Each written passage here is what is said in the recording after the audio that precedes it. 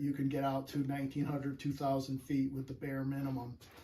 Okay, so I'll try to mix this in with the rest. And oh yes, one more thing. I had a number of people contact me and wanting to know, you know, how we could more effectively talk about this. And I can set up a Zoom. I don't have a Zoom account, but I can set up a half-hour Zoom meeting. So if anybody's interested, contact me at through the comments or look me up on QRZ under W1VLF. You'll find my my email address there. So anyway, on with the rest of the stuff. Thanks a lot for watching, and what? spend the time tolerating this stuff, because I know it's kind of esoteric, but such is life. Anyway, trying to get somebody else to play with. Thanks again. W1VLF, I'm out, and talk to you later.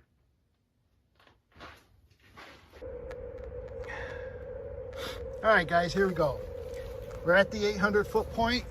Car is way out there on the horizon. Let me zoom it in real quick. Right there, that little white dot in the middle of the car. And okay, we don't have to deal with that huge amount of sun, but so transmit our receiver. Here we go. Smooth and slowly, you can hear it coming up. What do we got so far? S8.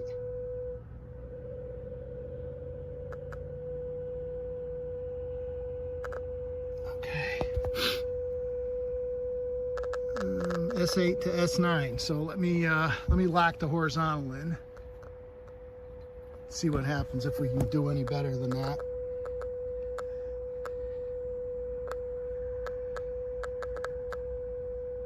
Sorry, I'm standing in a marsh doing this.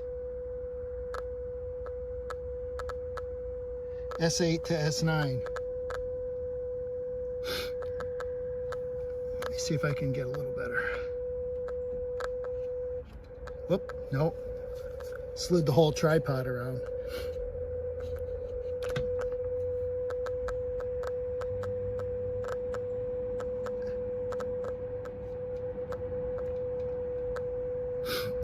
All right, so between S8 and S9. So we started with an S2 at this location. That was with the LED running low power, single LED, 54 cents, whatever it is, a Vishay 5490 or 5940. And the second time we came out, after the S2, we came out with an S4, and now with the new lens, and I think most of that is getting it pointed properly. Now we're at an S9. So if I'm really lucky now, I'll have enough time to pack all this crap up and head off to a 1,300-foot location where I can see out 1,300 feet and see what happens.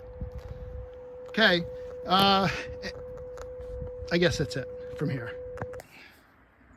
By the way, I know a lot of folks aren't going to be too happy that I'm not, you know, doing this all handheld, and I mean, I'm doing it handheld and not with a tripod, but I'm standing in the middle of a marsh here on top of this little boardwalk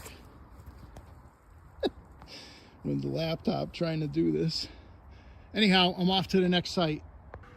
Okay, folks, here we are. Somewhere beyond that barn there is where this is set up. I can't see it, but that doesn't matter because I can point to it with the receiver here. And in fact, we're about 1,500 feet away. And what do we have here? Ah, crumbs. Hang on one second.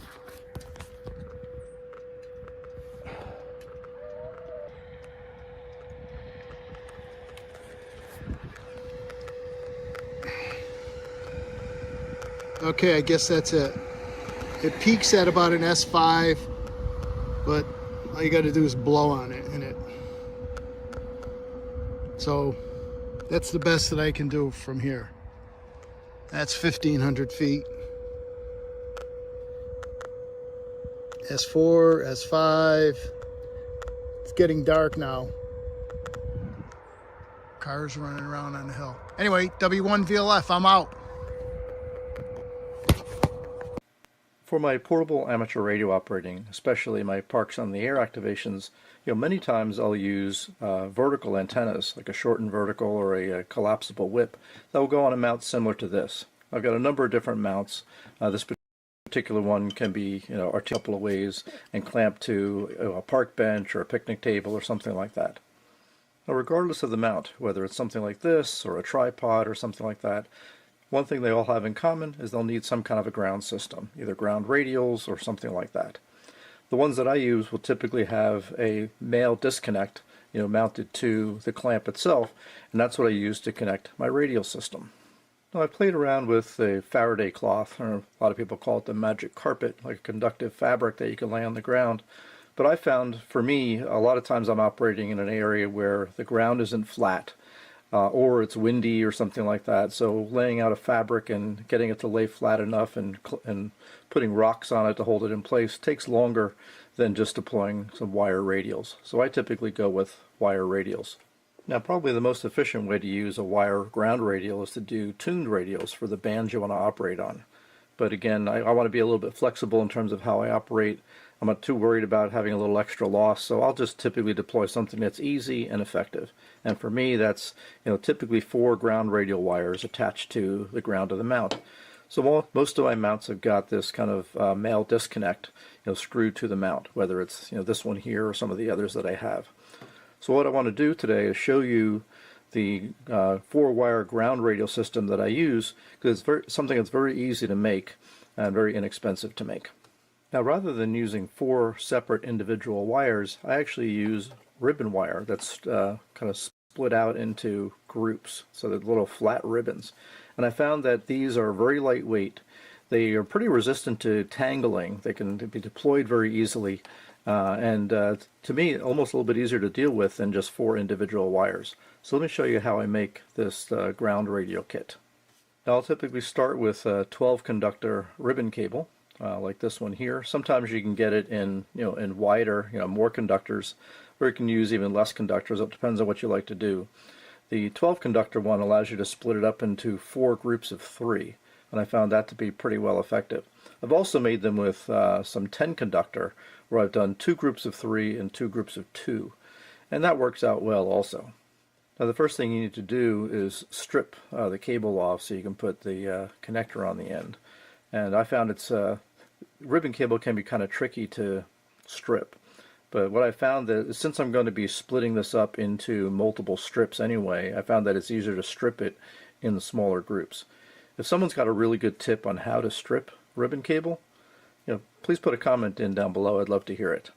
So what I typically will do then for this is start by breaking this up into my groups of 3. So if I grab 3 conductors here and strip, that's 2. Let's see, grab one more there. So grab my 3 conductors. So there's my first strip right there of 3. And I'll break this up into 4 groups of 3, for my final radial kit. So there we go. So there's my 4 groups of 3. We'll strip them back a little bit further. Ultimately, I'm going to tear these all the way back to make my 4 individual wires. But let's just start with this to do the initial stripping to get the insulation off. Now again, if someone's come up with a better way to strip these multi-conductor cables, again, love to hear it. But here's what I've been doing. I've been using a razor knife like this, and put a bend in the cable like so, and just very lightly score the conductors. And if you do it really lightly, you can kind of tell when you start to hit the wire. And once I'll do that, I'll roll around either end, just so that the cut gets continued around the edge of the wire. Okay, and then I'll reverse the bend, and then you'll find that notch again, and then continue the cut on the other side. There we go.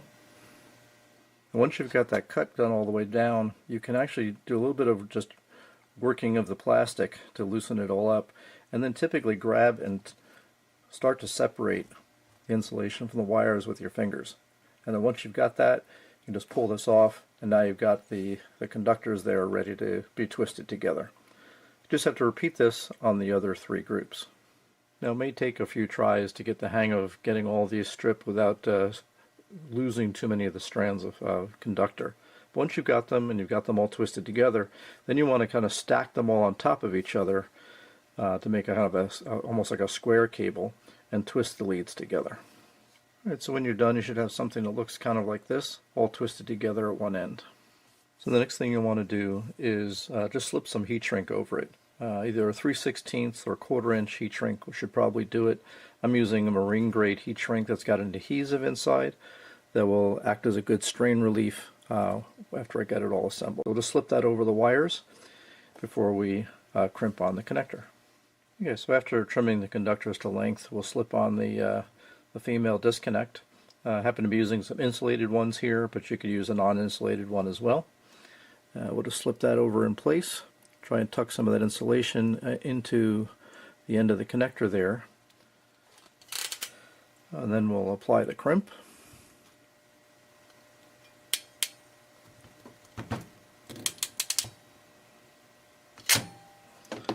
So that'll make a good electrical contact there. Crimp is good enough for the aerospace industry. It's good enough for me. Okay, so now we'll just slip the heat shrink up over the end of the connector. Let's get my little blowtorch going here, and we'll just form that heat shrink into place.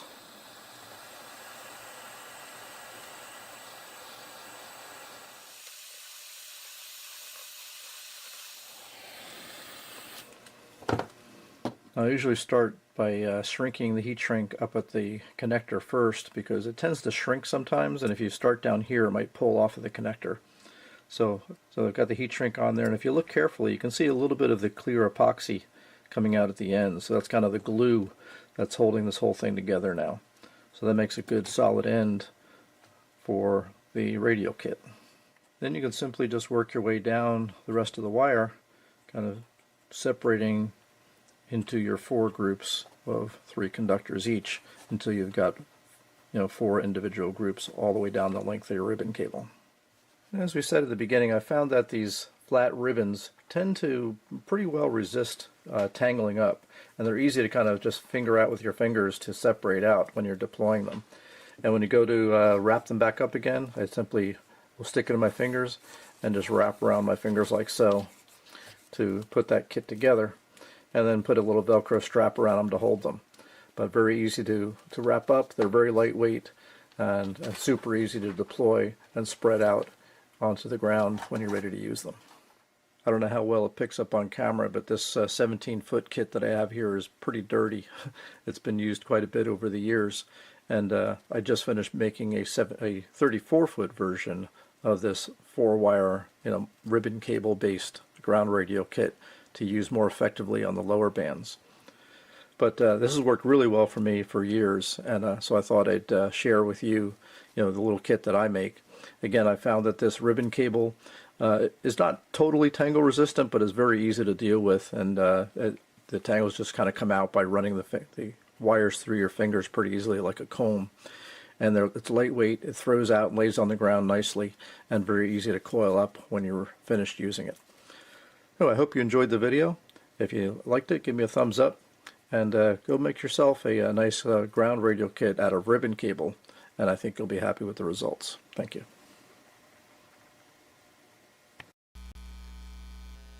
Hi, I'm Jim W6LG, your ham radio Elmer here on YouTube. Welcome to my radio room in Rocklin, California.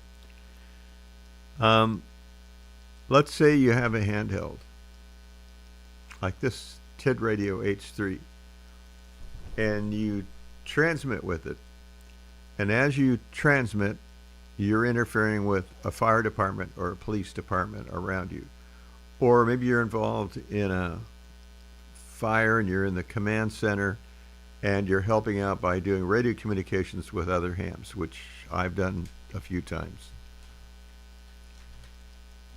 What if this thing is dirty, and every time you hit the press to talk button, you're transmitting on fire frequencies and the ham radio frequencies all at the same time? Think that's not possible? Stay tuned. Well, let's say you've got 2 of them.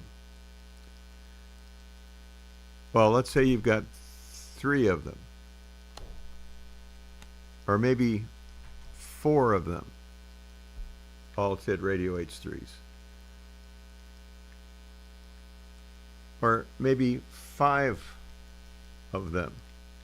I can't hold anymore. And a new one, a 6th one. Are they all clean? And is it a good excuse to point to the inside and say, well, there's an FCC ID on the inside? What is that worth? Not much. Now, maybe you've got another TID radio that's an H8 like this one. I've got a couple of different Baofeng handhelds here in the mix. How do they compare to the Yaesu? Name brand, good product, about 180 bucks. How good are all these TID radio H3s compared to that one? Should you buy the H3? And let's say you're in LA right now and there's a big fire going on down there, and you transmit, and you interfere with the fire department on their frequency, because you just think of what the command center is having to deal with.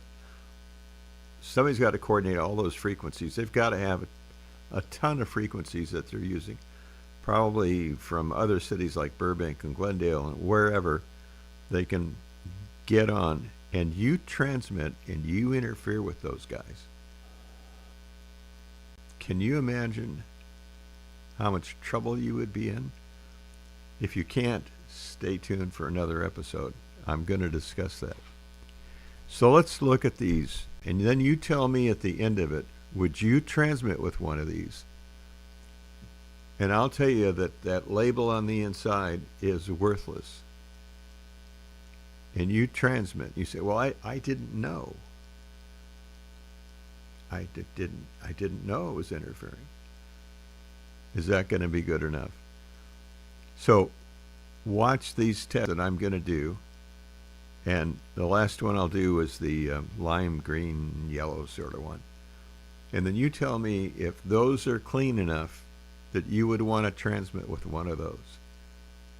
That you would want to risk your money and your license for a $20 radio or a $30 radio.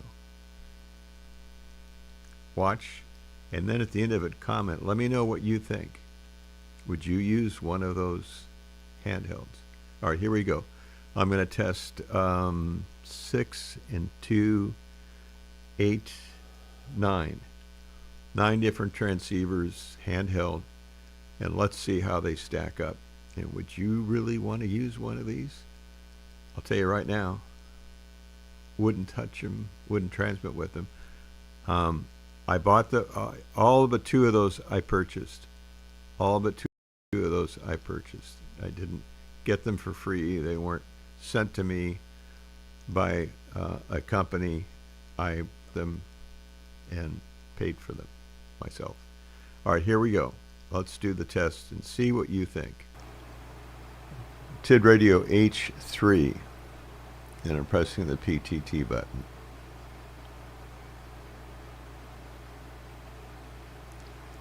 And you can see the thing puts out garbage all over the place, everywhere. And it does it way up frequency. And I'm away from the antenna. It didn't matter any. It was still garbage. Here's another H3. Pressing the PTT button.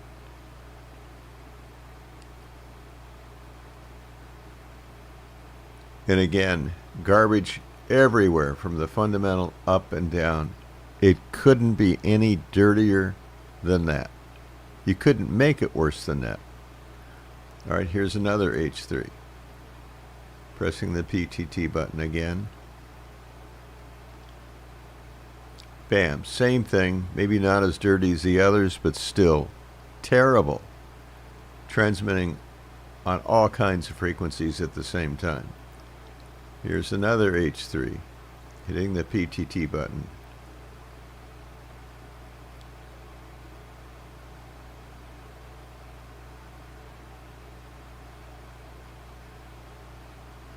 And again, it's garbage everywhere.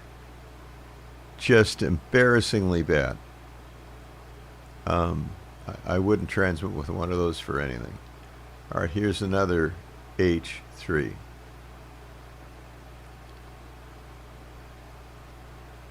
And I'm pressing the PTT button again. And this one's not as bad, but it's still bad.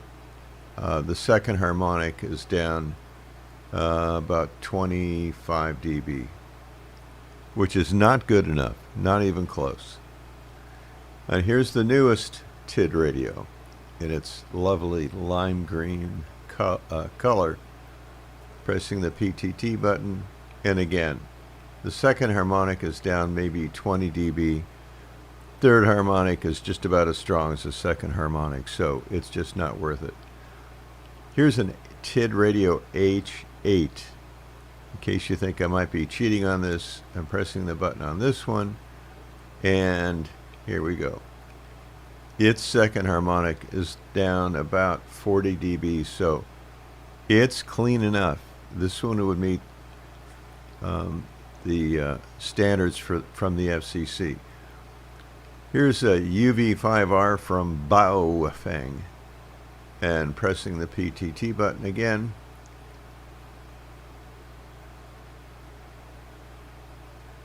And you can see the second harmonic is down maybe 10-15 dB. And it just goes on up from there. Up frequency, I should say. All right.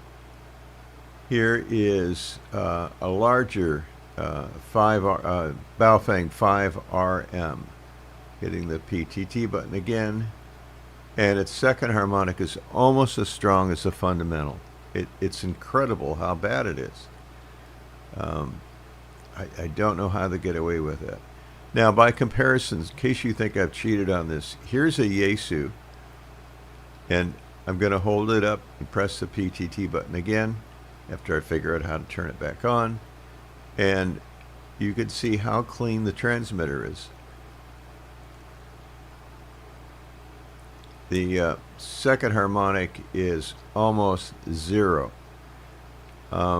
It's clean down 50 dB or so. So what are you going to say when someone knocks at your front door and you've interfered with their emergency communications? So please do comment below and subscribe. I'm Jim, W6LG, your YouTube Elmer here in Rockland, California. Thanks for watching. I'm Jim, W6LG, your ham radio Elmer here on YouTube.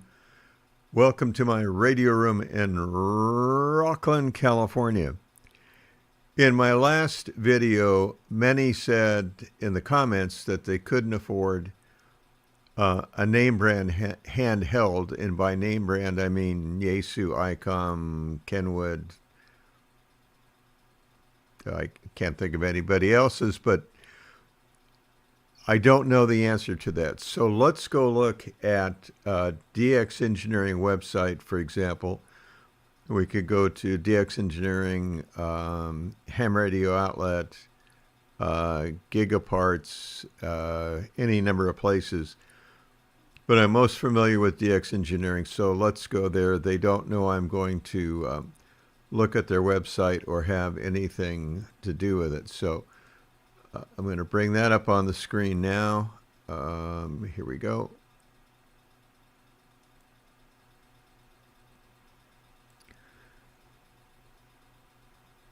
All right, let's Qiong. Never heard of that.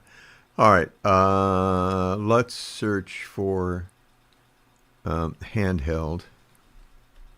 See if that works. I don't know that it will. It does. All right, handheld transceivers. And what I'm looking for is what is the least expensive one I can find in a big hurry. So that's too much for many. 250 would be a stretch for me. Well, that's interesting. What brand is that? Oh, Yaesu. Okay. Yaesu FT65, 144 and 430 megahertz, roughly a 2000 milliamp hour battery. That's great. 5 watts. Says it's rugged. Okay. What else are they going to say? Here's an ICOM. How much is the ICOM? 170. Here's another ICOM. It's 2 meter only. I'm looking for dual band. It's 400. Alinco or neat little things. Almost 300. Oh. Okay, let's take a look at this. FT4XR, dual band, 1800 milliamp lithium ion battery, 5 watts each. I wonder why it says each. Here's, could be an open box for $85. Let's check that out. I don't think we're going to find anything else that... There's a $100 one from Alinco, dual band. That's great. Alinco builds a lot of commercial handhelds, 160.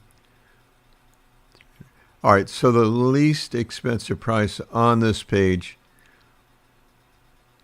there may be more, but here's, and I already have a bunch of Yaesu.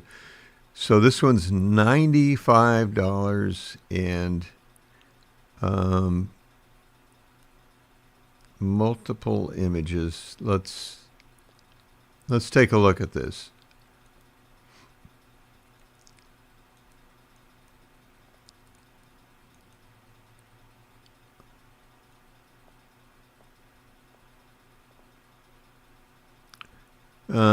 Protection plan, no, I'll pass on that. I've got to be within a budget. Here are a bunch of accessories.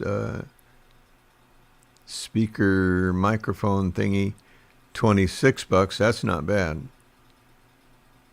What else is on here? Oh, the interface cable. That would be really handy. In fact, I think I'm going to go ahead and do that, and I'll explain why. The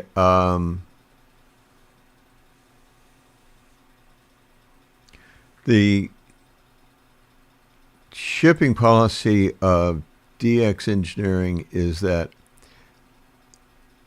when the price exceeds or is greater than or equal to $100, they do free shipping.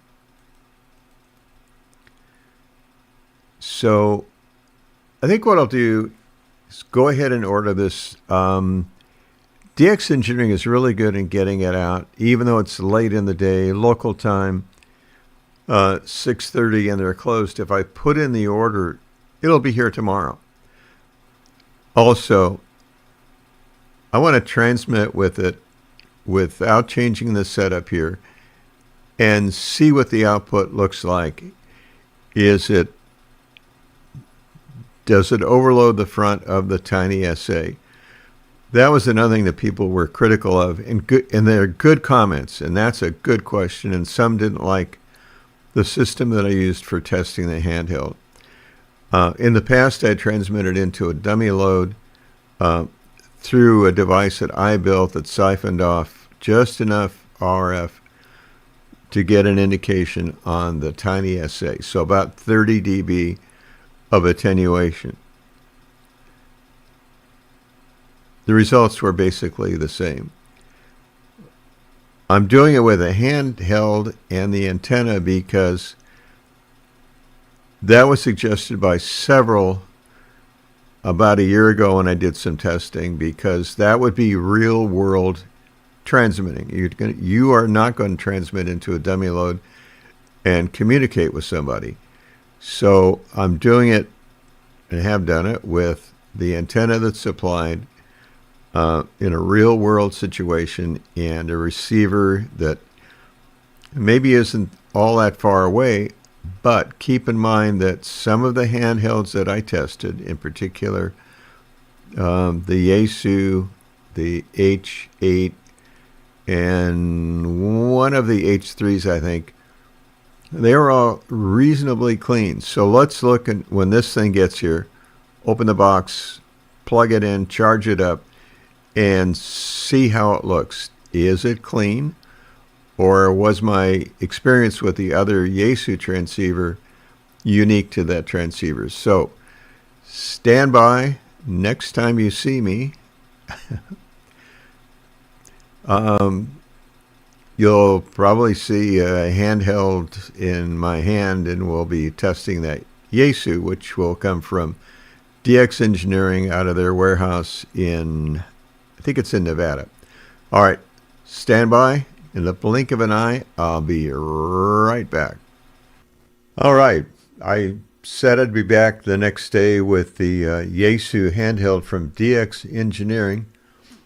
DX Engineering did get it delivered early in the day, actually, by UPS out of Arizona. But I owe you an explanation. It's now about 3 days later because I had to go to the emergency room at Kaiser Roseville. Spent a lot of time there. Tests were done in oncology, and some other stuff went on. And if you would like me to explain what's happening, I'll do it. Back to this. So here's the FT4 handheld. Comes with a battery, stand-up charger. It's a nifty little radio, and $95. It seems to be. It's got a bell clip that I haven't put on yet. Easy to use. Memory system is easy. VFO or memory channels. It's a great little transceiver. I did buy the programming cable for it. I probably already had one, but that was another $20. The reason for that was at $95, I pay for shipping. At $100, DX Engineering pays for shipping. So I was able to get the programming cable included with this, and so I didn't have to pay the $15 in shipping charges, and that pretty much covered the price of the programming cable. So shipping charges were $0. So let's turn on the Tiny SA. Many thought that the test wasn't fair because I was using the handheld with the attached antenna. In the prior tests, a lot of people said that my test wasn't fair because I was transmitting into a bird dummy load, and I should be transmitting into the supplied antenna because it would act in a way to filter out harmonics and others. So I've done it both ways. I'm going to continue doing it the way I did it earlier, and that's with the antenna attached. Some said I overloaded the front end of the Tiny SA. That's an interesting comment. This is 5 watts, and I have a 10 watt transceiver here too. If the 10 watt doesn't overload the Tiny SA, then I don't think the 5 watt ones should either. So I think my test was fair. Let's look at the TID Radio H3. Okay, here's the Tiny SA, 145 megahertz handheld, and let's see what it does when I transmit. The Tiny SA is on, it's sweeping,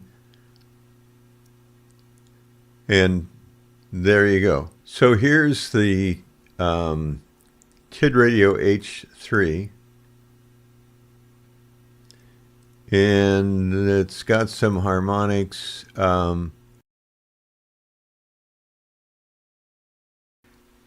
So we're back to the Yaesu, and we'll look at that again.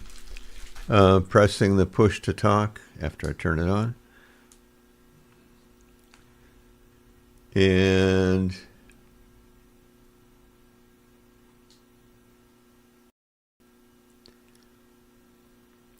it's down about 10, 20, 30, 40, 50, more than 50 dB. So it really is clean.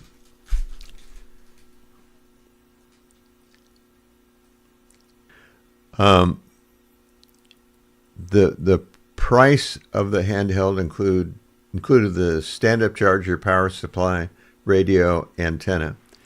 There are a lot of nice features in that one. I don't think it's a whole lot different from the TID radio. And I don't believe it can be programmed to transmit on frequencies not assigned to us. So which one would I carry into a command center during a disaster? It would have to be a name brand, like a Yaesu. And in the past, when I did that, it was an ICOM.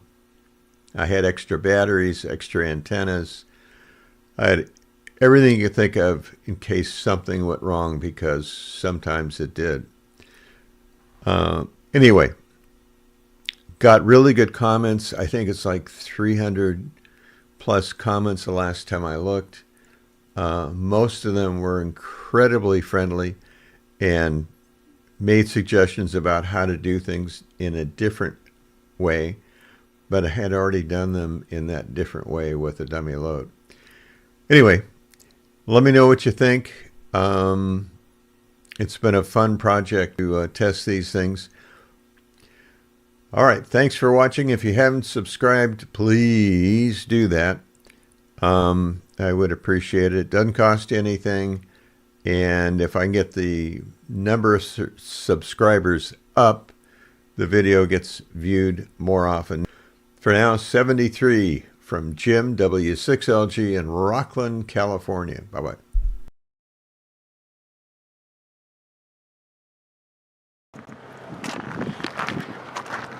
Okay guys, we're here in Bantam Lake at official boat launch, and I chose this spot for a couple reasons.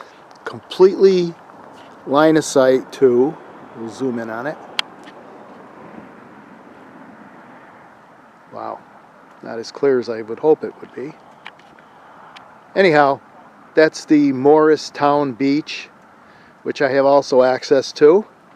Trying to hold this thing steady. Where'd it go? Oh, yeah. And this is precisely 1 kilometer. So I'm going to set up my equipment here, do this shot. Hopefully I can make it across 1 kilometer. As you recall, with this equipment, the best I did so far was 2,000 feet. And that was without the improvements that I made to the receiver. So here's the car, got my binoculars, got my transmitter, got my receiver, and my laptop, and we'll see what kind of shot we can get here. So there's the equipment, and I'm gonna set up and see what happens. Okay, here's the transmitter set up. Battery strapped to the side, looking off to the horizon there. And I'm not sure if this camera can pick it up. I don't think it can. No, I can't see the actual LED running at 940, so the filter in this camera is pretty good. Okay guys, we back away a little bit here. Here's the receiver. Let me get a better look for you. It's here's a trans impedance amplifier, and that amplifier has about a, I don't know, 10 meg input impedance, so it doesn't load down the microamps or or picoamps of current that are coming from the detector. Let's see the detector in there. And here's a projection lens. And the projection lens is about 5.5 inches in diameter. It's an eBay special. And it's, here it is. If you can read that, US Precision Lens Delta 2. Focal point ends up being only about 1.5 inches back from the rear of the lens. I use this as a rough, back out. I use this as a rough guideline with a screw here in the front of the lens shield that I made on a 3D printer to block any extraneous noise. And by that I mean sun noise. So let's take a look at it and see what we can see here. I've already got it lined up. Signal is excellent. I'm making a recording, but here's SDR console. Let me see. So this point here, this noise floor, in the daytime, where my finger's pointed, is minus 75. And this point up here, if you can't read it, is anywhere around minus 52 to minus 50. So at 1 kilometer, we have what? 10, 20, 25 dB of signal to noise ratio at this location at 1 kilometer. And let's see. Let me see.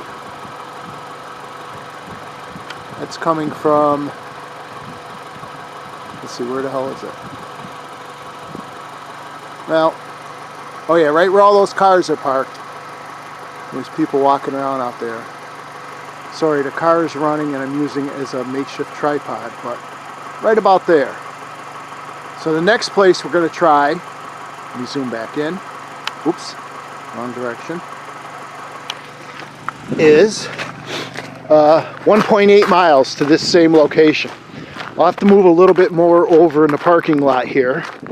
Here's where I am.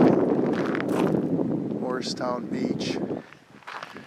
And the next spot is, I'm going to try to hold this steady into it, way up there.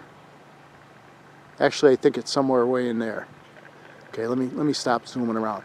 Anyhow, that's a 1.8 mile run as opposed to this one. So we shall see if that 20 dB of headroom with the single LED gets us almost 2 miles. It's just a hair under 2 miles. So again, there's the lens hood that I made. You know, you want to know something that's funny? You know, you got a checklist in your head. Actually, it probably should be on paper. But you got a checklist in your head. Okay, I got to remember the lenses. I got to remember the battery for this, the battery for the other side. You know, make sure this was working, that's working, and all that stuff. And then you forget gloves. Let me turn this so you can see it better. I'm making a recording right now, so I'll be able to grab that, an IQ recording.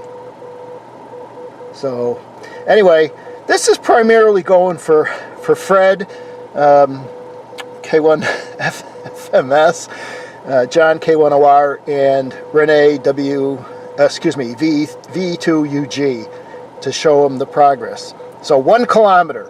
All right, I'm packing up and I got to move both the transmitter and the receiver back. So next shot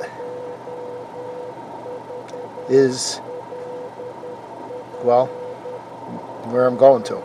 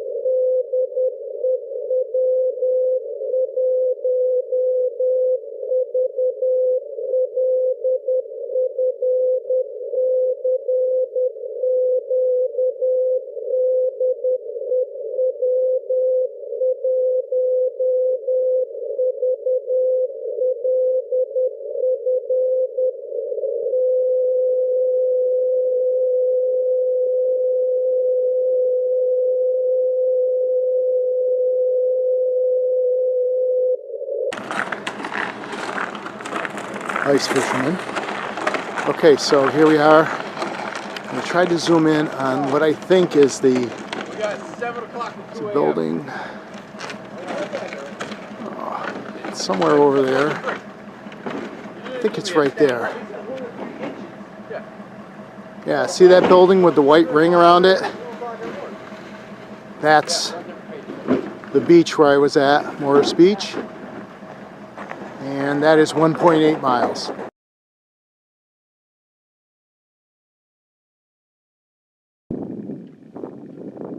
Okay, that's where I'm shooting to, right there. Really hard to hold a camera. I'm zoomed in all the way, too. A couple of cars there.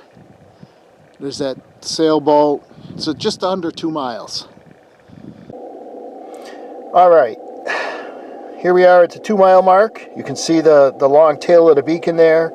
And the CW is in there. I'm making an IQ recording so that we can also, I'll give you some actual pictures from that. But it looks like this point is minus 80 and the peak is minus 70. So a bunch of that,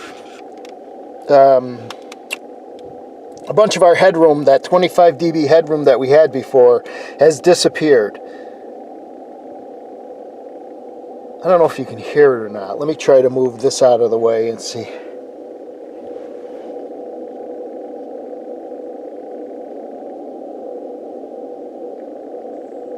Can you hear the CW? Anyhow, I'll give you a better example later. I'm freezing my ass off. So I'm going in. One of the things I forgot in my prep was my coat, my gloves. So I'm freezing my ass off here at 10 degrees. But anyhow, so 2 miles is possible. Now, the other thing, hang on a second. Think about this. That's CW. Imagine if you were doing one of the digital modes or some long integration QRSS. This is by ear. If you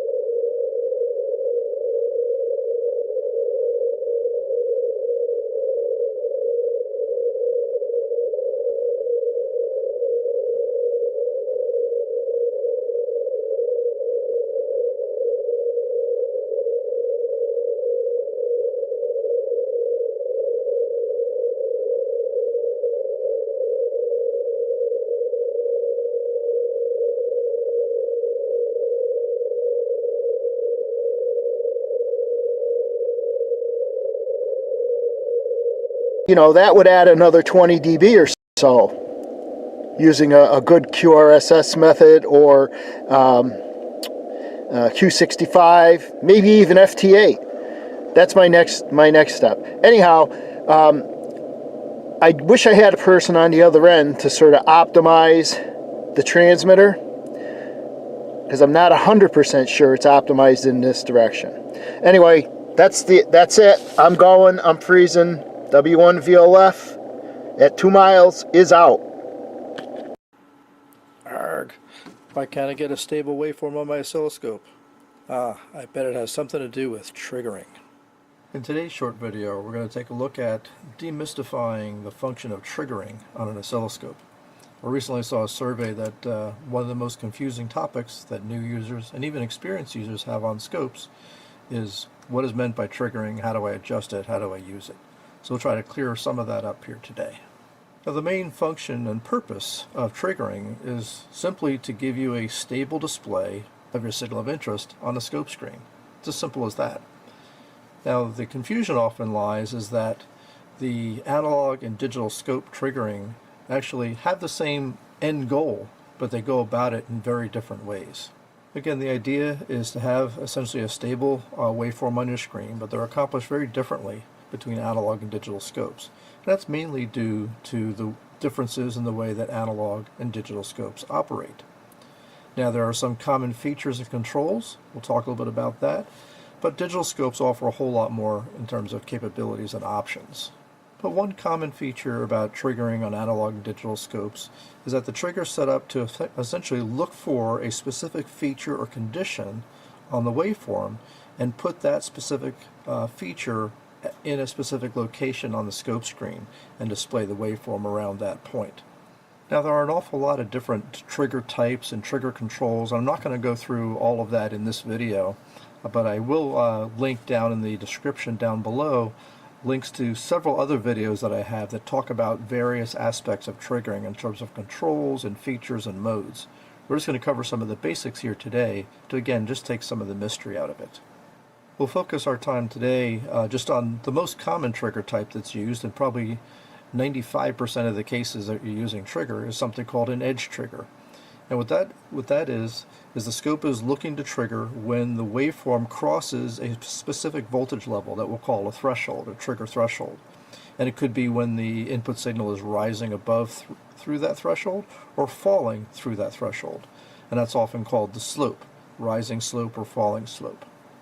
So the setup is basically telling the trigger system what signal to look at, what threshold you want to set, and whether you want to trigger on the rising or falling edge. Now, one common misconception I want to put out here is that the auto trigger mode does not automatically set up the trigger for you. That's not its function. It merely self-triggers the scope when the trigger event that you've set up isn't found. So it's really a visual aid to put some kind of a waveform on the screen even though it's not triggered by your signal, so you can see what's wrong so you can set things up properly. So again, auto trigger is not like an auto set for trigger. It just keeps the scope live and running, so you're not just staring at a blank screen until your trigger is properly set up. So given that, auto trigger is actually a very good thing because it'll let you at least get something on the screen so you can see I need to adjust my vertical scale, or maybe I need to adjust my trigger level up or down, but it gives you some visual reference of something happening rather than just looking at a blank screen. And of course, one of the links down below is a video that I did specifically on the auto trigger mode. Now, I mentioned that the operation of the trigger circuit behaves very differently in analog and digital scopes because the scopes themselves acquire and display signals very differently. An analog scope effectively draws a waveform on the screen by sweeping an electron beam across the phosphor screen internally, and then that beam is deflected up or down depending on what the input voltage is doing. And the trigger's job is to essentially kick off that sweep. So the idea is that we start that sweep at the same location or the same spot in the waveform with each successive sweep. And this relies on the fact that the waveform is going to have some repetitive nature to it, because most analog scopes don't have storage and can't show you a single shot, a single waveform. So we're relying on the fact that the waveform is repeating itself and that we're going to start drawing that waveform at the same location in time. Kind of visually, that looks like this. So I've got this kind of oddball looking waveform here, maybe a little bit of a heartbeat type of a thing.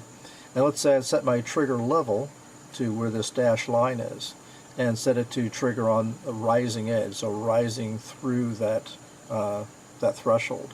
So therefore the sweep is going to start and get kicked off across the screen at that location on the waveform. So I'm going to draw the waveform out like this. And then whatever I set up for my time scale for the sweep is going to determine how much of this waveform I'm going to draw. And then the trigger rearms itself, the beam invisibly zooms back over to the other side of the screen. I wait for the next trigger event, and then I kick off this waveform, and it draws right on top of the previous one that was there. And this repetitive nature of drawing a waveform on top of itself is what causes this trace to get bright, and you can actually see it. This is what happens in an analog scope. So let's go take a look at that. So here's my analog scope, and I've got the trigger mode set to auto, which means since I don't have my trigger set up right, the waveform is just walking around. Okay? If I set the mode to normal, you'll notice I don't have anything on the screen at all, so it's not giving me indication that something is actually happening. So the auto trigger mode can be helpful to at least show you something is happening on the screen. And I can see that this waveform is essentially walking across the screen because it's not triggered, because I haven't set that up properly yet. Now some analog scopes will tell you what the trigger level is. You can actually see that kind of right here. I'm triggering time base A on channel 1, and actually it's this level knob right here. And you notice if I turn it up, now I can actually see I'm triggering the waveform and I've got a nice stable display. Now you'll notice the slope is set to positive right here. Okay, and as I adjust my threshold up or down, we can see the waveform is starting, say at a lower spot or at a higher spot, depending on where I rotate this knob. So this is essentially showing me where my trigger threshold is and where that waveform is starting. Now if I change the slope to negative, I'm going to trigger when the signal falls through that threshold. So you'll notice as soon as I switch the slope from positive to negative, now I'm triggering on that falling edge of that waveform. And again, if I adjust my level up or down, we can see I'm just catching the falling edge of that waveform. If I switch it back to positive again, now I'm on that positive edge of that waveform. Now of course another thing that can happen, in considering this waveform here, if I adjust my threshold down further, I get to the point where I can get multiple occurrences of a waveform. It looks like it's bouncing back and forth, or I've got a double or triple waveform here occurring sometimes, because I've got my level essentially set low enough that the rising edge is going to occur, you know, here, and I've got another one here, another one here. Any one of these rising edges could cause the trace to start sweeping. So sometimes I'm going to catch one edge, sometimes I'll catch a different one, and on those successive sweeps I'll get, you know, these ghosts of various waveforms moving back and forth. And all that means is that your waveform is satisfying the trigger criteria at multiple points within its repetition. So it just means oftentimes that you need to kind of, you know, refocus or, you know, readjust your trigger levels and things like that, so that you're triggering on specifically the edge or feature that you're interested in. Now of course one downside to analog scopes like this is that, again, the sweep doesn't get kicked off until the trigger is satisfied. So you really can't see what's going on before the trigger. And this is something that digital scopes bring to the picture, as we'll see shortly. Now of course this is a repeating waveform, so I can slow things down and see what is going on, you know, before that trigger event, because I can see it repeating here and here. And then using the extended time base or second time base, I could zoom in on that portion. And this is what we did with analog scopes before we had the advantage of digital scopes to be able to look before and after trigger. Now I've got some other videos that I'll link down below that talk about some of the other trigger controls beyond the switch between normal and auto trigger mode, the trigger source, trigger coupling, and some other controls like hold off. Again, those are topics that are dealt with in some other videos I've got linked below. Now that we understand how the trigger works on an analog scope, and that it literally kicks off the sweep at a user-defined point in the waveform, whether it's rising or falling through a threshold, let's take a look at what the trigger controls do on a digital scope and what those differences are. Now digital scopes, you know, don't sweep like an analog scope. So we're not kicking off the sweep of the trigger. So obviously the trigger system is doing something differently. So since the digital scopes are sampling all the time, the trigger is essentially used to help save and display the particular signal of interest. The setup and controls are actually fairly similar to the analog scopes, and you're really using them to effectively align on a specific waveform feature, like a rising edge, a falling edge, or something like that. And due to the continuous sampling, the acquired waveform can include pre-trigger data, because the trigger system's looking at this continuous sampling of the waveform saying, okay, here's your edge. Instead of putting that at the very beginning of the display, I'm going to stick it in the middle, so I can see everything to the left of that is pre-trigger information, everything to the right of it is post-trigger. So now I can naturally see what led up to the trigger event and what happened after it. And because we've got this waveform storage, we can actually acquire single-shot events. Trigger once, capture the waveform, and then go analyze it as much as you want. So a trigger on a digital scope can be thought of as a bookmark or a filter, in a sense, to only show you what matches that particular trigger criteria. So let's take a look at setting that up on a digital scope. Okay, so here's our same signal, and we can see that we're not triggered. We're not getting a stable waveform. And if we look at the trigger menu, we can see that we're in auto trigger mode. Now this scope will also show you effectively where the trigger level is. That's that little arrow right here. So I adjust my trigger level down. Now I'm doing the same thing. I'm triggering on, in this case, an edge trigger. We can see a rising edge trigger. And we can see the threshold there, and I can see I'm triggering on that rising edge of that waveform. All right. Under the menu, we can switch to the other slope. Now I'm triggering on the falling edge and rising edge. Now one important difference is you'll notice that my trigger location is right here in the middle of the screen, not at the far left edge of the screen. So I'm seeing pre-trigger information and post-trigger information. So that's one big difference with digital scopes, is you have that pre-trigger view. In fact, we can actually move this position back and forth and get mostly pre-trigger information or mostly post-trigger information, depending on where we position the horizontal position control. So you've got that advantage with digital scopes and being able to look at pre- and post-trigger data.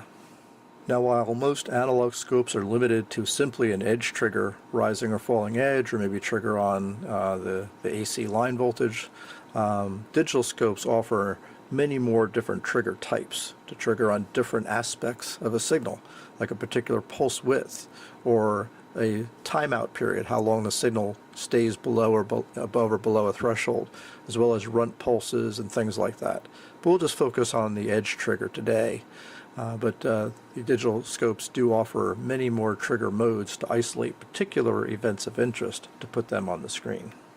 Now the trigger mode, if we switch it to normal, we can see we're triggering normally here now. If I adjust my threshold, go trigger threshold here, you'll notice that the display just freezes. I'm not triggered anymore, but also it's just showing me the last triggered waveform that I had. So it's not updating. But once I go down and bring that trigger level back into the waveform itself, now I'm updating again. And again, it's fine to leave your scope in auto trigger mode, because when the trigger event is satisfied, you'll get a trigger display. If the trigger event is not satisfied, it becomes obvious from the display that you're not triggered properly. Now on a digital scope, one case where you might not want to leave the scope in auto mode is if you want to capture a single event. For example, if you're sending a set of instructions to a microcontroller over, say, an I2C bus or something like that, you only want to capture that set of instructions and that's it. So what you may do then is set the trigger mode to normal, set up your threshold properly, then have your microcontroller send that instruction, capture it on the screen, and then it stays there so you can do your analysis. Of course, that's one of the advantages of a digital scope, is you have that storage capability. Other controls such as the source and trigger coupling and slope and level, these are all common to what you would have on an edge trigger on an analog scope as well. Now, of course, it's still important to trigger on an appropriate portion of the waveform. For example, if I adjust this threshold down, I might trigger on that rising edge or this edge or this edge or this edge, and depending on which one I trigger on, that's what's going to line up at the trigger location, which means I'm going to see multiple images of this waveform kind of lying on top of each other, something like that. Again, no different than what we saw on the analog scope. Now, if you do a single capture, it's going to just capture it once, but depending on which portion of the waveform we're actually going to see, sometimes we'll capture triggered here, sometimes triggered there, or whatever. So this is where it's important, again, to set the trigger level appropriately. So in summary, triggering can be kind of a confusing topic, but at the end of the day, it's designed to show you a nice stable waveform. And the scopes will generally, again, try to help you out. The auto mode will allow something is being put into the scope, but it's not being synchronized properly because of the trigger. Oftentimes with the digital scopes, like this has got the adjustable knob for the trigger level, Pushing on that knob will actually automatically set the trigger level to be at 50% of the signal amplitude, so that makes it nice and handy. Might be a good starting point. And again, probably 95% of the time, maybe even more often, a simple edge trigger, triggering on a rising or falling edge, is all you'll ever need to look at your waveforms. When you get more advanced, you may take advantage of some of the additional advanced trigger modes to capture particular complex waveforms onto the screen. But again, for most users, 95% of the time, you're looking at a simple rising edge trigger with a threshold that you can adjust to get a nice stable waveform on your screen. So I hope this short video gave you a little bit of insight in terms of the function of what a trigger does and the basic controls to kind of get it started. Again, be sure to check the links I have down below that will dig into various other trigger topics, both on analog and digital scopes. Thanks again as always for watching, and we'll see you again next time.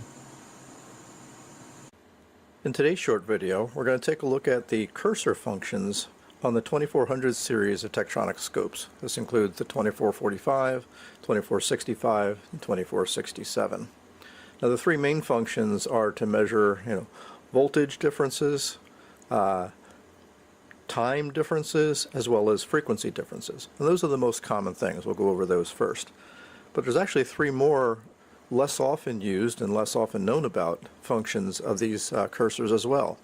The ability to measure voltage ratios, we'll talk about how to set that up and why you might use it, as well as duty cycle of things like pulse width modulated signals, as well as measuring phase between two different signals, for example. These are all functions that are part of the cursor system. So let's get started. The main controls for the cursors are located right here, just above the seconds per division knob. We've got a button to turn on the delta V measurements, the delta T measurements, and then the 1 over delta T measurements, and then a knob to control each of the two cursor positions. So let's start with the delta V. So if we push the delta V button, we can see the two cursors appear on the screen, and I get a delta V voltage measurement right there on the display. The first knob right here, the reference one, will adjust the dotted line, and we can move that position up or down. So if we move that down to the trough of this particular waveform, right there. The other knob, obviously, we call it just delta, is measuring above that. And if we bring that right to the top, we can see that this signal is 1 volt peak to peak, which is exactly what I have my signal generator set to. The adjustment I just made to those two positions was done independently. One knob controlling one cursor and one knob controlling the other. However, this button here allows you to switch between independent control and tracking control. You see how the track lights up here now. Under the tracking control, the reference position will move both cursors up or down, leaving the adjustment between them the same. So it allows you to compensate and adjust, for say an offset in your signal without changing the delta measurement. And then you adjust the other one to adjust just the dashed line, which gives us the delta measurement. So you can adjust that and then adjust both of them together in that tracking mode.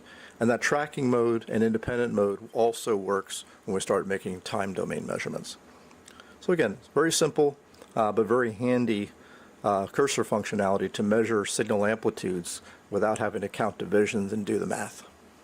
Now if I add a second channel, you can say, okay, well, what is that delta V now going to measure? The delta V is always going to be relative to the lowest number channel that's turned on. So we can see that channel 1 is at 200 millivolts a division, channel 2 is at 500 millivolts a division. These cursors are measuring at the 200 millivolt per division level, even though my channel 2 waveform, as you can see, is a lower amplitude because it's at 500 millivolts a division. If I turn off channel 1, okay, now you can see the cursors are now measuring a different value because now they're measuring against that 500 millivolt setting. And if I adjust my cursors to measure this particular signal, we'll see that indeed that's also basically a 1 volt peak to peak signal. So that's basically it in terms of the delta V measurements for the cursors. Let's take a look at the time domain measurements. So if I now hit the delta time button, we can see those cursors now change to some vertical cursors. And again, if I adjust them, I'm measuring the time difference between them.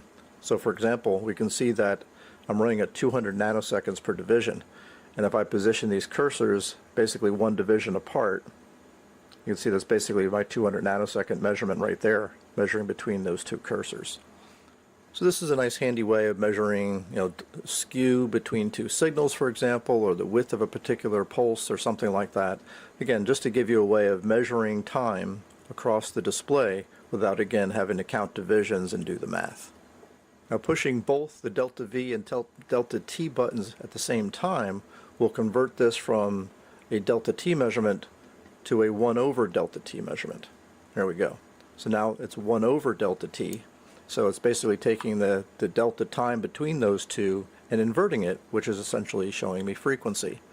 So for example, if I look, say, with the first zero crossing of this waveform here and bring this to the second zero crossing, I can see that this is reporting a 1.5 megahertz frequency of that sine wave, which is exactly what I have my signal generator set to. So the delta T and 1 over delta T are basically using the same vertical cursors, but just a different set of math. So now let's take a look at the lesser known cursor functions. And these occur when the vertical settings or the horizontal settings are not in their locked calibrated positions. What I mean by that is these var knobs normally will be fully clockwise in their kind of detented position so that we get a accurate and calibrated vertical scale or accurate and calibrated horizontal scale. In those cases where you're not locked in that calibrated position, the cursors take on their new functionality. So let's start with the vertical function. So if I go and change my vertical setting to be in the uncalibrated variable mode by rotating this knob counterclockwise, we can see I'm not in a calibrated scale now. And you also notice that the cursors change to a ratio number. Now that 100% value corresponds to the markings on the display that show 0% and 100%. And I've covered those markings in the past in a video where I talked about how to measure rise time. Because essentially you have 0% here, 100% here, and then just above that the next gradical is 10%, and the one up here is at 90%. So it makes it easy to measure a rise time by adjusting the amplitude of your signal to hit the 100% points and then measuring between the 10 and 90. Now in the case of using this ratio measurement, let's say for example you want to take a look and see where at what frequency does my amplifier output drop by half or drop by 70% or something like that. What you would do is set the frequency, for example, of your signal so that it is in the passband, adjust the output or amplitude of that signal until it adjusts and hits those 100% value points. And then once you have that 100% value point, then go adjust the your circuit. And as the signal drops, let me just drop an amplitude here. Okay, as that signal drops, you can say, okay, at what point did it reach, some smaller percentage that you might be interested in, and you can go set that up, or I can even put the tracking mode on. Maybe set that to, say, I want that to be at 70%. I'll adjust that to 70, and adjust that around, and then I'll play with my circuit or whatever I'm doing until I reach that particular value that I'm interested in. So again, really handy to look for percentage changes of your signal. You'll also notice that it can actually go up above that 100% as well. So those little dash lines for 0 and 100% can be used at the starting point for setting the reference of your signal, and then use those cursors to measure a percentage difference from that nominal 100% value. So next let's take a look at the additional functions for the delta T. So let's turn the delta T on here, and again by just hitting it once I'm essentially getting my delta T number and the absolute value because I'm in a calibrated horizontal scale. Now similarly, when I take the horizontal out of the calibrated mode by rotating this var knob counterclockwise, now we can actually see that I get a ratio number horizontally. And the way this is scaled, 100% is equal to 5 divisions across the screen. So you'll notice if I adjust these cursors so that I'm covering 5 divisions, okay, that's basically 100%. Okay, so 5 divisions is conveniently half of the screen width, right? So if I bring this all the way over to the edge, I can see I'm right at one edge and then right in the middle, or something in between. So 100% is equal to 5 divisions. So for example, for this particular pulse, for example, I might want to know what the duty cycle is. So the first thing I would do is adjust it so that the period of my signal takes up 5 divisions.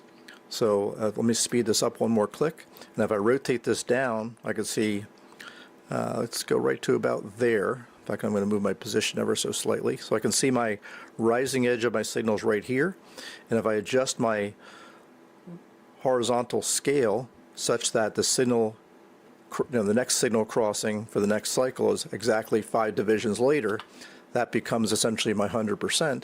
So now I can simply take these two cursors, and if I position it around one of those pulses, I can say that that pulse now, that's a 28.5% duty cycle. So that means that the pulse is on for 28.5% of the total cycle. Okay, so let's take a look at the final unusual mode, is the 1 over delta t. So there's my normal 1 over delta t measurement, again measuring that 1.5 megahertz frequency. Again, if we adjust the time scale so to be variable and not calibrated, so I'm going to speed this up a little bit and then reduce it variable, I can see now that I get a phase measurement. Now the phase measurement is set up so that phase is equal to 360 degrees, or effectively 1 cycle, when you're at 5 divisions. So kind of recognize a theme here. So for example, if I adjust my horizontal scale vernier so that my signal, 1 cycle, occupies 5 divisions right there, now I can actually see I'm measuring 360 degrees, for the entire cycle. Now this becomes handy. Let's add a second signal here that actually has a phase shift on it. I'll move this up or down so you can kind of see that's my second signal sitting here. So we'll kind of line those up to make it easy to look at that same center and say, how much of a phase difference do I have between these two signals? So I can adjust my cursors, for example, and let's put one at the 0 crossing of one waveform and one at the 0 crossing of the other waveform, and I can see that I've got 53 degrees of phase difference between these two sine waves. So the only thing to really remember is when you're using the variable functions of the markers, that for the vertical, the 100% values are the 0 and 100% indicators on the display, and for the horizontal, the 100% ratio, 100% duty cycle, or 360 degrees is 5 divisions. So you're going to play with the D10 controls and the variable so that essentially 1 cycle of your waveform occupies 5 divisions. And then you can accurately measure things like duty cycle, phase shift, and things like that.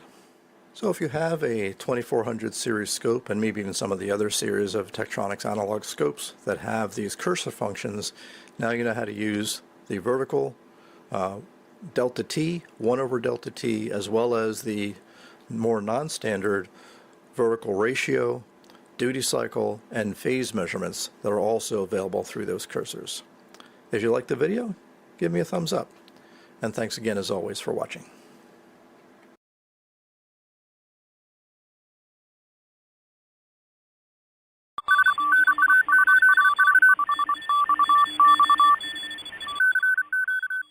W1VLF. Hey everybody, my name is Paul, W1VLF, and welcome back to the lab. Today's discussion and overview is going to be about some more optical DX. And if you follow this channel at all, or are on the microwave groups, you know that I've been experimenting with daytime optical communications. In this case, I have 2 transmitters. I will show them to you, and we'll get a closer look later. Here is the 120 LED transmitter. Each LED there is a Vishay 5940. They run at 940 nanometers, so they are invisible to the eye. And here's the other transmitter. And we'll get a much closer look at this. This is a single LED right here, one of those Vishay 5940s. And it's being driven by a GPS module here. that gives timing for Q65 and CW and carrier and all that. So we'll get a much closer look at that. But I want to give a shout out to Renee V2UG, who has been indispensable in getting some code written for this microprocessor here, or microcontroller, to get Q65, actually getting the library, the tones and everything in there, and making it actually work. And also there's a GPS module, and he's taken the output of that module, locked it up so that you're on real time, and you stop and you start transmitting Q65 at the proper time, right at the very beginning of a minute. So that's how this gets its time information to be correct, sub-fractions of a second, milliseconds, plus or minus. And we'll give a much closer look at that too. And the other group is N0ODZ, K5GZR, and all those guys that are on a Zoom group meeting that we have almost every day. And those guys really kind of help me get to understand Q65 and see its advantages. And certainly you're going to see some of the advantages here when I show you the playback. I made a IQ recording yesterday, 500 meg big, of these two transmitters. Now, again, on this transmitter is just CW and carrier only. Okay, it runs at 14.4 kilohertz. And the reason why it runs at 14.4 kilohertz is because of the TTL clock that I used. I wanted a crystal controlled frequency, so that when I looked at frequency X, 14.4 in this case, I wanted to know if I was looking in a narrow window on an SDR that my signal was going to be there. So it had to be crystal controlled. And then when you divide it down, one of the frequencies conveniently came out at 14.4, and for some reason 14.440. That seems familiar to me for some reason. But anyway, that's what this does. So there is a TTL oscillator in here and a divider to get it down to 14.4. Then there is a 12 volt. The power supply is 12 volts, comes from a battery, and I got a little ammeter on the back. So this thing pulls about 2.5 amps on peaks with 12.8 volts. Not peaks, average, so the peak is much higher. So this one is just CW and a carrier. This one is single LED. And the time, I'll give you the time. The time on this is at the top of the minute.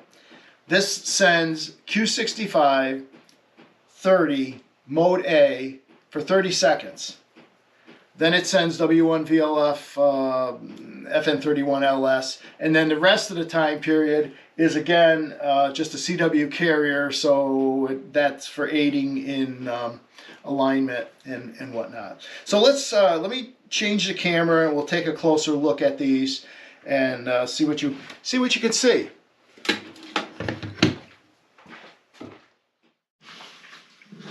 Okay, I hope you guys can see this decent. This LED is plus or minus 3 degrees at the half power beam width. So at 6 degrees wide, you're at 3 dB down, or half of the power that this LED emits.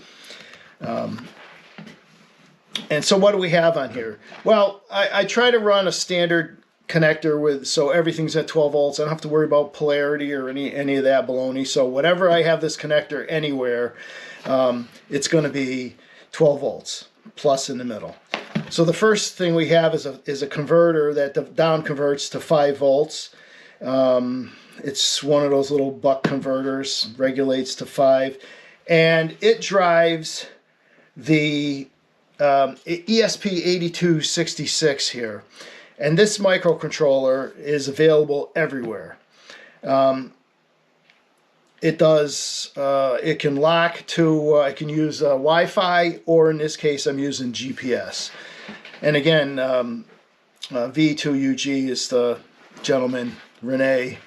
We spent time on Zoom, who wrote up in this software. What it does is it waits until this GPS module is locked, and here's the antenna for that. And that, by the way, works indoors just as well as outdoors, and it's very fast to acquire the time. There's a 1 second one pulse per second that comes out of this device, and the microcontroller spits out a 5-volt square wave at 17.325 kilohertz, which is the fundamental frequency, and then the tones for FTA are added to that.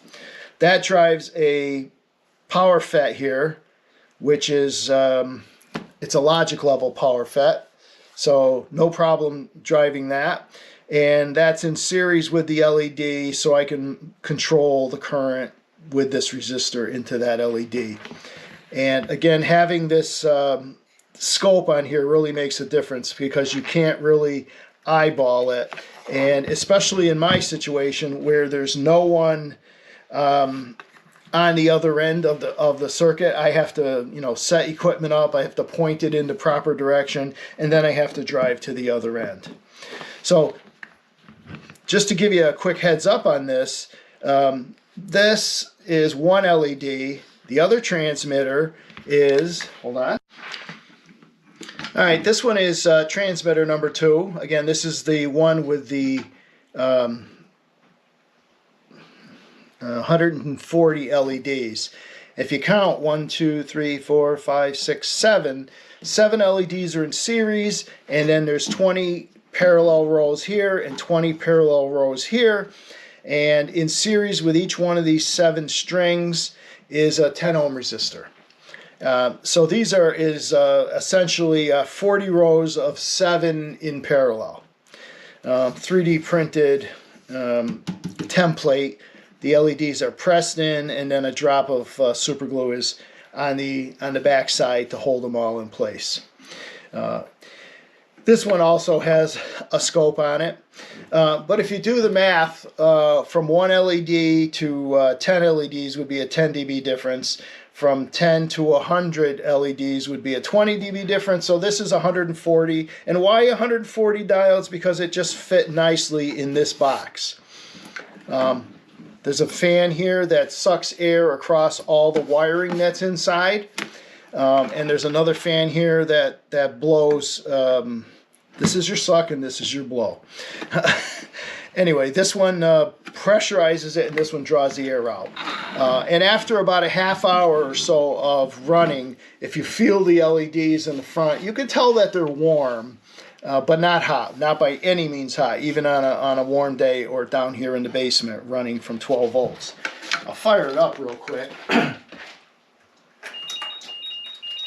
12 volt battery.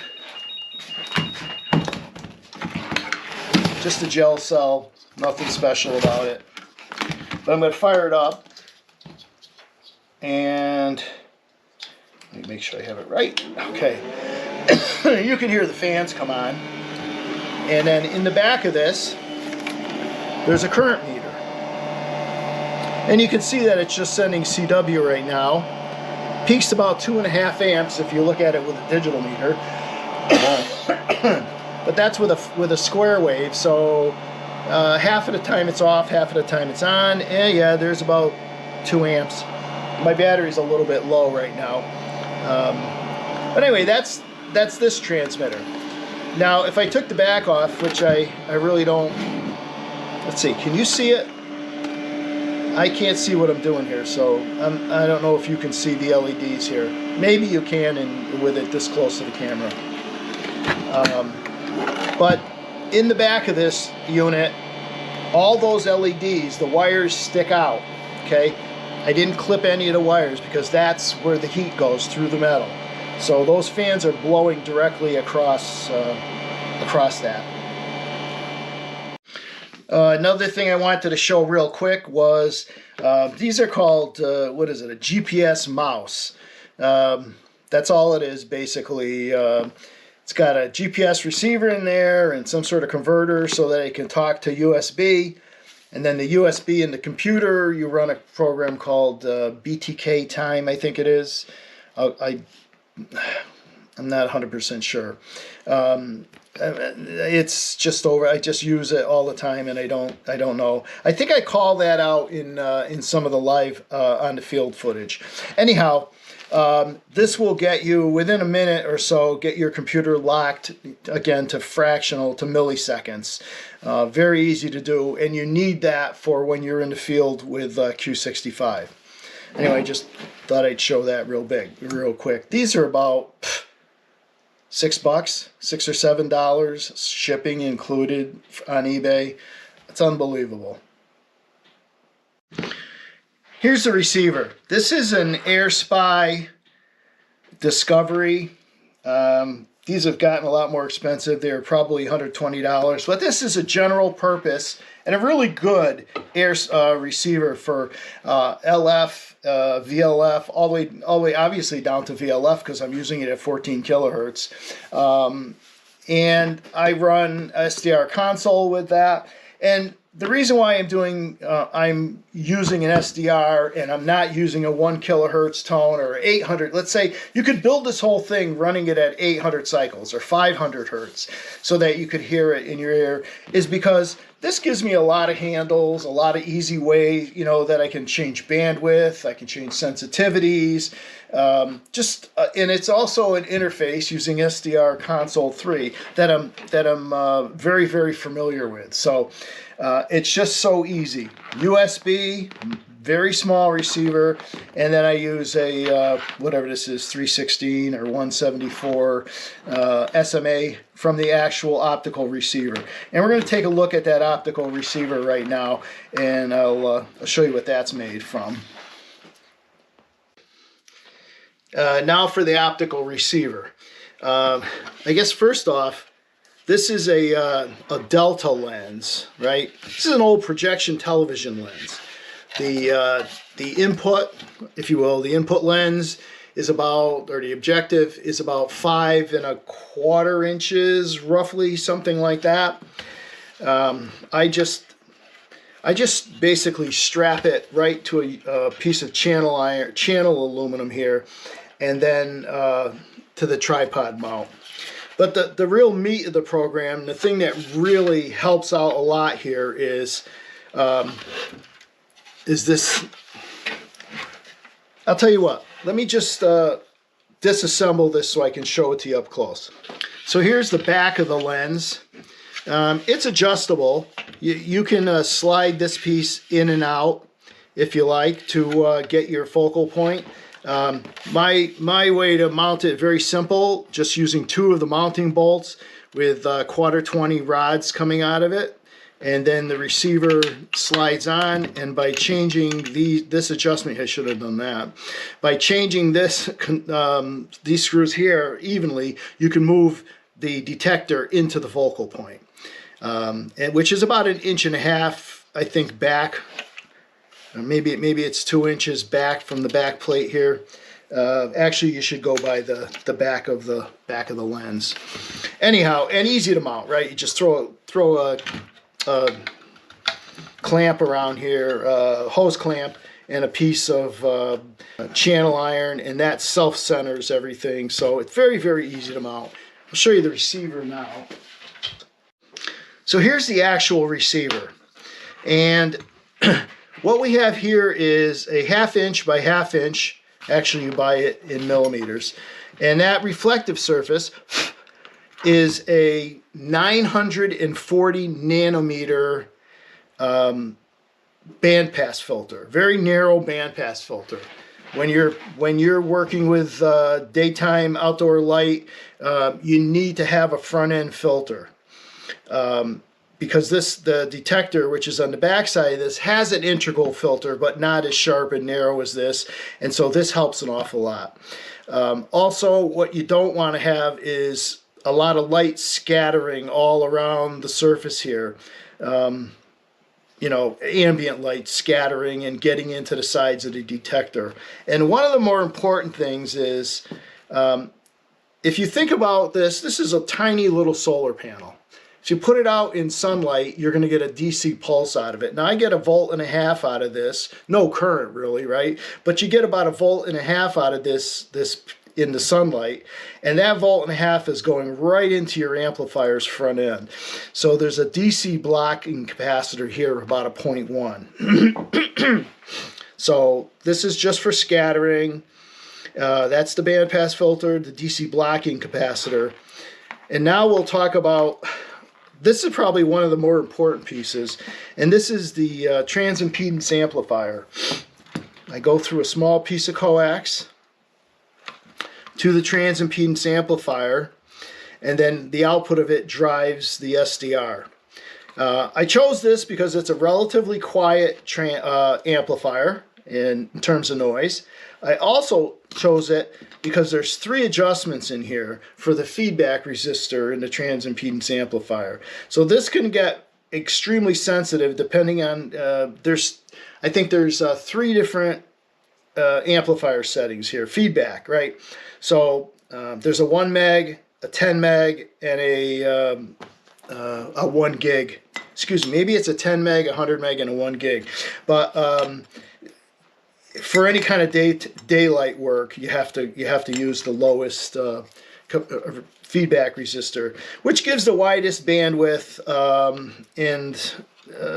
you know, as you go higher in feedback resistor, the bandwidth rolls off, and the noise and sensitivity gets better, and blah, blah, blah, blah, blah. Anyway, so that was part of one of the reasons why I bought this. The other reason why is it's cheap as hell.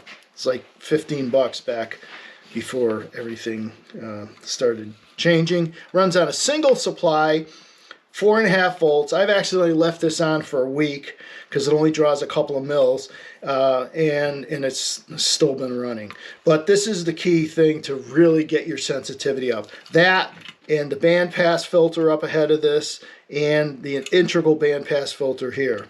Now I do have another receiver that uses an avalanche photodiode, which is completely all built into one, and I had to definitely put a bandpass filter in front of that because it was just wide open.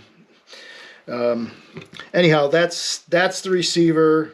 Let me slap that back together again, and then we'll go over to the computer and look at some of the actual footage of what I was doing in the field. Whoop. So here we are.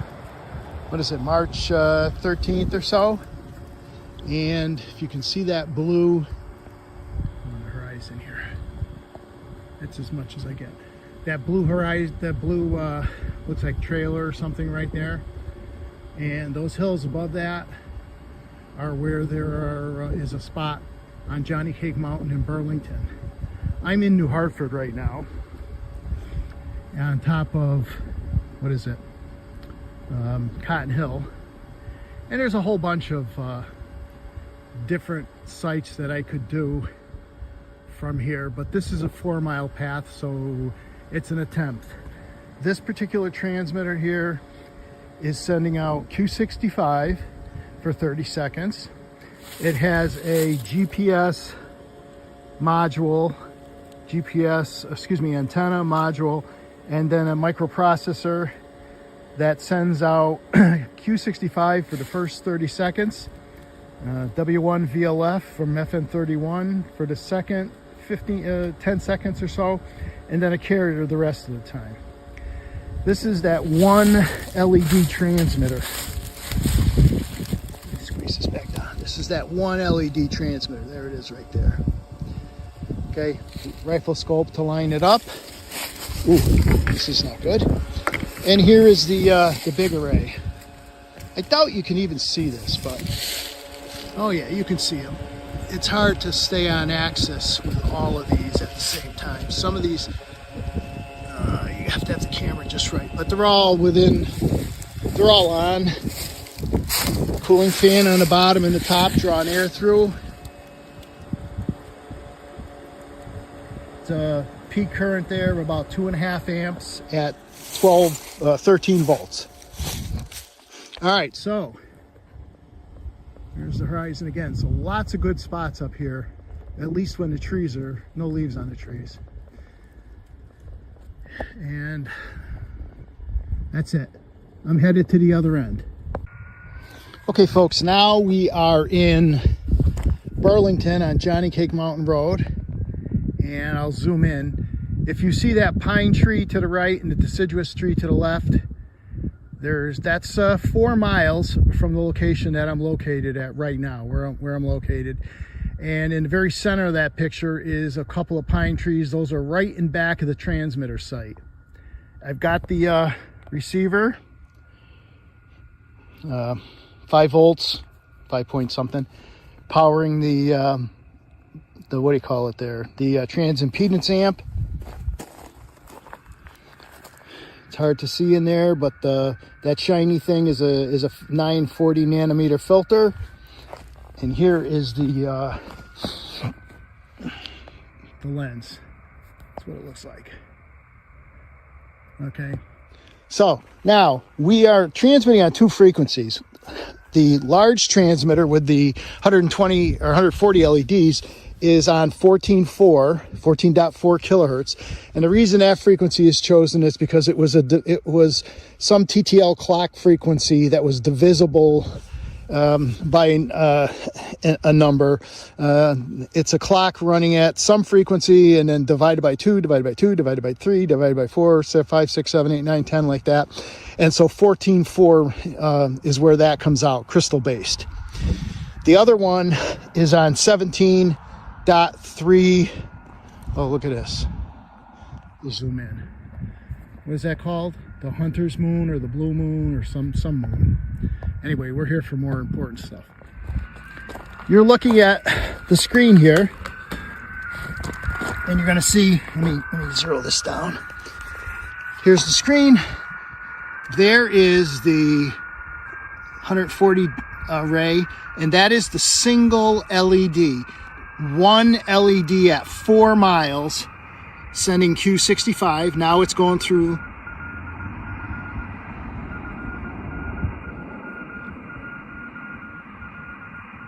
Okay, 100. All right, there. Now it's a carrier, and again, I'm making a recording of these, an IQ recording, so I'll be able to look at this more critically when I get home. But it looks like it's I don't know.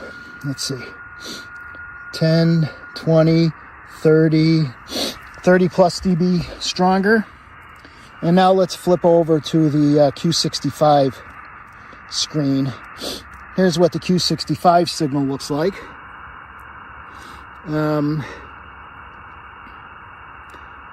Okay, what happened? I must have hit something.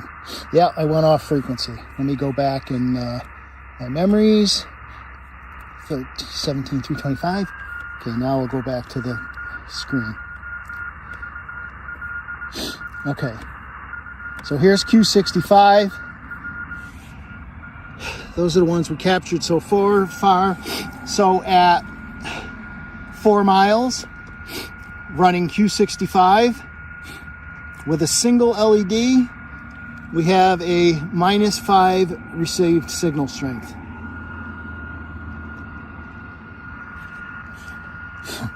Okay, and okay, so you'll see it's actually very, very easily distinguished by ear. It's not nighttime yet, but it's not really daytime either. What time is it? It's like 6:59 now. So, but there, take a look at that. So I've received with this setup under lab testing, from my range with attenuators. Attenuator is an old t-shirt. You throw it over the receiver, down to -25. So there is still 20 plus dB of headroom in this signal.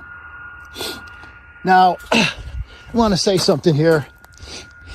I'm not at the transmit site. I want to say that I want to give a big shout out to VE2UG, Renee, because he's the one who actually wrote the software for or assembled the software to get the Q65 beacon code running.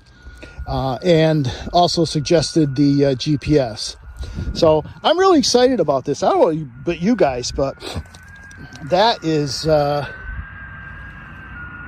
let's see, now we're down to a -2. This is really exciting. One more shot at where well, I'll do it from the back here so you can see. We're just like poking a hole right through a little gap. Okay. Bring my DSLR up here. Okay, right through that pine tree and the deciduous tree, right there on that hill is 4 miles away. All right, enough yapping.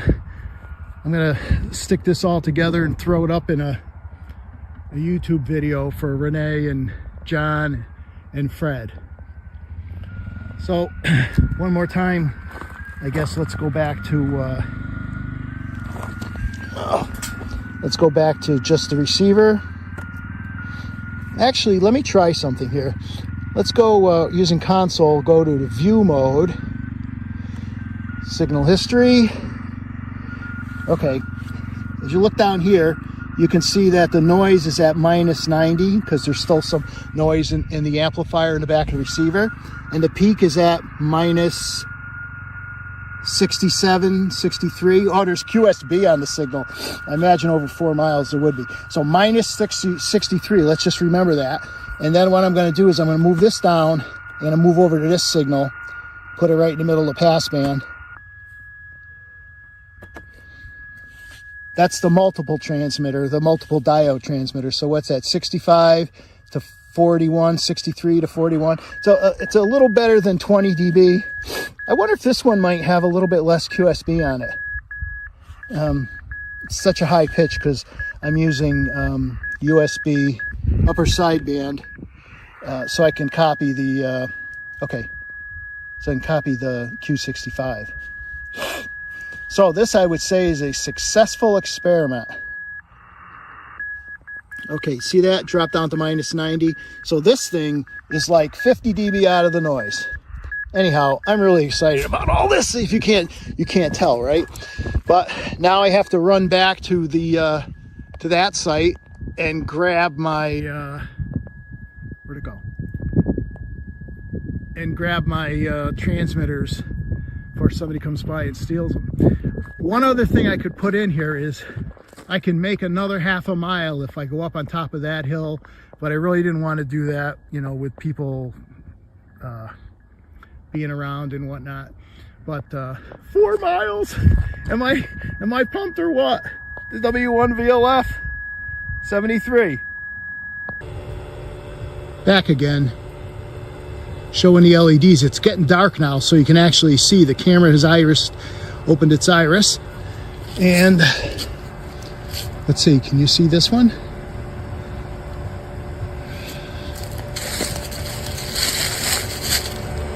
Yeah, there it is.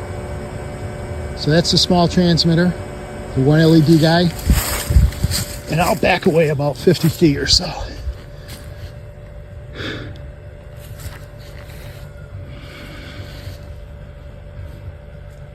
There we go. Okay, folks, we're in front of the laptop, excuse me, the lab computer, the ham radio computer. And as you can see, let me get rid of this clock. I was using this clock to synchronize the time so that I could get playback of the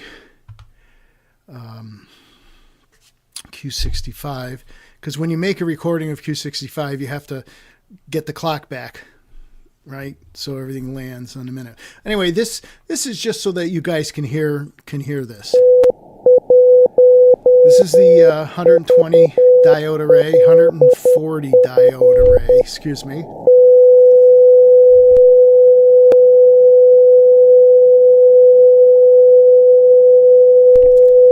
Okay, so now we'll go over, here's the FT8 array,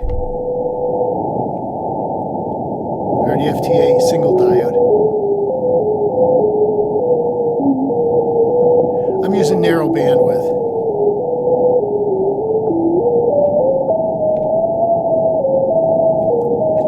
So you can see above the noise floor here.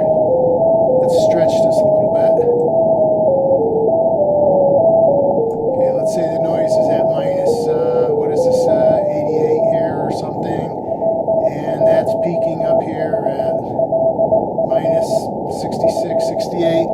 there's a lot of headroom there. A lot of headroom. And what we'll do here is we'll go into the view mode and look at the signal history. Bring that over on this side. Oh yeah, there's definitely QSB on there. Let me fix that a little bit.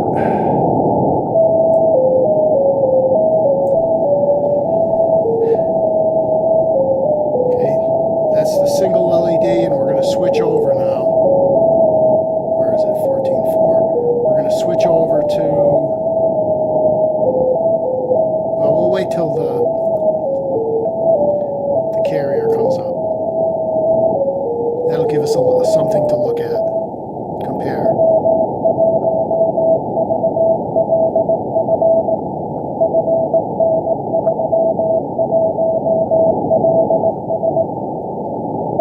Okay, here's a straight carrier, and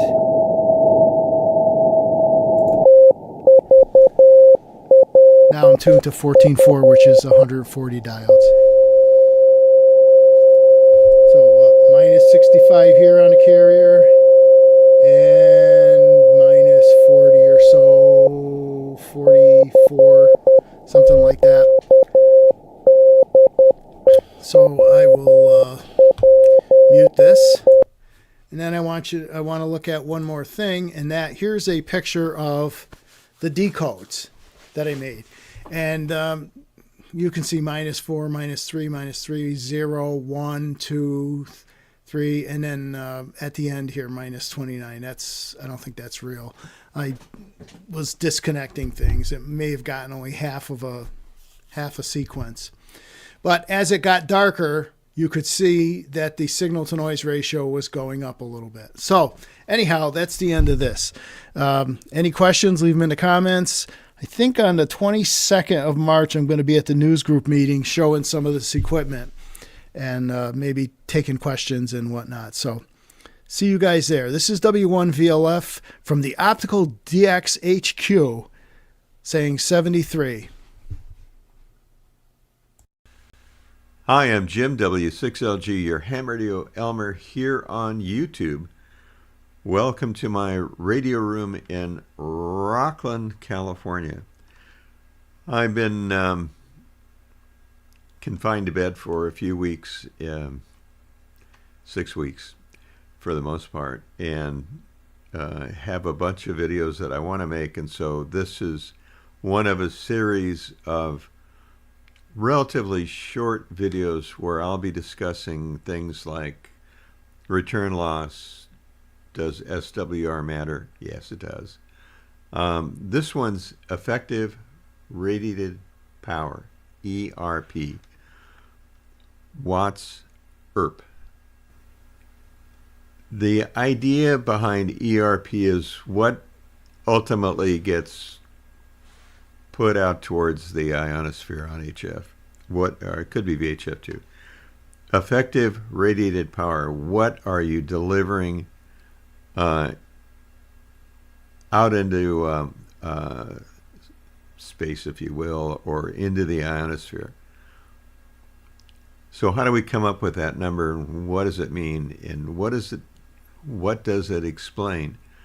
Let's cover what it might explain. Sometimes you may answer someone's CQ and he's really strong, but he can't hear you. And sometimes the discussion evolves into, well, there was one-way skip. I don't think so. ERP. Let's first go through the calculation, and let's pretend that I have the perfect ham radio station, which I don't. But we'll leave losses out of the picture for this first discussion. Got a Yaesu transceiver. It goes into the amplifier. The amplifier puts out 1500 watts. I've got 7/8 inch hardline going back to the tower. I've got a 400 max going up the tower to a 3-element Yagi that has 6 dB gain, or 4 times. So I'm going to exaggerate. 1500 watts gets to the antenna. The antenna has 4 times gain. So the ERP is 6,000 watts. Let's pretend that a buddy of mine answers and he's running, just to make it easy, let's say by the time you figure losses in his system, his ERP is 6 watts. He's got maybe 7, 8 watts out of his transceiver, and it goes to an in-fed wire. And so his ERP, just to make the numbers work, his ERP is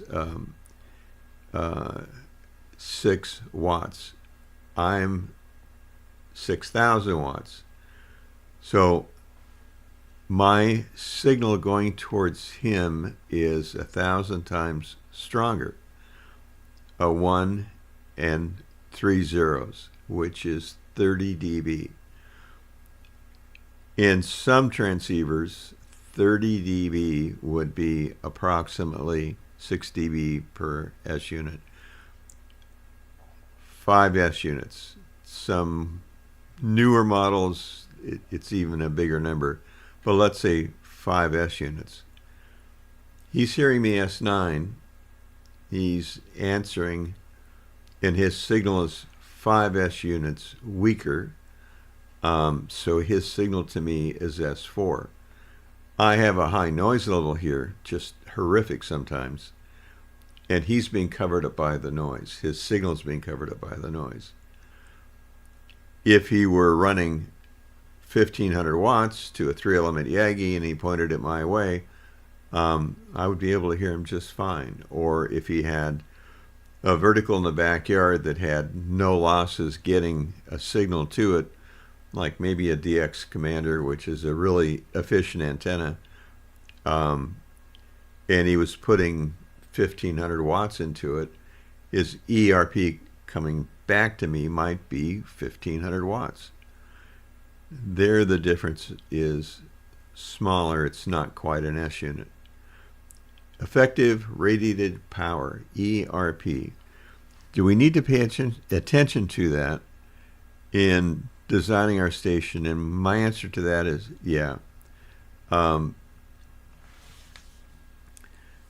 I believe, and others do not, that I want to deliver every watt of power to the antenna that I can. I want as small a loss in the system as is possible. To that end, I use 7/8 inch hardline, which I pulled out from Wolf Mountain and brought down to here. It has almost no loss at 20 meters. The switch box up on the wall that picks antennas that I built has very little loss. So I'm trying to deliver every dB of signal to the antenna that I can and radiate that. It's my firm belief that dB here, dB there, another dB over here, all of a sudden your signal is down 3 dB, and that can be heard and can make a difference in being heard. So I want to get as much ERP as I can. So that's my view of effective radiated power. You may have a different view. If, for example, you're doing a POTA activation and you're running relatively low power off a battery, you may want to think about that. What is the ERP of my POTA station?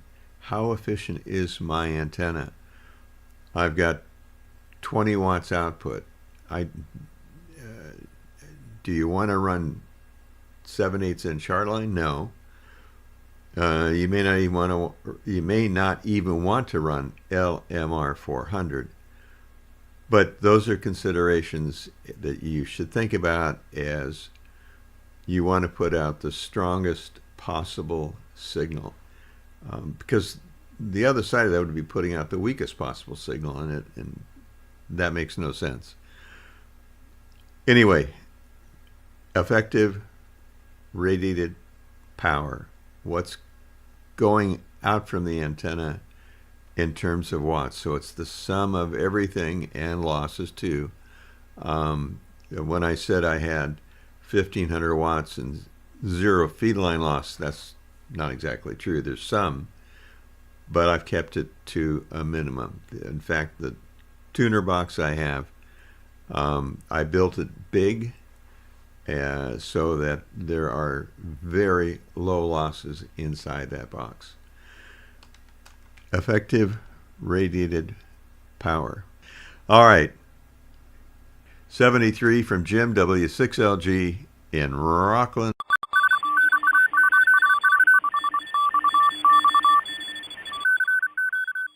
W1VLF.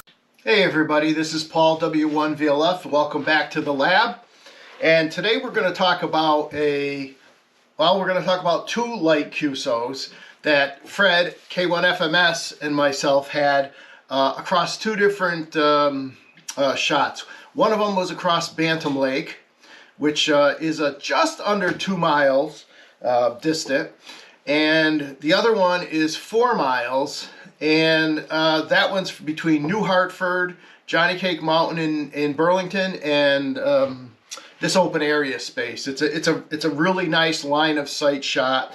It's 4 miles, and we're gonna talk about some of the things that we learned during this excursion. We did them both on the same day.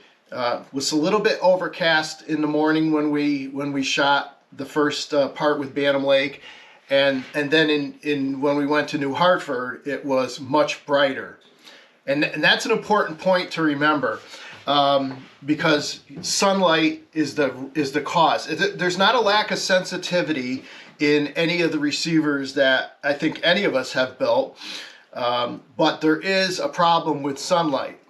Even though you've done all the right work, filtering and optical filtering and narrow beam width on the lens and all that, the sun is still a huge problem. And you'll see what happens here between the 2 mile and the 4 mile shot. And at first, I mean, I fundamentally knew that this was going to be has always been a problem, but until I had Fred to have a two-way QSO with actual receivers, I never really realized how bad it was. And in an upcoming video, I have a kind of a fix for this, a way to force reverse bias the LED so the receivers don't go into compression with the sunlight being a problem. And I'll do that in another video. So Fred came over, and I will put a couple of all the pictures up of his transceivers. Now he does really great work. If you've seen any of the stuff I do, it's pretty much hacked together, and it works. It works, but it's not. It doesn't look like it came off an assembly line. Fred is really good at design and making things look nice. Fred was over here. We, looked at a couple of paths. We wanted to see what I showed him these two paths. And he said, yeah, that sounds really good. Okay, let's go out and test it. And I said, you know what, Fred? I said, let's test it in my backyard. Let's go out. Let's do a 200-foot path, because I know where several items are in my backyard from previous testing. So Fred's on the phone on one end, I'm on the phone on the other. We spread the transceivers out by about 200 feet, and lo and behold, we make a QSO, right? And I said, Fred, it doesn't seem as strong as it should be for some reason. I said, I don't understand this. So he's looking at me, and he says,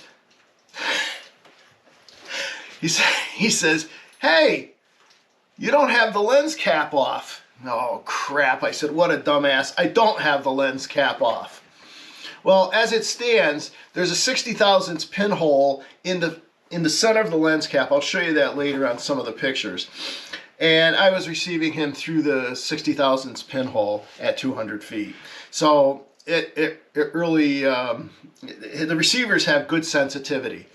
It's just we're going to run into this noise blocking system, noise blocking problem as we go along. But we have we have three legitimate QSOs. The first one across Bantam Lake, Fred had no front end filtering. By that I mean no optical filtering, we're operating at 940 nanometers, and that's all we care about. We don't care about all the light that's down below it or above it. And so his detector was open to everything, and we had lots of squealing and lots of noise on that first QSO. But by covering the lenses to have about 5% of the lens open. Let's see, I don't have a lens here, but I'll let Fred talk about this more in a video if he wants to.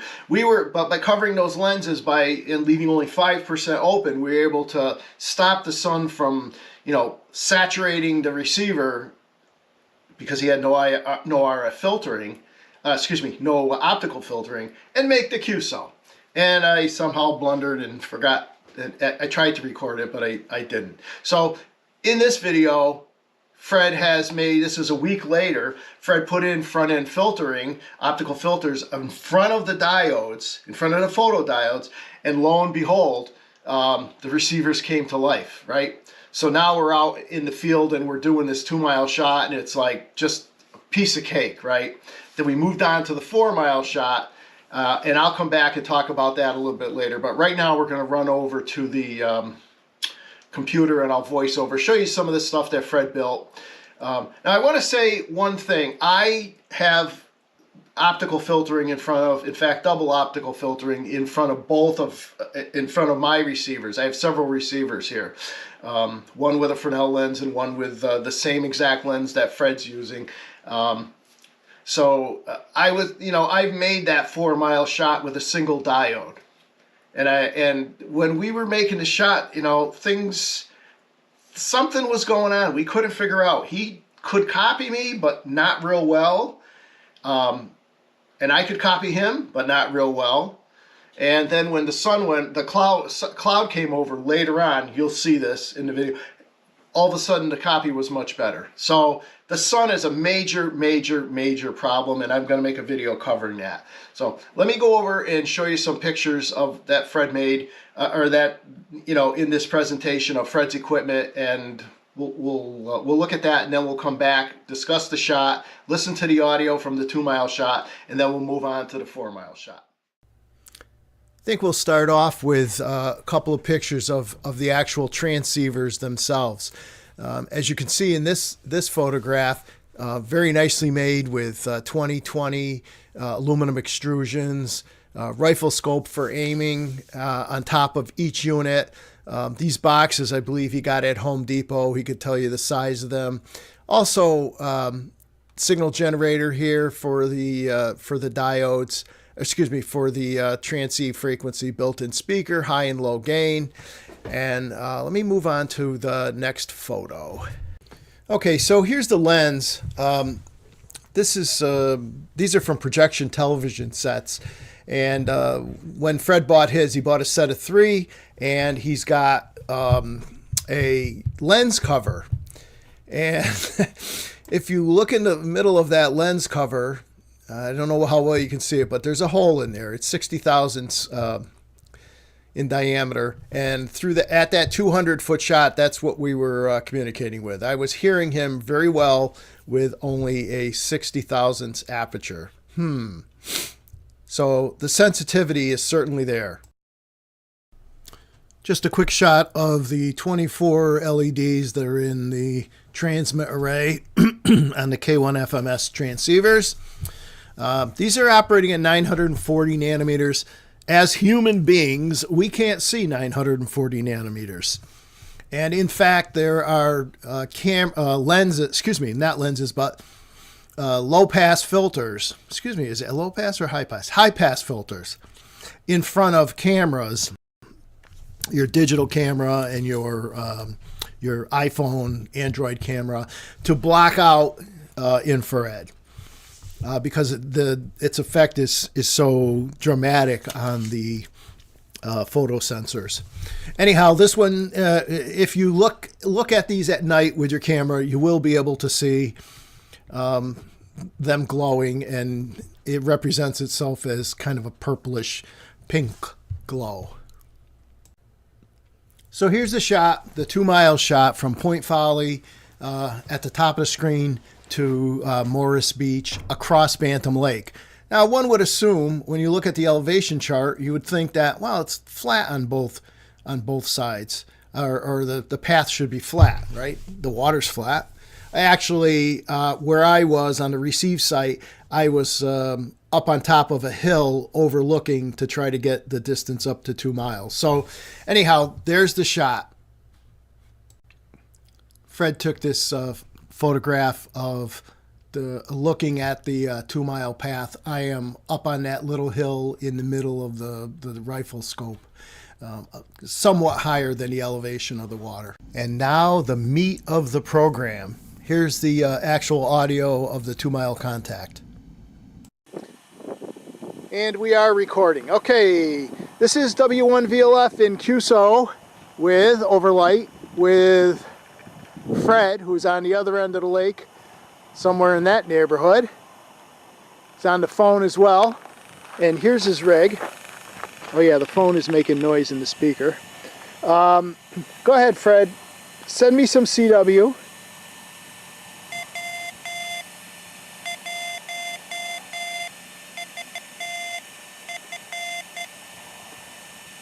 Nice.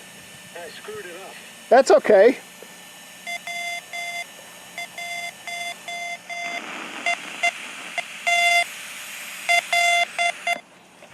I turned the gain, changed the gain.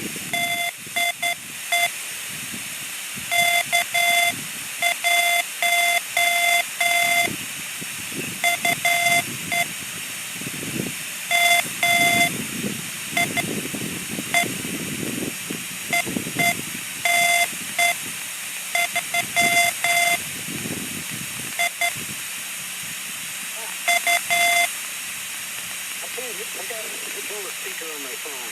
The latency's screwing me all up. Yep, Hang on. yep, I'm okay. going to send over again. Okay, so Fred's having a little bit difficulty because there's latency on the phone and there's a direct shot here to the receiver. So, Okay, here we go. all right, Fred can't hear me.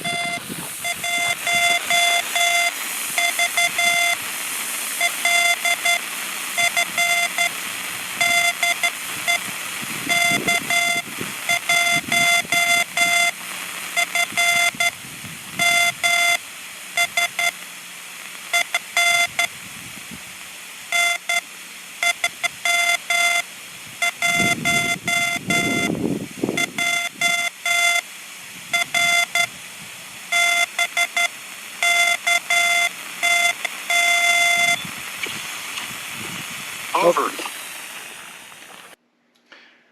So as you can see, everything worked out pretty well on that 2 mile shot.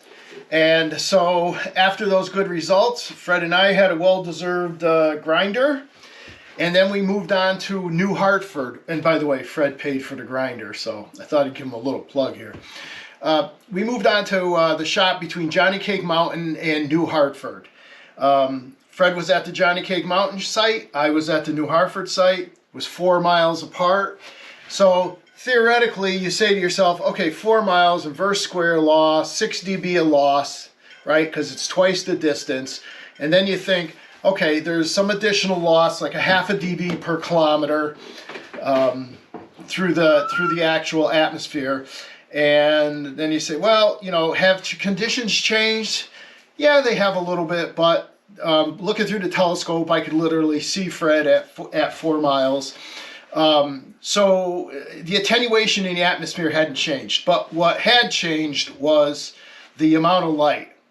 The amount of sunlight. The somewhat overcast conditions of the first shot were now in bright sunlight in the second shot. So so you would say, wow, sounds like you guys had plenty of headroom for the 4 mile shot. And when we got there, we both thought, you know, there's something's wrong here.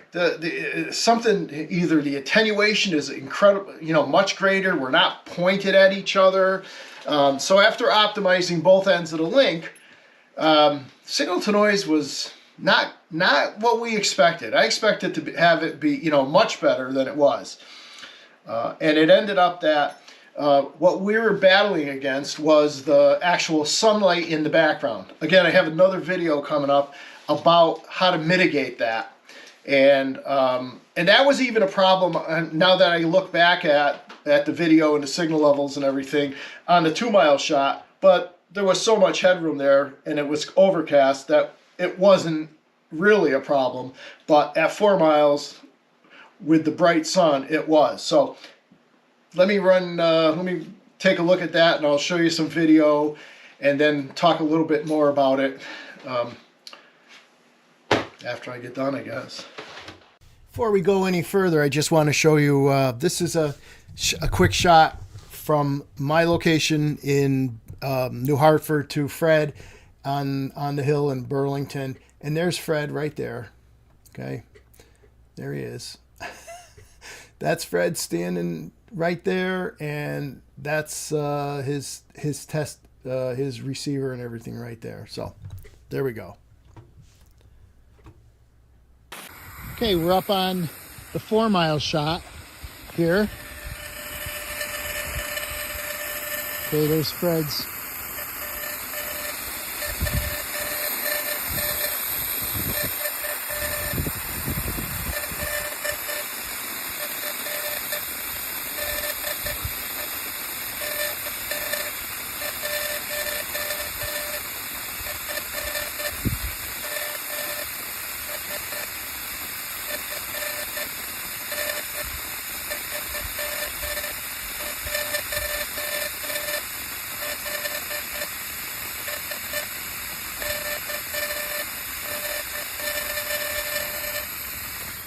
Okay, that was Fred at a distance of 4 miles during the midday here, and not what we expected. So we have to do a little more thinking about what this path is like here and why things look so good from an optical perspective, from a visual perspective. Fred is out by those houses directly above the blue trailer, and they're much more clear than they were the other day when I did this path. So I'm not sure what's going on. And my signal here on the laptop for my single LED, which is running, is much weaker than it was the other day. I mean, it's still there.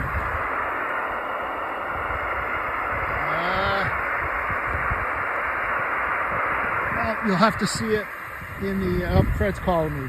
It's W1VLF. So as you can see, right after the end of that, I completed the contact with for Fred at 4 miles, but it wasn't anywhere near what our expectations. So what was going on there, and what we would find out later is when some clouds came over on my side and obstructed some of the sunlight, what happened is all of a sudden his signal got so much better on both using the spectrum analysis and also by ear in the receiver. So that's is going to be a common problem, right? You're fighting the sun. Here's a guy with an array of LEDs 4 miles away, and you're fighting against the sun, which has an incredible amount of output power at those frequencies. So that prompted me to do the next video that's coming up. And you'll see how I will do some actual testing here in the lab with a weak signal source and some very bright sun, the signal to noise ratio before the addition of reverse bias, and after at low signal levels and high signal levels. So stay tuned for that. But for right now, I'm going to put this one up and let you guys check it out. Fred has sighted out a couple of 10-mile shots, and I think with the addition of the bias to force the diode out of saturation, the photodiode out of saturation, I think those paths are more than doable. So that's it for now, W1VLF. That other video about the sun noise mitigation, I'll have it in maybe another couple hours or so. 73 W1VLF, clear.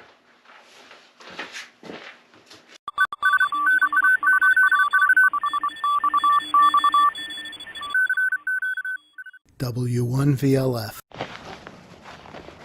All right, so we're out here at the test range. All my measurements when I do these tests are made from that window right there, which I open up to give me an unobstructed path of the range here. So let's walk up to it. I have two weak signal sources out here right now. One of them is much weaker than the other. This one just puts a constant carrier up, so it's something that's on all the time, and it's not nearly as weak as the other one, and that's this guy right here. This guy does Q65 for 30 seconds, CWID, and then carrier for the rest of the 60 seconds. And if you notice, there's a Wi-Fi antenna on the back because internally this box grabs its timing for Q65 from my network in the house. So if you look at these two, they are less than 3 feet apart, and it's very easy to distinguish each one of those and almost completely null it out.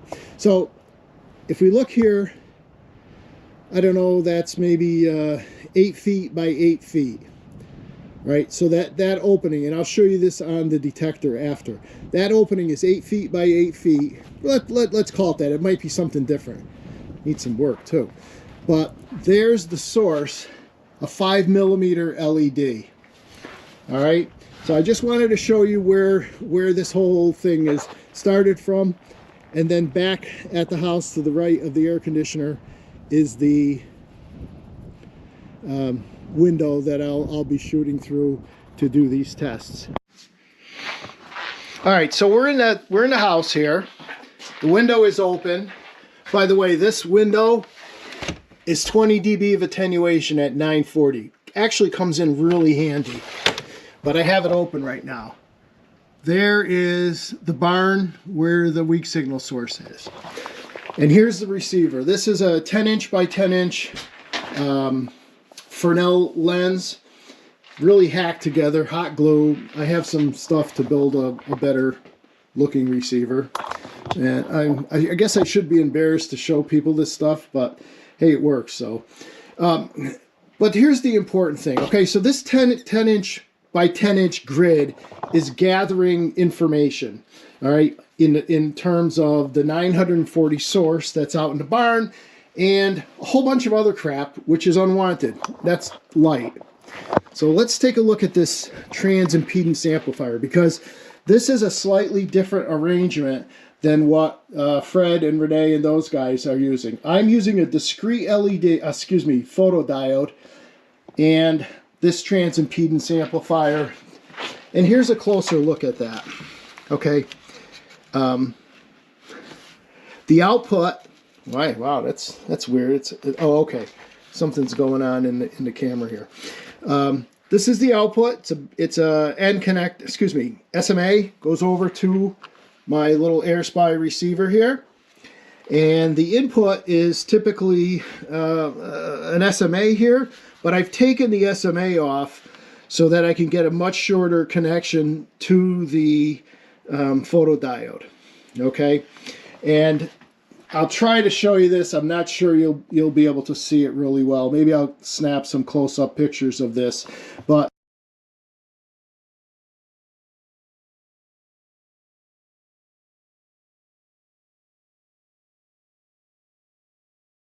the detector sits inside this box, inside this little box.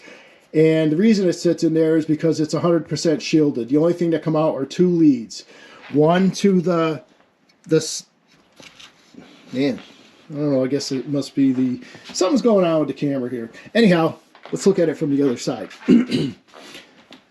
One goes to ground, the photodiode. The other side of the photodiode, which is the hot side, is decoupled from this amplifier. Okay, now that's important because in sunlight, this makes probably a half a volt in bright sunlight of output level. So you're shoving a half a volt right into this amplifier that's really designed for looking at picoamps and milliamps of current. So that's a problem right off the bat. So to fix that problem, which made this work significantly better, I put a small coupling capacitor in there, okay? That blocks the DC from getting into that amplifier. Okay, that takes care of that problem because we don't really care about DC at this point. In fact, we don't want it. We're looking at a carrier at 14 kilohertz, which is 17 kilohertz, which is coming from the weak signal source. So what's the problem? Well, the problem is sunlight is so great that the amplitude of the sunlight falling on this detector here inside the box is literally taking that detector and forcing it into saturation. And it can no longer see the very weak signal. Can you imagine at 150 feet, a very weak signal source trying to compete with the sun?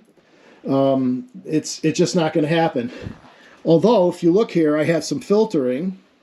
Okay, that's a bandpass filter for 940 nanometers. So we've taken care of one of the problems, and that is we want to get rid of the DC that's coming through here. We've also filtered, so we're only looking at a very narrow spectrum, maybe 10 nanometers. But somehow that's still not working very well. And it's because the sun is forcing the photo detector into saturation. Okay, so here's a quick demonstration.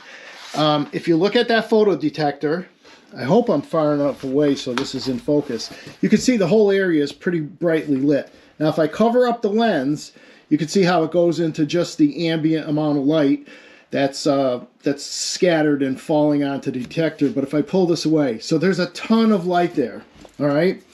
And a couple of things, let me hold the camera here.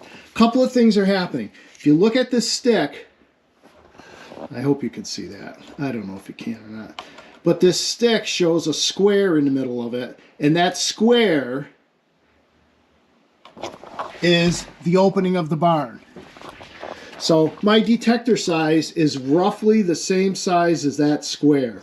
So what does that tell you? That tells you that there's a ton of light falling on the detector from that 8 foot by 8 foot opening.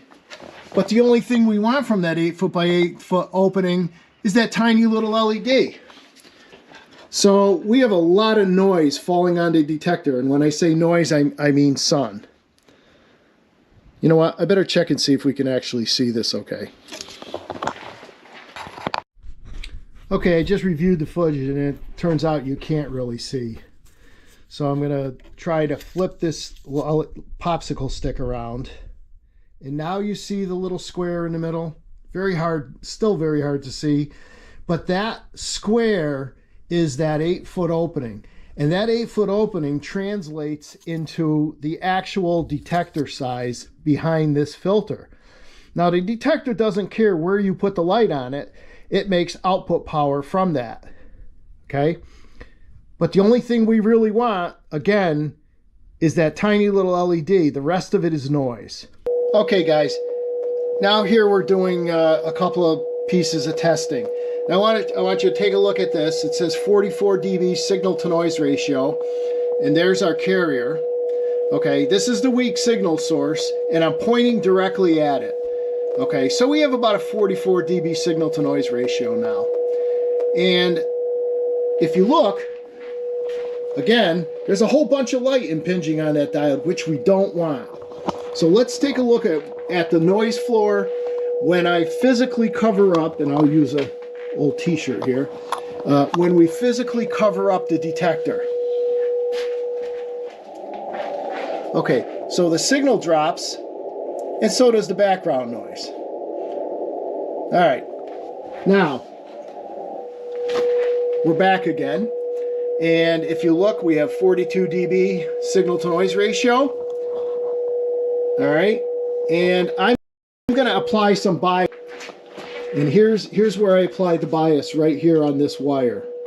I'm going to put some bias on it. Okay, that's a very small voltage right now. And then I have a pot. It's a 100K pot across 1.5 volt battery. So what I'm going to do is, well, let's take a look at what the signal to noise here is. It's now 47. Didn't make a hell of a lot of difference. It made a little, but not a lot. So let's turn up the bias.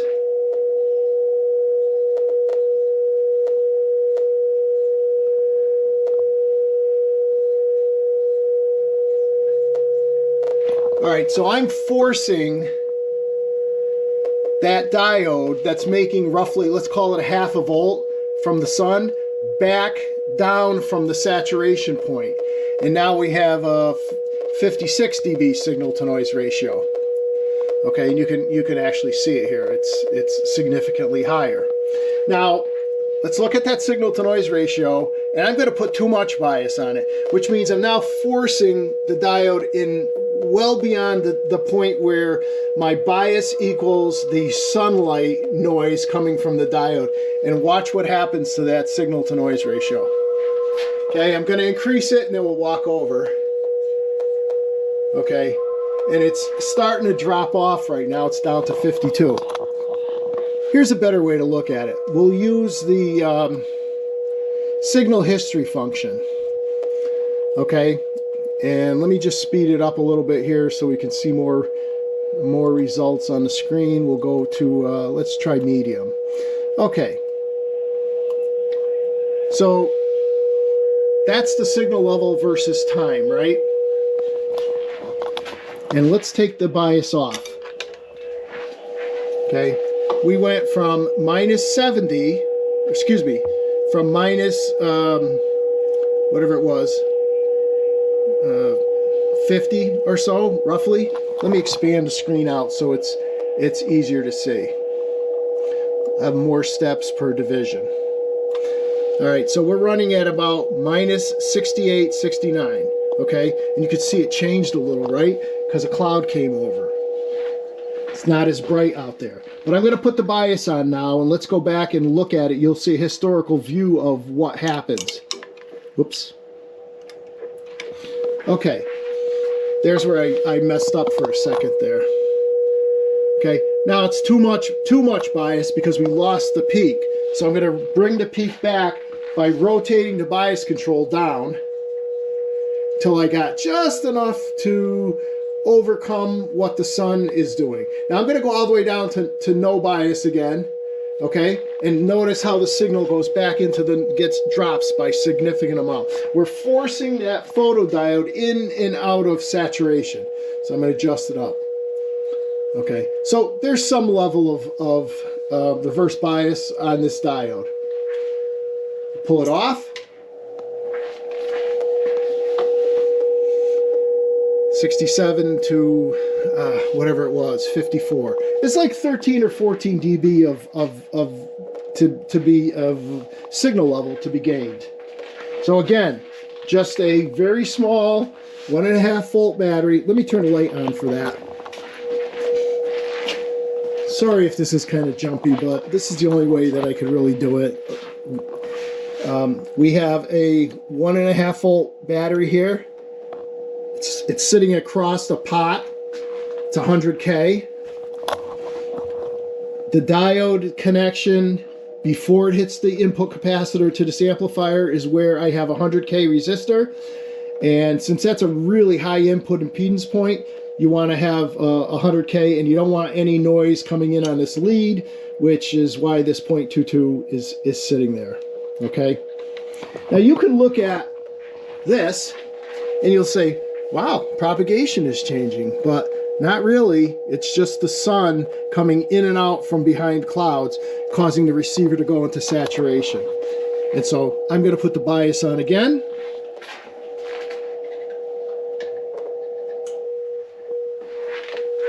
Okay, so there's the compression. I have now forced that diode to be in its linear range again. So the question now is, hey, it looks like it works really good with big signals. Let me put the signal into the noise and I'll be right back. By the way, guys, I wanted to make mention of this as well. I've pointed this receiver off axis. So now that really large signal I had is very small, right?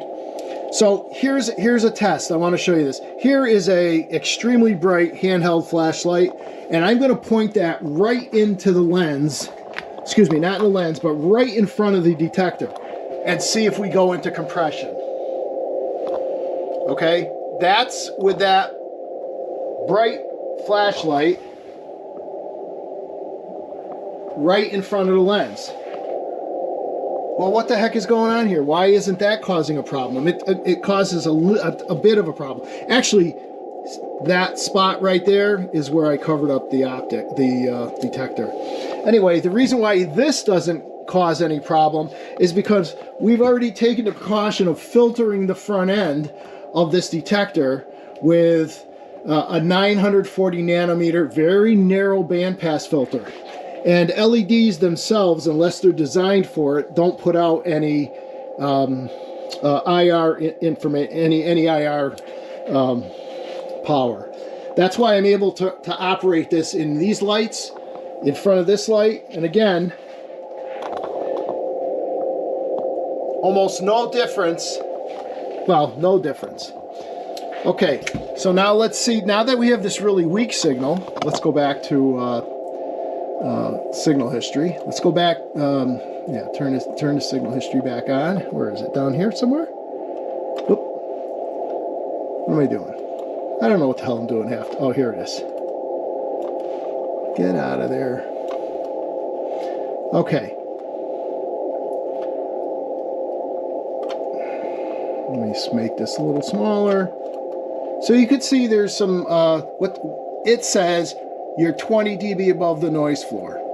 Now, again, don't look at that as actually 20 dB above the noise floor, because when I go over here to just the noise, it's 13 dB, 14 dB above the noise floor. So this works relatively between two levels, but it does not work very well as an absolute from the noise floor. All right. So one more time, there's our signal level. Okay. There's our receive level. And now I'm going to go apply bias. Son of a gun. The bias was already on. But I'm going to take the bias off. Okay. So I take that back. The bias is now off, and the signal is buried noise. Okay, there's really nothing detectable there. And you can see everything dropped off here as well. Let me make this a little smaller. Okay, let me go back. And now what I'm going to do is I'm going to put the bias back on. And I'm doing this all with clip leads, so it's easy on and easy off. Okay. There's the signal we're looking for. Okay. And I'm going to turn the bias up too far. Actually, I turned the bias down to its lowest point right now. Because we're in full sunlight, that's just not enough to bring the diode back into the conduction area where it's not saturated. So let's bring it up. We're going to turn the bias up.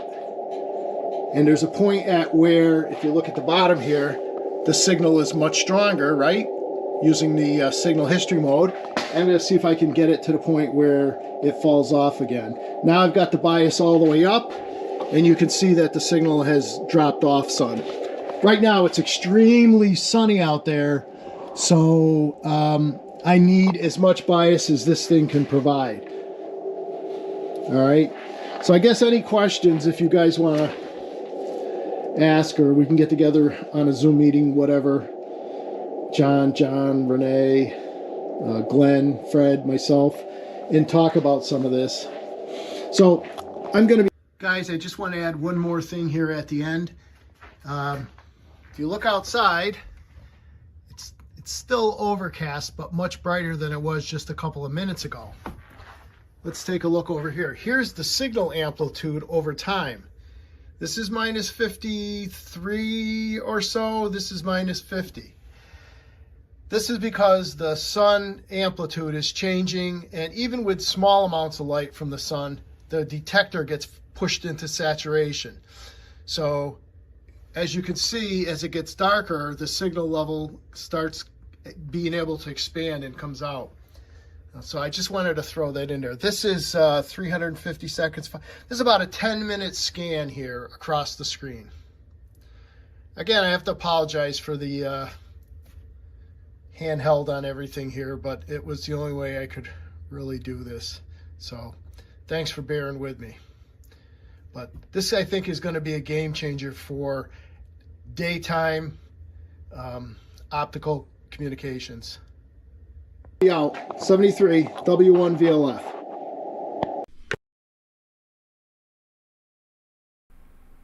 Hi, I'm Jim, W6LG, your ham radio Elmer here on YouTube. Welcome to my radio room in Rockland, California. I'm going to do a product review of the Zygu,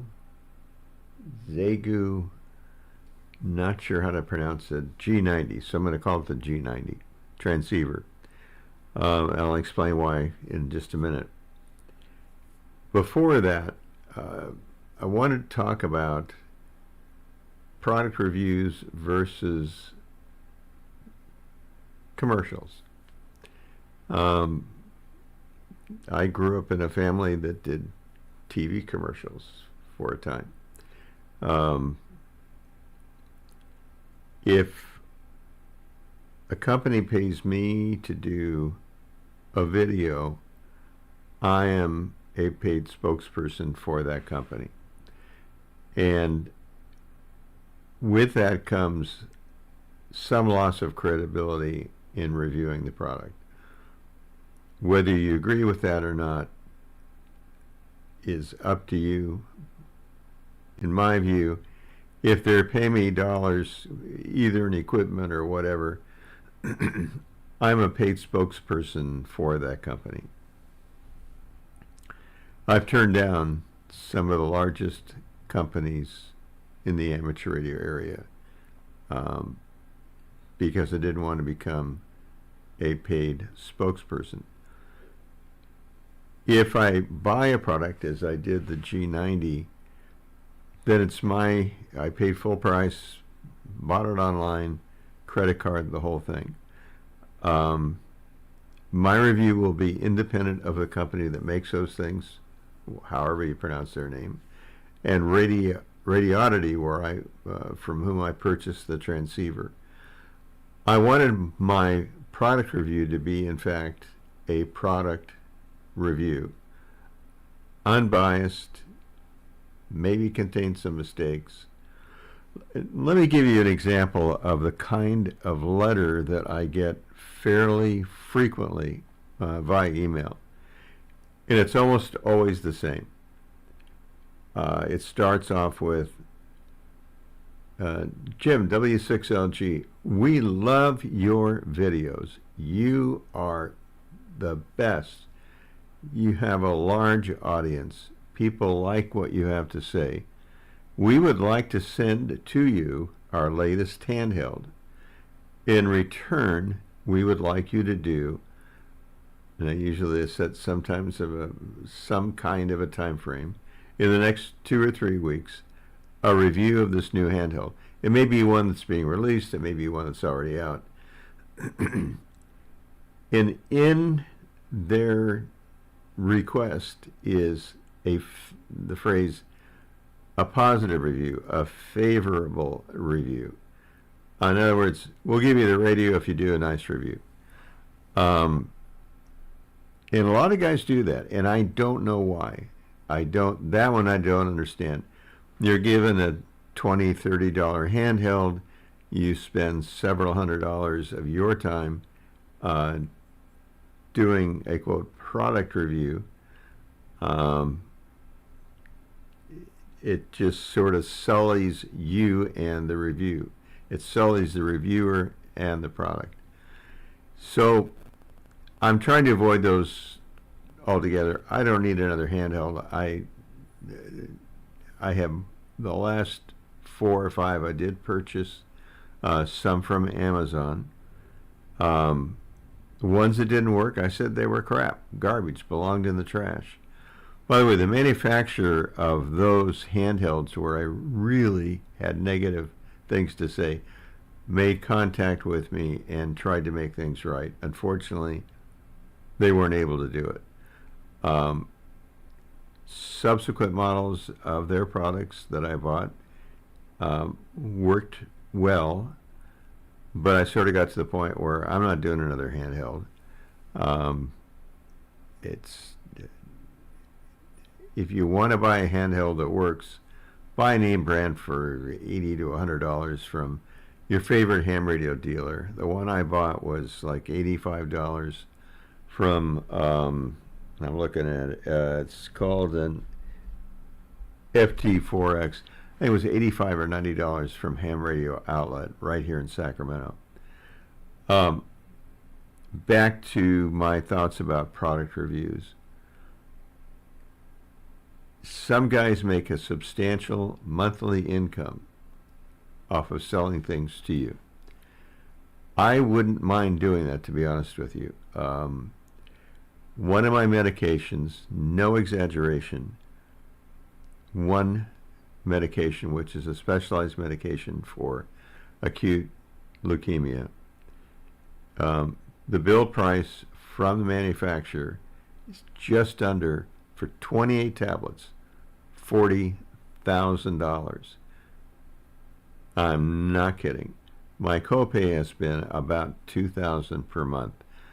I'm appealing that in hopes that I can get a reduction in that $2,000 per month. I'm fairly confident that I will. So it would be great if I were making $40,000 a month shilling handhelds, but I can't quite bring myself to do that. On to the Zygu G90, which will be the next episode. What am I thinking there?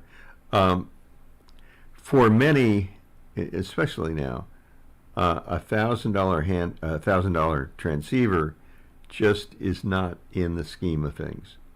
Household budget, when you're paying huge prices for food and insurance and the rest of it, there's no money left over to buy a $1,000 transceiver.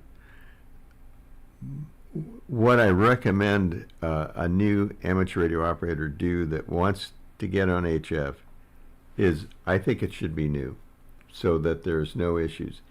If that can't happen, then one that you can purchase locally from a guy that you know, that you trust, where you can sit down and operate it. So Zygu checked the box on that. The price that I paid was $400. The other transceivers are around $1,000. Right now there's some great sales going on because of the Hamvention. The other thing I really wanted to see in a transceiver is 100 watts output. That's 20 watts output.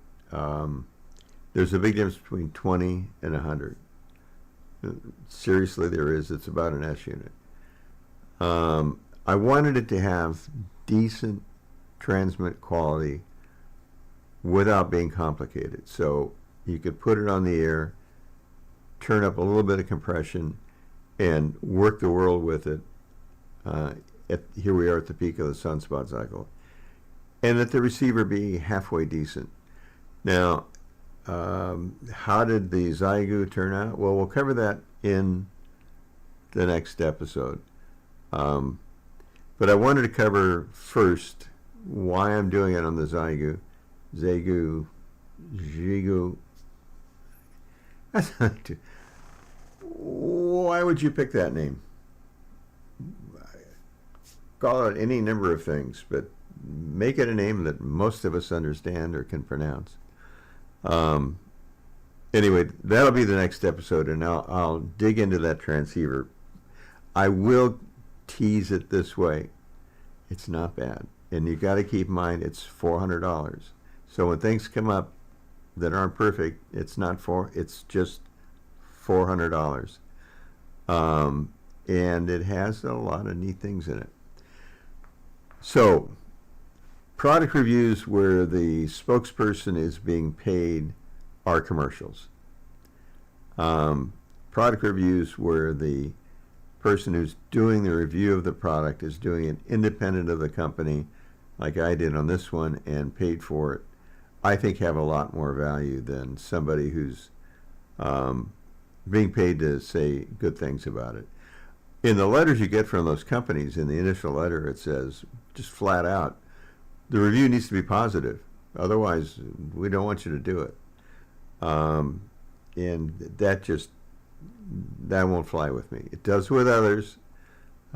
Even though I have huge medical bills, I just can't quite bring myself to do that. In Rockland, California, I'm Jim W6LG, your ham radio Elmer here on YouTube, saying, please do subscribe. I'd like to build a bit of a legacy, if you get my drift. 73.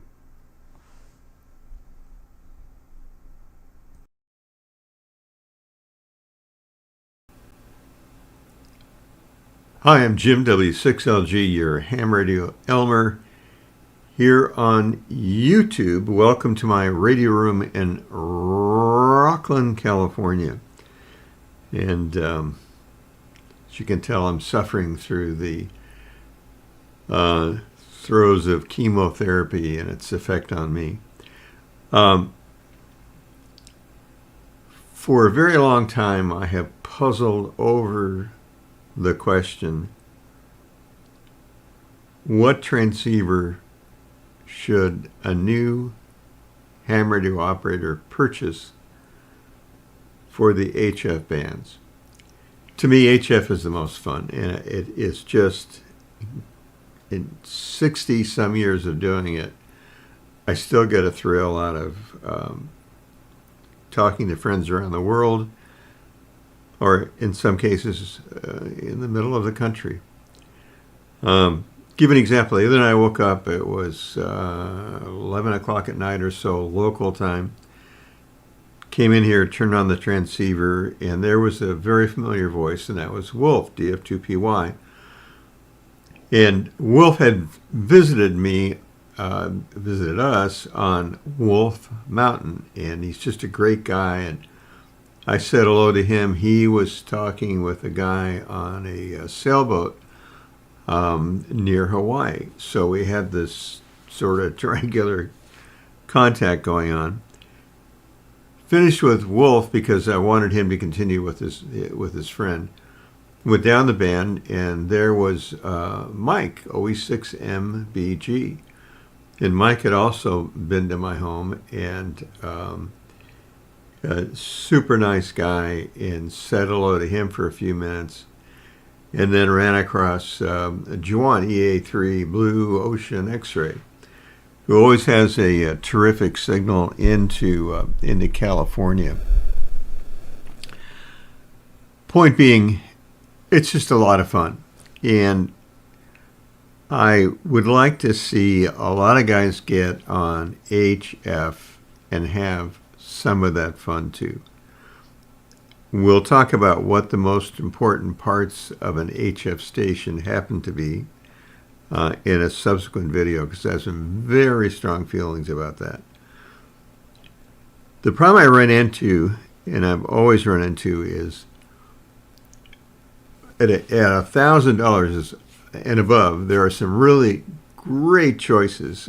Some of the new Yaesu, the 710, and the FTDX10, the ICOM 7300, the most popular transceiver ever manufactured for HF use, and for good reason. It just flat works great. But what do you tell the guy who can't afford a $1,000 transceiver? And there's a lot of people who don't have the $1,000 to invest in an HF transceiver. And as you may know, that's just the beginning of the expenses.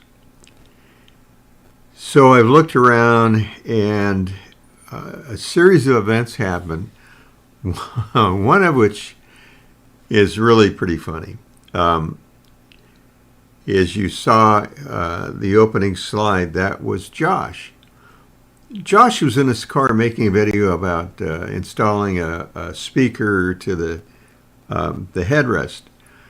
He was dialing around 20 meters. The short skip was in, and he could hear me really well, like 20 over 9. And he could hear the guy I was talking to who was in Southern California. Josh recorded the conversation, uploaded it to YouTube, and once it went live, I started getting phone calls from guys saying, "Hey, you're on Josh's channel," and I had no idea how did I get there. So I played it, and what had happened was it was a guy running a Chinese transceiver, the G90. And during the course of the conversation, I complimented the guy on the great transmit audio, and I asked him what transceiver he's using. And I really liked it. It sounded terrific. I called Josh on the phone, and Josh was really nice, and we talked about transceivers, and he gave me some great advice, and I asked if I could use clips from that video in this one, and he said, sure. So that sort of got the wheels spinning, and came back to a receiving device. Well, thank you very much for that wonderful explanation, Jim. He is 20 over S9. Is critical on the spacing of the, and we had the 406C line when I was president of the He's an S7. He's in California. We're all in California, I believe. Look forward to working you down the band again, or up the band in either case. And it's been a real pleasure to talk with you, Jim. And again, we'll look forward to touching base. W6LG, WB8HBK. WB8HBK, W6LG. Luke, tell me again the model number of that transceiver. Yes, it's a Zygu G90. Golf 0 with the Zygu XPA. 20 watts. Your S7 here. Okay, what's the price Oh, of the 90 he's- by itself? It sounds like you've got at least 10 dB of clipping, so it could be slightly lower. But it is a very punchy audio, very good for pilots, lots of highs, not many lows. I looked on the Scopy thing I got running, and it looks clean as a whistle, so I'm pretty impressed. Well, thank you very much for the feedback. I have a tendency to have a Look at that. pretty decent Jim with the audio report on the Xiegu G90. Right on. I played that video a number of times, and then I kept running into people using the G90, and I wonder if that would work. The parameters that I set for an HF transceiver were, if at all possible, new. So the guy could literally put it on the desk. It would have warranty if it needed, but likely it's just going to work and work great. 2, that it had a decent receiver. 3, that it had a decent transmitter. And 4, that it ran 100 watts. And my thinking behind that is effective radiated power. A guy who's running 100 watts is quite a bit stronger than a guy who's running 5 watts. I couldn't quite fill that bill, but I did find the G90, which runs 20 watts output, and I've got it on a stand over here. I bought one.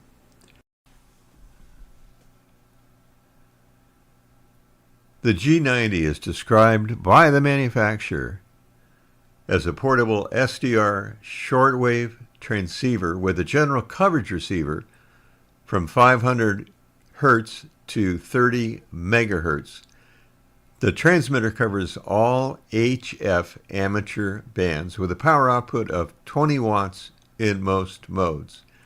It has a built-in CW filter that goes down to 50 Hertz. It has a built-in CW decoder. The head unit is detachable.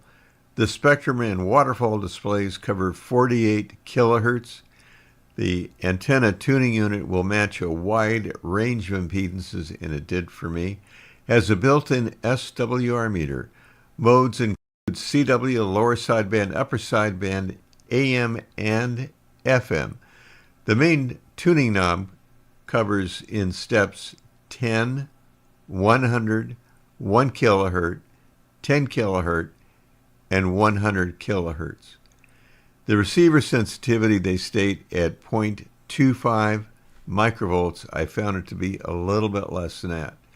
Has a built-in RF preamplifier, a built-in RF attenuator, has some image rejection built into it, has a noise blanker. Its frequency stability was found to be better than 1 part per million. Spurious emissions down greater than 50 dB, and I agree with that. Carrier suppression greater than 40 dB.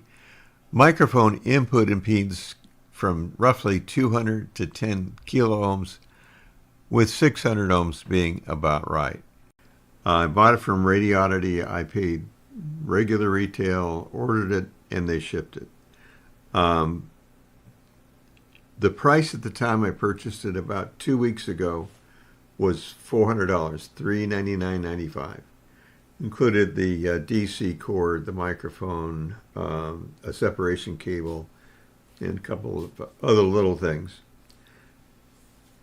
And so I set about testing it to see if it was any good. The upshot is, yeah, it turns out it meets the specs as outlined in their instruction book.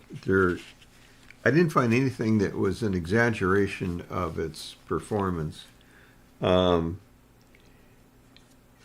Looking at the front panel now, the layout of the controls is relatively simple. They're well marked, tiny. VFO knob is way too small diameter for me, so that's a big negative. But having said that, it's $400. It did put out 20 watts into a Bird demi-load through a Bird 43 watt meter.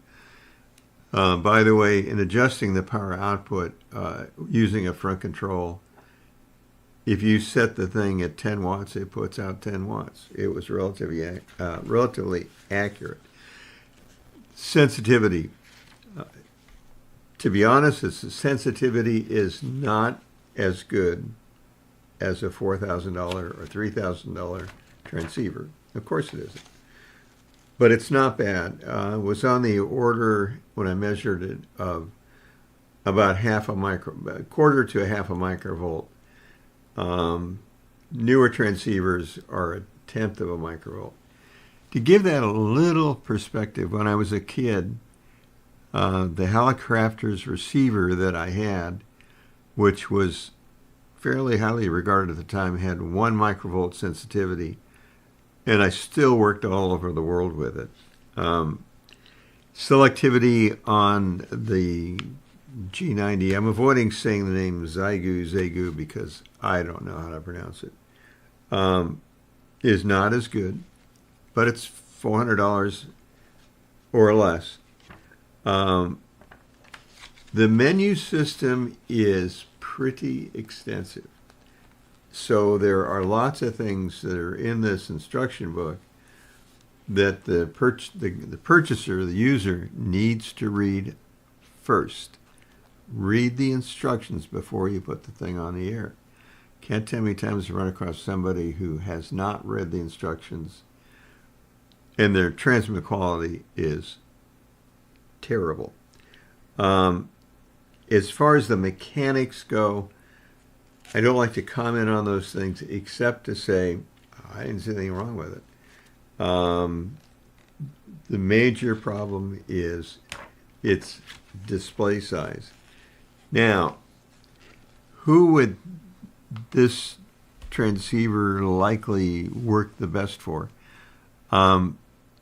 For the guys who operate POTA, it may be a very good choice because you can dial down the power and drop the current draw from 7 amps down to a smaller number for POTA and get the battery to last longer. There is no built-in battery, it has to be separate. The, we'll call it antenna tuner,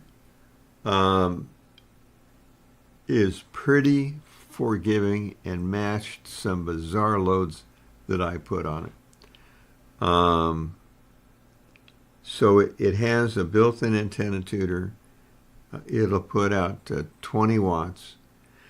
In the scheme of things, that's about one S unit down from 100 watts. With those that I talk to who know my voice and have talked to me, the transmit quality was good.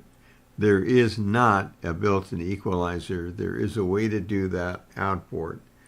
There is a speech processor of sorts inside that, when properly adjusted, the audio quality is really good. Back to the question, the basic question: is this a transceiver that a new guy could buy for around $400 and get on HF with some kind of antenna? Or go to a park and go on Parks on the Air kind of a thing? And the answer is yeah. It really is. I was surprised as to how well it works. And others were too that had not heard one. I would like to hear from you. What do you think? I'm obviously not going to keep that. I don't need another transceiver. And I didn't explain to my wife that I was buying another one, for that matter. What do you think? It's 20 watts, which is a big negative, but everything else looked pretty good. The specs in the instruction book and the data sheet match what it does. A few years ago, it would have been a top-of-the-line performing transceiver with those specs. What do you think? Is it something that someone should buy as a first transceiver, knowing that maybe when things improve, they can buy another transceiver that maybe has some more features built into it?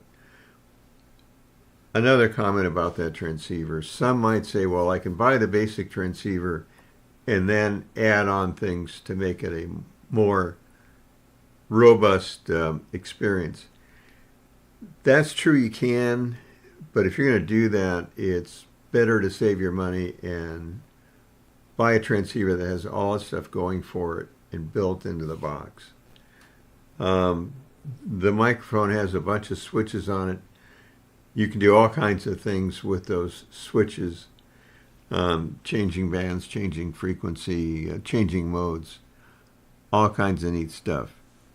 So a new guy, and I'm saying guy, could be a gal, but a new operator is going to learn that the menu system is really important, and will learn what some of those things mean. What do you think? Did I go off on the deep end? Because I'm giving that a thumbs up. I think it makes a decent first transceiver for someone. What are your thoughts?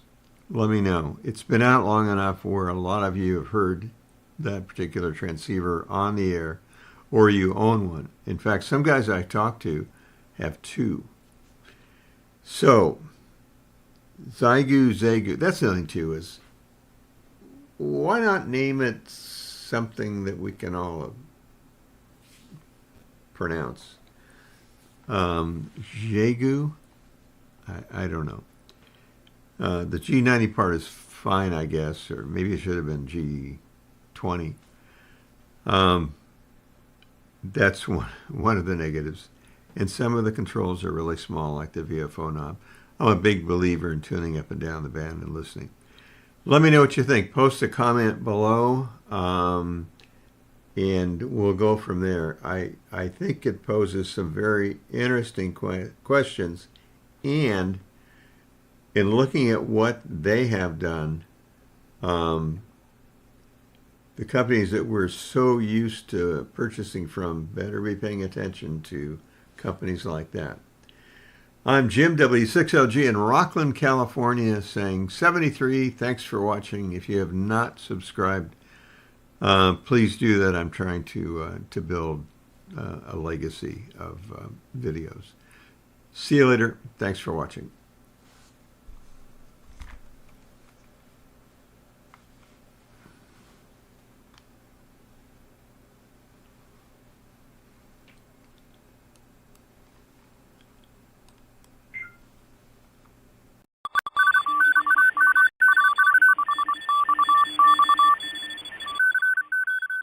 W1VLF. Hey everybody, my name is Paul, W1VLF, and welcome back to the lab. Today, I got a video that I want to do. I made some progress in Cloud Bounce, some basic experiments, and I want to share those with you guys. But first thing is, I'm running into a problem and I need your help. I need somebody who knows about light scattering and stuff and things like that. Why clouds are white because of a type of scattering. I guess it's my scattering, Mia scattering. But I wanted to show you folks this first, and I'm gonna interrupt the video and stick this up as a full frame while I talk about it.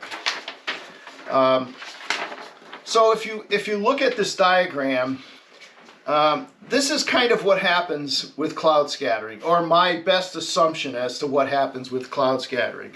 So in this example, on the left-hand side of the screen, you see cloud height, right? 2,000 feet. The LED array is pointed perpendicular to that from the ground, so it's pointed straight up. I know this is not the case, but we're making the assumption that the cloud height that the cloud is exactly at 2,000 feet. It doesn't vary, is homogeneous, and so that kind of falls into the category of Lambertian scattering, right? And so the question here is, what happens as you move off axis from the LED array pointing into the clouds? Well, there's formulas for it, and if you look at the first arrow pointing down, you'll see at 45 degrees, you would be able to recover 70% of the power incident upon that surface, right? Now, I don't know how reflective that surface is, and that's some of the things that I'd like to talk to someone who knows physics or meteorology. But in this particular instance, as you move further away to say 80 degrees off axis from the incident ray, you end up with about 17% of the power that's incident upon that cloud. At 17 degrees, at 80 degrees away, my elevation angle looking into the cloud is 20 degrees elevation. And as I move further away in distance, right? So because 17 degrees elevation angle would get me out some distance horizontally from the LED array, right? There's a right triangle there. The base of the triangle is horizontal. I should have probably put on this this shot distance, but let's just say at 20 degrees elevation, I am roughly 2 miles away, and at the next arrow up, at 82 degrees away from the incident angle, where it is only 10% of the power, I'm 8 degrees. Okay, so the question here becomes, if I have X amount of power impinging incident upon this surface, and again, we're getting rid of all the variables, right? There's no height variable. It's a homogeneous surface. This LED array has a 6-degree circle, a 6-degree beam width, and I'm hoping, and so that puts a spot at 2,000 feet, and I think like 200 or 300 feet in diameter. And as we move away, again, at 45 degrees, there's 70% of the power, 80 degrees, 17% of the power, 82 degrees. And if I went even further, closer to the horizon, it would be even less power. So the question is, here's the question. Assuming all those things are static, I am assuming that the same thing happens on the other side. I'm pretty sure it does. But here's the question. Let's suppose at 45 degrees to the right of the LED array pointing towards the clouds. Let's say to the left of the LED array, we had a transmitting station, and we pointed at the cloud at 45 degrees and back down to the receiver at 45 degrees, right? And then at 80 degrees out, right, or 80 degrees off axis, another line, which I guess I could have drawn those in there. My question is, will moving the transmitter, the LED array at the bottom, to angles 45 degrees, 80 degrees, and 82 degrees, what is that going to do to the amount of received signal strength? That's where I'm running into a problem. There's all sorts of types of scattering. There's Lambertian scattering, there's Rayleigh scattering, and they're dependent upon particle size. From research, I could find out that the particle size in a cloud, just a white cloud, is roughly 15,000 nanometers, and I'm dealing with roughly 1,000 nanometers. So it's much larger. So if somebody out there could help me with this, and here's the reason why. I want to make a two-way contact. Do I go out to 10 degrees at where, 82 degrees with 10% power, and then come back off the other side of the cloud? That puts me out at like 8 or 10 miles out here. So, and it all depends on cloud height. I'll show you. You'll see the actual received signal strengths at these angles specifically coming up in the video. Before we get into going over to the computer desktop and showing some of the actual audio, the experiments that I've done were with two separate arrays. This is the one that I used, this right here on my right, probably, yeah, my right. It runs at 13.3 volts and about 2.5 amps of input power, okay? And 2.5 amps is a 50% modulated 14.4 kilohertz square wave. And all that energy is contained within roughly a 6 degree beam width.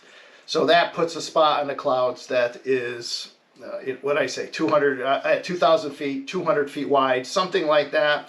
Somebody can check my math if they don't think that's correct, and it may not be, but I think it's pretty close. This array on the left-hand side here is made from 4 15-degree IR illumination modules. These are both running at 940 nanometers. So there's 4 of these. And each one, there's 2 of these in series, 2 in series, the 2 top and bottom, and the other 2 top and bottom are in series. And those are driven from a clock oscillator running at 64 kilohertz divided by 4 equals 16 kilohertz.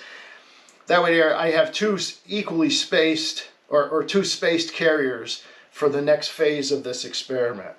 And so what happens there is, under testing on my indoor range, which is about 15 feet, this array will give me about a minus. Now let's just do it in regular numbers. Let's call this a 0 dB level. And this array, even at 15 degrees, beam width, much wider, right? 2.5 times as wide, will give about, I think it's about 7 dB better. Now the input power to this is 2.5 amps under that 50% times 2, let's call it 2 amps plus a little more, so 13, 26. This is probably 30 watts of input. This is about 88 watts of input when run from the power supply. So this one draws more current, but it's in a much wider beam width. Now, one of the things I have to say about these devices is I have not been able to measure these LED devices to say, yes, that's exactly 3 dB down at the 15-degree beam widths. I don't know that. But the idea here was, going on face value, 15 degrees makes a much larger spot in the sky, should be easier to point at, should light up a larger area so that when one, give you a little bit of spatial diversity there. So the next step that I'm going to try is having both of these devices in my backyard pointing straight up, so that we're able to have, within a foot or so, and measured with a level pointing straight up, and then I'll go out and do my distance tests again. I have a spot at 1 mile, 2 miles, and 4.5 miles. And I tried this one the other night. At 4.5 miles, I had probably 25 dB of margin left over. And that's really quite amazing, actually, I thought. And the signal varied, plus or minus 5 dB, but it averaged to be about 25 dB of signal margin. There was no fast QSB. Any QSB took, I don't know, 20 or 30 seconds to slowly fade in and fade out, but no very, very quick QSB, which I would guess is due to the fact that it's a reflection coming off of a relatively smooth, sort of smooth surface, the bottom of the cloud, and it's hitting such a large area that the cloud suddenly didn't disappear and suddenly come back again like it would if you were just putting a 1 foot circle of light up there. So let me show you some of the the actual video that I did. And again, if anybody has made it this far and can actually talk to me on the phone, maybe, because I have some specific questions about scattering and where the placement of stations would be for the best outcomes. And oh, here's why. Good friend Fred K1FMS, we made the 25-mile point-to-point contact. He's got a receiver transmitter. I have a receiver transmitter. We're 30 miles apart, and I'd like to know if there's an optimum angle that we could point at to try some actual two-way cloud balance experiments. Anyhow, enough of my jibber jabbering. Let me get on with the stuff over on the computer, okay?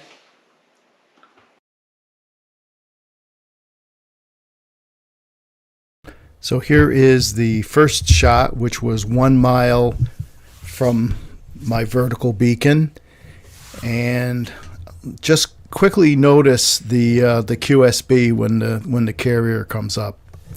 How little QSB there is on this path, which is pointing into the sky and coming back down. I was at 20 degrees, which agrees with the math for the cloud height and distance.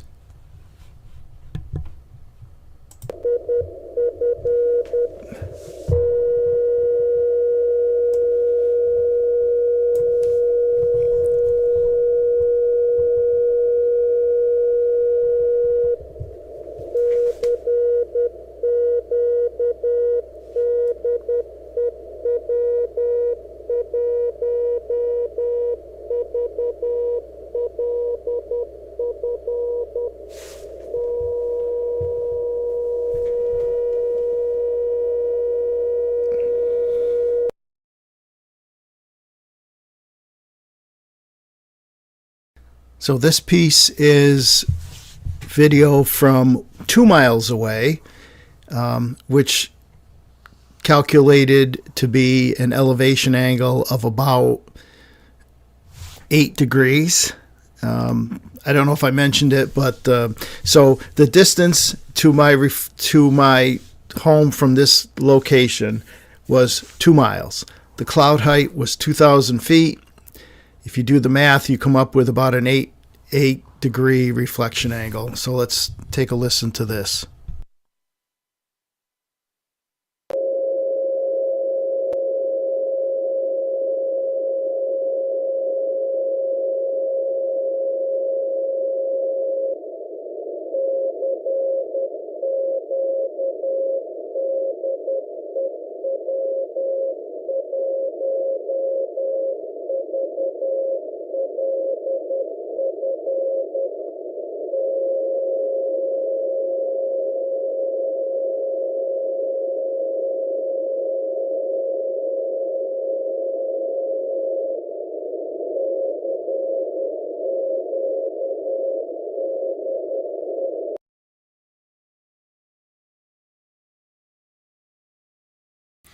All right, so this is the final clip.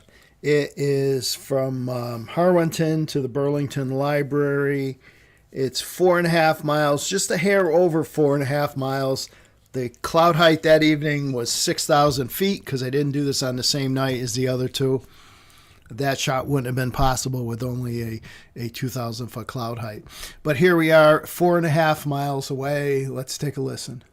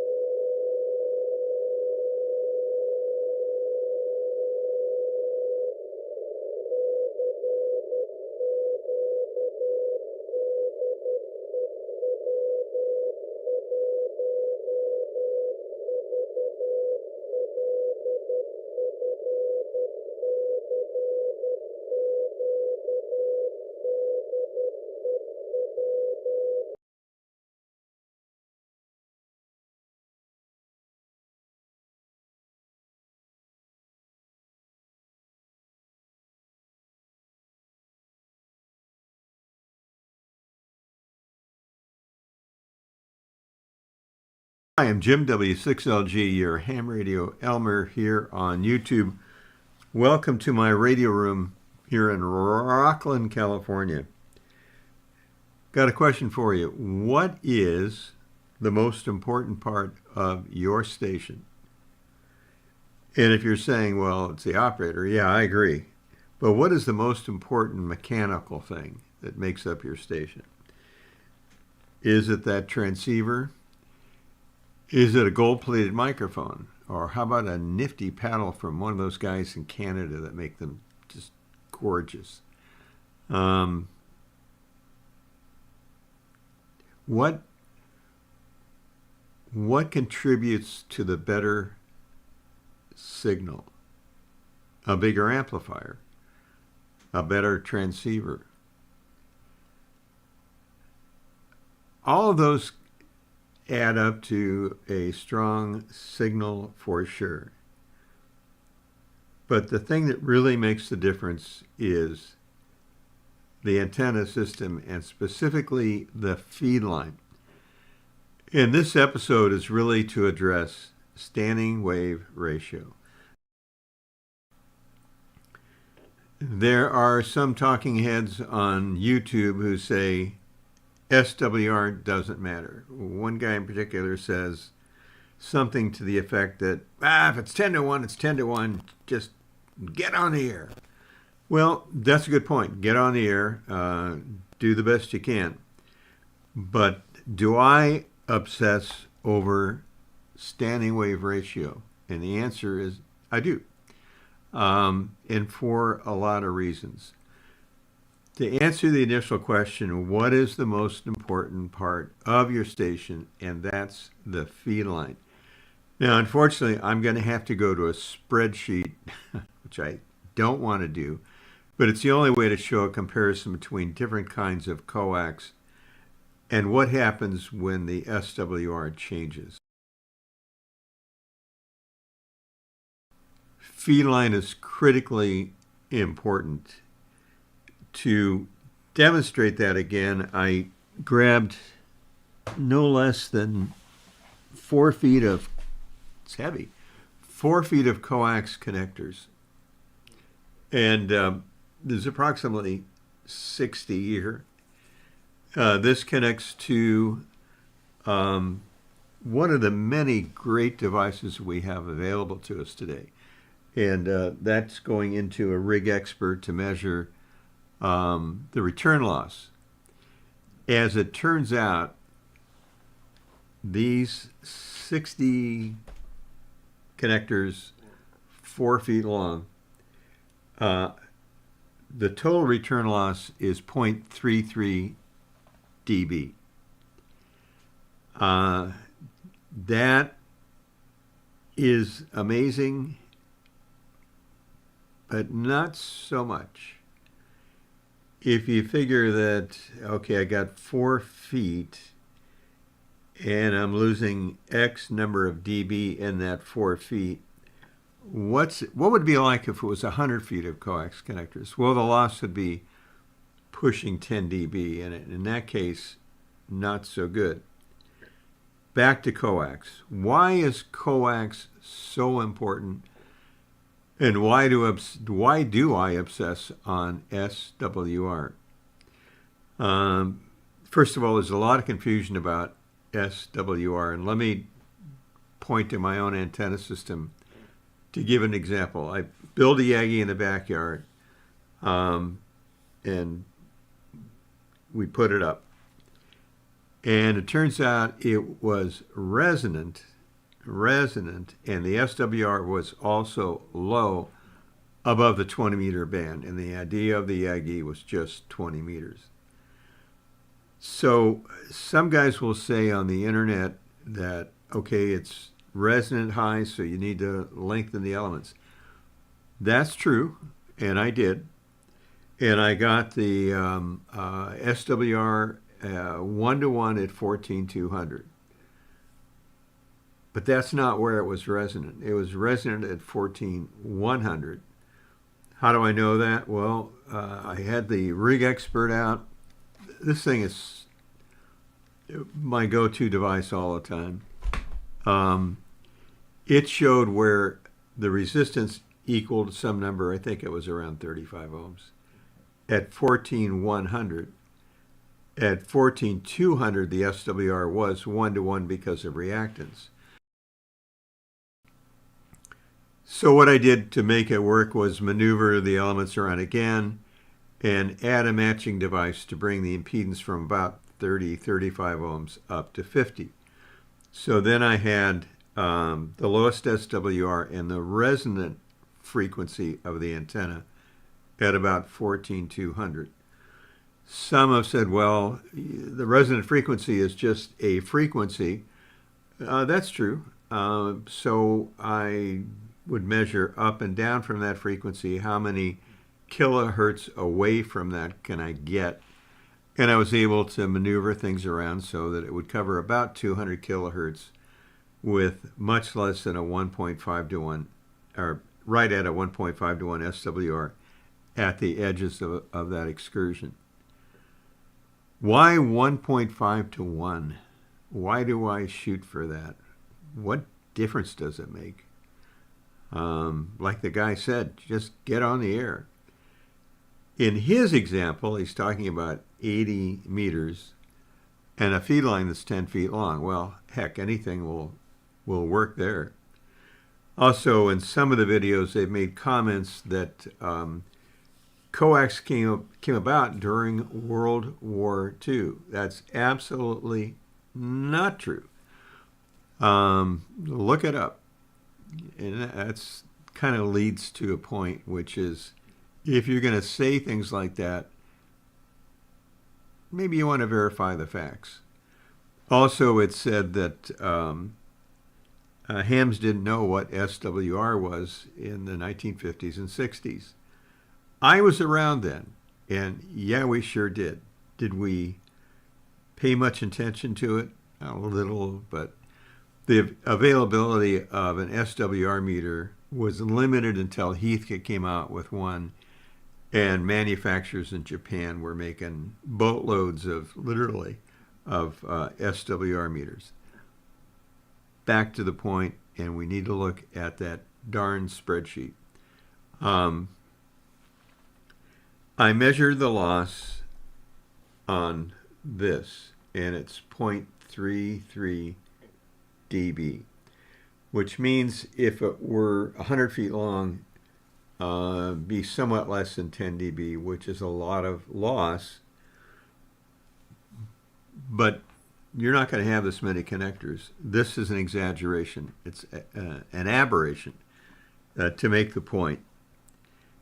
Each connector is so small, its lump impedance at some frequency in the HF band doesn't amount to much. Get to gigahertz and now it really counts. So you can have a lot of connectors and it's not going to matter much. If you have lousy coax, it's going to matter bunches. the SWR is going to look great. In fact, the SWR will go down with lousy coax. To make the point, let's look at the spreadsheet. I don't particularly want to do a spreadsheet, but it's the only way that I know I can present the information. So I'm going to put that up on the screen now. All right, so here's the spreadsheet. And I've listed 5 different kinds of coax. RG174, RG8X, LMR 400, 7/8 inch hardline, and 1 1/4 inch hardline. In all cases, the length is 100 feet. In all cases, the frequency is 28 megahertz. The SWR is going to be different amounts, but basically 10 to 1 and 1.5 to 1. I picked a power level of 100 watts because it's easy to manipulate from that value to something else if we need it. And so I list the match loss, the SWR loss, the total loss, which is a combination of the match loss and the SWR loss. This column then expresses the power out. This column, so and again, we're dealing with 100 watts, so the math is easy. In this case, 14 watts is being radiated. 86% is the loss. So let's go through some of these, and we're going to compare different standing wave ratios because that really is the point. And as I said, it's something that I do obsess about. Let's go down to, we'll do 174 first. RG174 with a 10 to 1 SWR.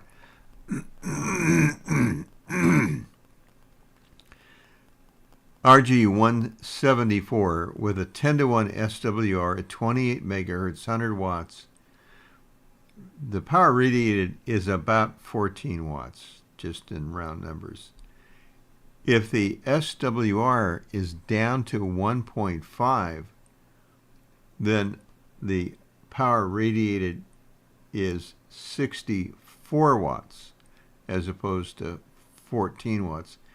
So that would be roughly 4+ times the power coming out of the coax.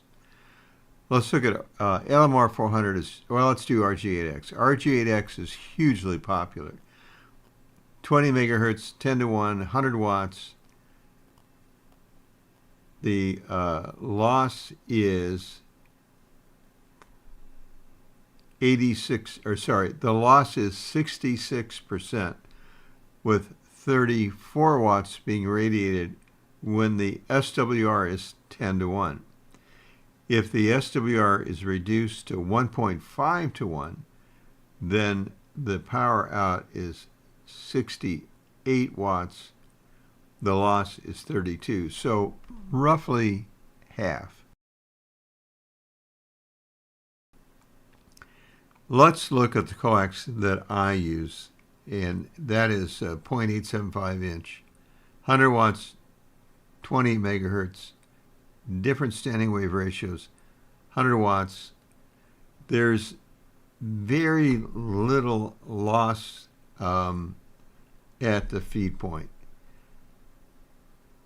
So in this case, the power output is, and here's the power output, is 82 watts with a loss of 18. If you go to a 3 to 1 SWR instead of 10 to 1, the loss is 7%. If you have a 1.5 to 1 SWR, the loss is just 3%. Well, wait a second. Why is that so different from like RG174 or even LMR 400? The answer is the 7/8 inch hardline has very little loss. It's a little bit like a ladder line. 875. All right, let's take a look at this chart that I drew. And what I'm attempting to show is in the first 3 bars, the SWR of 10 to 1. The second 3 bars are an SWR of 1.5 to 1. Listed are 3 sizes of coax. Roughly 1 inch, LMR 400, which is 0.4 inches, and RG8X. And just look at these efficiencies. When the SWR is 10 to 1, the 1 inch coax is still pretty efficient at better than 80%. LMR 400, not as good. RG8X is really lossy. Now, if we get the SWR down, which is the premise of this video, to 1.5 to 1, then again, the 1 inch coax is very efficient. The LMR 400, its efficiency increases. You can see that second bar in the middle on both sides is up quite a bit on the right-hand side where the SWR is 1.5 to 1. If you go to RG8X and you look at the efficiency, which is lousy at 10 to 1, is acceptable in some cases, especially in a POTA situation where the SWR is 1.5 to 1. So the next time somebody says SWR doesn't matter, think of these bars and how tall the diameter, the larger diameter coax, how tall those bars are. And the lossy coax has much less efficiency. Now, also keep in mind, and many manufacturers know this better than we do, with really lossy coax, the SWR looks better than it is. Sometimes, many times better than it is. It could be 10 to 1 at the antenna, and at the other end of the coax look like 2 to 1. And the manufacturer can say, well, it's got a 2 to 1 SWR, so it must be good. Not really. Again, look at these bars, see why one group is taller than the other. Has to do with SWR and the kind of coax. Please do subscribe. Do me the favor of doing that as I'm approaching the difficult situation. Anyway, if you can do that and give me a thumbs up, would be most appreciated. I am Jim, W6LG in Rockland, California, saying the size of your coax matters. 73.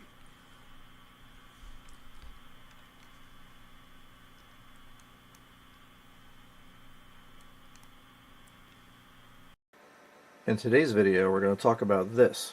This is a direct conversion receiver for the 40-meter amateur radio band. And there's a bit of a story behind it, so let's get to it.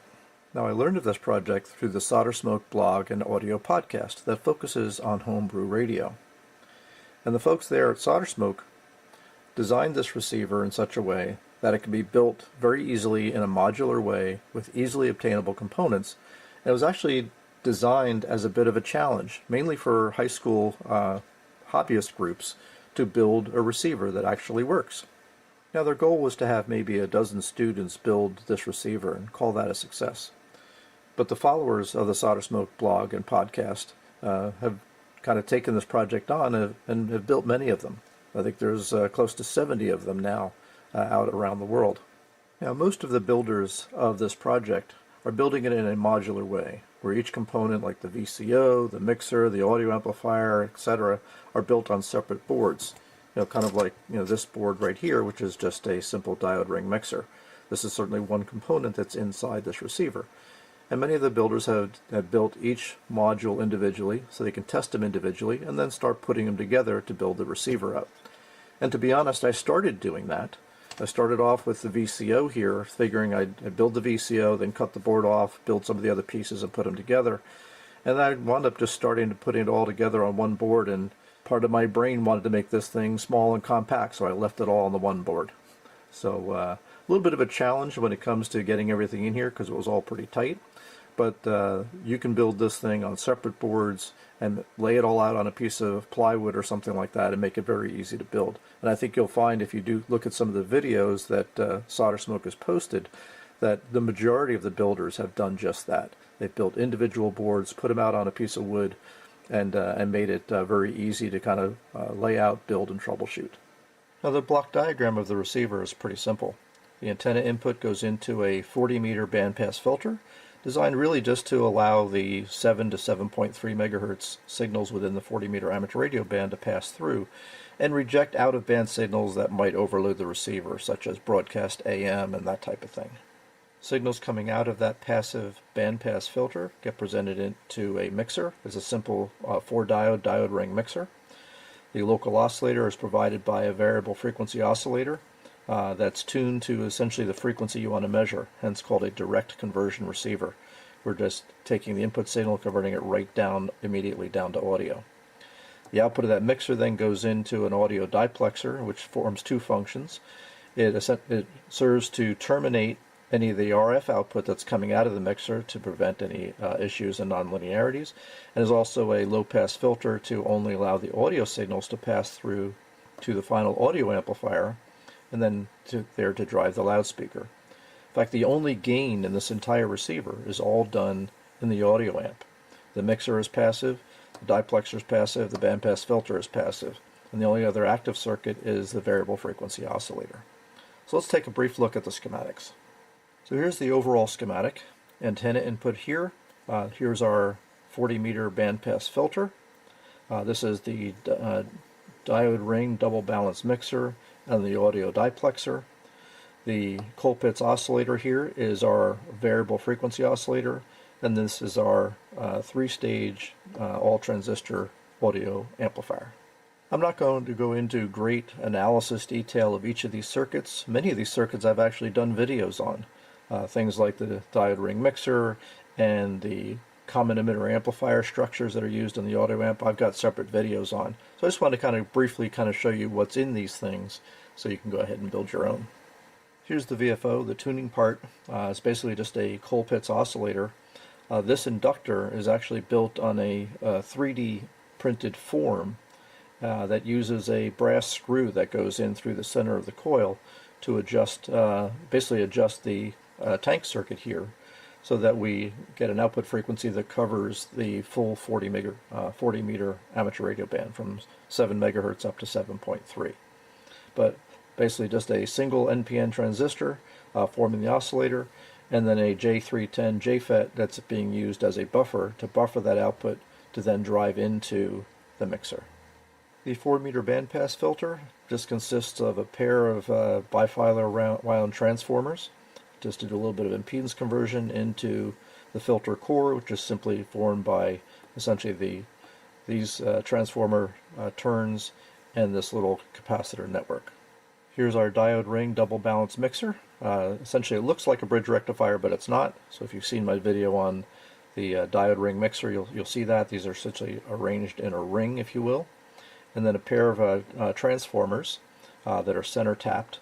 And our RF comes in over here, goes into this pair of transformers, applies the signal to the diodes, and then we've got our local oscillator coming from the VFO coming into this transformer here that commutates the diodes on and off, which effectively forms the switching action, and then the output of the mixer comes here, and that output then goes into our audio diplexer, which provides an RF path to 50 ohms for the RF signals, so they get properly terminated, and then an LC low-pass filter to output the audio to go into the audio amplifier.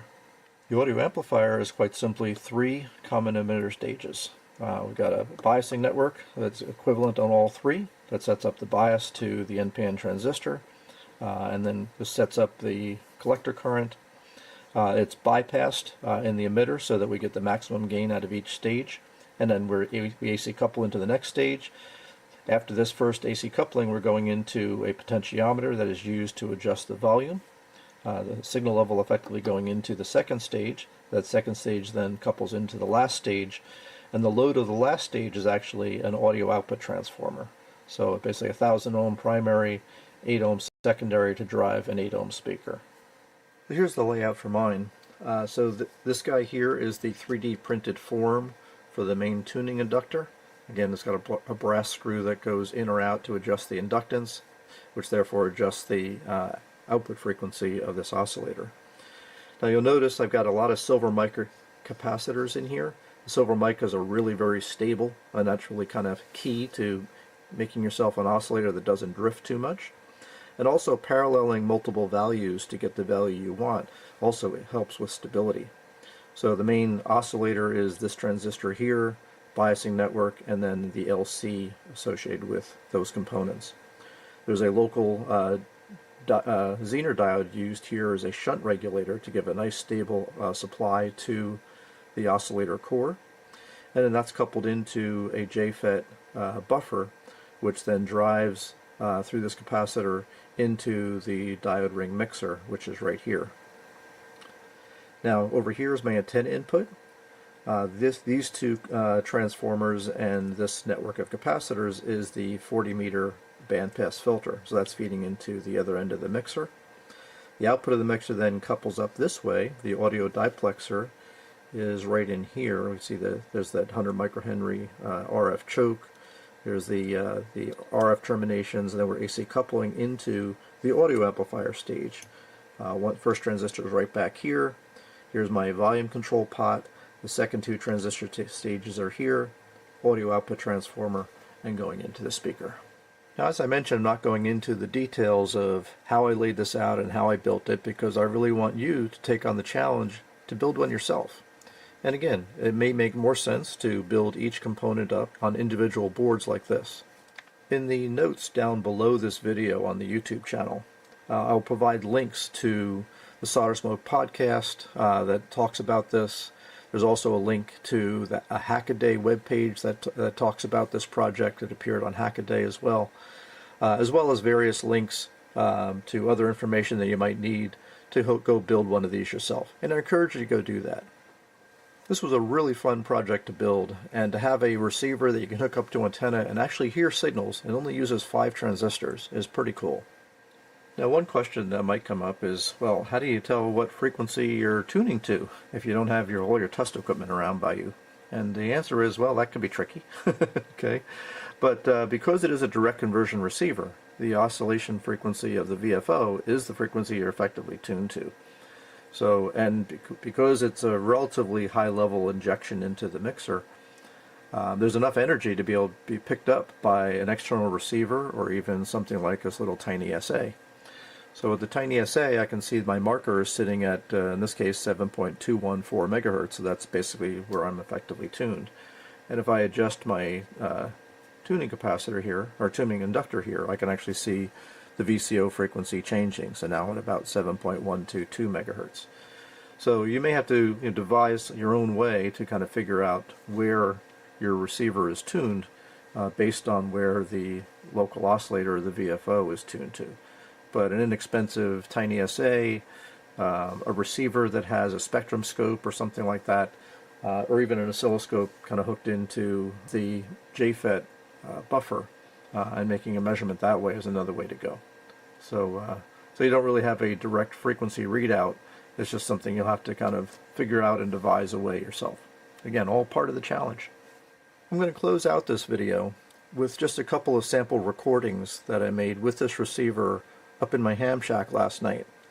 I was going to do some more recordings this morning, but we were hit with a solar flare and the band conditions are horrible.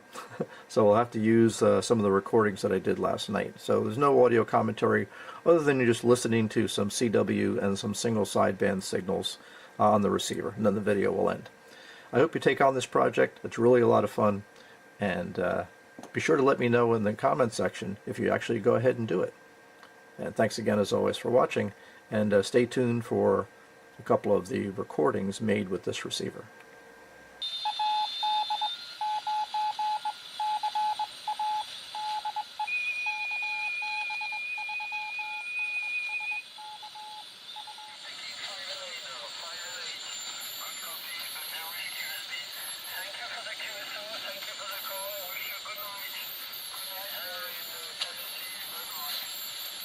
Bye. Good night to you, Jack. Have a pleasant day, and I wish you all the best. Thank you for your contact. This is Whiskey Yankee 4, November. Hello, F6ECS, stroke portable. This is K9HU. You were 5'9" plus 25 dB in Indianapolis, over. You calling me? Yes, F6ECS, stroke portable. This is K9HU, and you've got a very strong signal here into Indianapolis, Indiana.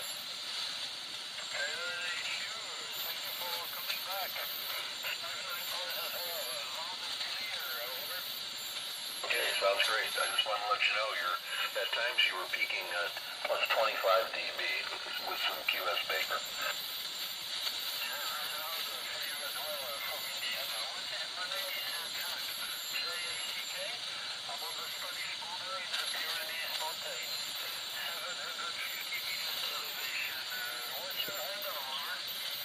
The handle here is Alex, Alpha Lima Echo X-Ray.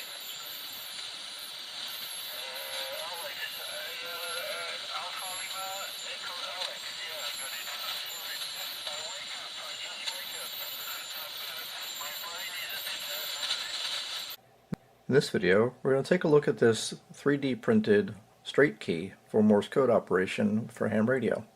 This key is designed and sold by Mike and Becky Spiceland. That's N4FFF and N4BKY, better known as Ham Radio Duo, from their YouTube channel. Now, I don't do a lot of product reviews, and the only reviews that I typically do are for products that I think I will certainly personally use, and this is one of them. And also ones that have got, maybe a good story behind them, and this certainly does. I think this key differs from a lot of 3D printed keys that you can find on the market in at least 3 different ways. So let's take a look at those first.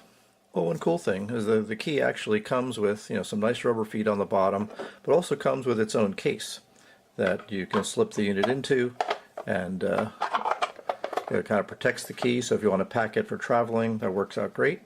You can also turn this thing around and stick the key into the base and actually use it as a little bit of an elevated stand. Another very interesting aspect about this key is that its size. Most of the 3D printed keys that you see out there are relatively small, designed to maybe be packed in a pack to use portable and things like that. And this one certainly could be packed away because it's protected by that case. But the dimensions of it were actually intentional in terms of this size. Now, the problem with a lot of those smaller keys is they don't really have a good feel. And I think Mike and Becky really wanted this key to have a good feel to it, and be nice and solid, and also just feel very natural to use. So in order to do that, they actually took inspiration from the famous J38 key. So in fact, if you take a look at this, the geometries are virtually identical.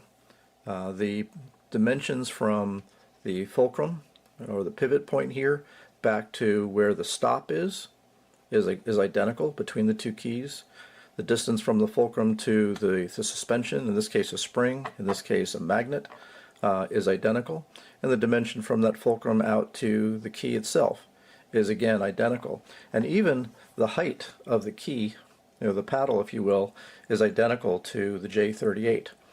So the idea was to make this thing basically as close as possible in geometry to the J38, so it would feel like a J38 and feel and operate in a nice, snappy, solid way.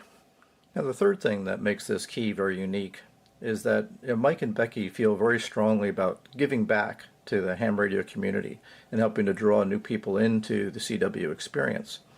And they do that through their educational YouTube videos, as well as even some online website tools to enhance the CW user experience. Now, when it comes to this key, what they've decided to do is for every key they sell, that helps to contribute funds for them to build more keys to provide to new CW operators just getting into the hobby. So a really great way to give back, and I absolutely love that. Let's take a look at some of the mechanical features. They use some really nice brass hardware here for there, and for the contact point down there is a nice brass screw as well. They've used a really nice strong magnet as a return instead of a physical spring. In fact, it's so strong that when you adjust it, you actually want to push down on this to turn it, because otherwise it puts a lot of pressure on the threads. It makes it a little bit harder to turn. Push down on it to turn it to adjust it to where you want, to adjust the return pressure. And then the connection to your rig is just done through this 1/8 inch jack here on the back. And they've even gone so far as to providing a tool with a, basically a little hex wrench that you can use to adjust the mechanical stop to adjust the travel for the key itself. So that comes along with it. And as I mentioned, its feel is actually very similar to the J38.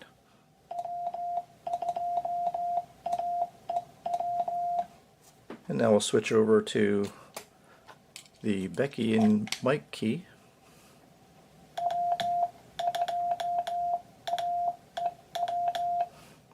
Now the one thing to get used to with the key is essentially, the finger pad or the knob. On the J38, the arm kind of comes down here, so when I grip a key, I typically grip it, with 3 fingers like this. And I do the same thing on this key, and my forefinger kind of touches the arm instead of kind of the edge of the knob, if you will. Just a little something to get used to. But the reason they did this is they wanted this key to be nice and rigid, so it had a good snappy feel like the J38. So by making the key kind of fat, or the arm kind of fat, you're not going to get the springiness that you typically get from a plastic assembly. So a small price to pay in my mind. And I know they've been toying with the idea of designing one with a Navy style knob like this back here, so you can kind of grip with the Navy type knob as well. I'm not sure if that's actually going to be among the things that they offer, but that's something they've been toying with. So there's your short review and introduction to this 3D printed key from the ham radio duo, Mike and Becky, N4FFF and N4BKY. I will put some links down below to the Ham Radio Duo website and store, as well as the YouTube channel, and if I can find some links to some of the other online tools and websites they've developed, I'll put them there as well. Thanks again as always for watching. Check out this key if you're at all into CW, and we'll see you on the air. In today's video, we're going to measure the minimum discernible signal level of my direct conversion 40 meter solder smoke challenge receiver. The minimum discernible signal level is defined as the RF input level that's needed for the audio output to rise 3 dB above the noise floor. And in order to make a consistent point of comparison, this is measured with an audio bandwidth of the receiver at 500 Hertz. Well, the audio bandwidth of this receiver is not 500 Hertz, so we'll deal with that a little bit later. Now, in order to make that measurement, you need a meter that can actually read in true RMS, meaning it'll give you a true RMS voltage reading even when the input signal is not a pure sinusoid. And since we're going to be measuring noise plus a sinusoid, we really need that true RMS reading meter. I'm going to be using this old Roden Schwartz SML01 as my RF signal source. Its output can be dialed down as low as -140 dBm, which is well below the noise floor of this receiver. And the meter we'll be using is this vintage HP 3400B RMS reading voltmeter. And to actually make the measurement, I've got a 1X probe clipped in here to the audio output lead that's going to my external speaker. Because of the output stage of this audio amp, the output load really needs to be present in order to preserve the frequency response. And because the frequency response of this receiver is likely not very flat, the first thing I'm going to do is just tune the receiver so that I get the maximum output level, so I find the peak of the audio response. So I'll turn the RF signal generator on at a reasonably high signal level, something that would be akin to about an S9 in a receiver. And you'll see this meter responds relatively slowly, so I've got to make my adjustments slowly to try to find that peak. Well, that's going too high and it's going down. Let's go the other way.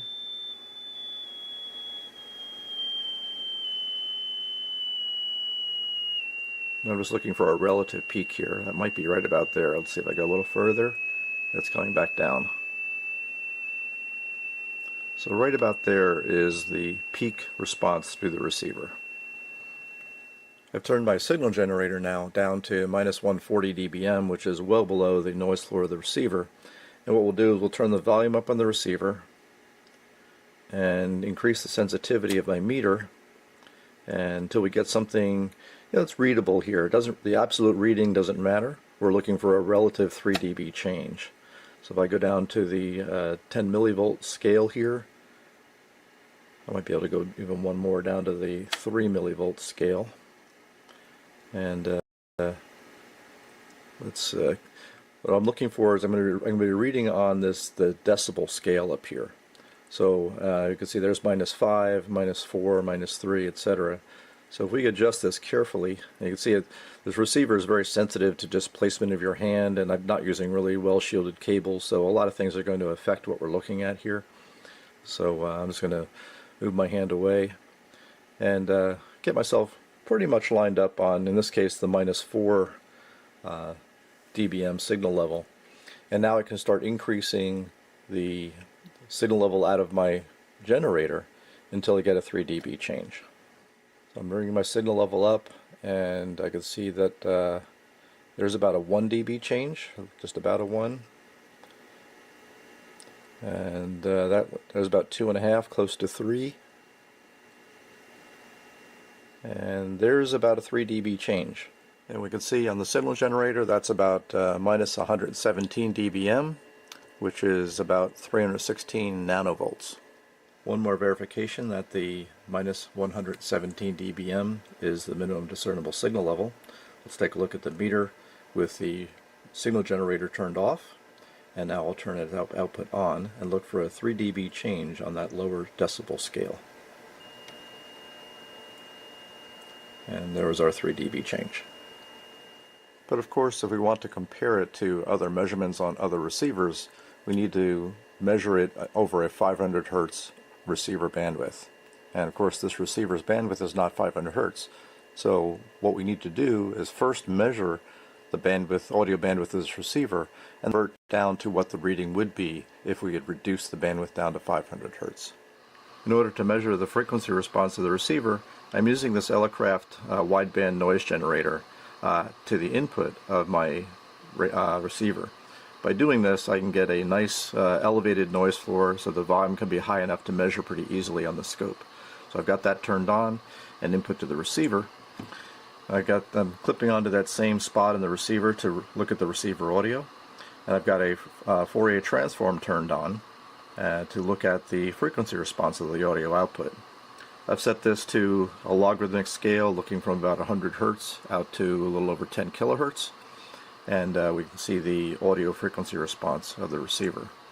I'm going to use a set of just X and Y cursors here to kind of mark about where the peak of the audio response is there. And I'll adjust the other cursors here to be about 3 dB below that to give me the 3 dB bandwidth. So that's right about there. And now I'll just move the X and Y cursors to those intersection points. So I'll move that one here. Let's grab that guy, and I'll move him with the knob over to where it's kind of crossing. So it's probably right about in that area there. And then we'll move the other one up here to where it's crossing to measure the 3 dB bandwidth. So that's probably right about there or so.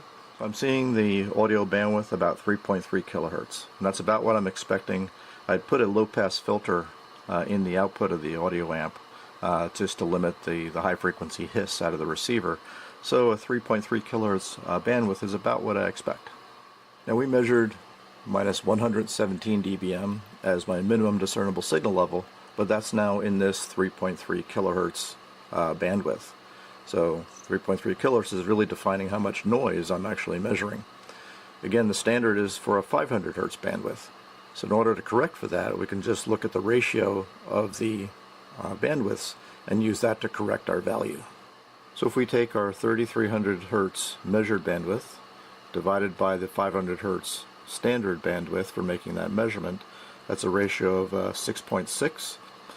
So we'll take the log of that and 10 times that, and that gives us about 8 dB. So it's about an 8 dB correction, which means that when comparing to other receivers, the minimum discernible signal level of this receiver is minus 117 minus another 8 dB, or about minus 125 dBm, which is about 125 nanovolts. Again, not too bad for a little 5 transistor receiver.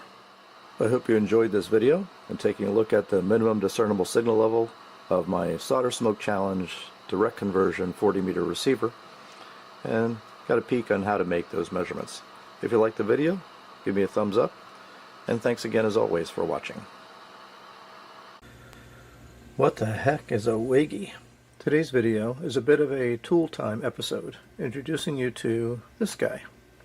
It's a AC and DC solenoid type voltage tester, also known as a wiggy. Now I have to say that this video is actually brought to you because of a good friend of mine named Scott. Scott said, hey, you know what? You ought to do a video on the wiggy. Not a lot of people know what they are. And in fact, you can't even buy them with the name wiggy on them anymore. So it would be an interesting video.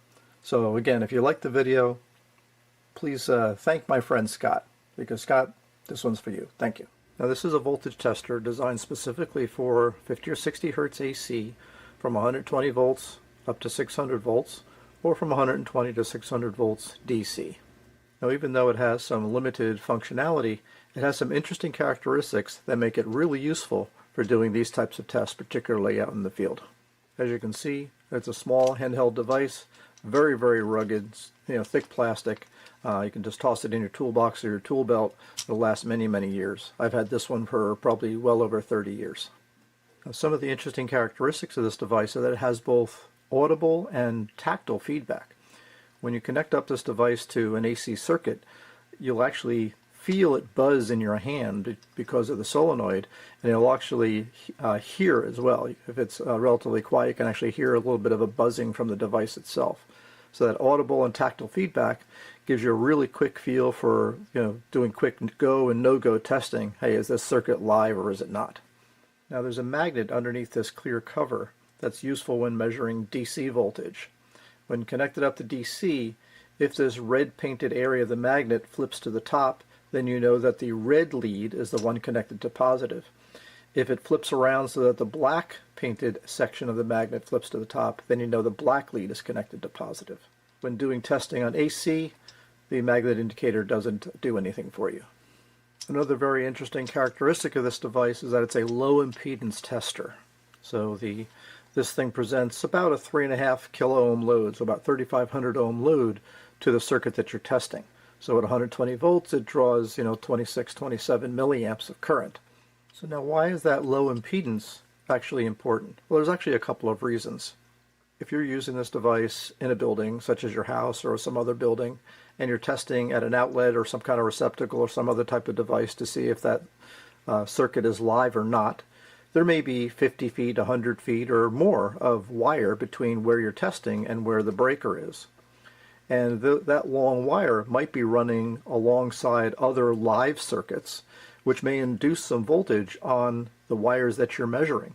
So if you measured with a high impedance device, such as a multimeter here that's got 10 megohm of input impedance, or even something like my trusty Simpson 260, which at 5,000 ohms per volt, on the 250 volt scale, that's 1.25 megohms of resistance.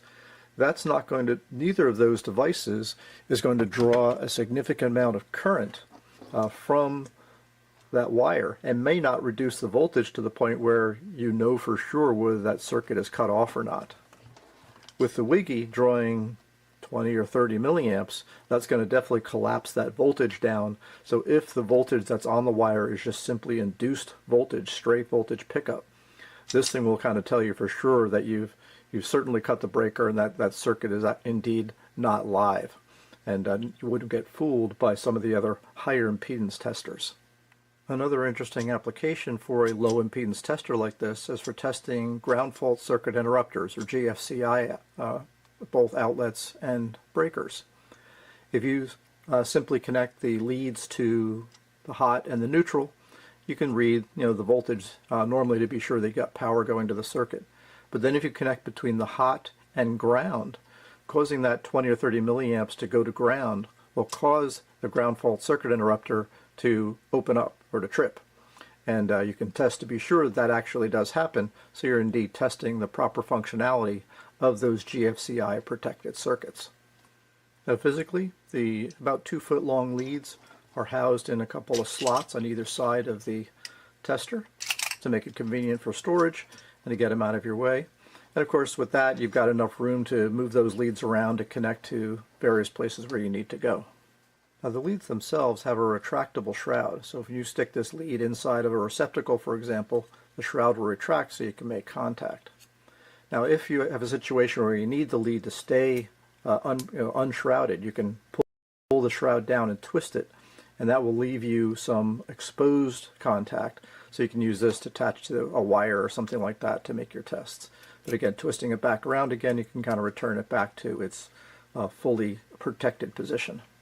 Now with the two leads removed, you can bring them up to your device you're testing and listen for and watch for the indicator to ensure that that circuit is live or not.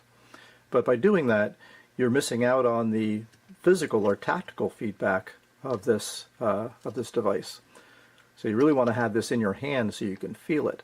There's actually a really convenient way of doing that.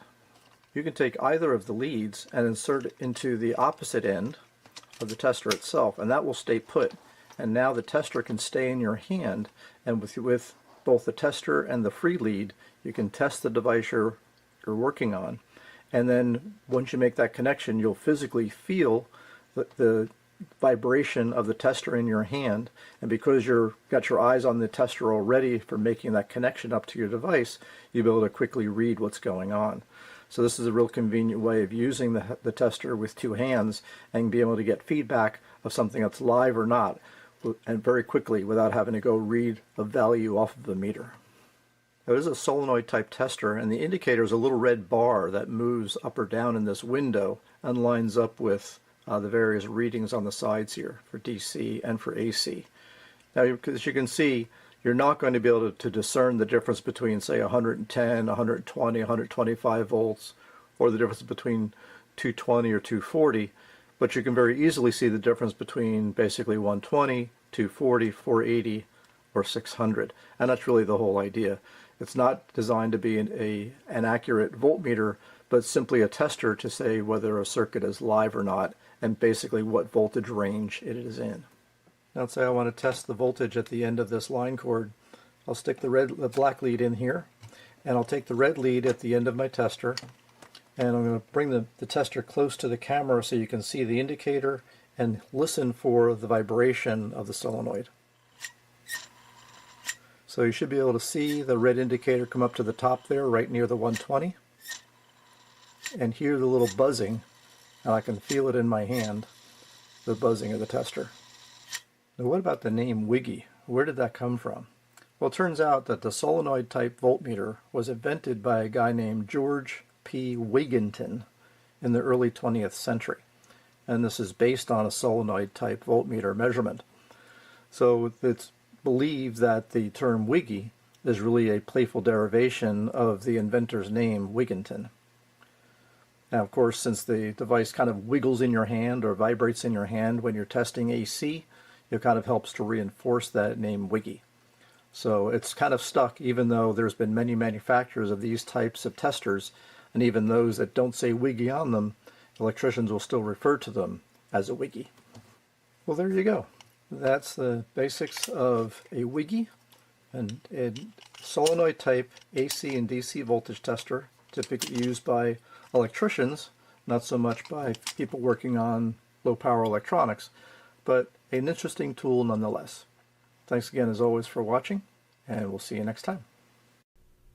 As you know, can't see RF, but we can see the effect of it. So take a look at this, see what you think. This is my YouTube antenna. Hi, this is Jim, W6LG, your ham radio Elmer here on YouTube. Welcome to my radio room in Rocklin, California. This is a 1-to-1 SWR. So that was 100 watts into my YouTube antenna with a 1-to-1 SWR. And let's see if I can switch over to another camera. This is what my antenna looks like.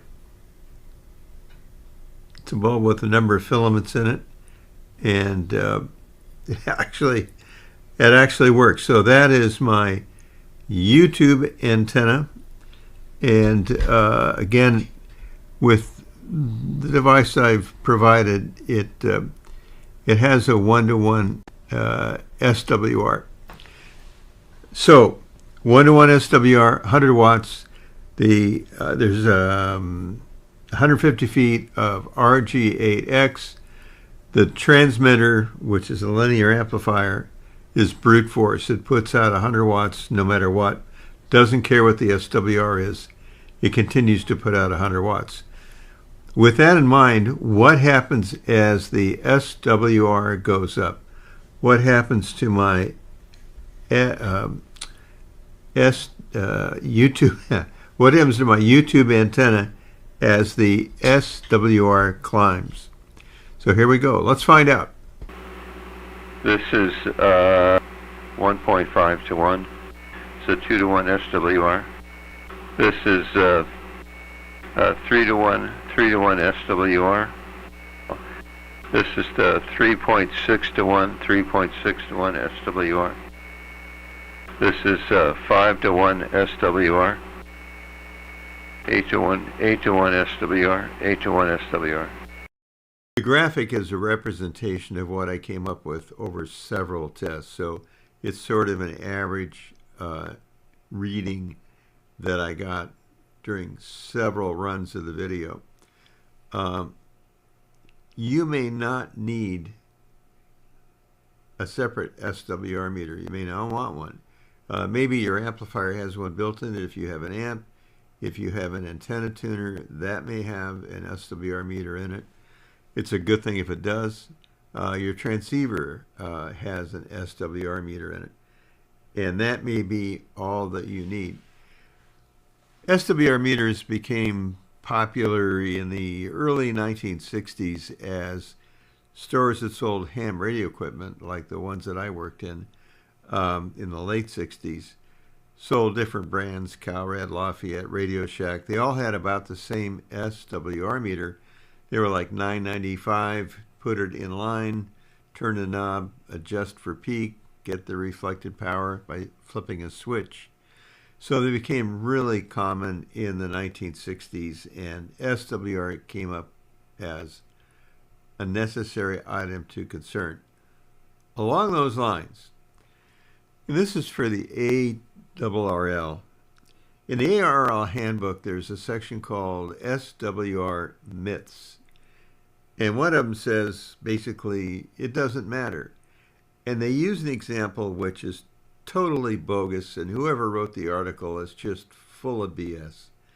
And it's been carried forward on some YouTube channels as, here's an SWR myth. Well, the SWR myth is a myth in and of itself, and that is this. The example cited is at 80 meters and using ladder line. So what the heck? There's no feed line loss, so of course you could transmit into a high SWR and the darn thing will work. That doesn't mean you can do the same thing on 10 meters with RG8X and I used 150 feet in this test. So to suggest that that's a myth for hams to worry about SWR in and of itself is a myth, a BS myth, and it's being carried on lots of YouTube channels as, well, you can transmit into a 10 to 1 SWR. Well, you can, but you can see how those light bulbs lit up. Along those lines, if you kind of follow that modulation, you can see how hard it is for an SWR watt meter like this one to follow the peaks in wattage. Most SWR meters today are also watt meters. And so you can read a little bit of both and get a good idea about what's going on. You may want one of those, especially one that's peak reading, and there are lots to choose from. Even though MFJ is gone these days, the SWR meters range from, I think the least expensive I saw was $100 and on up to about $1,000. Available at places like your favorite Ham Radio Emporium, Ham Radio Outlet, Gigaparts, DX Engineering. They all have several, many of them carry Daiwa meters. And those are good meters, cross needle, and I'll show you that in just a second. If you want to measure the SWR in another way, there's a real expensive way to do that without transmitting. In that a little guy like this one, this is a nano VNA, and I there was a price tag on Amazon of these things, and it was $6 a piece, so I bought 3 because that's all they had. Don't need 3, but the price was right. So they go up from there.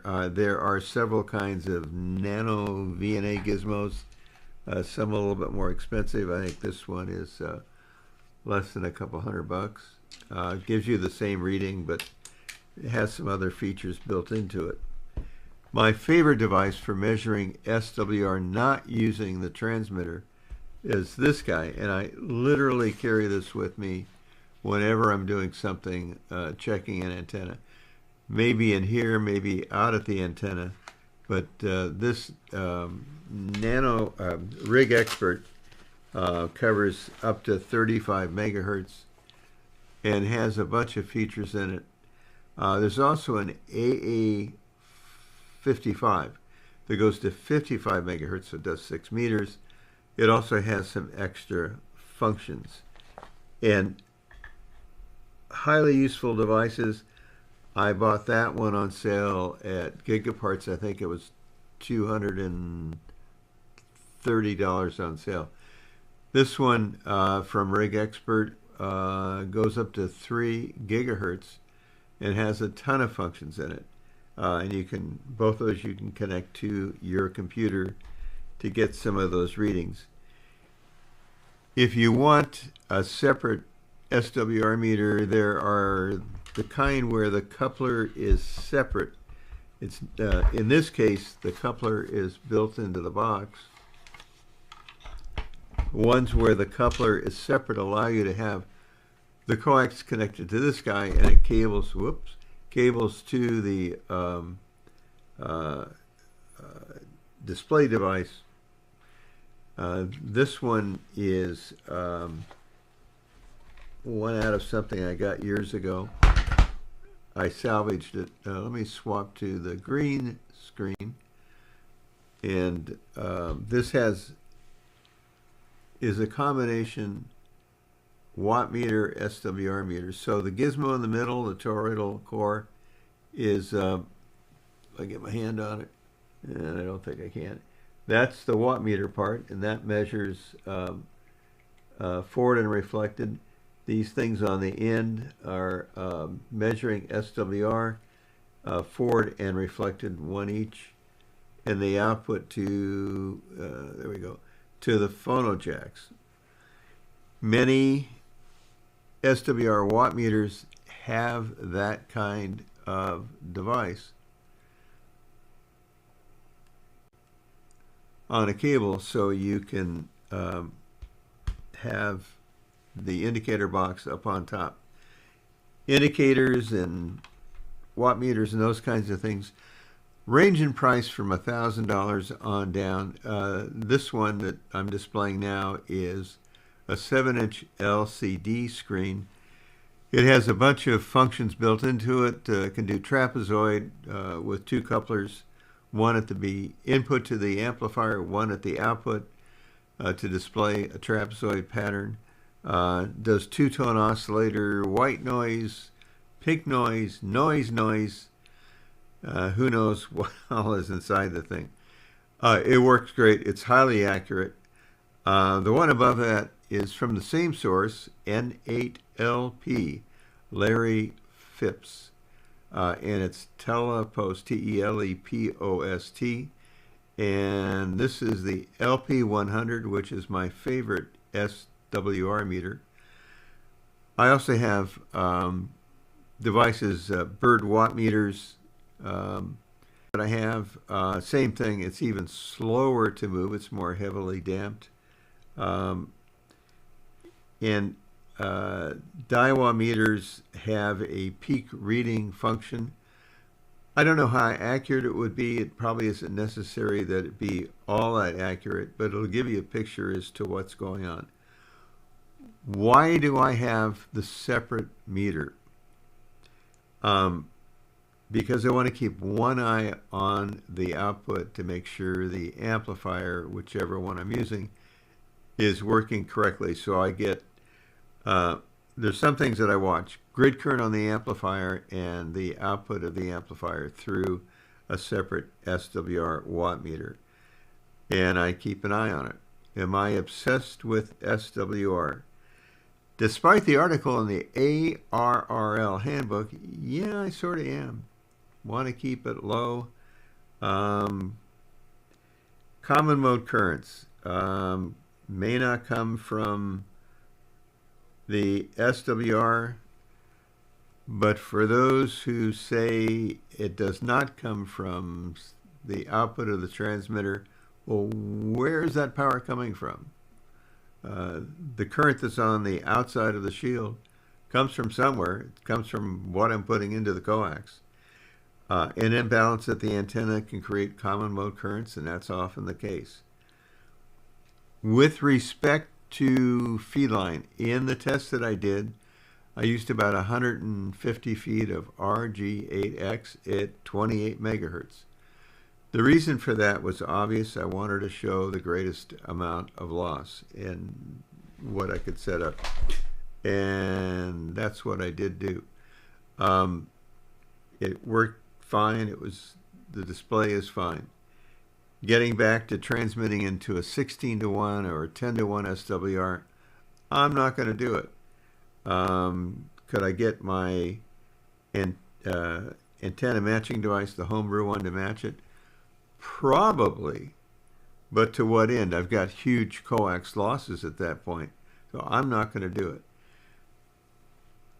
To be honest, my huge coax losses would be lower than most because I use a very large diameter coax. Some of my friends use 1 5/8" and then special coax connectors, so that what they see at their metering is exactly what's happening. Well, pretty darn close to what's going on at the antenna, because their feed line is lossless. Lossless feed lines. I'm using 7/8 inch hardline, so I get a pretty good picture too. So that's my dissertation on SWR and what happens, and you could see the light bulb. Is that a perfect answer? Well, no, but it gives you an idea. I hope you've enjoyed that. If you have, please subscribe. I need that to happen desperately. If you have a comment, and many will, I hope so, post it below. Let's talk about it. It's good to discuss this kind of thing, and somebody may say, well, I don't agree, and here's why. And I think it's important to hear that argument. You may agree with that person, and that person may have a very good point. So if you have a comment, put it below. Let's do that. Let's talk about it. Keep it civil, but put it below and let's see what happens. Watching the SWR meter from Rockland, California, I'm Jim, W6LG. Thank you very much, 73.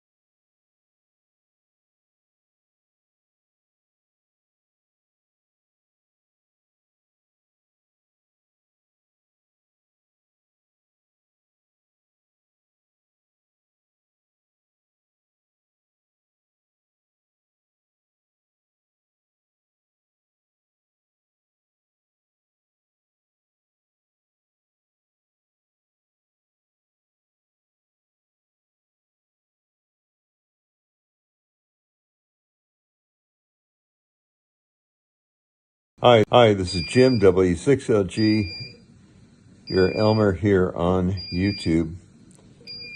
Welcome to my hospital room. As you can see and hear, alarms are going off around me.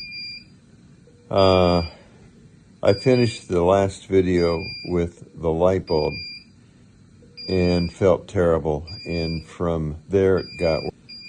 So as the pain just got to be too much and I wasn't able to walk, we called 911. I was transported by ambulance to Kaiser Hospital in Roseville, California. I'm currently still in the emergency department. I've been in here almost 20 hours, going to be in the hospital, it looks like, for a few days. I have severe edema due to congestive heart failure, and I have fractured again my back, this time at L4 and 5. And I've had a number of x-rays which showed some problems with fluid around my heart. I've continued to trail downhill over the last year. When I finished the light bulb video, as you can see in the light bulb video, I'm in some discomfort, and that continued on, which was part of why I was leaning kind of to one side, because 73 from Jim, W6LG, in Roseville, California, at Kaiser Hospital. Thanks, bye.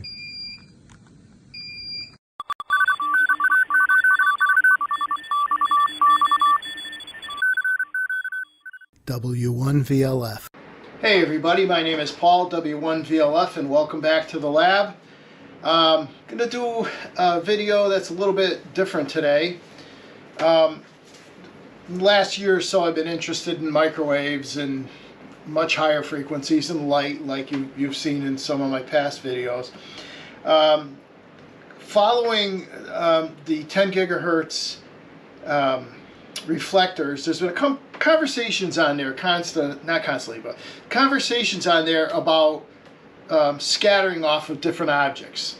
Tower leg scattering, scattering off of water towers, knife edge refraction, and things like that. So what I want to do is, I wanted to try some experiments. Let's see, Bob KV4, KV4PC mentioned that an experiment to do with a laser to kind of show what's happening in some of these scattering scenarios. So what I thought I would do is, I'm going to take, and I got a bunch of stuff set up here on the bench, and I'm going to show you different diameter wires and a razor blade and some other things as a laser passes over the top, what happens to the light itself. Now, I'm not saying this is directly relatable to exactly tower scattering, but it's an interesting experiment, and it's very interesting to see some of the patterns that take place.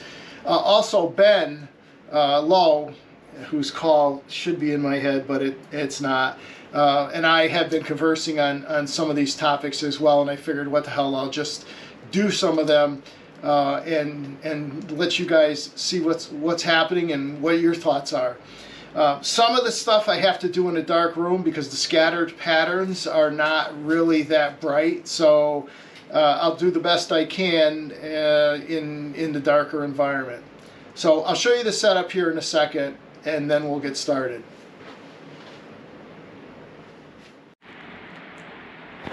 Okay, so what we've got here is a ring that's about 3.5 feet in diameter and about, I would say, 6 inches high, and that's gonna be our way of detecting how the laser scatters. In other words, if you send light onto a thin object like a wire, which we'll hold in this little machinist vise here, what we're going to do is there'll be a scattering pattern, and we'll be able to see 360 degrees of that scattering pattern. Here's the laser. It's a 532 nanometer laser. I have a little machinist vise to hold the vertical pieces in front of it. And just to show you it's on, there it is, it's on. And so from this angle, you'll notice that there's my hand, and you can see the laser, but you can't see the laser on the far wall. And the reason for that is I made a small hole so the laser can travel straight through uninhibited. And there is actually, when it's dark, a tiny little pattern, fringe. But essentially, the laser is pointing, I don't know, I guess I could move some of this stuff out of the way, and you'll see it over there on the wall. Okay, so it exits this tiny little hole I have in the back here. And that way there I don't have splashing and interference and whatnot. So I'll give you a quick look around here. And, well, here, we'll do this. I will move the laser away from that little hole, and you'll see that it reflects back quite brightly. And I'll get it back through the center of that hole so there's no reflection visible. So we'll start off with a couple of things here. I have, and I'm going to put a chart up for these. I have 5 objects. I'm not sure you can see the first one. It's a thin piece of wire. I think it's number 33. The second wire is a piece of piano wire. Third piece is a piece of number, I think it's 21. The fourth piece is a very, very small drill. And then we're also going to take half of the laser beam and hit the edge of this razor blade. And then we're going to, in other words, we're going to hit it like this. I don't know if you can see that. Okay, and then we'll show the pattern. Now it'll kind of look like knife edge refraction. And the laser just sits there on a little platform to elevate it so that it can go right through that hole. Okay? So I'll put up the sheet right now of the different sizes of materials that I'm going to be using and what they are. Okay, so here's that sheet I was speaking of, and you'll see there's 5 entries. The first one is a very small diameter wire, number 33. It's 0.07 millimeters in diameter, which, if you do the math, comes out to be 131 wavelengths. To give you an idea of just how big the wires are with respect to a single wavelength at 532 nanometers. And they get progressively bigger till you get down to the number 64 drill, which is number 4, and that's 1750 wavelengths wide in diameter. And then the razor blade. If you'll look down at the razor blade, AI told me this because I can't measure anything this small, that it's between 1 and 2 micrometers, which is between 1 and 200 nanometers wide. So it's somewhere in the ballpark of about 1/4 of a wavelength in thickness at the very edge. Now, I don't know how much of that we're actually going to be using, but it will be traversing over the top of that quarter of a wavelength, that light, and I still can't believe that, edge. Anyway, now we'll move on and take a look at some of the actual experiments. Okay, we have in the vise very small piece of that number 33 wire, and you can see there's a tiny pattern there. What I'm going to do now is I'm going to switch off the light, and we'll take a better look at how the light is scattering.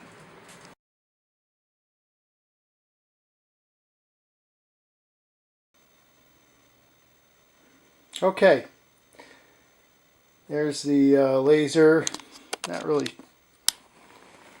trying to do this in the dark.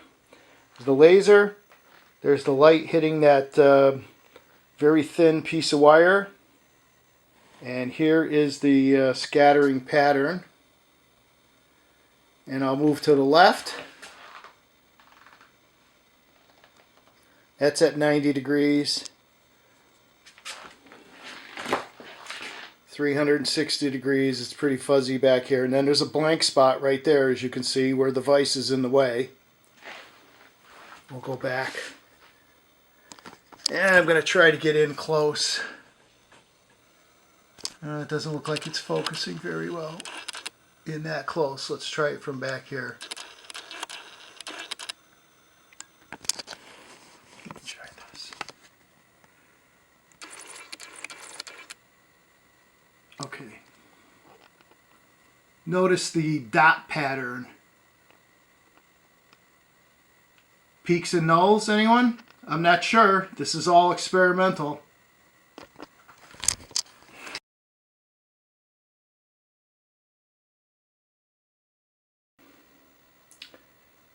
Okay, test number 2. This is the piano wire. And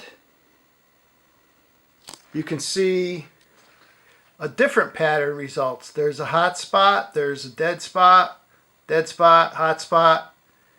And again, you have, now there's a little piece of PVC pipe that's help holding up the corral here for the light. You can see all the way around. There's a couple of weird things happening there.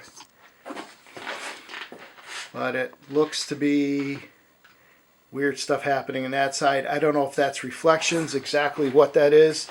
But here we'll move I'm going to move the wire out of the path. And that little glow you see is a tiny bit of dispersion from the laser. Here, I'll move it over.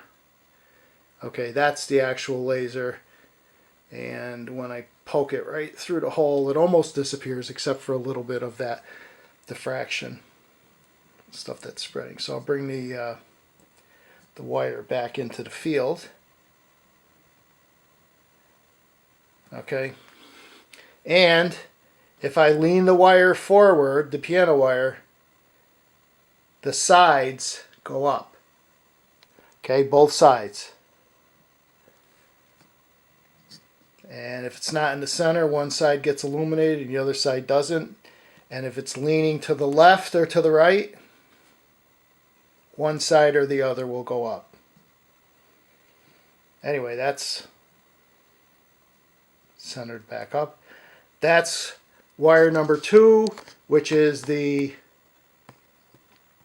piano wire.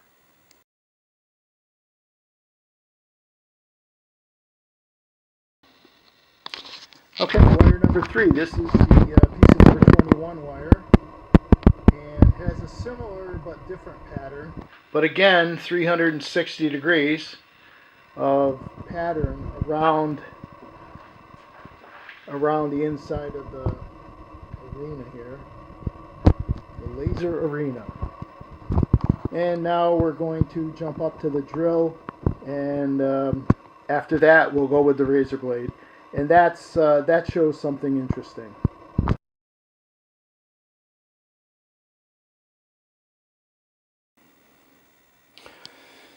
Alright, so now you notice here at the vise that's holding that drill that it's quite bright there, and that's because the drill is starting to occupy quite a bit of the actual diameter of the laser's exit beam. Let me just see if I can optimize this a little bit by moving the drill back and forth. I think it's somewhere in there. Again, brightest right in the forward scattering direction, if you want to call it that. And then things get really weird off to the sides here, and even weirder in the back. I don't know what's happening here. I'm not claiming that this is what's happening when RF scatters off a tower leg, but just a kind of a fun experiment to do here. Next is the razor blade, and we're going to cut the beam in half vertically so that half of the laser beam is on the razor blade and half is above it.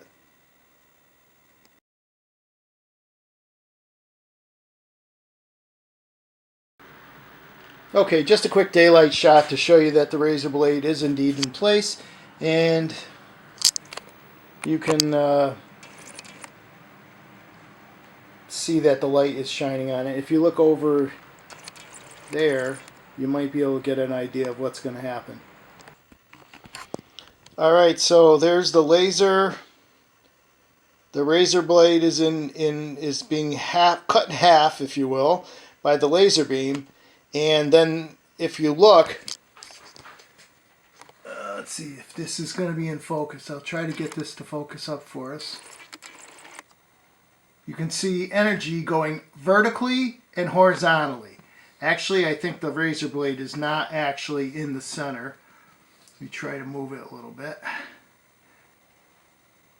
Or maybe it's the beam that's not pointed right. Yeah, there we go. Right there. Not sure how well that's showing up. Anyhow, if you have any questions or not questions, I'm just looking for comments because I really don't know what I'm doing. I'm working in the dark like I usually do here at the W1VLF lab. 73s, thanks for watching, and leave a comment if you can below on your explanation. W1VLF, I'm out. Got a new instrument on the bench tonight. This is the SysJoint SV4401A Vector Network Analyzer. Now this unit was provided to me from Chelegance in exchange for doing some videos. Now normally I don't accept products like that to do videos unless they're products that I would actually use, and this certainly qualifies as that. So this short video is just going to be a quick introduction to what this unit is and some of its basic features, and I want you to let me know what videos you'd like to see in using this VNA. Now it's hard not to compare this unit to the Nano VNAs that you've seen me do many videos on. In fact, this 7-inch display is larger than the entire Nano VNA H4, which I really like and I use quite a bit. As you might imagine, this unit here has some improved specifications over that Nano VNA H4. This will cover up to 4.4 gigahertz. It has an adjustable output power range from -42 to about -12 dBm. And then dynamic range-wise, it features about 75 dB dynamic range up to about 1.5 gigahertz for S21 measurements, and about 50 dB dynamic range for the S11 measurements. The Nano VNA H4 does have about 70 dB dynamic range. They don't specify which measurement, and that only applies up to 300 megahertz. So significantly better RF performance here. The larger screen gives you a lot more readable, usable area, and can feature up to 1001 points. I've got it configured right now for 501 points. This large touchscreen display is really bright and is actually visible out in broad daylight. Now the unit is equipped with a pair of N connectors to make connections to your devices. It also comes with a pair of N to SMA compatible connectors, as well as the open load short and through calibration kit components and a pair of SMA cables.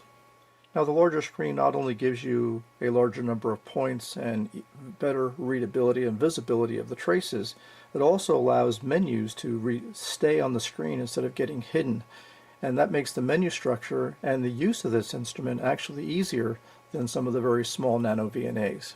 For example, the traces are all on the menu on the left-hand side here, and simply touching one of the trace badges makes that trace go away. Touching it again brings it back on. If I touch the Smith chart one, the Smith chart goes away. Touching it again comes back on. Touching and holding brings up the menu for that to switch the port that the trace is connected to, change the format, say from log magnitude to SWR, change the scale, etc. So it's really simple to go and bring up the settings for each of the traces by simply touching and holding on that particular badge. The screen area also will show you the electrical delay for port extension applications. It will show you the output power and the number of points right on the screen. It will show you if you're doing any averaging, and then the frequency, the start and stop frequency is shown here. You can shortcut going in and changing these parameters by simply touching on them, and now I can actually put in a new start frequency if I want to. So I'll put in, say, 100 megahertz. I can dial that in, and now I'm starting at 100 meg. I didn't have to bring up a menu to go do that. Now the main menus on the right all kind of start at this level. The stimulus menu will give you the ability now of setting the frequency through either setting the start and stop, or the center and span, or just set a CW frequency if you're doing some CW testing. And you can even set up a log sweep. You hit back to get back to the main menu. Also under the stimulus menu is where you can actually configure the instrument to do a LC match. So if you've got a non-ideal impedance, like an antenna connected up to port 1, you can have the unit calculate a proper LC matching network to match that at a particular frequency. You also can set the IF bandwidth or measurement bandwidth, and this would be helpful when you're measuring things with very high dynamic range like duplexers. A narrow resolution bandwidth will drive the noise floor even further down for making those S21 measurements. You can set the output power by just dialing in a particular value between -42 and -12 dBm. And you can turn on averaging if you want to do some averaging if you've got some noisy results. And also set the number of sweep points. And finally, under the stimulus menu, you can also go in and set the signal generator mode. Now in this mode, you can actually set the port 1 to be an RF signal source from, essentially from 50 kilohertz to 4.4 gigahertz, the frequency range of the instrument, and power range again from about -42 dBm up to -12 dBm. The next thing on the top menu is the marker menus. You can actually support up to 8 markers, and you can select various markers, so 1 through 4 here. We hit more, and we get 5 through 8. The marker search functionality allows you to search for a min or a max, search left or right, etc. The info set allows you to determine which marker readouts or what traces are going to be read out in the marker readouts. So I can pick from trace 1 through trace 4, which are these 4 traces here. You can also pick from reference traces as well, because we can actually take any of these traces and bring up to 2 different reference traces up to make comparison measurements between one measurement and then another configuration. So you can pick and choose which of those are going to be displayed up in the display area. You can use your finger to move where the marker readouts land on the screen, just in case they happen to be in the way of what you're trying to measure. And if this drag on slider is turned on, you can actually use your finger to drag the marker positions in frequency with your finger. Of course, you can always use the left and right arrow buttons here to move the marker position as well. The sweep analysis allows you to do things like low pass, band pass, high pass, and SWR analysis by moving markers in particular locations, and then have the result like the 3 dB bandwidth, etc. for the filters, or say a 2 to 1 SWR bandwidth. You can have that measurement performed for you automatically. And finally, under the marker menu, the operations, of course, we've got a little bit of a spelling error there. We're missing the E for operations, but maybe it just simply doesn't fit with the font. Operations allows you to take the current marker and use that to set the start, stop, center, or span. Back at the top menu here, the cal menu allows you to run through a calibration routine, reset it. You can even set the kind of second order characteristics for high frequency, high performance calibration kits here as well as setting port extensions to move the reference plane to your device under test.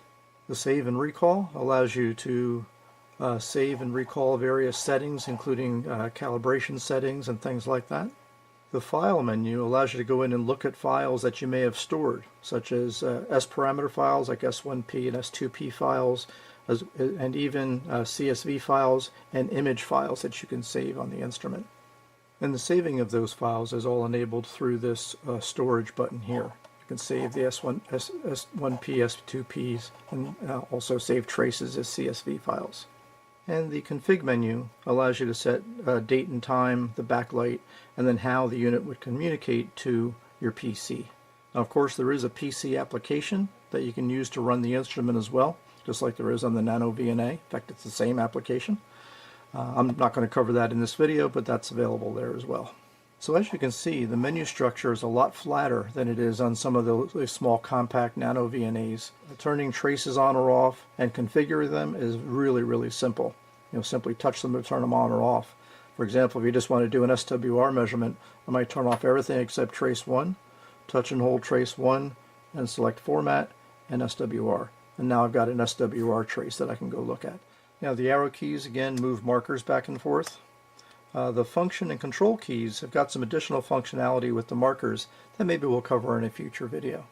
So that's the quick overview of the SysJoint SV4401A vector network analyzer.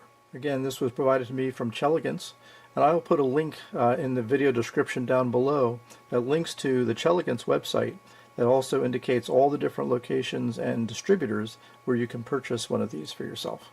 So now I'll ask you, what would you like to see in terms of videos using this VNA? I've already got one in mind that I'm going to do, but I'd like to hear your ideas of videos that you would find useful for this unit, and I'll work on putting those together. So thanks again as always for watching, and we'll see you again next time. Hi, this is Jim, W6LG, your YouTube owner. Welcome to my radio room in Rockland, California. With me is Vince, VE6LK. Hi, Vince. Hi, Jim.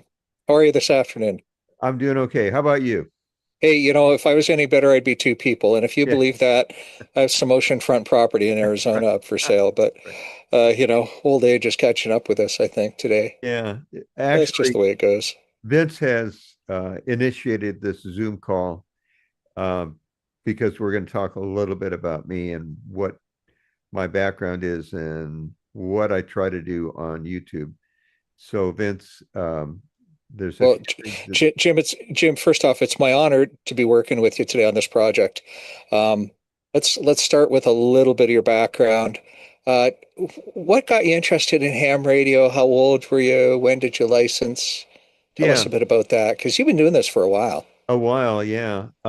In the early 1960s, my aunt had a shortwave receiver from Hallicrafters, an SX, I think it was 38. And I would go, I'd go over to her house, and there were these broadcast stations like Radio Moscow and other stuff. And I was fascinated by it. And then I could hear some ham radio guys talking, and I thought, wow, one guy's talking to another guy.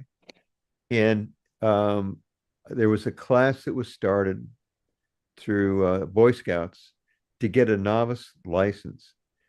Oh, neat. And I was invited to that class, and I was thrilled to be able to do it, not knowing much of anything about it. So I got a novice license when I was 14. I was born in 1949, and I got it before my 15th birthday in March of 1964.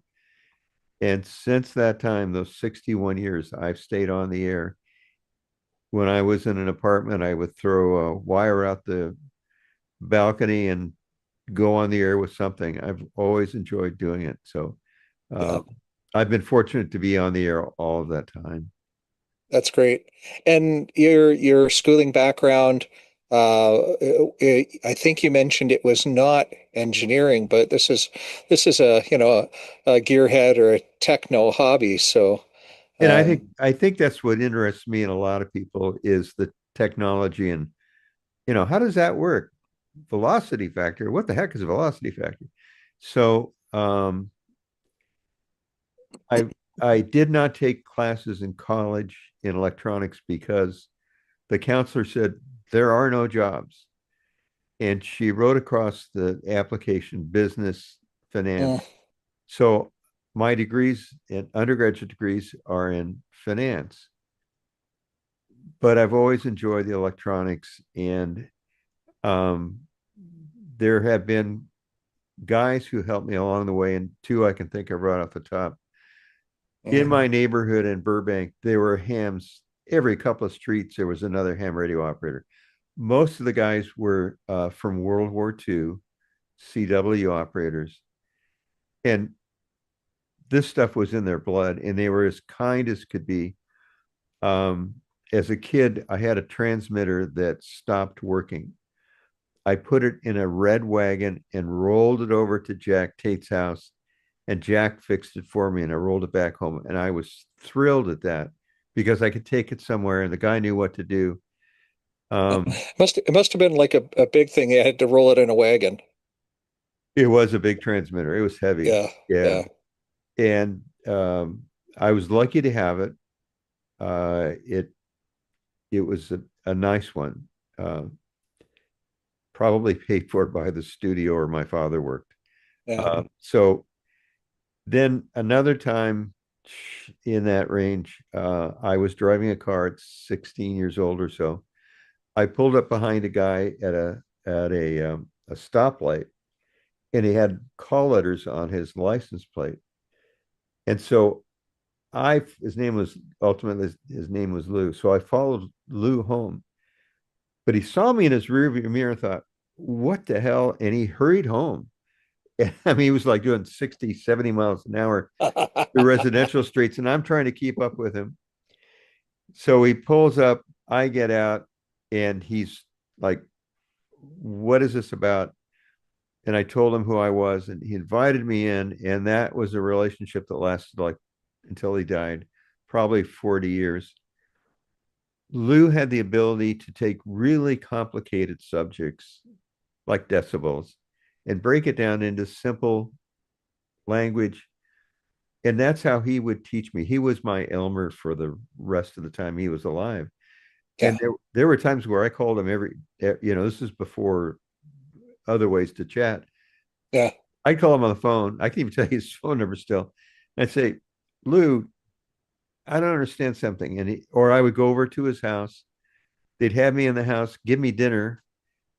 And Lou would sit there and explain something to me. And he would do it in a really simple way that made sense. I didn't need to know all of the like the placeholder numbers that go with resonance. Like I just needed to know that resonance might be here and the low SWR might be here, and R equals something and zero reactance. Those kinds of things. I needed to know that, but not the math that went with it.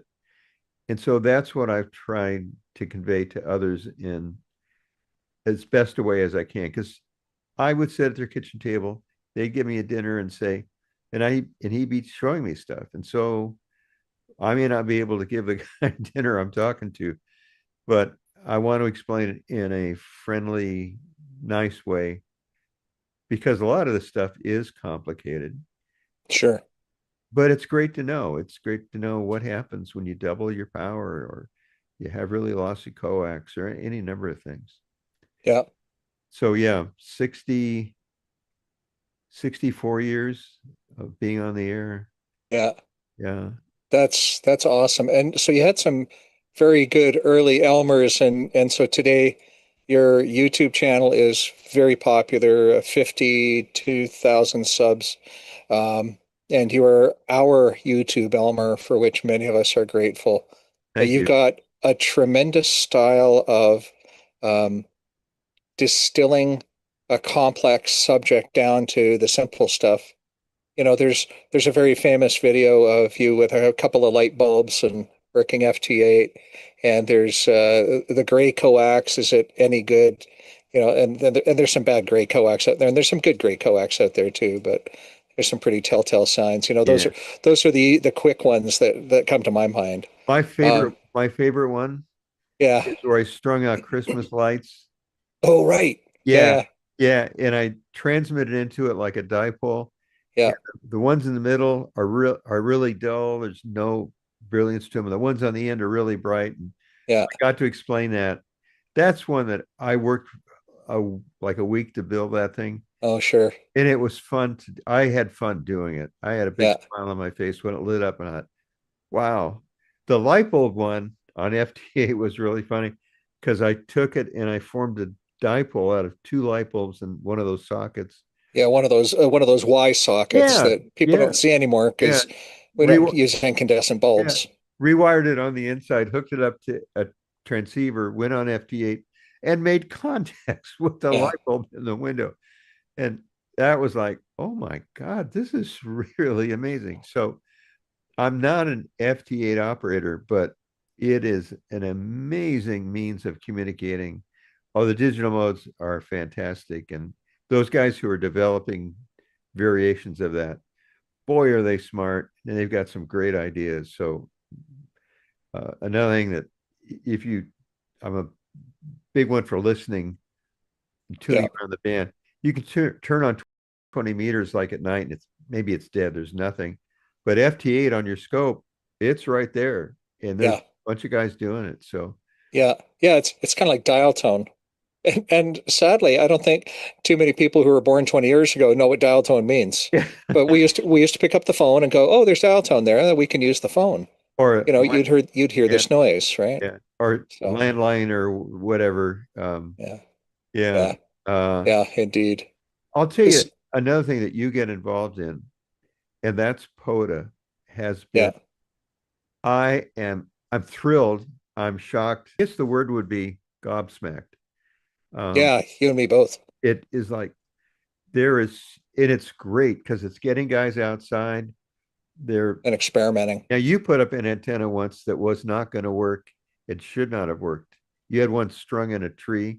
Yeah, I sat at a picnic table and there were a bunch of small trees and they're densely packed. And I'm not going to put up a mast in a picnic area because somebody's going to trip over something. So I strung the wire up as high as my arms could reach, about 7 feet high, and I strung out a 60-something foot end fed along the trees, And along the walking path to the next you, picnic table. And I made you, contacts in you, Japan and Europe. you know that'll never work. Yeah, It, apparently it'll never work, and that's why I worked Japan and Europe that day on 5 watts. I think that that's a good point to make, period, is that Yeah, sometimes you are in a place where you can't put up a big antenna, but you can do an infed to a tree because of an HOA yeah, or something. Do it. for Get on sure. the air. Even if it's only 10 feet off the ground, do it. Get on the air. You'll be surprised at what you will work because we can't all, and I've had Yagis at 60 feet. Yeah, I can't do that anymore. But I put up a little tower and a rotating tower and a beam on top. Um, and I'm working the world with it and I'm having a lot of fun. Now, in yeah, theory, it should not work very well because it's too low, but it's working great. And I'm able to talk to good friends around the world. That's for me the thrill of yes about being licensed. That's the thrill for me of ham radio is talking to a guy in Canada, talking to a guy in Texas, yeah, yeah. you know. Yeah. So you mentioned you had some phased Yankees at your last place, and now your new antenna farm isn't nearly as elaborate as your last one. And it's perfection is the enemy of good enough is one of my father's favorite expressions. Say that again now, slowly. Perfection is the enemy of good enough. Okay. So, a Yeah, guy, yeah, a it is. guy, a guy Yeah, can really get hung up over, well, I have a multi-band, G5RV or whatever, multi-band antenna but it's a half wavelength for this, but it's only a quarter wavelength for that. So does that mean I got to go out and adjust? No, just put up a damn wire and get on the air. get on the air. You'll be surprised. Yeah, the takeoff angle that's shown in like the ARRL antenna book. Yeah, that's correct. But it doesn't mean there isn't RF below or around that line. That's like maybe 6 dB points or 3 Yeah, dB points. You may be down an S unit or 2 S units from that takeoff angle, but you're still going to be heard. And yeah, you may not be the first one in the pileup unless you're really good at listening to pileups and figuring out when to call, yeah, timing it just right, and having fun. Let me define DX. yeah. What is DX? And this is the subject of an upcoming YouTube video, and I will give you the answer that I'm going to give in the video. It's making contact with somebody, and when you get finished, you go, "Wow, I just made contact with a guy in Seattle using a light bulb." That's DX. Sure. Anything that you go, "Wow, that is really neat." I talked to a guy in France, or I talked to a guy in Japan, or I talked to a guy in Texas. Um, if it's a thrill to do it, that's DX. One of the guys that has the biggest antenna system in the world, Stan, KE5EE, it's got enormous antennas. I called him, we talked on the phone, and I asked him for his definition of DX. His first one was kind of what you read in the ARRL handbook, working at another entity on the DXCC list. And I said, Stan, what about when you talk to, I hear you talk to a guy in Texas, and I hear you talk to me, and I can hear, and he said, you know what? You're right. He said, I'm happy to talk to anybody anywhere. It's a thrill to make contact. He's still that teenager in New York that had a wire out the window and would talk to somebody. So for me and for him and for you, being a ham radio operator is a thrill, and making contact with somebody is a thrill, and I've enjoyed it all of these years. It has been a lot of fun, and I enjoy the teaching part of it. Yeah. Because I learn before I do a presentation, I try to go to one or two, sometimes more experts, and say, here's what I intend to present. What do you think? They may have a more complicated answer, but I'm able to confirm, yeah, that's basically correct. But you're leaving out, I know, but I don't need to know all the math behind what the reactance is. I just need to know whether it's plus or minus reactive, whether it's inductive or capacitive. That's Sure. a lot. That's a Sure. lot for somebody to learn who's not an engineer. And for that, I get really nice comments. Yeah. If you've ever read through the comments I get, they are just over the top, kind, generous. People have been very, very generous as I'm going through this disease that we haven't talked about. Yeah. Um, Well, Jim, that answers my next question. Why do you do all these videos? And damn, you're good at it. And we thank you for that, because you've educated so many of us. So we're thankful for that. I guess I've got some other questions I want to ask, but we're going to change the topic up a little bit. But before we do that, for anybody who's watching or listening to this, if you want to learn more about Jim's story and Jim's background, go to QSO Today, episode 320. And Eric Forsaid1UG interviewed Jim, and Jim told his whole story there. We've just touched on, we've barely scratched the surface. Jim, you're going through a rough time with your health. I guess I can say it that way. Tell us more about that. I knew for a long time that there was something wrong. That you get this sense that something isn't right. And I would go to the doctor, or I would go to the emergency room, and they would send me home with, it's PTSD or it's something. Here's some Valium, take some Valium and call me in the morning, kind of a thing. I was getting ready. They were getting me ready for gallbladder surgery. I was laying on the gurney. They had put some stuff in my arm, and I was a bit loopy. And the surgeon comes out, and he's holding some papers. And he says, we're not going to do the surgery today. Now I'm ready to go in. They've got the anesthesiologist and all this stuff, because they know there's some issues with me. And I was shocked by that. And he said, Jim, I think you have cancer. And they rolled me back in and made an appointment with oncology. I ended up with the doctor, just by luck, who is the head of oncology. And she's one of the best doctors that I've ever had. And she's been very good to me. So she said, yeah. We did a bone marrow aspiration shortly thereafter. It's when they do that. You ever use a solder sucker? Oh, sure. Yeah. A vacuum tool. Yeah. And so they have you lay down on your stomach, and those knobby things at the bottom of your spine, they cut the skin open and they drill into it, and they stick in the solder sucker for lack of and they snap it. And when they snap it, you scream, because there's no anesthesia that will calm the inside of your bone. They suck out bone. Right. So I go through that now every 3 to 6 months. I'm due to have one in a month. It's the most painful thing I've ever experienced, but I understand that. Problem is I tense up before they do it because she says, okay, here we Oh go. yeah, sure. So in your blood, in my blood, they found that there were some elective chromosome and it's missing the Y component. And so it's cancer. And the number of bad blood cells then determines how bad your cancer is, blood cancer. So they call them plugs, or and there's another name, a more technical name than that I can't think of at the moment. That percentage of plugs continued to grow as each test was done.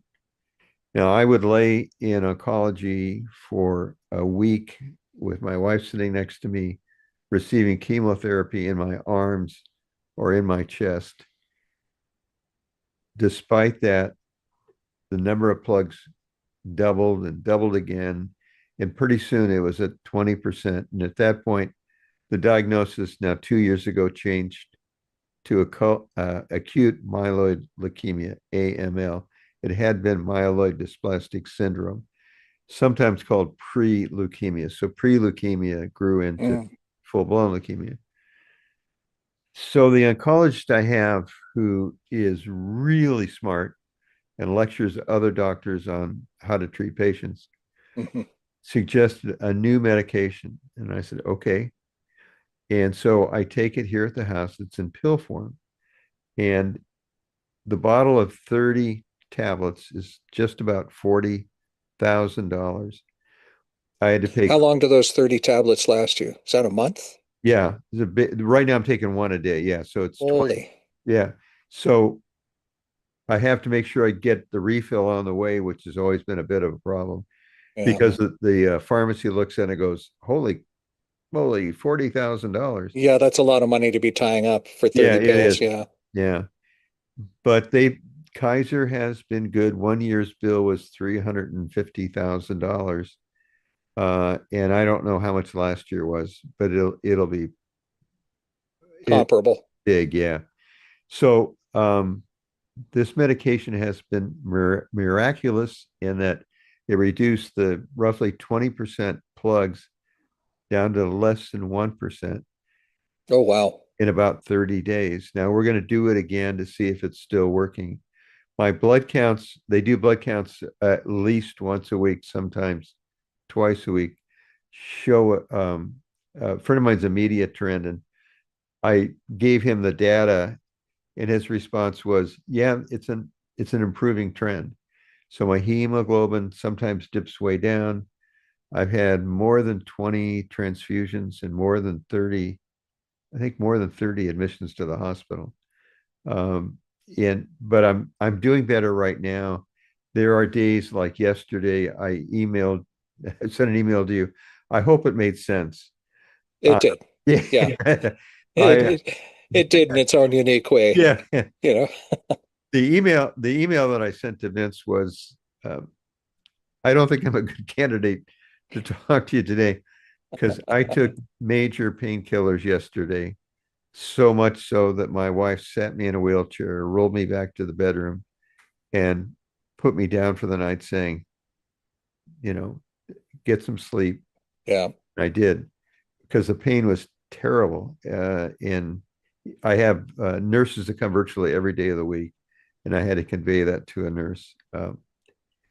But all in all, on average, I'm doing better. And my attitude has been good. And let me tie that to ham radio. Ham radio is unique. And that's a word I don't use, unique, because that means there's just one. You can't be very unique. Very unique doesn't exist. Yeah, sure. You're unique. Ham radio is unique in that I've been very lucky, whether it be local or distant, but I've made friends all over the world. Yep. Good friends. A guy in Crimea, long story with him. Austria, always 6 MBG, and guys like that. who I can say hello to on the air, and they recognize my voice. And I know them because they visited. I know their wives. I know, in some cases, their names of their children and what's going on. So I can make friendships, whether it's 100 miles away or all the way on the other side of the planet, with other ham radio operators, and they really do care about how you're doing. And so Yeah. I made these great, great friendships. Now, some of them, their political views are very different from mine, and we might discuss that on the phone as opposed to on the air. Sure. But we're still friends, and we agree to get along and to be nice to each other and to listen to each other. And it's been a thrill to know the guys that I've known. Some of them were actors in Hollywood. Others were guys who worked at Lockheed, literally cleaning up after others. It's a nice group of people. Unfortunately, it's mostly old and it's mostly men. But those friendships have lasted 60 years in some cases. Yeah. Yeah, indeed. Not to belabor the point, but it's you make lifelong friendships in this hobby or service. Yep. And that's something people don't know about, or they underestimate as they get into it. Let me tell you about a recent experience, because it was like, what? I'm in terrible pain. I have broken L6 and 7, and I know I have. I can and just L6 and 7, those are low back vertebrae. Yeah. And I've broken 4 and 5 also in a previous time.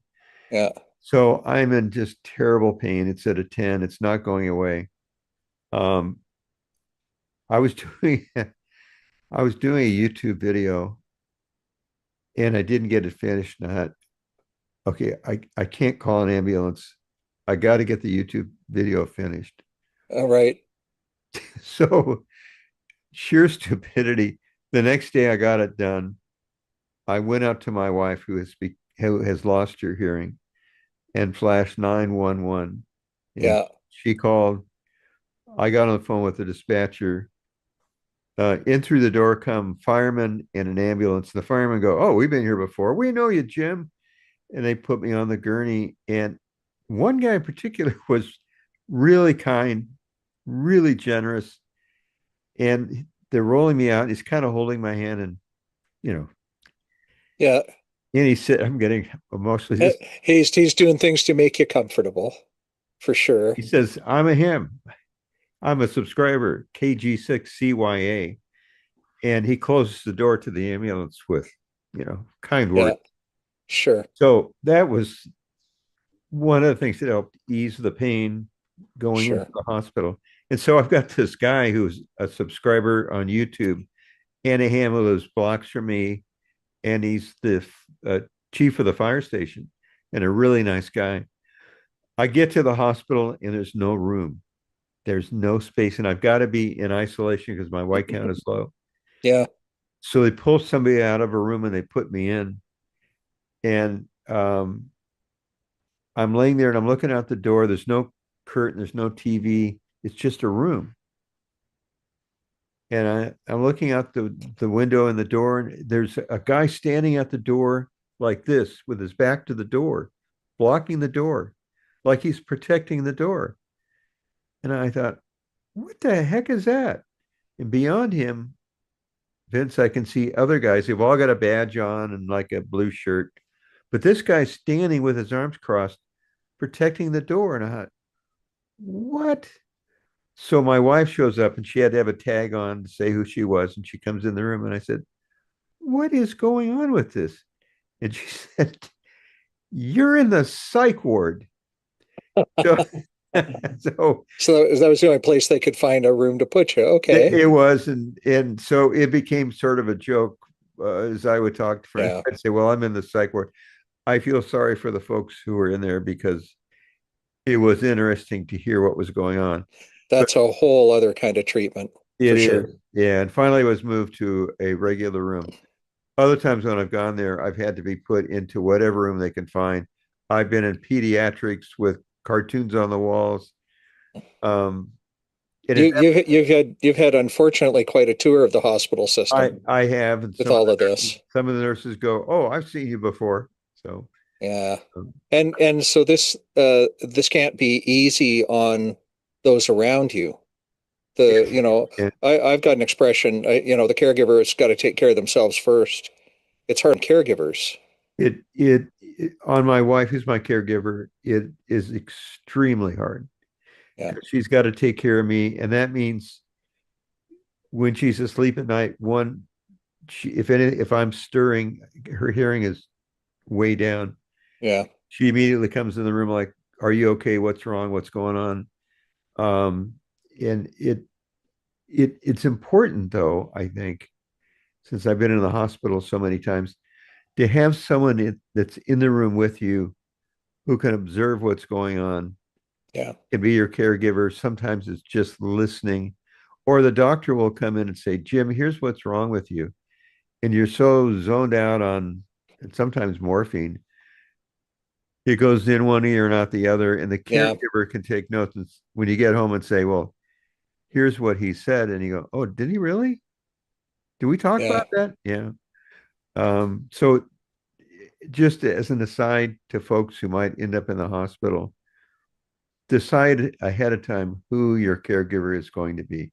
Who is that person that's going to help out when you're in tough shape? And there have been times when I thought, well, I'm not going to go to the hospital again. I'm going to be good for the rest of the year. I'm feeling fine, and boom. Yeah. And then, Yeah, and there you yeah. go. And then your body has other plans. It is, and Yeah. the other thing that I try to do, and I try to convey in my videos, and it is part of my presentation, is a positive attitude. Yes, I have leukemia. Yes, it's a fatal disease. But because of ham radio, seriously, because of ham radio and my friends, I've been able to maintain a good attitude. Because the alternative, as you know, would be to sit in front of the TV looking at something. Cartons. Yeah, I don't want to go into what it might be, but it would just be, yeah, it would just be the same old thing. And I so I'm awake, I'm engaged, I'm talking to guys, I'm having fun. Some of them know what's wrong with me. And so they're really nice in return. That's another thing. People have been extremely generous, over the top generosity, nice notes. Some have sent money, some very large amounts of money, which has come in handy because some of the medications. Well, yeah, you're talking about that one med. It's, 40 large a month. Yeah, 40,000 a month and a couple thousand copay. Yeah. So this whole ham radio, I don't want to call it a hobby because it goes that It's a brotherhood. yes, that's the word I'm looking for. Yeah. It's a brotherhood. And the guy you're talking to, he may be a Sikh, he may be somewhere else, who knows? But He might be a Sikh and he might be a CEO.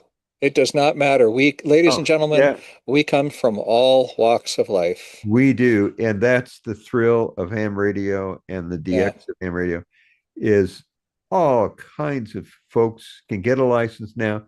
It's some have when I got my license, we had to pass 20 words a minute for the extra and 13 for the general. And I failed it the first time. And you had to send also. That barrier has gone away. And that's allowed some folks into amateur radio that otherwise wouldn't be here. And they're by and large, vast majority, really nice guys who are thrilled that they can now get a license and get on the air and learn as they're doing, because that's how you learn. Yeah. Somebody says, "Hey, your mic gain's too high." What? So you learn by doing, and Well, you make mistakes. there's 4 steps to learning. So let's come to this for a second here. You learn the first time in the classroom, somebody teaches you something. You learn the second time when you put your hands on it. Yeah. You learn the third time when you're asked to explain it to somebody else. That's true. Oh, did I say four? I meant three. Okay. But yeah, because you have to learn the detail in behind it, and you have to simplify that message. And so Lou instilled that in you, and you've instilled that in us. Thank you. You're welcome. And I've been very fortunate to have friends who sometimes have contacted me that have a master's or a PhD or a BS in electrical engineering. And I go, you might think about saying it this way, or you might think about doing it this way.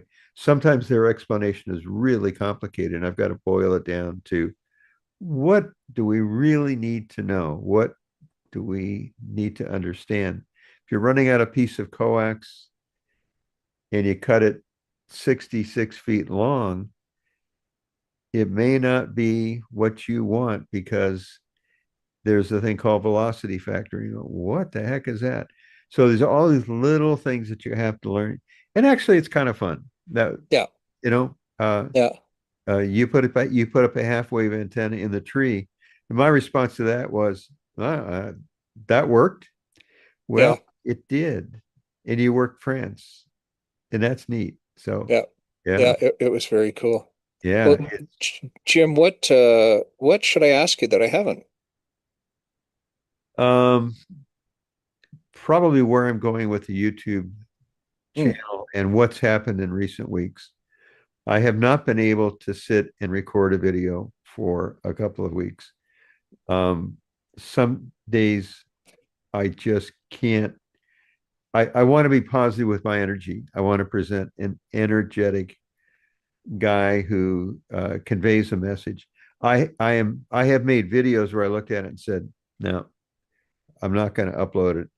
Yeah. It doesn't emote the kind of thing that I want. So Yeah. I have to be in shape. My voice has to be in shape. Yes. And my attitude has to be good. When that all comes together, I can do a video, and I'm doing one right now because with the exception of yesterday, been in pretty good shape. So there are going to be gaps where there have been times where I've been confined to bed where the doctor put your butt in bed. Yeah. And I follow that. If they say you go to bed, I do it because I don't want to get worse. Worse is not good. Yeah. But this whole thing is sci-fi come to life for me. I can have a contact with B6LK and meet him on Zoom and see his face, as I did the other day with somebody. Yeah. And what a thrill that I can got a flat screen, which was part of this movie, and talk to the guy. My father worked on the Star Trek show, and there's a lot of that Star Trek stuff that was done in post-production and while they're filming it has come to life. We are living in a I don't want to say space age, but at a time where we can talk to each other. You can have a club meeting, clubs plural meeting, have a bunch of people join in, watch, post a comment, ask a question, and no longer do you have to have a club meeting in a room at Lockheed like we did, or in a room at some other place. You can do it on YouTube. So putting this all together, it's the neatest thing that I could imagine. I don't know if anything could be better. Seriously. Yeah. Yeah, it's pretty cool. You and I met over Zoom the first time, and we got to work on air on 20-meter phone, and that was the most super cool thing to have happen. I get to talk to on the radio to a guy that I've met, Yeah, although not in person. It's almost as good. it is. It's pretty cool. Some guys make the comment, the way I hear me, not the way you hear me. That's right. So, because we're all like that. Yeah, it sounds different. But guys will say, "Is this Jim?" Or there was a pileup calling a guy in Europe, and I called, and he said, "I think I hear Jim." So somehow my voice is recognizable to others. Yeah, and that's been a thrill too. It's an absolute thrill, and putting this whole package together about ham radio and YouTube, PODA, which is incredibly popular. I had no idea it would be. I don't think any of us did. Yeah, that's all fun. And and the other thing I'll mention quickly is that we have manufacturers and stores that are really good at what they do. The fact that companies, the whole list of them, would spend the money to generate a new transceiver and put it on the market. In some cases, it's at a lower price point than preceding models, and it does more stuff. And it's like we're getting all of this great stuff for a relatively small market. We are not that many. And that they respond to us the way they do, the way the manufacturers do, is phenomenal. So my word on that subject is be nice to the guy in the store. Seriously, be nice to the guy in the store who's helping you out. Yeah. And be nice to the manufacturer who's generated a piece of equipment. Yeah, there's something about it you may not like, but the rest of it is amazing. So Yeah. enjoy. Yeah. My lecture for today. Be nice.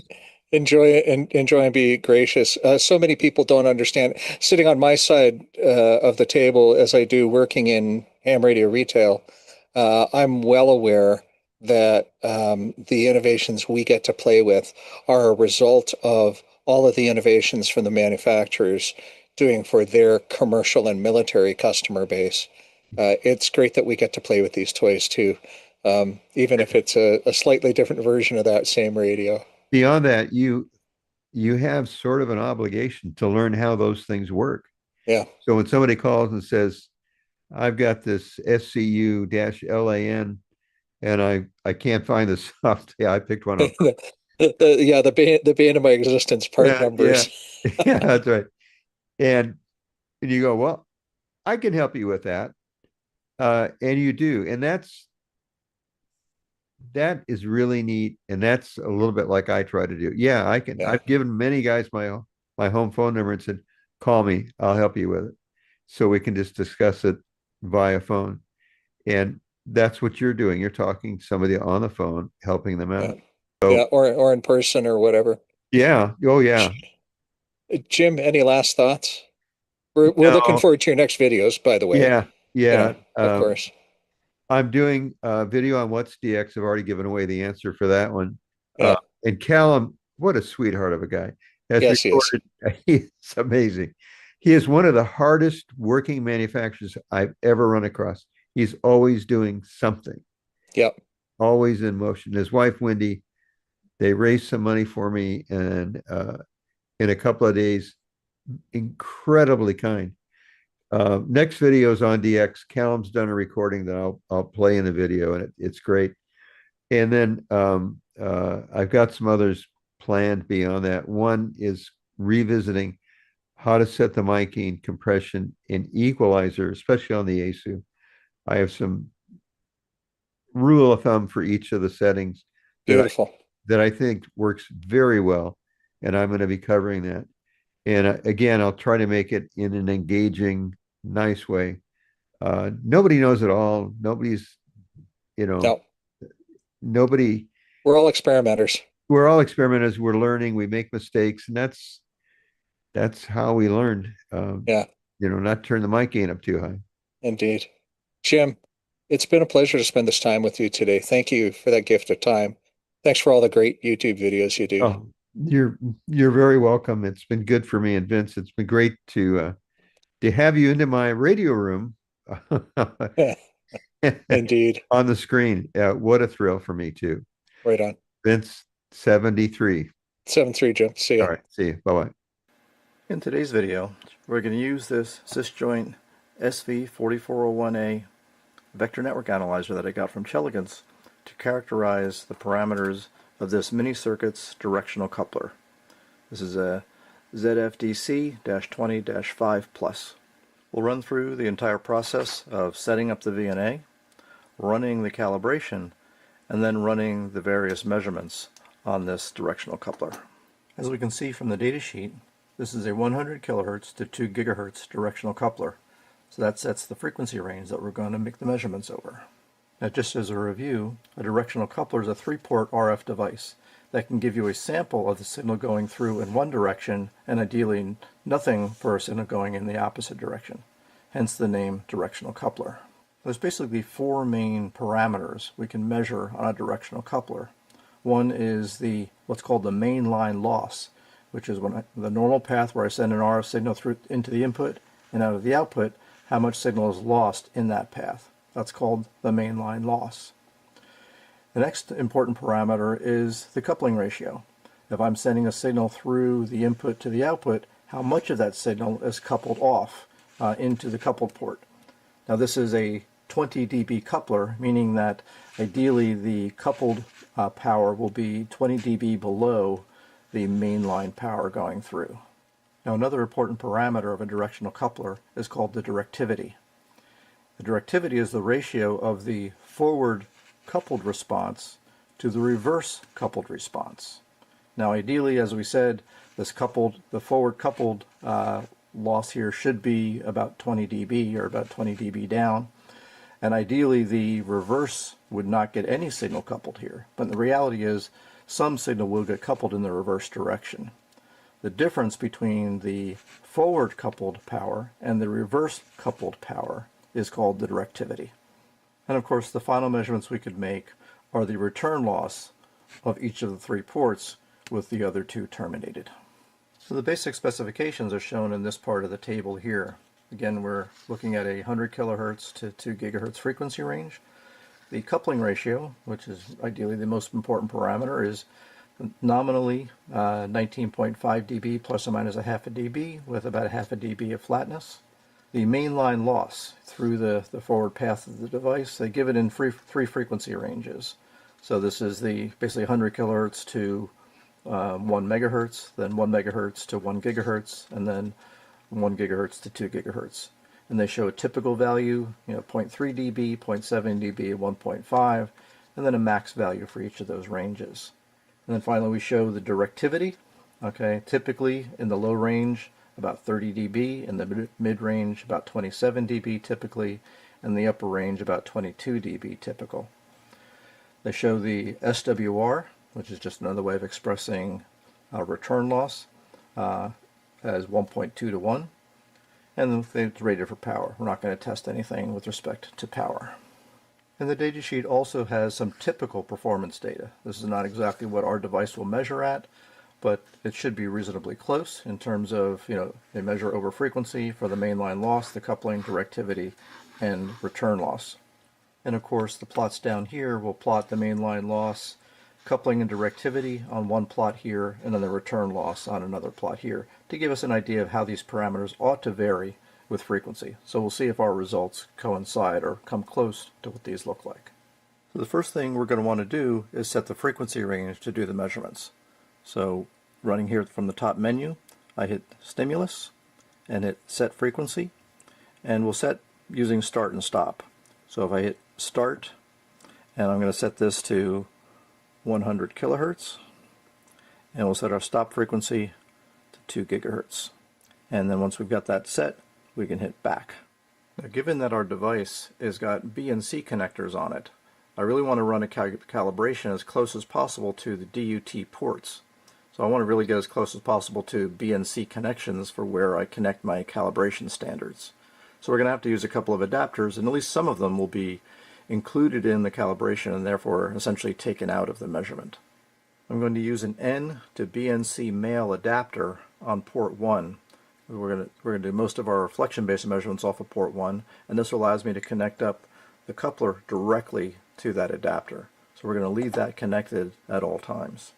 I will use the open, short, and load SMA calibration standards that came with the unit, but I'm also going to then use a BNC to SMA adapter and a BNC barrel to be able to connect up the standards to port 1 and to be able to connect up port 1 to port 2 to do the through calibration. Okay, to start the calibration process, and make sure we're back up at the top menu, and we'll hit Cal and hit Reset to clear the calibration that's currently being used. So next we hit Calibrate, and we're going to start off by calibrating with the open. So I'm going to take my SMA open and connect it up to my SMA to BNC adapter and connect that up to BNC adapter, and then hit open and let that run through its sweep. Next, we take the SMA short and put that on the end of the adapter here and hit short, and then remove the short and take our SMA 50 ohm standard and stick that on the adapter and hit load. So that completes our port 1 our calibrations. The next thing we want to do is calibrate the through. So I'm going to remove the BNC to SMA adapter. I'm going to put in a BNC barrel and use the cable that we're going to use when we do the through measurements and connect that to the other end. Oh, that's also connected over here to port 2. And now we'll hit through. With that done, we can hit done, and it's calculating the calibration data, and I'm going to just tell it to save. I'm going to save this into slot number 4, just so I remember where it is. So I can see it says 100K to 2 gig. That's where we've just saved the calibration we just did. So with that, we can hit back to get back to the main menu, and then beginning to set up the traces that we want to have to make our measurements. Now the first thing we'll look at is the return loss, or SWR. Now in order to make that measurement, I'm going to need to terminate the 2 ports that we're not testing. So we need a good termination for both of those. So I've got this this dummy load that I use here. We'll quickly take a look at this and the calibration standard on this adapter to be sure that both of them give me really good return loss, very low SWR, so we know they're not going to affect our measurement. Let's first look at that. So we can configure our displays. The only 2 displays or traces that we really want to have are our log magnitude return loss plot for S11, and as well as SWR plot for port 1. So I can touch on trace 4 to remove it. I'll touch on trace 3 to remove it as well. We can see that trace 1 is already set up to be log mag of S11, so we'll leave that one. But I'm going to touch and hold on trace 2, and I'm going to toggle its channel to put it onto channel 1. So now it's also showing right now log mag of S11, just like trace 1 is. I'm going to change the format of that to be SWR. Okay, those traces are set up. Let's first take a look to see how good this dummy load is over that frequency range. Okay, and we can see the return loss is better than 30 dB all the way out to 2 gigahertz, so that's quite good. And it's down near 60 dB at the low frequency end. The SWR is way down at the bottom of the screen. In fact, we can change our scale on that. Instead of being 1 per div here, let's change that to be maybe 0.2 per div. Okay, we can see the SWR is rising ever so slightly all the way to the other end out here. Let's run that marker all the way out. We can see that's running at 1.06 or 1.07 all the way out at 2 gigahertz. So I think that that dummy load is okay. And let's replace that dummy load with the calibration standard load through the adapter, just to be sure that that's going to give us acceptable results as well. Well, not quite as good. It's up almost 1.2 at 2 gigahertz, okay, which is kind of approaching what we expect the SWR to be on the ports of the device, but at least we know that that's going to be, you know, on a terminated port, so it shouldn't really bother us too much. I'll probably use that one on the coupled port when we do the main line, because the effect of it should be really small because the coupling ratio is only 20 dB. Okay, so we'll take our coupler. I'm going to take that the termination that didn't quite do as good. I'm going to put that on the coupled port, and then we'll take our dummy load and stick that on the output, and then we can connect the input to port 1 and take a look and see what our results are. Okay, well, the yellow plot, as we said, is the log mag of S11. Which is really the reflection coefficient. In order to convert that into return loss, we simply invert the sign. So we can just look at the magnitude of the number to kind of see where we're at. So this says at 2 gigahertz, we're at minus 23 or minus 24 dB. And we can see we get a little bit of a hump down here. And so things get a little bit better, right down in this frequency range here. And we're down around minus 29 dB SWR of 1.07. Let's go back all the way up here and see the SWR here was about 1.1. So again, below the 1.2 typical that we are specified. So let's reverse this and take a look at the return loss, or in this case the reflection coefficient of the output port with the input terminated. So we'll put the termination on the input and then send the signal in through the output port and take a look at our results there. Okay, so now 14 dB, about 1.4. If we look down kind of in the middle range here, we're about 1.2, in the neighborhood of about a gigahertz or so, with about 21 dB return loss. We'll focus next on the mainline loss. Ideally this would be 0, meaning you wouldn't lose anything, but we can see from this plot that and typically we should be in the neighborhood of about 0.4 of a dB at the low frequency end, increasing to maybe close to 2 dB up at 2 gigahertz. Okay, so we're making a through measurement and we only need one trace, so I'm going to touch on trace 2 to get rid of it.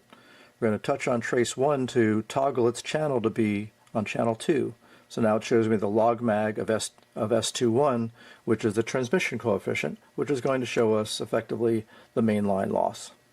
So I'm going to terminate the coupled port, connect the input port to port 1, and connect the output to this coax, which runs back to port number 2. And we can see our result here is pretty good. All the way up at 2 gigahertz, we're about 1.3 dB of loss. And the datasheet was telling us that that would be typically about 1.5. If we want to take a look at the shape of that a little bit better, we can adjust our scale here. Instead of being 10 dB per division, let's go to our scale and make it say 2 dB per division. And we get a little bit better view of what that trace is doing. And of course at the very low frequency end where it's supposed to be really pretty good, we're about 0.39 dB. The datasheet says that we're typically about 0.3 to 0.4. So now for the directivity and coupling measurements, those we want again still look at S21, but because we're looking at something that's going to be in the order of 20 dB or more, I'm going to change the scale back to 10 dB per division, because we're going to need a little bit more range on the screen here. So the first thing we want to validate is the coupling ratio. So how much signal are we coupling to port, the coupled port. So we're going to measure that on port 2. We're going to put our signal in onto the input and we'll terminate the mainline output. So our plot now will show us the mainline coupling, which we expect to be in the neighborhood of about 20 dB. And now if we take a look at this at low frequencies, we're about 19.4 dB, and working our way all the way up to 2 gigahertz, we're about 18.9 dB. So we're right in that range of 19.5 or so. So again, 20 dB coupler. The spec again is, let's see, 19.5 plus or minus a half a dB, and I think we're probably pretty close to that all the way across this range. Now in order to measure the directivity, we're going to measure first the amount of coupling we get in the reverse direction. So we're going to reverse our input and output connections on the device, but we're going to want to compare that trace to the one that we have here. So in order to do that comparison, I'm going to save this trace so it stays on screen so that we can compare it to our reverse measurements, and the difference between those is directivity. Now in order to save this trace, we'll hit ref and say ref1 and say ref1 to trace1. So now ref1 is a copy, a static copy of what we had on trace1. So that's going to always show us the transmission coefficient of the coupled loss. Okay, we're still going to make our measurement on the coupled port, but now I'm going to reverse my mainline connections. So I'll terminate the input and then connect the output port to port 1. You can see again this trace is our forward coupled transmission coefficient, or essentially coupling ratio, and then this is the reverse direction. Now the difference between these two is our directivity. Now right now, the marker's not showing the difference, so let's configure that. Now if we go to the marker menu and we turn on the info set, not very intuitive, but that's what it is. We're going to want to look at information from trace number 1. We're also going to want to look at information from reference number 1. Okay, so now I can close this, and now I actually see this is my measurement on trace 1, which is the reverse direction, and this is my measurement on the reference trace, which is our forward direction. Now, unfortunately, I could not find a way where we can actually do a delta between those two cursors.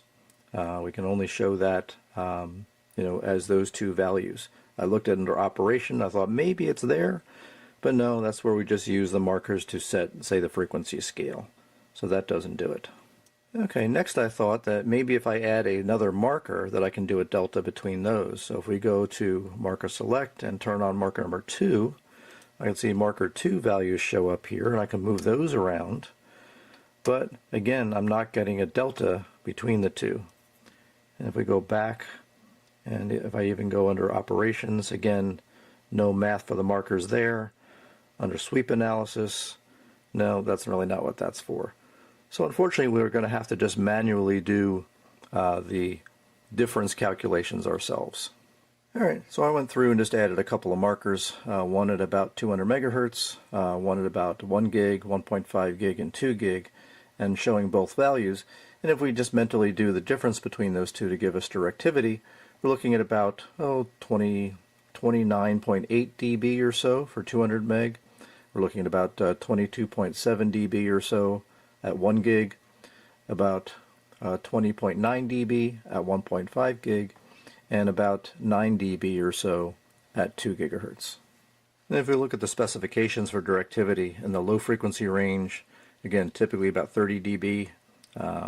We're actually starting in our mid-range about 27 dB, and then you get to the upper range, typically about 22, but the worst case it could be, typical minimum of about 10 dB. I'm measuring about 9, probably not, too unexpected considering I'm using a bunch of adapters here, but we're reasonably close to the measurements that we have, and then using, the reference waveform and a live waveform, we can make those measurements almost directly. If we had a cursor delta function or a trace difference function, that would be handy, but we don't have that. Well, so there you have it. How to set up and use this SV4041A to do some validation or quick characterization of something like a directional coupler, like this mini circuits device here. If you enjoyed the video, give me a thumbs up. And thanks again as always for watching. We'll see you again next time. Hi, I'm Jim W6LG, your ham radio Elmer here on YouTube. Welcome to my radio room in Rockland, California. And with me is my friend Ben, VE6FSF. Let me start over again. Hi, this is Jim W6LG, your ham radio Elmer here on YouTube. Welcome to my radio room in Rockland, California. And in Calgary, Alberta is Ben, VE6SFX. That shouldn't be hard for me to say. Now, SFX, I say that because my father was involved in special effects. Right. On some famous TV shows like Star Trek, but on the budget side. Now, is your call sign related to special effects or anything to do with that? It is actually. My sort of last career of many was doing special effects for movies. In fact, the first movie I worked on was Star Trek Beyond. So no kidding. Yep. Oh wow. Yeah. Then several months ago, I purchased from you this. Yeah. Which is kind of neat because it's a piece of cloth, fabric, material of some kind or other, and what is neat about it, and this will surprise folks, is this end of this cloth has a BNC to UHF female or SO239. Yeah. and it's an antenna, and I needed You it bet. for the project, and it's fair to call it a J-pole. It is, yeah. Yep. And the other end has a little gizmo for hanging it. So I was able to hang it down. In fact, I used it in here. This was so much night and day difference between this and we'll call it a rubber ducky, even though I don't like that much. It was so much better. It even had my call letters on it. It was like 9 days. Couldn't hear anything with that because I'm in a room that's pretty well isolated. Put this up and it was full quieting to the repeater. What is I get that. this? What did you? It's Faraday fabric. So I need you to I need you to explain yourself. So there's another video that we did, and we chatted about some of this, but the what it boils down to is that it's Faraday cloth. Normally Faraday cloth is used for blocking frequencies or blocking radio waves, and I started seeing as in Faraday shield, like a Faraday shield. That's right. Okay. Yeah. And it's just it's a fabric with it's polyester with a nickel and copper coating on it. It's a vapor deposition metal that's on the shiny fabric, and so there is some metal in it. It's just kind of disguised as fabric. It kind of feels nice. Is the one thing I noticed though when I was starting to get into ham is that people are starting to play with these magic carpets and using the Faraday cloth as the ground plane. And it occurred to me that, well, wait a minute, it's meant to block RF, but that doesn't mean that it can't transmit RF.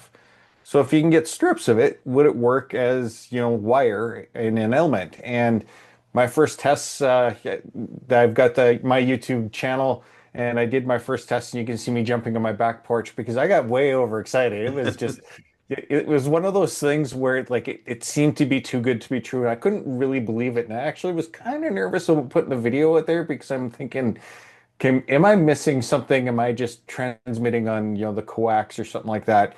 And so that was like about 2.5 years ago. So 2.5 years later, I can confirm after 5,000 plus of these antennas have been sold that.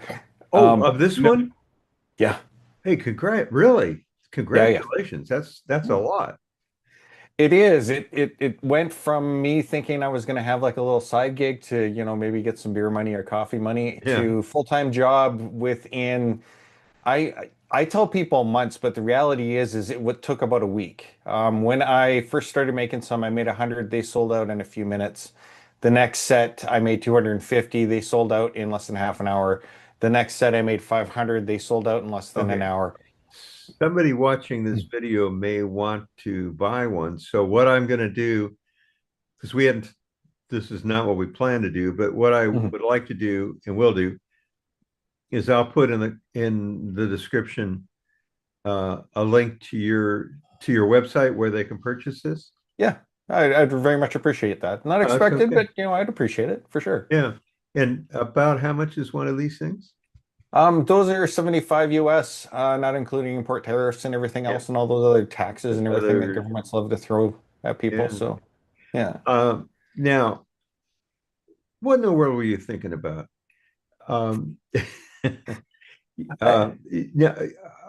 Somebody asked me about you. It was a mutual friend, and that was Vince. Yeah.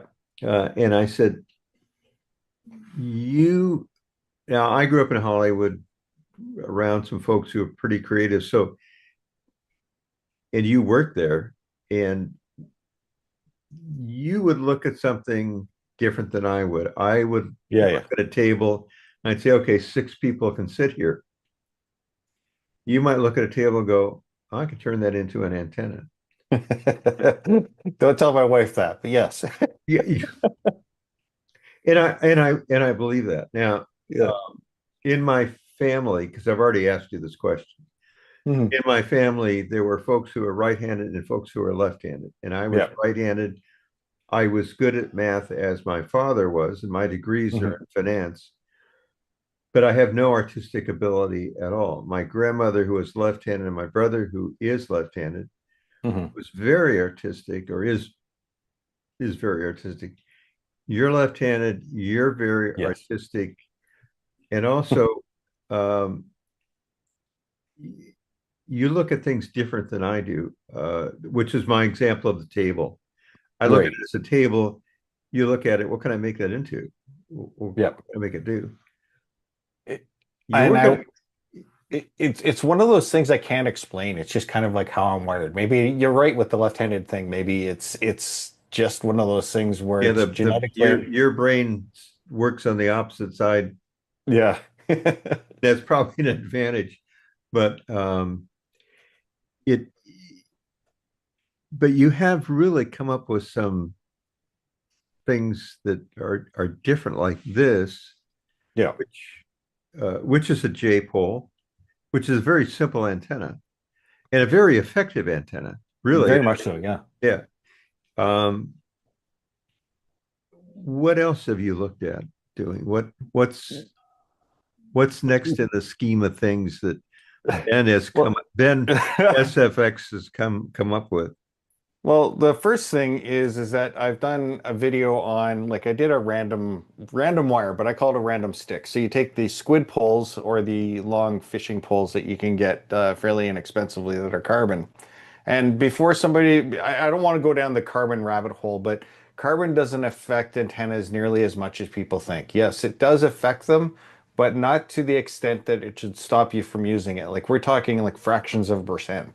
So in that thought process is that if you've got a material that works really well, why not use it and sacrifice that fraction of a percent and be able to work with something that is tougher and stronger. But if you take the Faraday fabric like this here and you stick it to the side of this, now instead of putting a squid pole up into the air and then running a wire up and down it, and I hate messing around with wires, I end up getting tangled up in them and they anger me. I figured why not attach the wire directly to the Okay. pole. So now the pole you can extend out, the radiate element is on it, and it works really well in 20 meters. And I'm just finishing off sort of like a product where we've got like a tripod. Oh yeah. That, yeah. And then you just put Do the those antenna up. extend? Do those pull out further? Are they telescope? They do. Yeah, you can pull this and By the it way, does ex there's some noise being generated in the audio, so if it comes through on the recording, I apologize, but I don't know how to stop it. So those yeah, no worries. telescope out to give you a bigger footprint. Right. But if that doesn't work, there's also like a 3/8 thread on the bottom. So you can Oh, spike cool. this into the ground if you need to. Yeah, which is not all uncommon. So Right.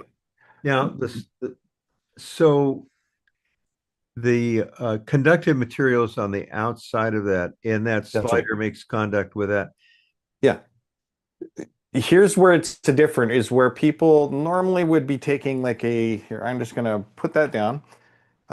They'll take like a feed point that's at the base of the antenna on a spike and then put the antenna on top of it. Right. And that works fine. You know, you can get the ground plane and everything on the bottom part, but it doesn't allow you to adjust things. And with a stainless steel whip, you put them up in the air, but they are fragile in the sense that like once they're folded, they're screwed. But at the same time, when you slide it up and down, if I move it 6 inches down, it'll stay at 6 inches down. But with these, they're sort of locked in on segments that are about this long, and they have to be fully extended and locked in. So when you do that, then you're kind of at the mercy of the length of the pole. So Okay. what I ended up doing was is since we have the Faraday fabric here and there's a Faraday tape that comes from the center pin here, and you can do fine adjustments by sliding the Oh, feed point up and down. so that's how you make contact with the center conductor on that Yeah, SO239 is with a Faraday yeah, material. that's right. And then I've just got like a little adapter in the bottom here. This is a 3D print that'll come with the product when it comes out is there'll be a BNC. So you clip that in with a wire and then whether you clip this to Faraday fabric or counterpoise wires or, you know, a fence that happens to be nearby or whatever. But like, you know, at that point you've got your ground plane can be established Okay, quickly that so way. that's basically a quarter wave element. Yep. I think of everything as a dipole to start with. So Yeah. what that is the one end of the dipole is vertical. But there's an advantage to that, and I'm sure you've already figured that out. You don't have the losses of a coil. And I mentioned that for a reason. A lot of antennas, without naming anything in particular, have a coil right at the feed point, and that's not necessarily a good thing. I understand the advantages of it, because it's easy to match, but the high current placed on an antenna is at the bottom. The high voltage is at the top, and so you don't want to mess with the part where the high current is, because that's what does the radiating. So True. And here's one thing a lot of people don't take into account. And if you have a stronger pole to put your antenna up on, is put that coil like 3/4 of the way up or at the very top. And you're going to find that because it's at the voltage end, you'd end up not having as much loss, and the current is not there. So it actually works a lot more effective. And so the further up you can get a coil, the better. If you can get rid of the coil entirely, that's awesome. But as I said, I think of most antennas to start with as a dipole. And if you think of the dipole on a driven element on a tri-bander, where are the traps? They're right at the end, for a couple of reasons, but there's also a lot less loss because they're out here. In fact, you could whack off the end from the trap and just cut it off, and there wouldn't be that much loss in the element. However, I'm a big believer in not losing a dB here, a dB there, dB over here, because after a while you're down 3 dB, which is not good. So that's going to be a very efficient antenna. I hope so. Yeah. It works for me. But again, this is me. Vince has played with one just recently. I've had actually Salty Walt, another YouTuber, has played with one. And I think those are like the people who have actually used this antenna. And I've gotten some good feedback, but all of it seems to be like everything that this is one of those things where you can make something and put it out there, but you're gonna, like, in your own mind, you're gonna justify or try to make things work better in your own head. So I always like getting it out to other people that are experts and going like, be honest with me, be brutal, tell me what works, what doesn't, because I'm not going to learn and I can't make the product any better. And, you know, there was a few lessons learned on another product that Vince and I learned last weekend, actually, which was kind of neat. And I'll bring that one up here in a bit. Yeah. And so Vince used that, what do you call it, that tripod that we just looked at? That one, I've yet to come up with a name, but I'm thinking I want to call it the random stick, even though it really isn't necessarily a random wire antenna. It just, there's something about the name that just makes me giggle. Yeah, I'm not sure that random works. No offense, because random, I think of a random wire antenna. Yep. That's anything but random, because as I understand it, it's going to be like a quarter wavelength tall. Now, on 20 meters, how tall will it be? It'll be a little bit. Just slightly shorter. So these ones are about 15.5 feet instead of 16 feet because the velocity factor and the way the Faraday fabric works, it ends up allowing us to make the antenna a little shorter. Plus, when I put the Faraday fabric on the outside, or the Faraday tape on the outside, I'm also painting over top a urethane finish just to finish it off and to bind the Faraday tape to the carbon fiber. And when you do that, like adding any plastic or any insulation obviously is going to change it. And if anybody's played with like standard J poles or used a feed line to make J poles, the second that you stick it into, like, say, a PVC pipe to keep it protected from the elements, you find out immediately that you need to shorten everything up a little bit. Yeah. So, you know, combination of everything that kind of makes I found that out when I used PVC pipe and I put light bulb Christmas lights on it.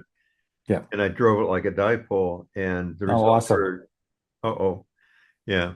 And in fact, I'll tell you another story. I took PVC pipe, turned it over to the machinist, and I had him groove it, and we put a coil on it, and I transmitted into it. and it bent over like a piece of spaghetti. I just heated it up and went over it went. Little too much power, baby. Me? Well, if you I Well, I had refuse to to, comment on grounds that it might incriminate me. I had to see where it would fail. Yep, oh, I get it. And it did. Yeah. It turned to liquid plastic. Yeah. Yeah. Oh, Well, that and and this is another this one I isn't had. I and this goes to the point of the high voltage. I had an antenna, had a coil, a vertical rod, and then a capacity hat. yeah. And I put the capacity hat together because I was selling these things. And Mhm. I had the rods, but I didn't put on the little tips on the rods. Okay. So I go into the house, this thing's mounted on the back deck, and my wife is outside. She's doing something. It's nighttime. I did it Yeah. at night so I could video this thing. And I transmitted into it, and I heard her screaming, and I went out there, and each of the rods for the capacity hat was putting out an arc about this long. Oh, awesome. Yeah, it was cool. Going zzz. What I'm wondering if that classifies as St. Elmo's fire at that point. St. Elmo's Uh, antenna. it was my wife's fire, I'll tell you that. Like, what are you doing? It's not the first time I've started a fire, by the way. Yeah. Um, But that also goes to something where I know that you had mentioned that, like, you try to save every dB. And I do too, but like, when you're using carbon, you might lose a little bit. And you're not losing a dB. You're losing just fractions of. But this would be an example where had you used a carbon fiber rod and you jammed that much power through it, it wouldn't have folded over. So it's one of those where the material kind of trumps the situation in this yeah, case. many antennas have some loss. Oh yeah. Yeah, the point is to mitigate those losses as best. That's a big word.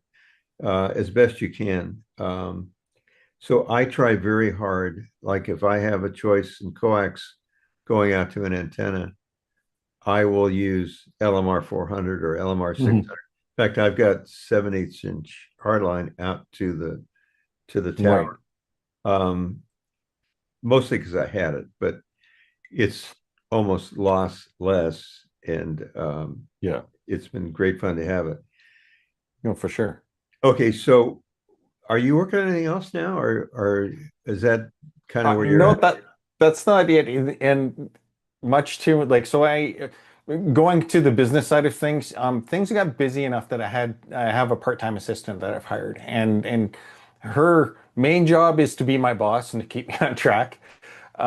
And I drive her insane sometimes because like, we've been working That's on a surprise, Ben. yeah. Shiny. It's like, ooh, you're gone.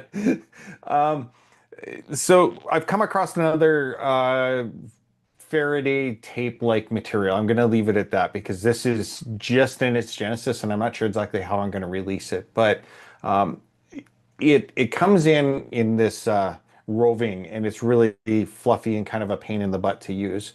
And it occurred to me that you can do what's called, with wiring harnesses, you can do overbraiding. And effectively what that is if you know parachute cord or paracord, the outer sleeve Yeah, is I an do overbraid. actually. Yeah, Yeah. So you can also get that it's a stuff. little bit like a coax because there's an outer Yep. woven material and then the sometimes white The inner. core materials. Yeah, Yeah. core material. Okay. So I've changed the core material out for this magic stuff that I have, and I've made this like 16th inch cord, this isn't paracord. It's it is like a paracord, but it's called Type 1 paracord, so it's 1.2 millimeter or like 16th of an inch. And because I was impatient and couldn't get this stuff to an overbraider, I just ended up doing some rigging. So another previous life, a long time ago, I know a lot about ropes and tying knots and all this stuff. And you can recore a rope if you do it properly with things called FIDs. So I pulled it through this Wait a this second. cord. What is it? What if you're holding up a piece of Fi- rope or no? no, okay. So this is a radiating element. You can treat this just like Wait a a minute. piece That's of a piece of wire. black rope. Right. but but it's also very conductive rope, and it's got a fairly decent resistance, like regular standard resistance Uh-huh. of 1.6 ohms per meter, and a lot of people are going to go, oh, but Well, if you're doing something, say under 100 watts, this actually works out really well. And there's things that you can do, like you can tie knots in it like that, and I it see. doesn't affect anything. And I dare you to find a wire that you can tie a knot into. The other neat thing is another advantage of the material, the core material that I have, is it's very strong. This cord has a breaking strength of 300 pounds.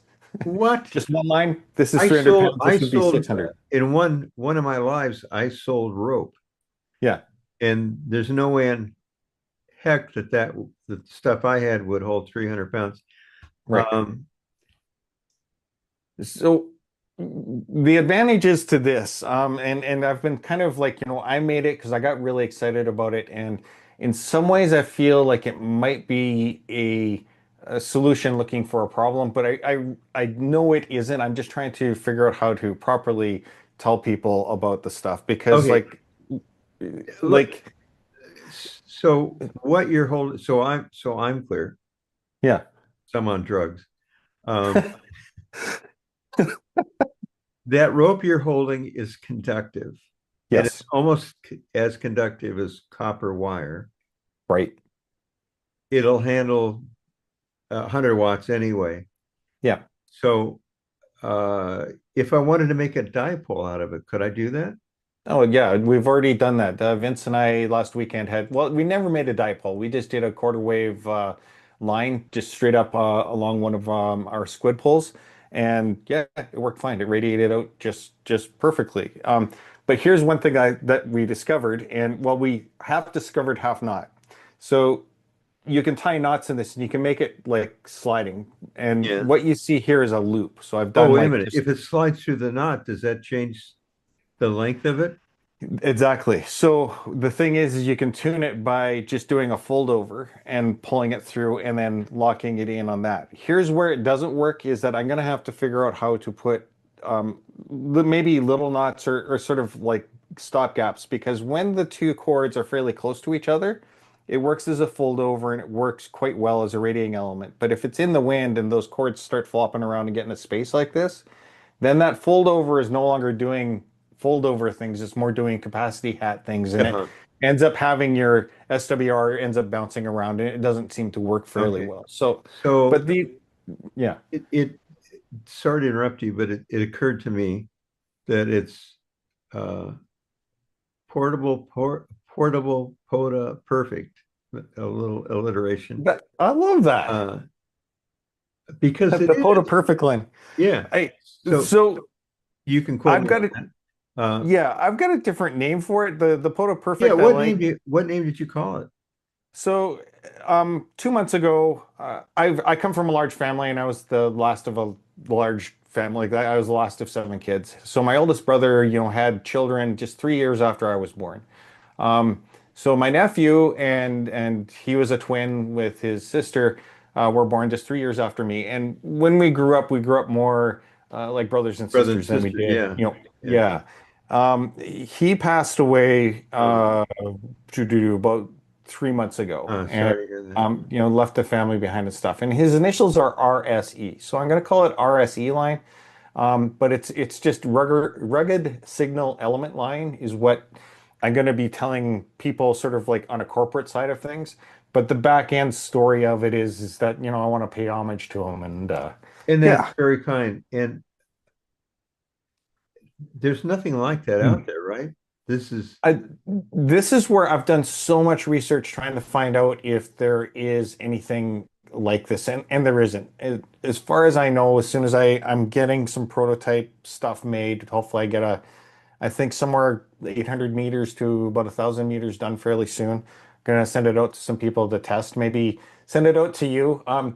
But Jim, remember I said 100 watts, this stuff will like, oof. well, that's But all I can run from here, you know that. yeah. Um, But here's one neat thing about it too is that we haven't talked about is that with this plastic piece here, this is a 20 meter It's a quarter Oh, wave, yeah, so yeah. it's only a Okay. single piece. But the plastic itself weighs just as much as the rope. This whole thing is So that's a good demonstration. In other words, the rope doesn't, I don't even want to call it a rope really, but it doesn't yeah. weigh anything then. No, this is 0.8 ounces for a quarter wave 20-meter element. Wow. And if you get rid of the plastic, it's probably about 0.4 ounces. I mentioned to Vince, I seldom use the word, try not to use the word unique. Yeah. And that is unique. I don't think there's anything else like it. I haven't found it. I'm not saying that it doesn't exist out there, and hopefully I'm not reinventing the wheel, but we'll soon find out. But I think it meets it allows a few things. Is that you can tie knots in it, so suddenly having to deal with bites or hardware or crimps, if Yeah. you know how to tie a knot, you should be able to work with the So it stuff. is POTA perfect. Yeah.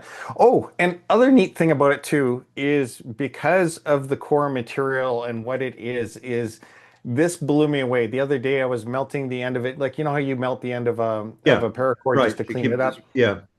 But the core didn't melt, it started to glow. And I was like, wait, what? And Oh, okay. which made me go, okay, this is odd. So it's obviously not going to melt. It will take the heat. So I figured, well, what happens if I try to solder to it? And you can solder to this stuff. It kind of blew me away. I've been crimping onto it. It's rope you can solder to. Yeah. I don't even want to Or call it rope because it's you know what? It's the expression wire rope. It yeah, really is, to a certain extent. And or antenna rope. I like antenna rope, I think.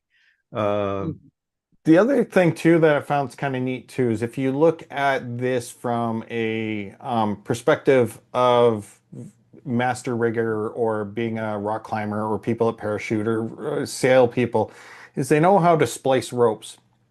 And when you start doing the splice, you end up having to take the core material and sort of feed it back in through the sleeve itself or Yeah. the overbraid. When you do that, you actually make electrical contacts. Yeah. So when you do that, when you do foldovers and stuff, you actually are creating nice clean circuits by getting rid of any of those sort of ugly terminating ends. When you splice it, it actually cleans everything off. But that also brought up one thing with this guy here, and I'm not sure this will actually show very well. Actually, I can just see Yeah. is that I took some of the conducting element and I fed it in and out and then into the braid. So I have some of the conducting element is on the Right. outside. So now I can clamp onto it with an alligator clip And or what about those I'll call them double female crimp connectors where you can stick yeah, a wire anytime.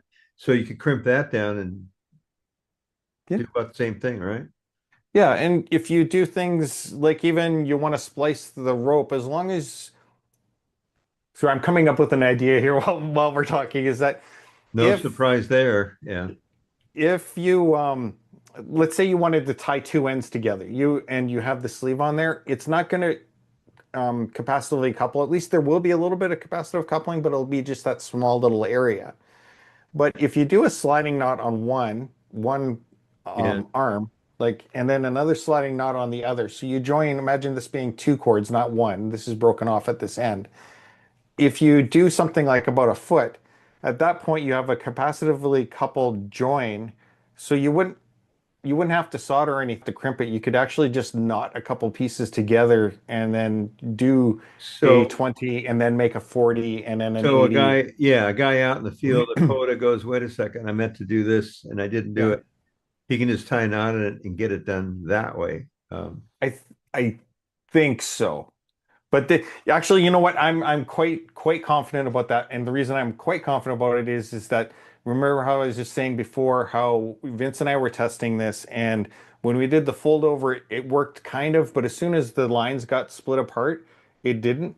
And that's because they weren't capacitively coupled. But as soon as you get this, and I went back to my shop and I tested it where you bring the lines together close, then they capacitively couple, then it works as the fold over. So yeah, actually that splice will work. Now, what about if I shoved it into a piece of heat shrink and I overlapped it in the heat shrink Yeah, and then that shrunk that's redundant, shrunk the heat sink I'm not sure if you can see it, but that's exactly what I did to hook it onto this banana plug here.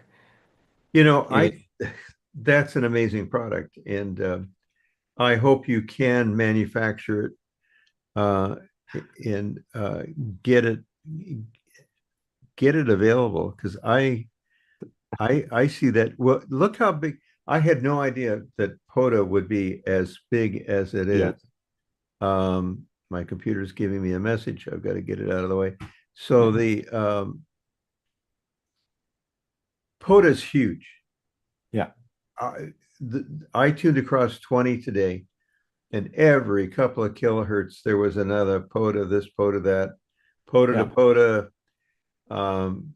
Guys love it. They're, and manufacturers are making transceivers of one kind or another to take portable. What's missing from some of that is antennas that really work. I mean, you and I both know we can make antennas that have a low SWR. They don't radiate worth a darn. And so there are a lot of things that need to come into place to make an antenna work well. I think that's a hot idea. Yeah, and that's also the, my poll idea. Again, that's a POTA soda thing as well. Yeah. Right that one has some huge advantages in that, if I'm thinking correctly about that slide, and again, thinking about it as a dipole, that's a real fine tuning part of the antenna. Yeah. And the thing is, you got a stick like this, and this weighs, I'm guessing probably about 10 ounces or so, maybe just slightly less than a pound.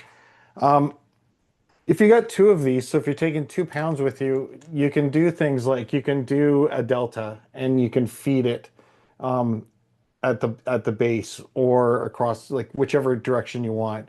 Or you can do a dipole and just have two sticking out. Like if you're already on top of a mountain, if you've got, like, say you're on top of a rock that's fairly high and you can place a couple of weights down, you could do a dipole. When I was selling antennas, there was a dipole mount that had offset holes for a 3H24 thread, and one side took the coax connector and the element, and the other side was just the element. Yeah. And the pole up through the middle of it. And that worked great. By the way, I did it with just ham sticks when I first moved here. And ham sticks turned out to be a halfway decent antenna. Yeah. But they're not nearly as efficient as what you're showing me, Ben. Ben, I think you've got two hot products there. I wish you the best on those. Well, I hope so. Do you mind if something just occurred to me while I was messing around here, and I want to ask your thoughts on something here. And excuse me, I gotta clear my throat. My bad. So generally you have these little feed points, and you've got the negative on the bottom. Yeah. The biggest issue, or this is what I've been seeing, and this is what I've read. So this is like me being the ham radio rookie, is that counterpoise and ground radials are capacitively coupling with the ground, or at least the ground radials are capacitively coupling with the ground, correct? In a negative way, they do. Right. Now, if you take the bottom of one of those feed points and you put a spike through it, does that spike not just short out that capacitor that you're trying to make? Well, there's an issue there. First of all, dirt does not make a good radiator. So let's just set that out right now. Okay. Yeah. As a building inspector, I inspected an AM broadcast tower on 830 kilohertz, and they had, I don't know why that's important, but they had radials every 3 degrees. There were 120 of them. Yeah. They had to bury them because of where it was. People could get access to it, so they buried the radials. Right. Why did they have so many? Because they buried the radials. If you elevate the radials even 6, 8, 10 inches above the ground, they're fairly efficient. They don't couple so much to the ground. If you drive the stake at the feed point and you go into the ground, it's going to affect the impedance of the antenna. And I think it will lower the impedance a bit. But I don't know that I don't know that it's a great idea. Again, because what I ended up doing is that was my thought, and because I was like 3D printing those feed point blocks, is I Mhm. made an isolator. So this block, this top piece is Yeah. isolated from this, so that I think that's a good idea because again, I think of everything as a dipole. So you got one side of the dipole going up and the other side yeah. of the dipole going out. Um, Guys have said to me, and it just, what are you thinking about? They put up a vertical and they drive a stake into the ground. And they go into the house. You've got the coax connected, and the SWR is low. Well, Mhm. yeah, it could be because you've got sort of a dummy load out there. Yeah. Get it up in the air. So yes, I think the isolator idea is a good idea Yeah. to keep the two separate. Now, somebody may disagree with me, who's an antenna engineer. I'm only basing it on 60 years experience of putting up antennas. Only. Yeah. I'm Get going it to all base up. mine off of future experiments that I'm going to do in my backyard and just try it Yeah. with and without and see what the difference is and make that the only change I make. And hopefully it's not me not writing it down and at least getting Yeah. some decent data out of it. I'm coming to the end of the time. In fact, we've gone Okay. beyond that, and I'll have to edit out a few things here and there. Um, do you have a rig expert antenna analyzer or something like that? I do. Okay, so I think that would be a clue as to what goes on. Would be to is you if you can get close to the feed point, relatively close, Yeah. dial in what's going on. I think that's good. That's also another genius product. Those guys are really smart, Yeah. and they're very nice too, by the way. And the thing is it's a plug and play that you like I've gotten VNAs and stuff and they are awesome, but there's a learning curve to it. With the rig expert, you plug it in, you say, I want to check this antenna, and it does. It You does. hit a couple of buttons, and Yep. there's so much to be said about that. Yeah, It's it's a absolutely learned. neat product, and I do have several VNAs. The reason why I was on Amazon and I thought, oh, I wonder how much VNAs cost, and I come to a listing and Mhm. they were 7 or 8, or maybe it was $6 a piece. And yeah, and I went, Wow. they had 4 left now. Okay, so I ordered all 4. So I've got a Yeah. bunch of them. Yeah. One of them didn't work when I got here, but I had nothing to complain about since, Yeah. yeah, and I didn't pay anything for them anyway. Ben, I want to thank you for your time. It has been a joy to talk to you, and Same, Jim. your creative brain is working hard. And I'm serious. When you look at a table, you see something different than I do, which is kind of fun. And Yeah. then I like both of those products. I think they're way cool. The Well, rope, thank you. I think the rope is going to be fair to say huge because um, it has so many applications, and the Yeah. slip knot idea, and our buddy Vince at E6LK, he has a habit of putting antennas in trees, laying on branches, and so Yes. he needs something like that. Oh, for sure. Yeah, There's one thing too, is I'm gonna sort of pinpoint is that with the cord itself, I've got really thin stuff. There's no reason why I can't do more conductor material to the center. And the more conductor materials, the less resistance and the more strength. So if I did a 4 cord version of this stuff, so it'd be about paracord size, it yeah. would have a breaking strength of about 1,200 pounds. I I don't wonder think how there's much. any wire out there that can do that. No, and I wonder how much power it could handle at that point. Yeah, and the resistance would go down substantially as well because remember Yep. I said there's like a little bit of resistance, but everything's in parallel, so it doesn't exponentially go down, but it goes down, it halves each time I add a Portable, double. portable quota, perfect. It Yeah. really is. Great idea. Ben, Well, thanks a lot. thank you. It's been fun to talk to you. I've enjoyed it. Same. It's been a hoot.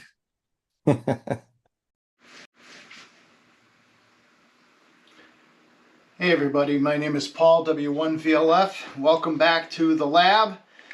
Haven't made a video in quite some time, and I thought this one might be of interest to a lot of different people because I've been getting questions on some of the short videos that I've done about my optical communications experiments.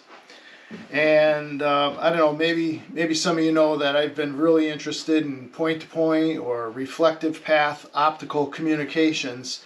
And I did a presentation for the New England Weak Signal Group on how to build, what to expect from your optical communication system, how to build receivers, how to build transmitters. This is a big array of diodes.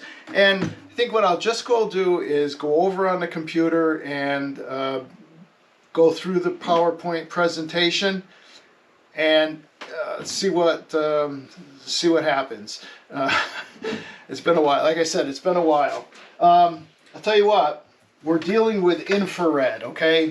Inferior to red, so you can't see it, infrared.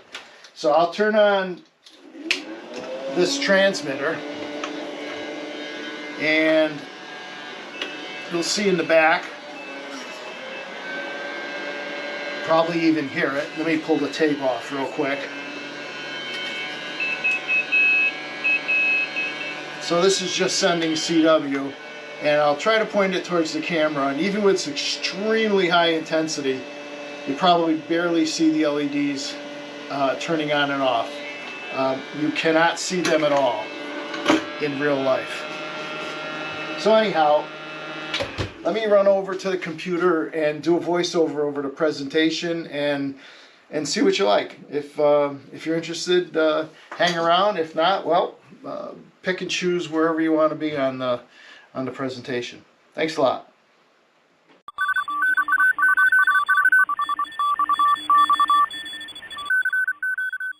W1VLF. Okay, so W1VLF here behind the microphone at the computer desk, and let's get right into it.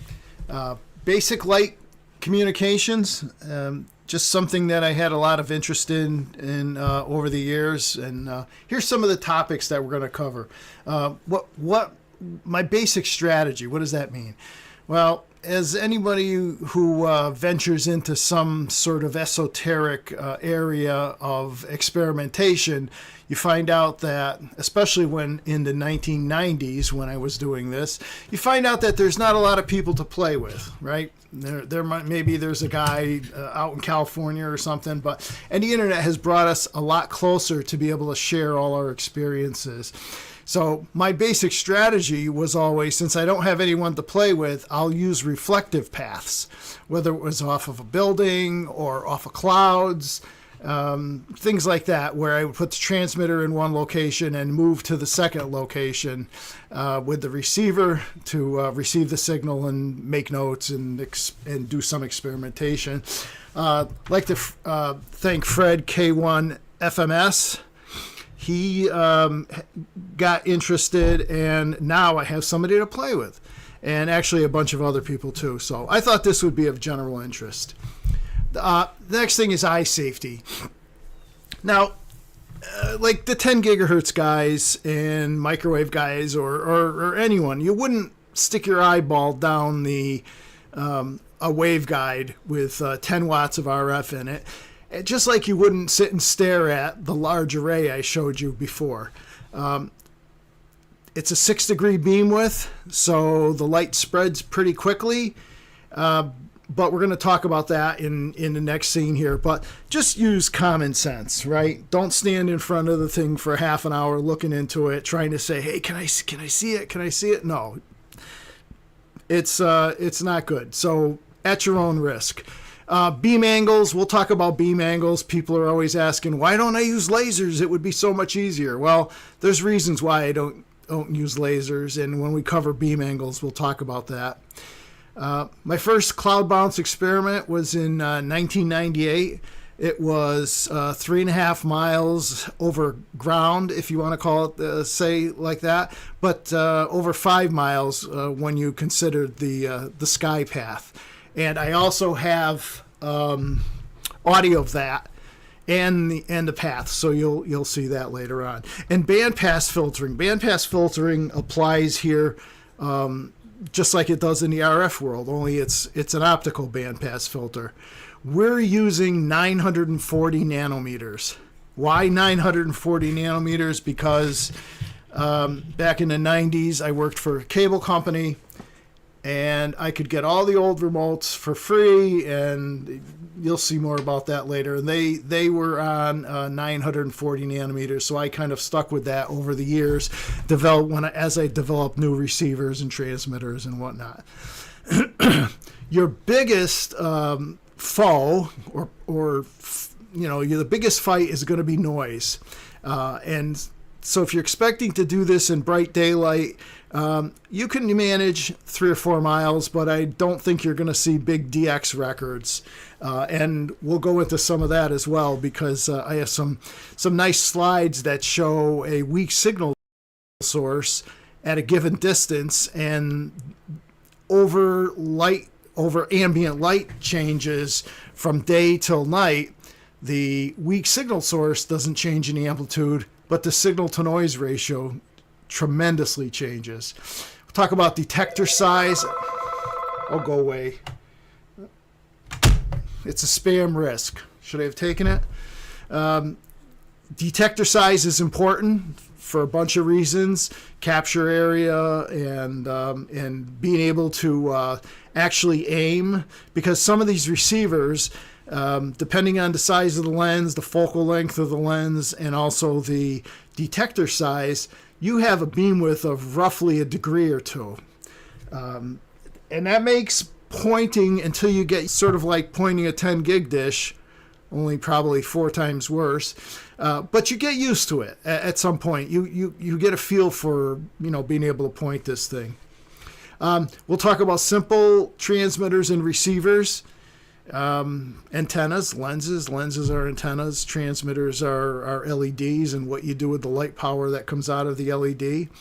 And we'll also talk about real world experiences, starting back in 98 when I did that first cloud bounce, to cloud bounce in more recent terms, which you may have seen on the other videos that I did. And also point-to-point communications between Fred and I. So that's one of the things that all this stuff will go into detail. So again, my basic strategy started in the 1990s. Free LEDs.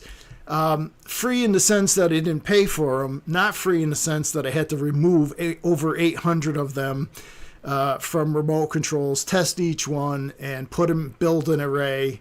That took a lot of time, but in the purest, they were free. I was coming home with boxes and boxes of large boxes full of remote controls from the cable company that were being thrown out, and pull those diodes out, check them, go, and then build the array.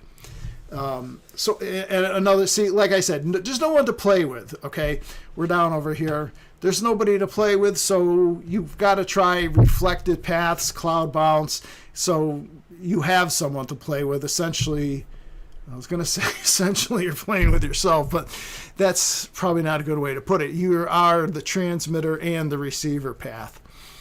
A friend of mine, Nick, W1ATT, allowed me to put the transmitter at his house back in the 90s, and the receiver was at my house at the W1 VLF QTH.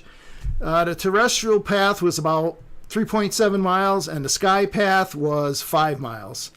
And the evening we performed that experiment, the ceiling height was 10,000 feet. And if you did the math, you came up with, I forget what the angle was that he needed to point at and I needed to point at, so that we would have an intersecting beams. The receiver beam width and the transmitter beam width would like illuminate, sort of like troposcatter, right? You have a common volume that you're illuminating. And then, the question that comes up a lot, why aren't you using lasers? And we'll talk a little bit about that. So, eye safety, I think we covered that. We can't see 940 nanometers. The math gets very involved to calculate safe exposure distances, so don't look into them. Handle with care. The array that you'll see, not the 1998 array, but the newer array, the one I showed in the opening, has 140 diodes running 100 milliwatts each at 50% duty cycle. And so safe distance is unknown, but it's not like a laser. Some more stuff here. Practice safe lens at all times. Stay away from the front of the thing. You'll probably be better off for it.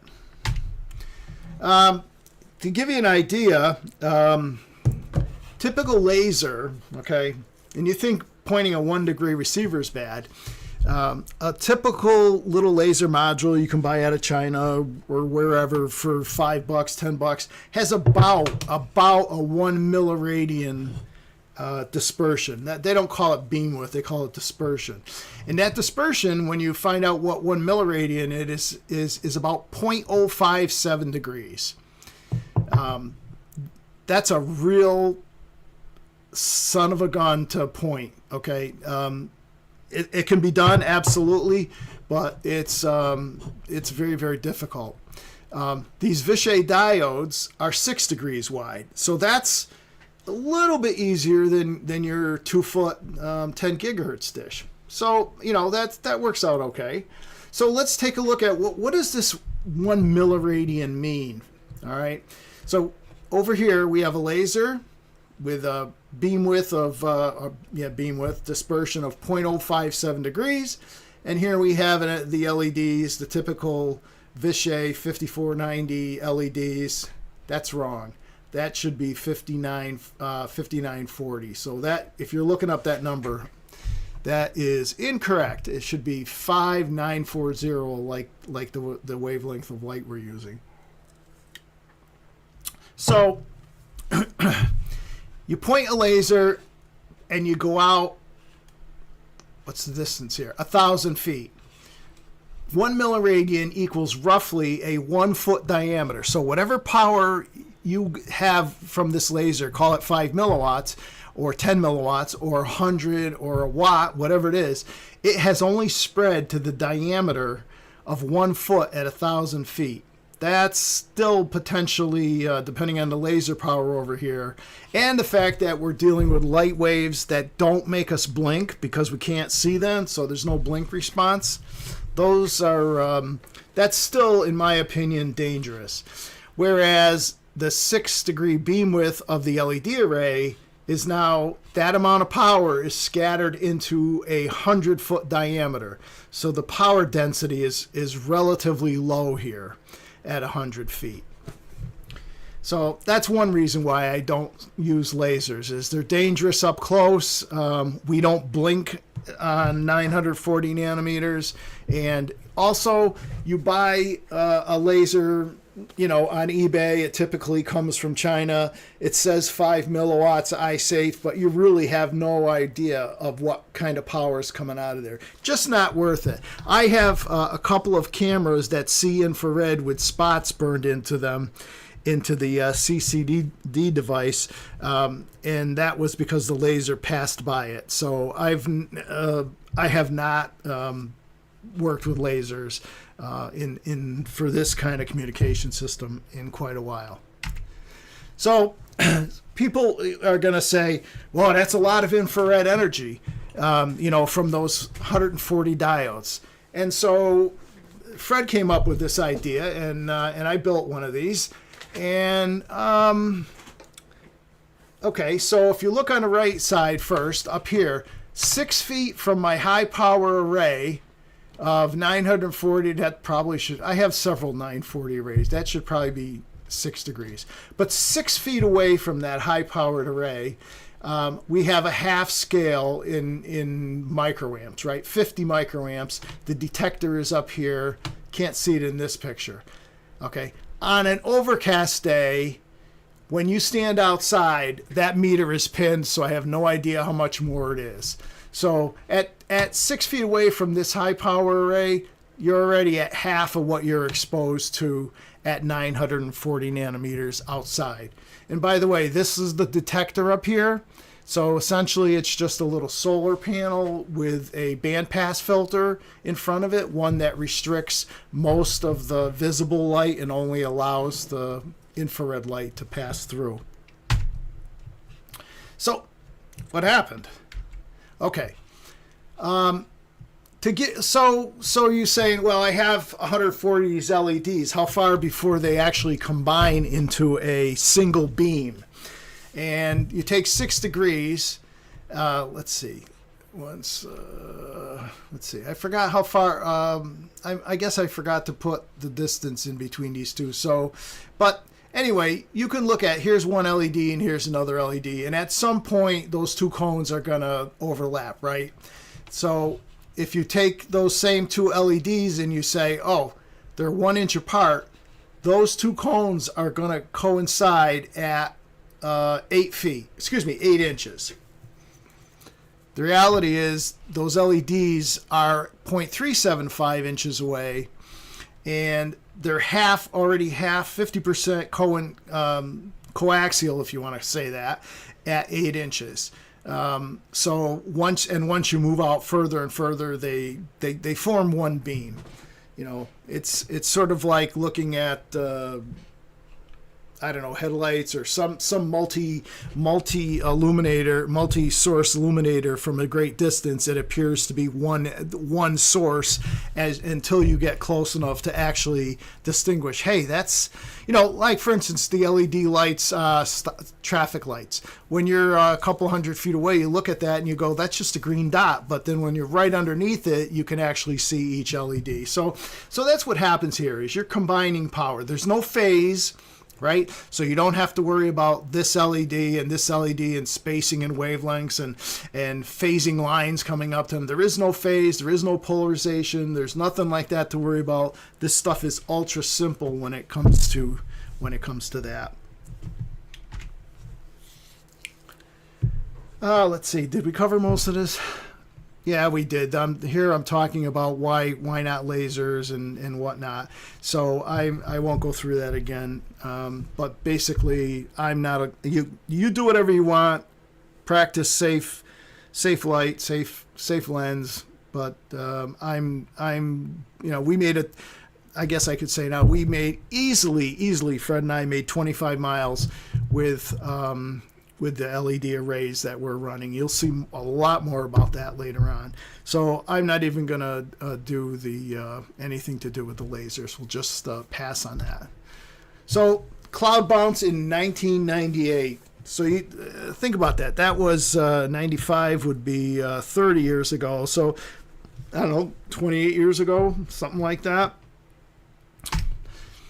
Here's the LED array that I built. Each one of these LEDs that you see in this array, I think there's 7. 1, 2, 3, 4, 5, 6, 7. I think there's 7 in here, and each one of them has its own. Each string has its own balancing resistor, and then all those series strings are in parallel. You'll see a picture or a schematic diagram later on. But the beam widths here, think about this for a second. The beam widths here are 60 degrees, plus or minus 30 degrees. So when you hold a remote, your main objective is to change the channel on the TV. You don't want to be looking through a rifle scope to be able to beam the energy right into that detector in your cable box. So they run these LEDs very broad, so that if you're off by 40 degrees or 30 degrees, it still really works. So these were free, but they weren't a very good way to to get power density. Here's a close-up. So what is it? 1, 2, 3, 4, 5, 6. Okay, 6. There's 6 LEDs in series, and then on each one of these legs here is a maybe 10 ohm resistor. I don't have this array anymore. It's long gone. But again, removing these 800 and something LEDs, I think my wife thought I was nuts. Well, I was nuts. I'll have to agree with her on that. But that's just a closer look, okay? So let's say this side of the array goes to ground, and this side of the array goes to a 10 ohm resistor in series with the switching voltage that's setting the tone that's on these, okay? And they were in a box, and they were air pressurized. I forget how many amps this drew at 12 volts, but it was considerable. But the power density was very, very low by today's standards. And you could see this. I took these pictures with something called a Snappy, if anybody remembers those. These were, I think, analog pictures or something. I don't know. Very low resolution, though, because you should be able to read all that stuff on the back of the fans and whatnot. So here's the path. What did that path look like, right? What did that path look like? So this was my QTH. Again, these are from ground level. And so Nick was over here. He was looking up at, I don't know what, but the common volume was up here somewhere, right? There's no way that there's a line of sight path between the two of us. So if you took this line and sort of stretched it up here somewhere, that's where the common volume was. And as soon as you pointed away from that, it would go away, your signal would go away, and as soon as he would move the transmitter, and then I'd search around the sky and I'd find him again and go, "Hey Nick, did you point it this way?" And he goes, "Yeah, how'd you know that?" I said, "Well, so anyway," and here's some of the recovered audio. This recovered audio really doesn't sound that great because I had to use such a narrow bandwidth. There was a program called Cool Edit that I used to filter this. I'm going to pause that for just a second. That is just a carrier before my call sign. So, and if you listen to the carrier, you'll see that there's QSB on it. There's actually from testing, there's actually all sorts of QSB, but there's like two major, one long-term QSB over the course of many seconds, and then other ones that are, almost intercharacter depending on what's going on in the path. So let me move this up a little bit because that's just the tone for the first 30 seconds. Play it. Okay, pause.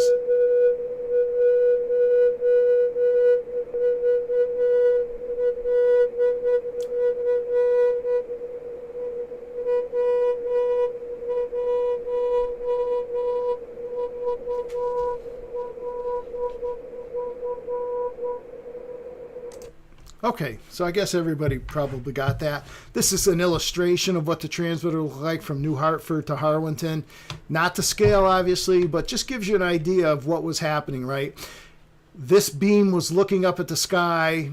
Picture a big spotlight, like during World War II or whenever there's a new car, dealership opening, they have those spotlights, and it illuminates part of the cloud. Actually, this is the transmitter illuminating the cloud, and as long as I'm pointing at it and I don't have a lot of ambient light, I was able to actually make the contact.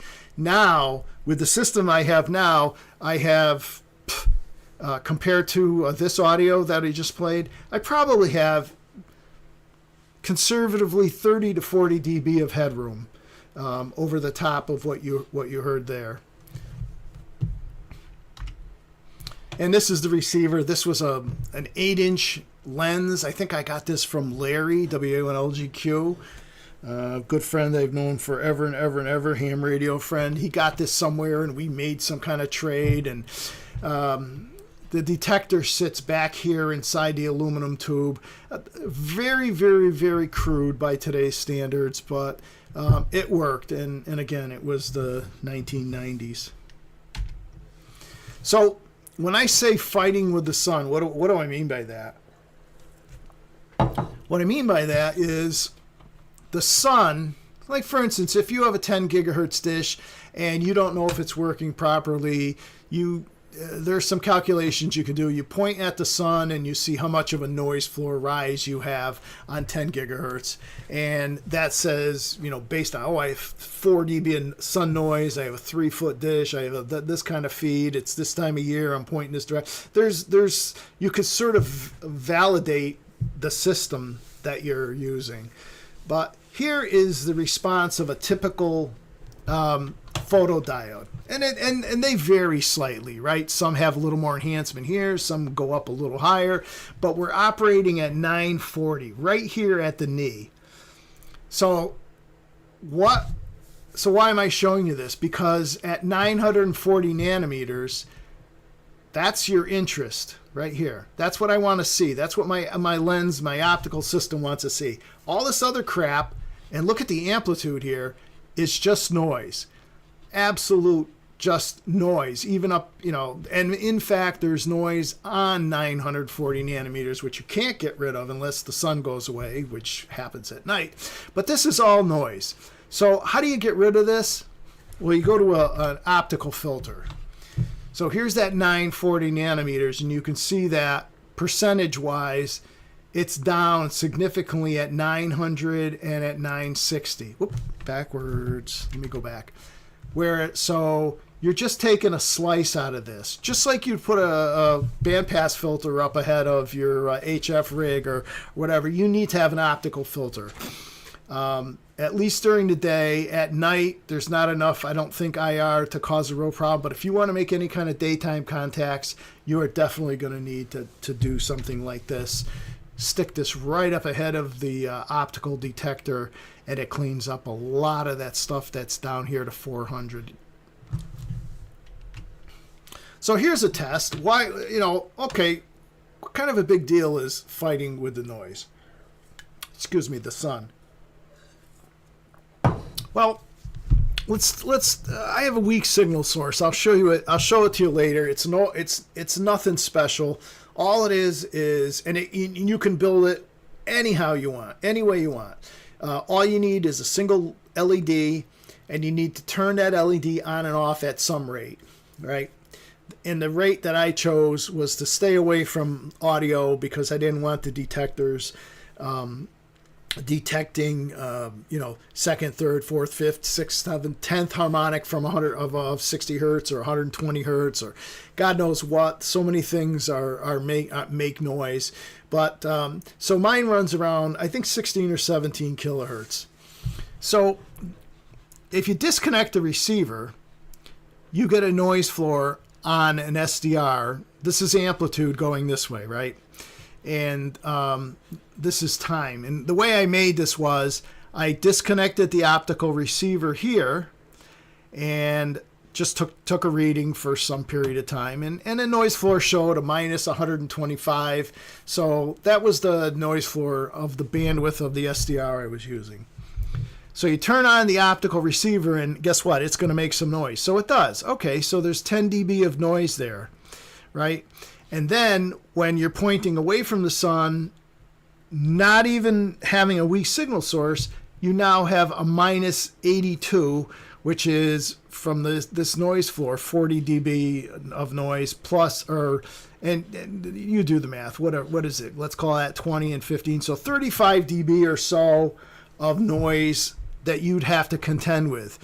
So the guys on HF, if you're running a kilowatt, you're down to 1 watt, half a watt, something like that. So it's a real problem, and this is with the bandpass filter up ahead of it. So you can feel the sun on your skin. It's just an incredible source of noise. So I'll probably say this 2 or 3 times throughout this. Build a weak signal source, and I'll show you how to do that.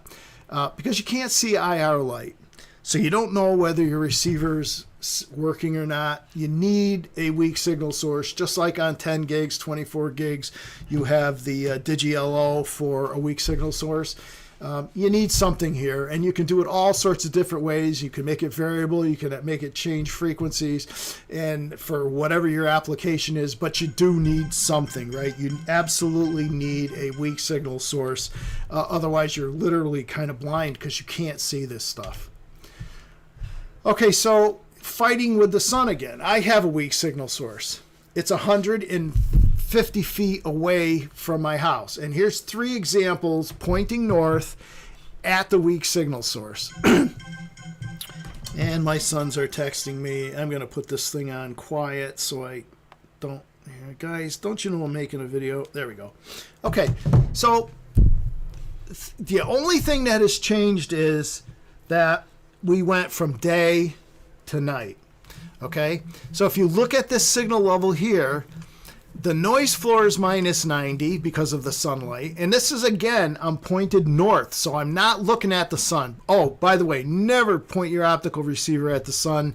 You could say goodbye to your photo detector and probably half of the other components in there if the full sunlight falls on it.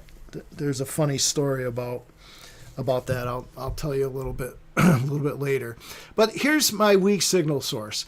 Okay, look at the signal. Minus 80, minus 80, minus 75. So not a huge difference.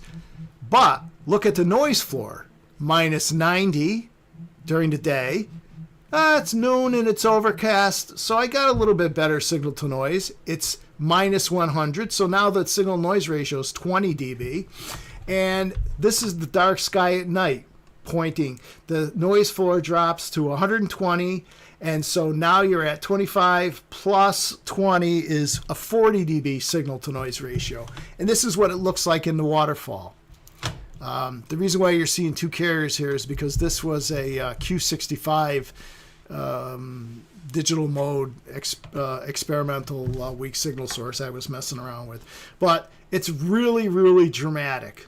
Okay, so you go from a signal to noise ratio of 10 to a signal to noise ratio of 45. Very, very dramatic. And so you need to, optimize your system to try to get rid of every piece of noise that you can, because you're fighting against the sun, which is the ultimate noise source, I guess. So optical detectors, there's no lack of optical detectors. I personally use this one. It's the PD49PI infrared optical detector. It's an optical detector. It's a little solar panel. It's a solar panel that's like this is encapsulated. The solar panel's in here. This is actually the back side of it. You wouldn't use that side. You'd use the other side, which is flat. But inside here, about 4 millimeters by 4 millimeters is the active area. The rest of this stuff is just for convenience and how to, because these were through-hole parts. I don't know how they were placed, but anyhow, you need an amplifier after this. So that's where this TIA or transimpedance amplifier comes in. This black surface here, this epoxy, this encapsulated epoxy, is a bandpass filter, but it's a very broad, not like a third, fourth order filter. It's very broad, but it does get rid of a lot of ambient light. But the difference between this and that narrow filter is night and day. This guy has no filter. You'd have to put a filter on this one. But the active area, if you look in here, is only 1 millimeter squared, right? And that has a big effect because it's receiving less noise because it has such a small area. But the problem with having an active area this small is that is aiming. Let's say your lens focuses the energy to an infinitely small dot. Well, when that happens and you're wobbling your receiver around, pointing it back and forth, you've got 5 millimeters square, roughly here, where that dot can fall anywhere on this surface. Damn it. Sorry. Let me go back one. That dot can fall anywhere on this surface here, okay? And it's still going to give you an output. In fact, you won't even know you're in the middle, on the left side, the upper left, the upper right, the lower right. You won't know where you are. All you'll know is you have a 1 degree beam width. Look at the size of this. It's literally 1.2 square millimeters. And now that same infinitely small dot can only walk around this tiny little... Why do I keep doing that? I keep hitting the mouse button. That tiny little dot, that infinitely small focused 940 nanometer light is falling only on this tiny little area here. And if it moves out 1 millimeter, well, you're out of luck, buddy, because it's, you know, it's sitting out here and it's not going to hit. So what are the consequences? Ooh, well, one consequence is you get a lot less noise than this one, okay?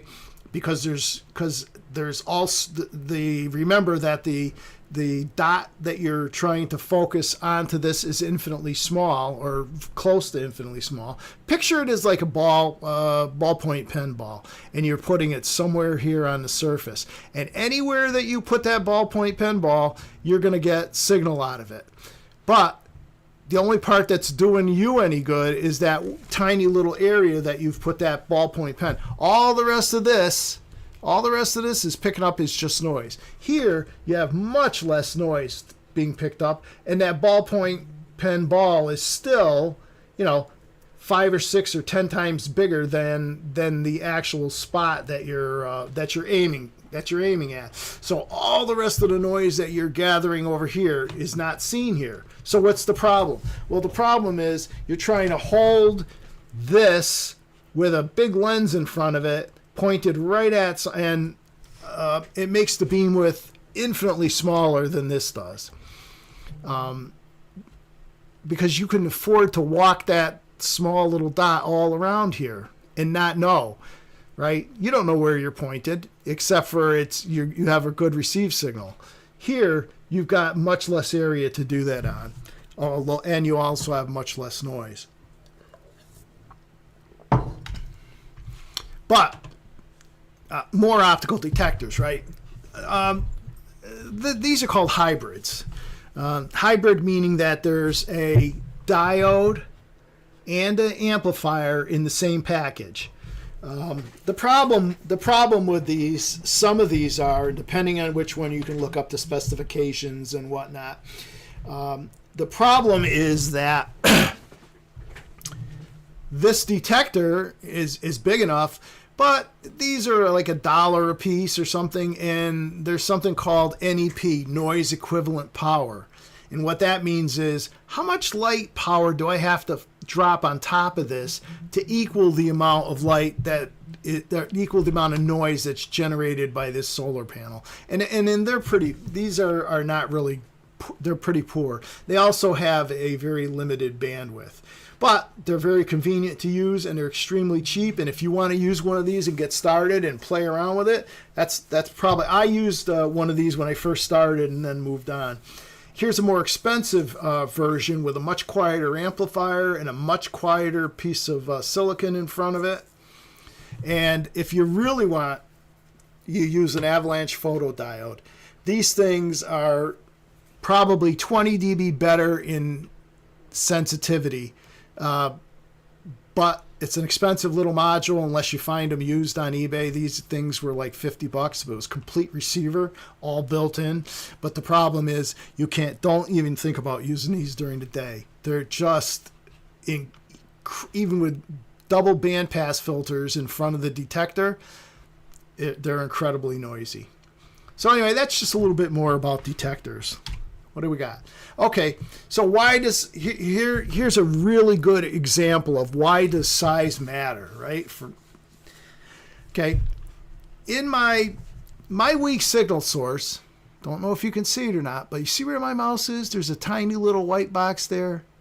Okay, that's the weak signal source, and the diode is infinitely smaller than that. So, what's this? Oh, this opening is about 10 by 10. It's less, but let's call it 10 by 10 just so that we can have, just for the topic, the conversation here, it's not critical. And if you look here is the image projected on a piece of paper. Okay, so look at that square image, and let me go back. That square image is the same size as this. Okay. And why does that matter? Because all of this is noise. All of this is noise. The only thing I really want to receive is this, which is that tiny little dot in the very middle of the of the barn. That's my weak signal source. It's got a little antenna on it to lock it to my Wi-Fi in the house.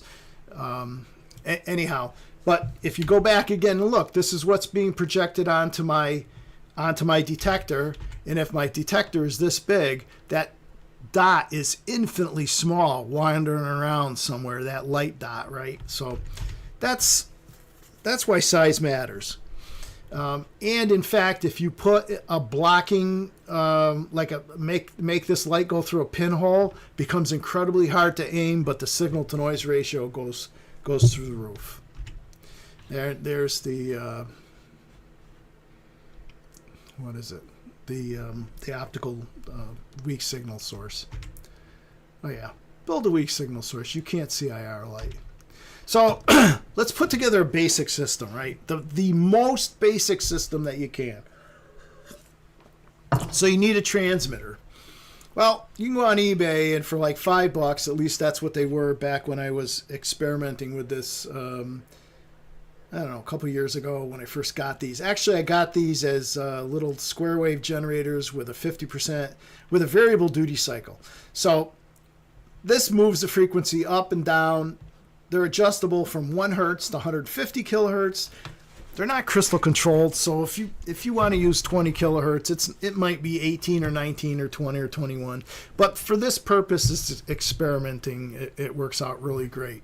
So what comes out of here? A square wave comes out of here. Here's the square wave. And that square wave, to some extent, is a function of the voltage input. If you put 30 volts in, which they say you can, you're not going to get 30 volts out of here of PWM signal, and it's not going to blow up your diode. There's a current limiting resistor in there. But so power goes in. I ran them off 9 volts. The LED ran off of the 9 volts, but there wasn't 9 volts across the LED. But so now you have, what do you have? You have the baseline, you have 0 volts, then you have a plus voltage, and that for a period, then you have 0 volts, a plus voltage, 0 volts, a plus voltage, and this is happening at your choice of frequency. I happen to use, I think, 16, 17 kilohertz because I'm using an SDR for detection, and I don't like going down below 10 kilohertz. Fred and the guys like to use 600 hertz because they're listening by ear. That has advantages of a very simplistic receive system without the use of a computer. But if you go up to 16 or 18 or 20 or 30 kilohertz, then you can use an SDR with filtering, with all sorts of different detection modes and so on. So anyway, that could be a transmitter. Let's move on. Here's a transmitter right here. This thing, let's say we set it for 500 hertz, right? We go back, we set this signal for output for 500 hertz, 50% duty cycle, and you take that chain that coming out, and you literally connect it right to a diode. Now you have a weak signal source. It may not be as weak as you want, but you have a weak signal source. And in fact, you have a transmitter. You insert a key where the arrow is, and you have a CW transmitter. When you key the transmitter, you connect this connection to here, and what happens is the LED, sends out a pulse, a dot or a dash of say 500 hertz, like we talked about before. So building something like this can be incredibly cheap and fulfilling. I mean, my weak signal source is many times weaker than this thing. And when you get to that point in your receivers, you need something like that to optimize focal points and all the rest of this stuff. But anyway, that's a basic transmitter. Stick a key in there on the PWM line, and you can be sending CW on light. So what's a receiver? Well, receiver is extremely simple as well. There's a photodiode. What's that? Well, it's a solar panel. Solar panel is making a square wave here because you're transmitting a square wave, right? It detects there's a small voltage here. Assuming there's no sun, what you would get out of this would be a square wave at 500 hertz from that previous transmitter into an amplifier, into a speaker. ultimate in simplicity. Again, you don't get all the rest of the really, the IF bandwidths and all the stuff you can do with an SDR. That's a totally different topic. But it's simply a photodiode connected to an amplifier to a speaker, and lo and behold, you hear the modulated CW. So some of the choices for LEDs. I've spent way too much money on LEDs over the years. So let's talk about a little bit about some of these LEDs. This is a company is Vishay. Boy, and I got it wrong here too. That's supposed to be 940. Oh crap. But these have a 60-degree beam width. This is a model of it, but it's pretty damn close to a 60 beam width. And what do I mean by that? By the 50% power line, it's plus or minus 3 degrees. So all that power is condensed into 6 degrees instead of plus and minus 30 degrees. You can do the math on that and find out how much more intense that is. It's very intense. Here was another failed experiment. This is a 100-watt LED, but in a 60-degree beam width. The amount of light energy falling on the detector was less than 2 of these things running in parallel, purely because it's not 100 watts. You never get a 100-watt LED when you order an LED from eBay. It's always a third of that. And would I build another array of... Okay, these are about 40 cents a piece, right? So 10 of them, $4. It's not bad, but there's a lot of building involved. Excuse me. Nowadays, you can buy LED spotlights with a 90-degree beam width down to 10-degree beam width. And these are, I think, 3 or 5 watt LEDs. So you take 5 watts times 1, 2, 3, 4, 5, 6. That's 30 watts of LED power, and squeeze it down into 10 degrees, and you've got an incredibly powerful transmitter without doing hardly any work. You do have to take it apart and put your FET in there and whatnot, but this is the way I'm going now. I have 4 of these things running. Oh Christ, I can't remember how much power, but because it's during the summer, I don't spend a lot of time on this. But so anyway, this is the way I would go. Fred tried one of these, and he calls it, what does he call it? The flamethrower turbo mode. I can't remember. Anyhow, this is the way to go. These were until the whole tariff thing started, these were like $20 for quite a bit of power in a 10-degree beam width. So, and all the real work was done for you. So, what if you want to do something more than CW? What if you want to do Q65? What if you want to test the limits of your of what you can say? Say you have a path and you can see the signal there, but you can't copy the CW. Well, here's what's going on here. And I have to give Renee a big thanks, because he's the one who did all the programming for the microcontrollers and the GPS and timing modules. But as you know, for Q65, you have to be right on frequency and right on frequency and right on time. So you need a GPS module. This assembly was like $10. These microcontrollers were like $4, and the IRL 540 logic level FET was another $3 or $4. This is the array you saw in the beginning of the video, and it's I wish I had those numbers down somewhere. I'm notoriously bad at documenting things. But it switches the high current for this FET array. But it's amps. It's, let's see, what do I have? 1, 2, 3, 4, 5, 6, 7. 7 LEDs times 10 is 70 in the top and 70 in the bottom. It's many amps. It's in the order of maybe 8 to 10 amps, something like that. So you can get an idea of what kind of power levels we're talking about. But this, I'll show you more. I'll show you more about this. So here's the more advanced receiver, right? Instead of just the LED, the photodiode here, you have a filter. Well, that gets rid of a lot of that visual light that we're not interested in at all. And you put a bigger antenna on it. What do you mean antenna? Oh, you put a lens that gathers the light from this huge area here and concentrates it to this part. Then you have an amplifier, and then you run an SDR. Now you can do Q65, you can do FTA, you can do CW, you can do single sideband. I haven't done that yet, but you can do all sorts of things once you get a more complex receiver system like this. This is purely because my choice. This is how I like to do it because I got more handles, IF bandwidth, demodulation modes, waterfalls, all that sort of stuff where I can analyze what the system is doing.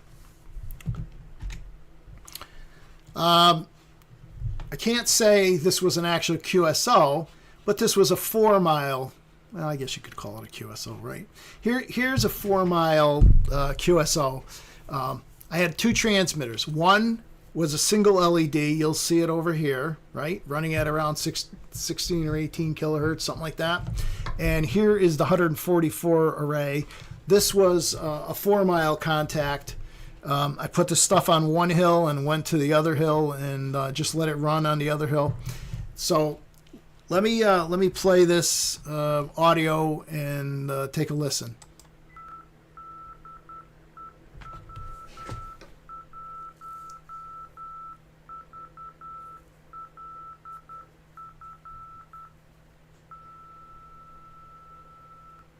Okay, if it wasn't apparent, that's the 140 LED array.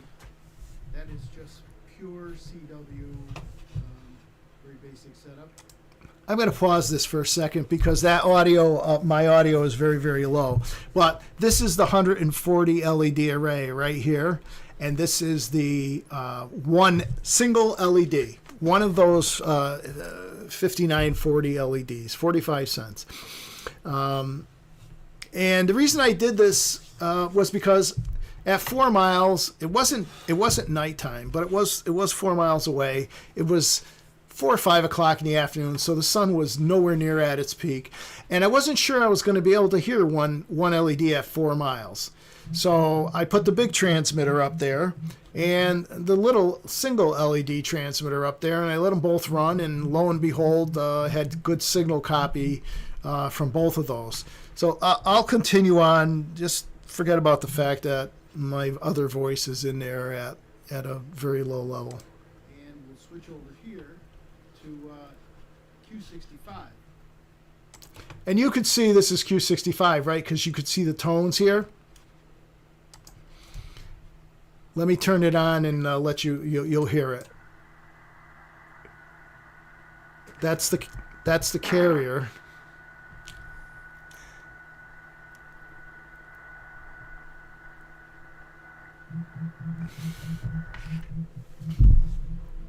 Both of these transmitters were sitting side by side, and to be honest with you, I wasn't sure if I would be able to hear the single LED transmitter, this guy right here. So that's why I put the big transmitter up there. And this one's on 14.4 kilohertz, and this one is on 17.325. And I just wanted to make sure. I knew I could hear this one. I wasn't sure what I would hear here.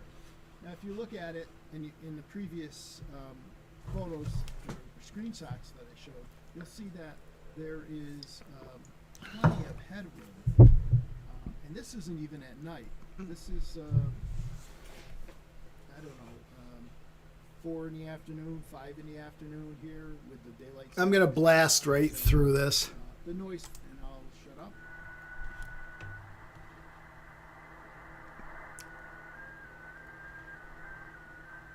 That's the Q65 signal. Pause it. So the single LED here at the best was 20 dB of the noise. The other LED was about 50 dB above the noise, right? So now you got to take these with a grain of salt. We're not using a calibrated spectrum analyzer.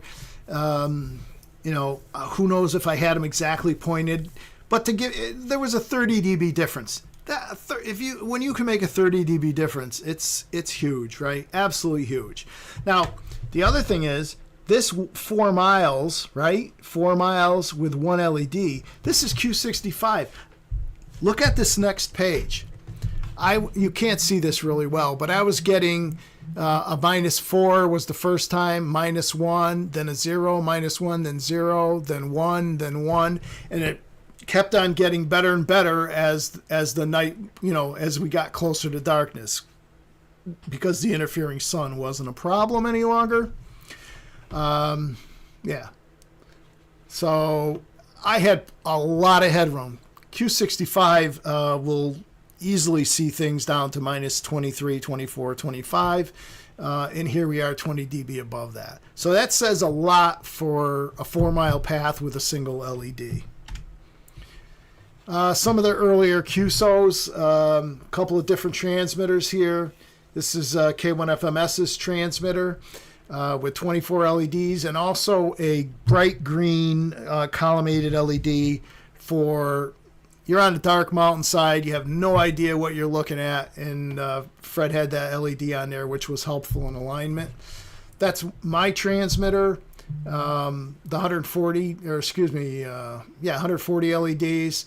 That's one of my receivers with the photodiode, and then the one on the end here is the avalanche photodiode amplifier combo hybrid, and the same lenses are in front. This one has a lens cover on it, or a lens shield. That receiver running the APD is at least 20 dB better when it's quiet or at night. So a couple of QSOs we did. The first one was 2 miles or 3¼ kilometers, then 4 miles, 6½ kilometers. Then we went to 14 miles, and then we went to 25 miles. So we had quite a few QSOs. And when you start, when you get things aligned and you run all the bugs out of your system, these were easy QSOs. Easy. Here's Fred's signal. We sort of developed this little protocol where Fred would send 5 dashes, then a carrier, and then 5 dashes. And when you watch this, pay attention to the QSB as the carrier is up. You'll see there's, like I said, 2 different kinds of QSB. One is this long term. The other one is sort of flickering, like when you look at a star at night, you see it flickering. So I'll run this. I think it's only 30 seconds or so, and take a look. Take a listen.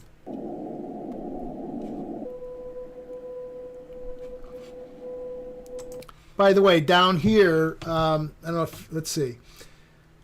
This is -90, 80. These are 10 dB per division, okay?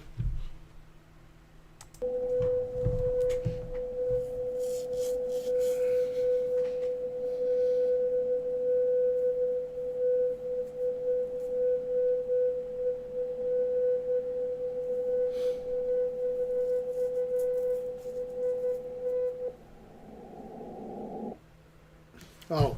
Well, I guess that was one of the ones where we just did the carrier test. But if you look at this, noise floor is down here around -100, so probably wasn't completely dark yet. But from a peak to a valley of -70 right here to -55, 15 dB, oh, even more. 15 to 20 dB of attenuation. This was across 25 miles. So things are changing. Are changing in the atmosphere as you make these tests. Let's see. Is this another one? Okay.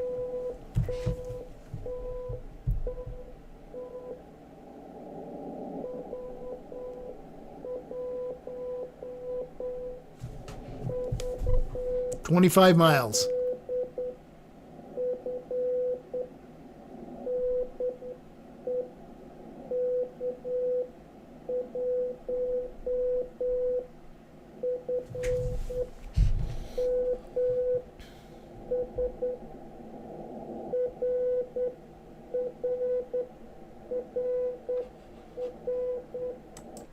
So I'm going to pause really quick, but look at the QSB in between these letters, in these characters.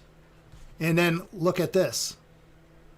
See this slow moving QSB? So there's a lot of interesting stuff happening here. 20 okay, so here's Fred doing another, these are 5 dB per division. This is another test. This is the 24 LED array that Fred runs versus 6 of those arrays. He has a stack of 4 high rows of 6. So we wanted to see, hey, is this possible, with only 6 of those LEDs? So Fred was putting a piece of cardboard in front of all the LEDs except for a row of 6.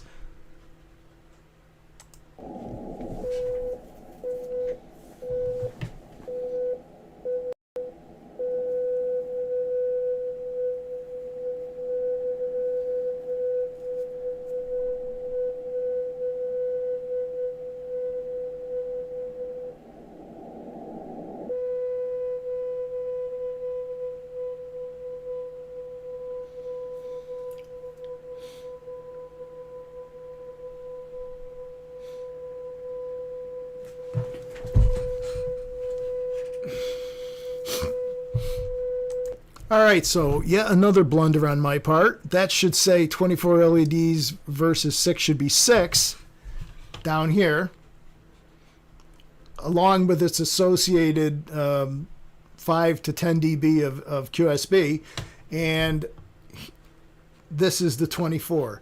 I don't know, what would you say? 5, 10, 15, something like that? I mean, again, there's QSB to deal with. There's the fact that we're not using a real good test instrument, so we don't know the linearity. But SDR console provides a fair comparison, but so you get a good feel for what's going on. So one final test that we did, and that was I made a recording. SDR console allows you to make a signal level strength recording and turn it into a CSV, which you can then plot in Excel. So, and I did a little smoothing on this to get rid of some of the QSB. But so here's the noise floor as reported by SDR console, not including all these, right? This is just the constant noise floor. I don't know what went on here, but so it's reporting like what? 105 minus 105. That's with the SDR turned off. Let me see. Is that true? Disconnect the SDR. I don't know how he's making this, what bandwidth he's using to come up with this noise floor, but let's not worry about that. Let's look at here. Here's a carrier for, I don't know, 10 seconds with the 24 LEDs. Okay, Fred covered up 6 of the LED, or 12 of the LEDs, and you can see, there was a drop there. Probably not what exactly we expected, but remember QSB. And then after that, he covered up all but 1 LED. And if you look at the transmitter being off here at minus, let's say 75, that 1/8 LED was still potent at 14 miles. Here we're back on again with all the LEDs. So you can see there's a slight difference in amplitude there. And then the transmitter being off, so this was essentially the noise floor of the receive system. And then back to 24 LEDs again. But you can see that 1 LED at 14 miles would provide a usable QSO if you really wanted if you could, had a SDR and whatnot ahead of it. And here's where I disconnected the optical from the SDR. This was, I think, the noise floor. Let's see, disconnected SDR from the optical. Now, this was the noise floor when you actually turn the power off to the optical receiver. So, minus 95 up to a minus 55 with 24 LEDs across 14 miles. This system has a lot of headroom, a lot more to go. And this was interesting. So here's Fred's transmitter. He uses the little PWM modulator to come up with his tone. And so you're able to play 600 hertz or 16 hertz or 16 kilohertz, whatever it is. But I wanted to show you, here's two transmitters. They're 18 inches apart, right? And just as a joke, I figured out something 4.9 million wavelengths apart. This is a path from Fox Hill in Connecticut, 25 miles away. And the purpose of this was, hey, Fred, record these two signals for me and tell me what, the QSB looks like, since they're only a couple of inches, only 18 inches apart. So here was the result of that. I think this is a video too. Let's see, 14.4. This is my big array, and here's Fred's 24 LED array. So now, we know that there's going to be a big difference between 140 LEDs and 24. But what's interesting is watch this one moving up and down and this one moving up and down. These radios, these transmitters were 18 inches apart. Let me play this.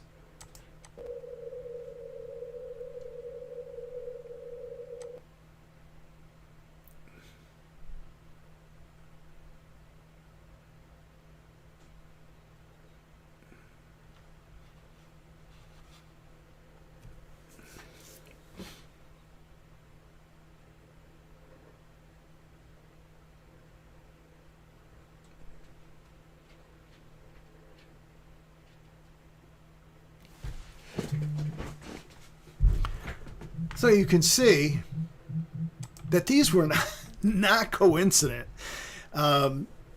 Something in the path between those two was changing. You would think that, well, I don't know what you would think. This was just a curiosity, sort of an experiment that we did.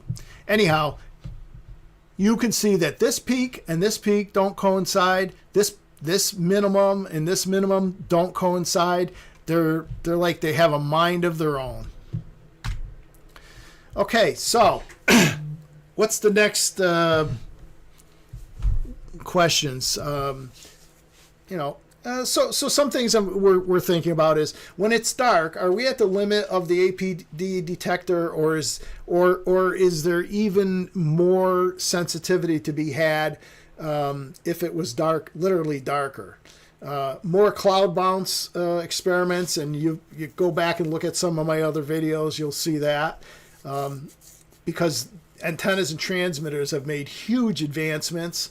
One thing I'd really like to try is non-line of sight paths with someone, pointing up at the sky, at some common volume with the transmitter and receiver, and seeing what happens from there. Knife edge refraction, trees, buildings. A lot of these are questions because I don't know the answers, or experiment, paths for experimentation.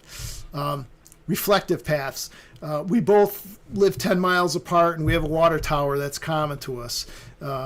With a laser or really narrow beam widths, yes, you'd probably be able to make a path. What about fog? Fred was doing an experiment where it was a very humid night with another gentleman, and he found out that pointing was much less critical during not foggy, but very humid. And you can see that too. I have a street light here not too far from my house. It's at the crest of a hill, and when I'm down the hill, I can't directly see the beam, but I can see on a foggy night or a humid night, I can see the light scattering. So there's some interesting stuff. Take advantage of an optical beacon. That's an idea that, an omnidirectional optical beacon, that's a possibility. And I'd really like to push the digital mode, Q65, to just see how far it goes. And rainbows and rain scatter, Is that a possibility? I don't know enough about that. Anyhow, that's it. Questions? If you have any questions, I suck at typing. I really suck at typing. You can send me a question if you like, but I also might just ask you if you want to do a Zoom meeting and literally talk about this stuff. It's so much easier. And again, I suck at typing. All right, everybody, 73 from W1 VLF.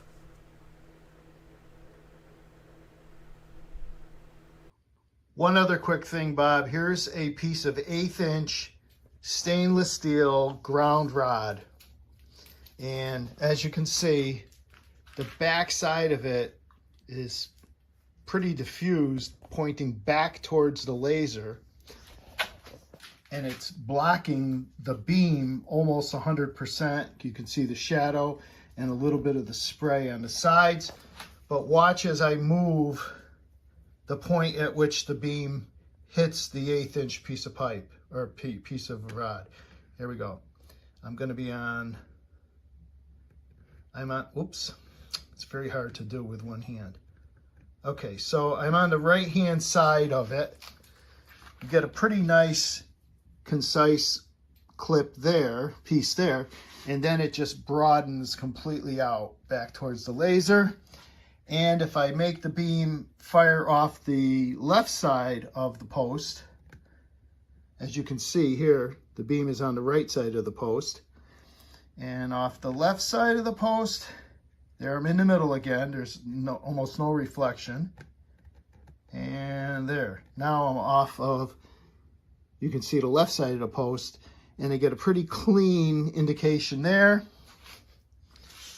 And of course, this is not as perfectly lined up as the other experiment. Anyway, update 2.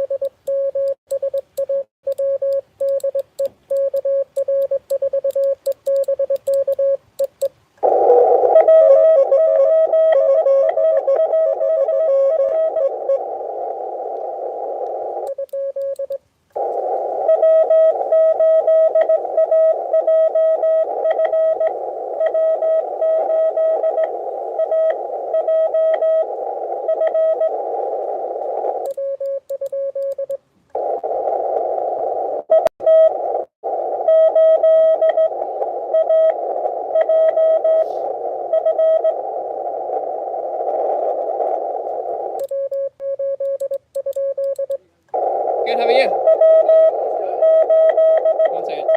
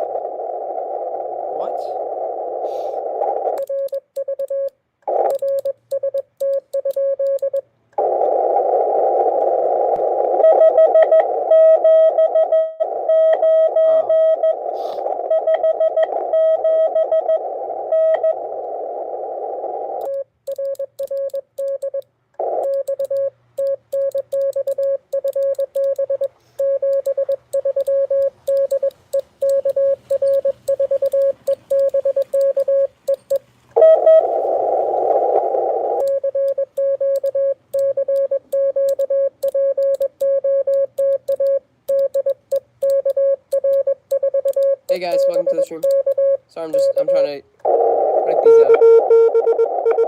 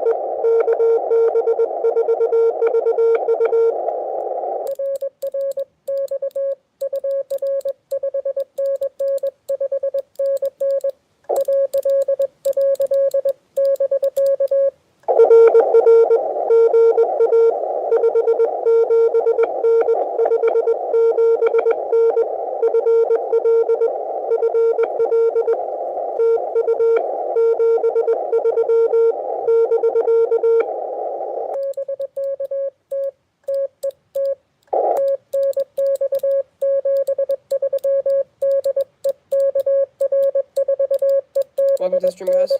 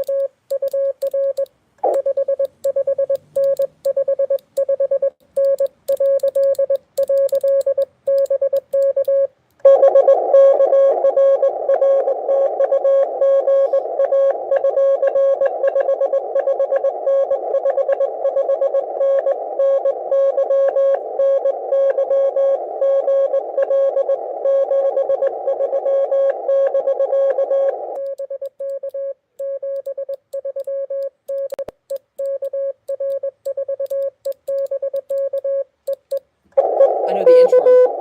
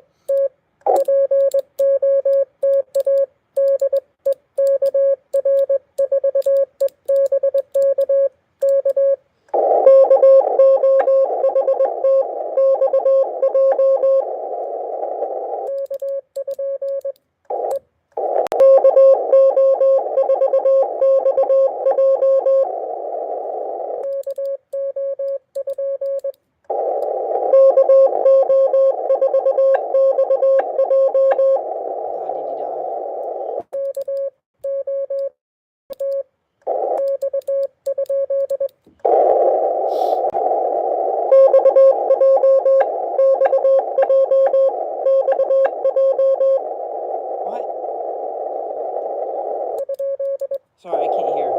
Da dee dee da.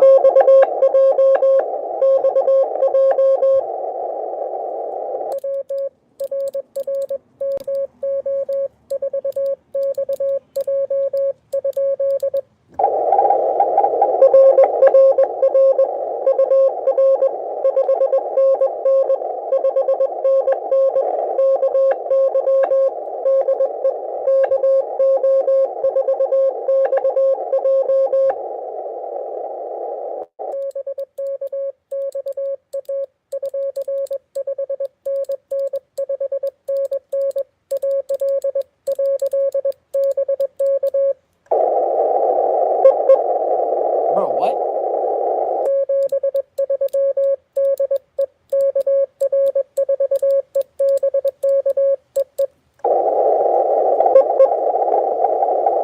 That was a little confusing. That's fine. That's okay.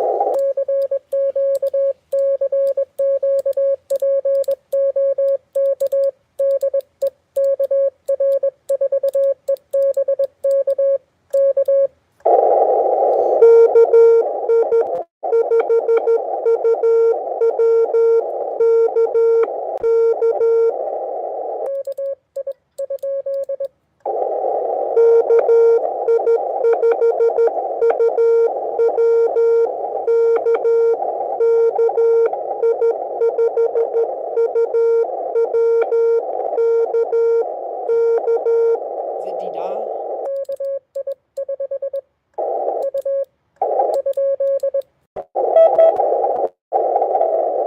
Da dee da dee dee dee dee dee dee dee dee da.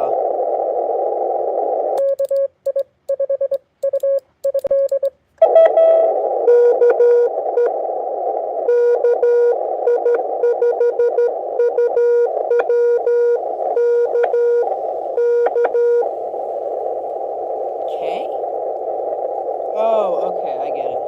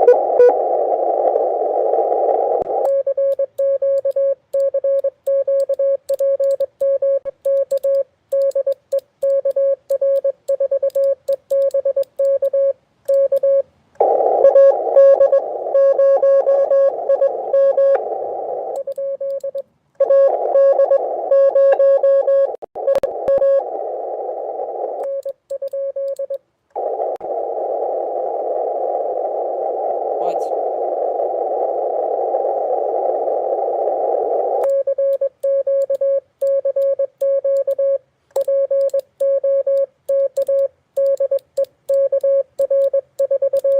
Yes, Jeremy, I remember you.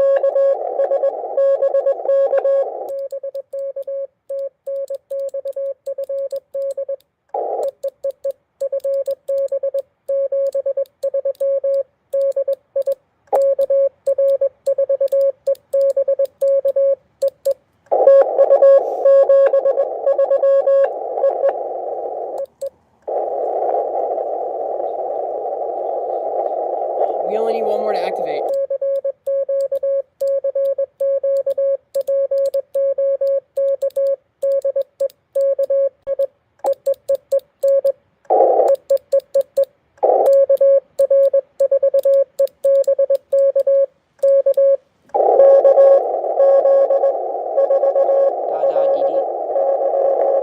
Is da da dee dee Z? Yeah.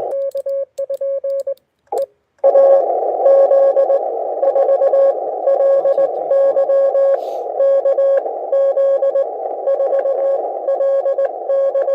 Da dee dee.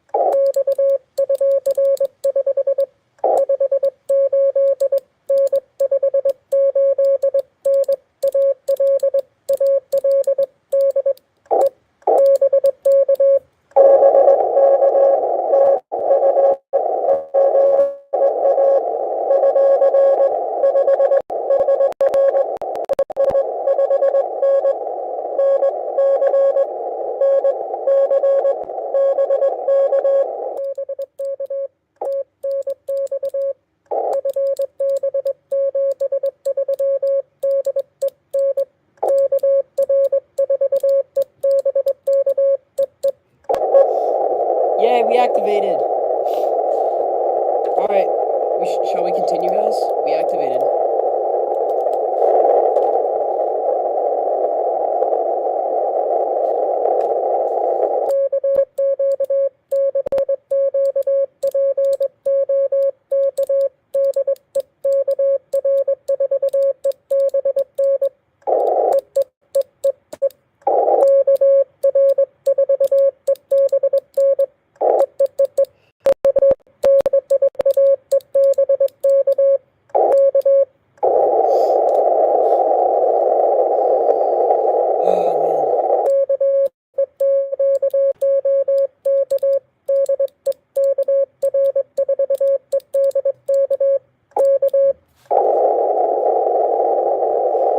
Wow, we got 10 activations in less than 30 minutes.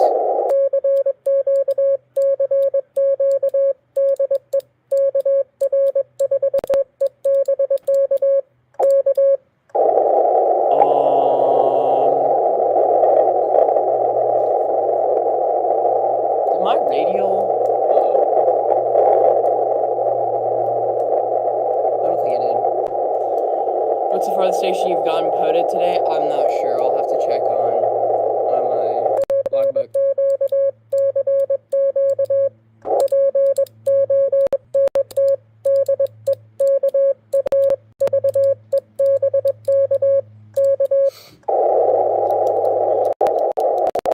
Could we check? Yeah, it's a reason.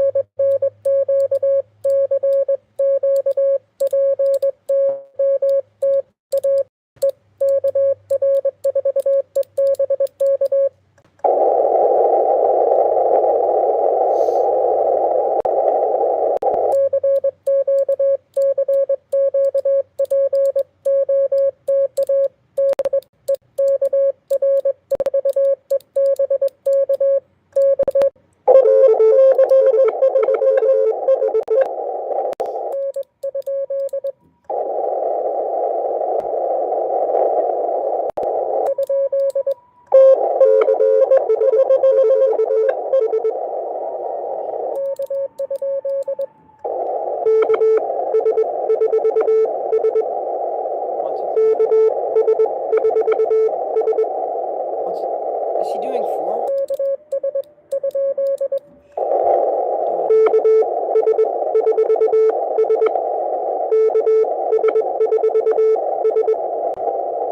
Wait, does he know he's not doing the right one?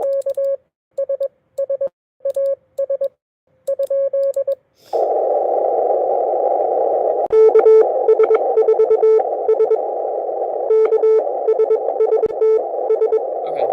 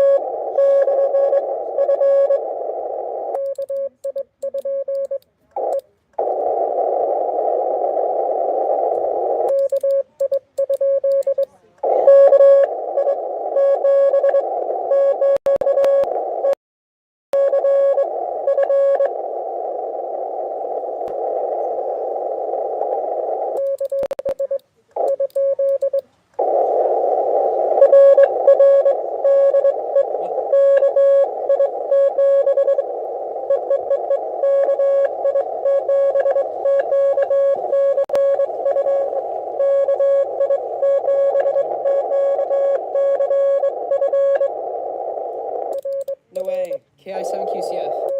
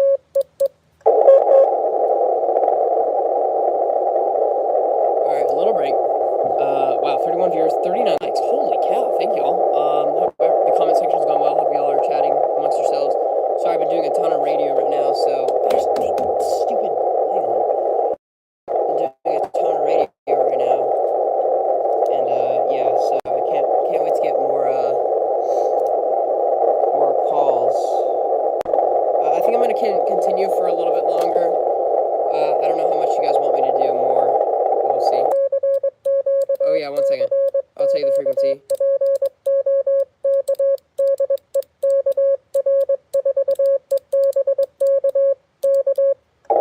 You can also find me on PODAP. The frequency is 14.066.50. It's 20 meter band.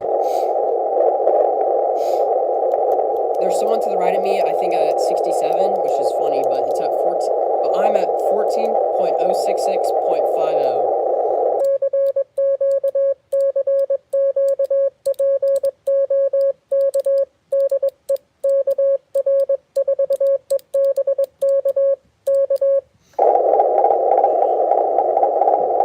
Yeah, Click, my radio can decode these, and I have the decoder on just in case if I need to get someone out fast, because some of these I had trouble on. I'm trying to decode in my head.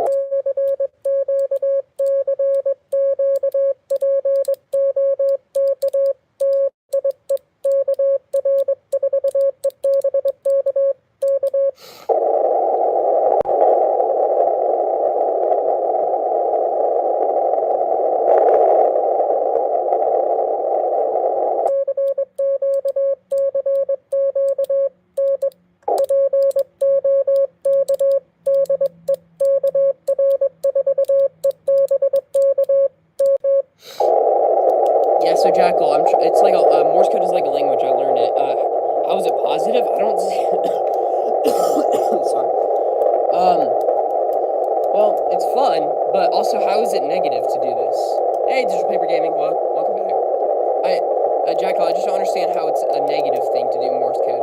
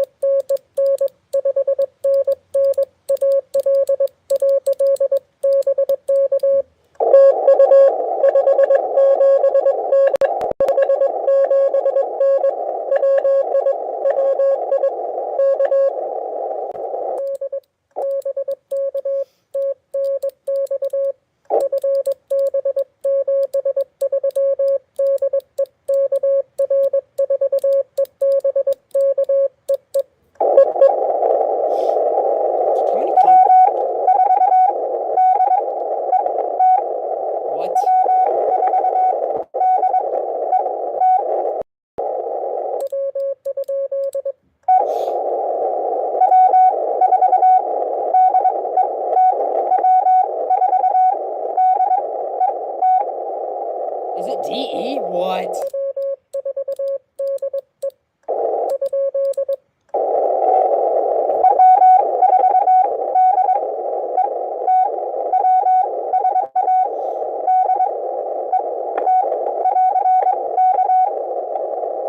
Is it T?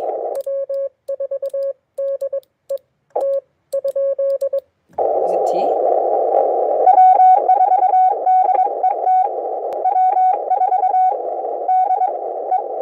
Yeah, it is.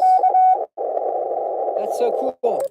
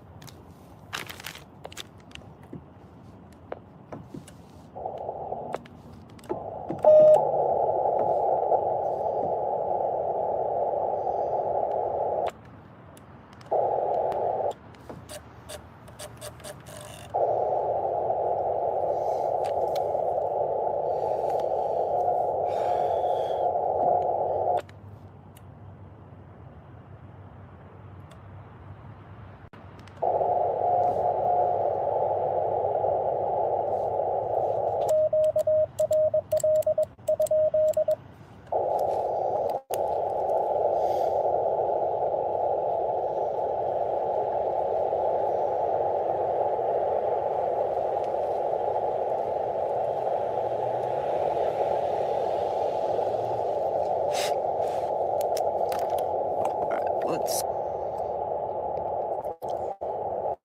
Hey, welcome to the stream.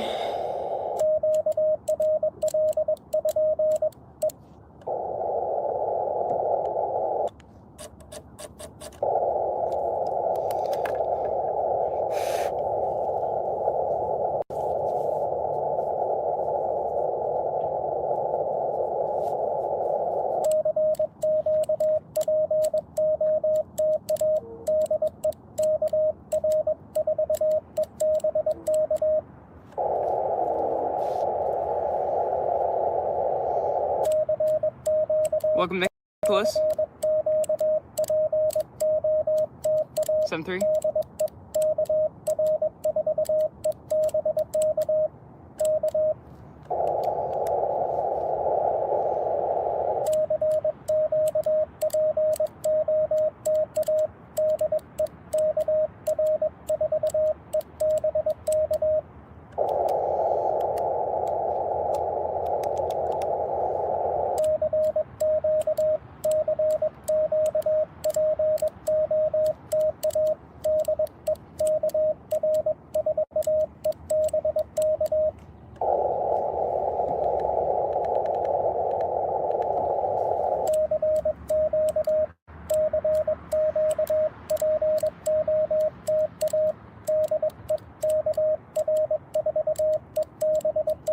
Yeah, the gloves really help.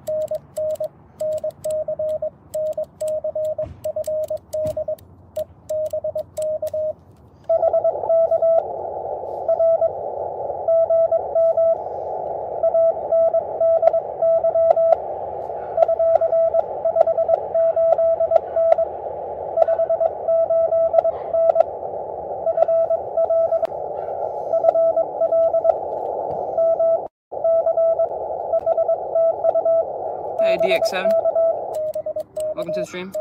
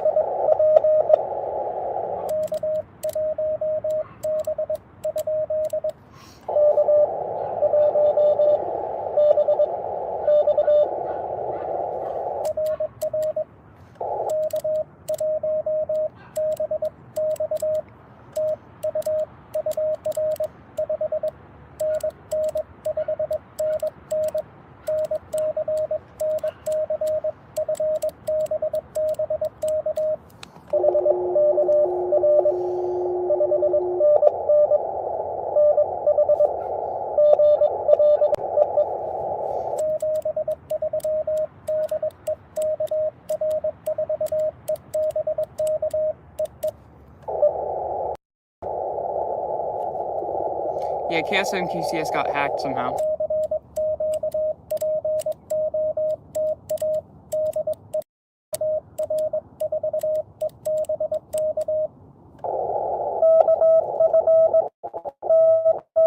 Diddy-da-dee.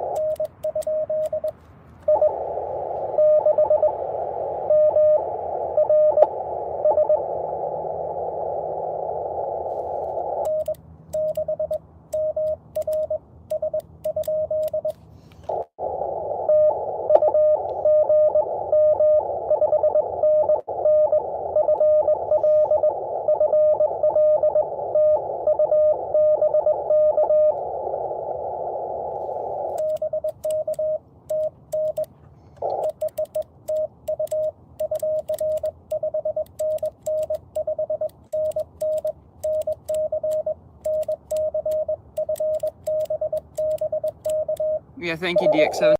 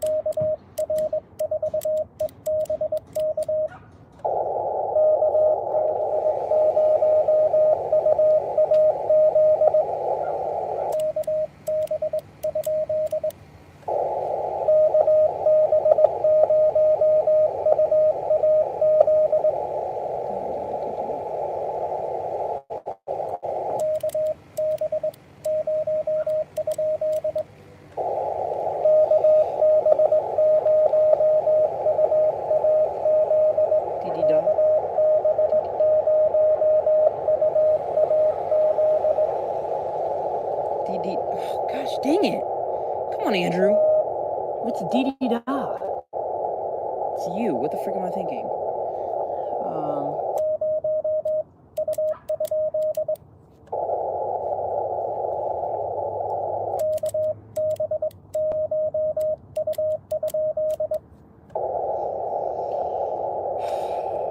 Is he not here anymore?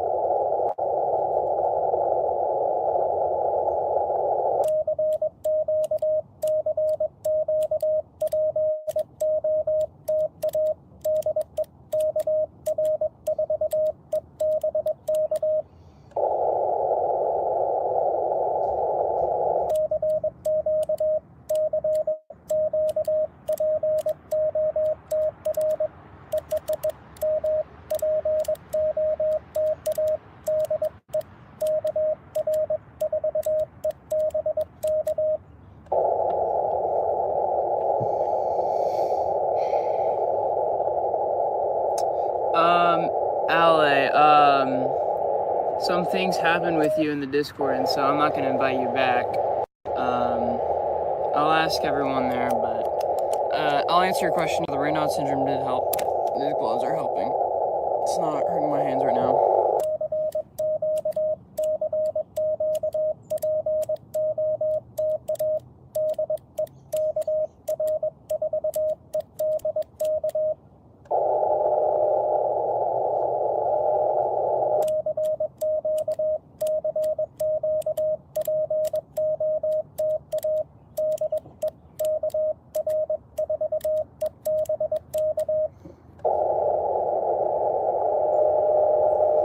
Oh, hey, DX7 Energy.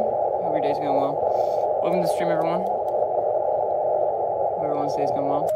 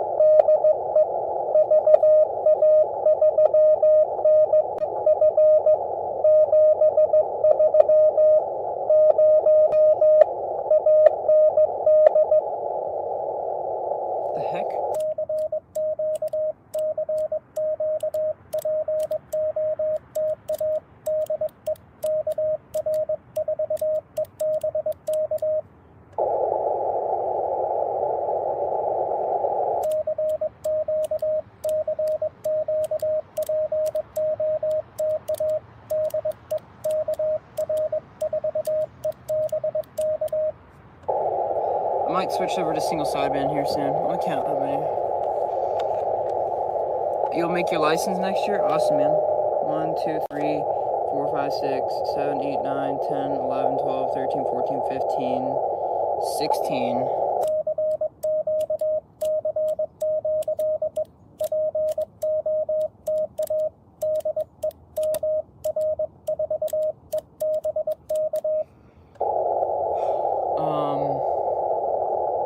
We'll call it like 4 more times and then I'll go single sideband.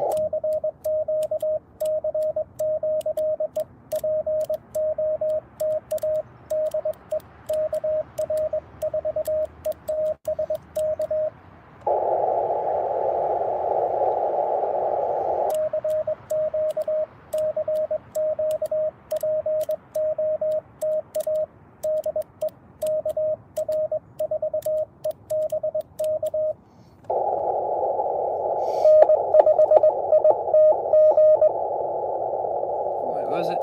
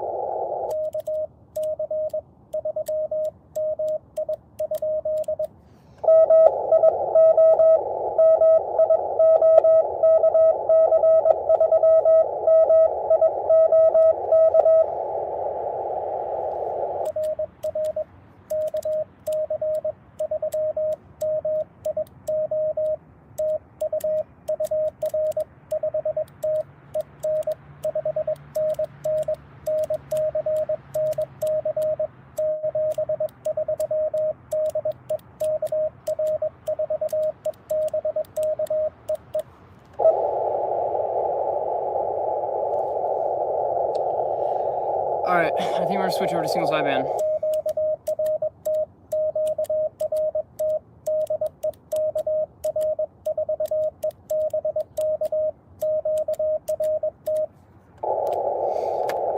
Okay, single sideband time.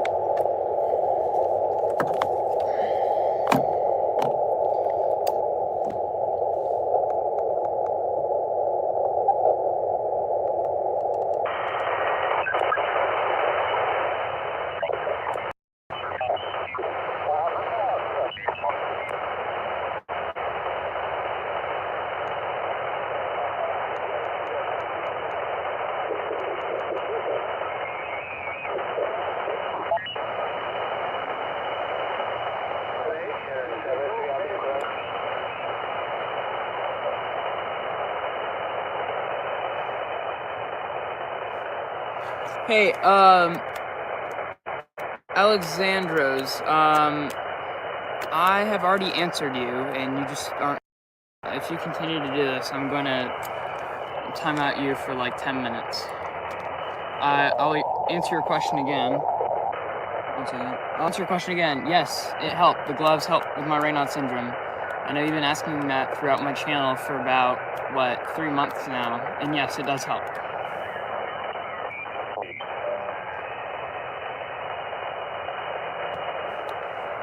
QRL, QRL.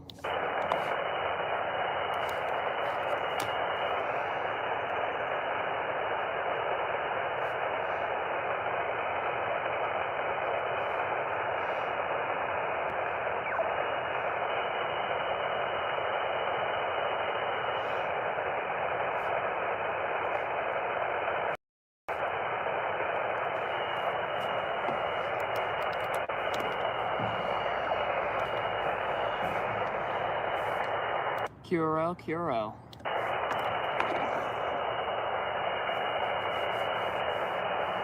Kazul, welcome to the stream. Hope your day's going well. CQ POTA, this is Kilo Romeo 4, Echo Bravo Kilo, calling CQ POTA and standing by.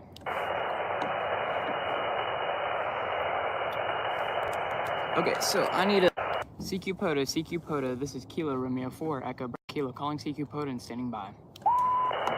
Alright, CS73s, DX7, MBG. CQ POTA, this is Kilo Romeo 4, Echo Bravo Kilo, calling CQ POTA and standing by.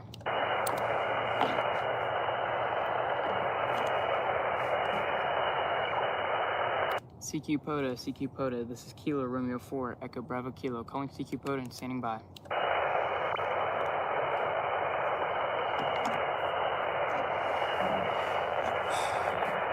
CQ POTA, this is Kilo Romeo 4, Echo Bravo Kilo, calling CQ POTA and standing by.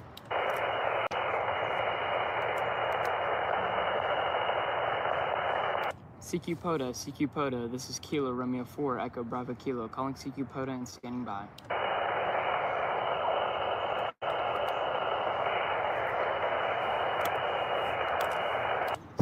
CQ POTA, this is Kilo Romeo 4, Echo Bravo Kilo, calling CQ POTA and standing by.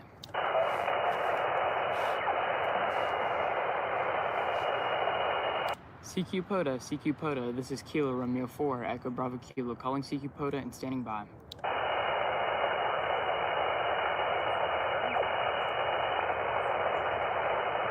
CQ POTA, this is Kilo Romeo 4, Echo Bravo Kilo, calling CQ POTA and standing by.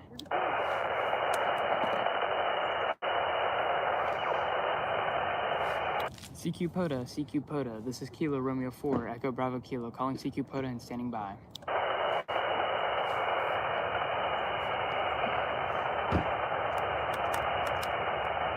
CQ POTA, this is Kilo Romeo 4, Echo Bravo Kilo, calling CQ POTA and standing by. Whiskey 5, Hotel Foxtrot. Whiskey 5, Hotel Foxtrot.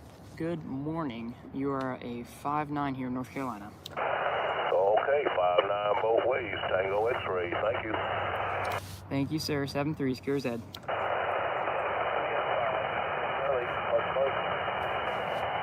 CQ POTA, this is Kilo Romeo 4, Echo Bravo Kilo, calling CQ POTA and standing by. Park.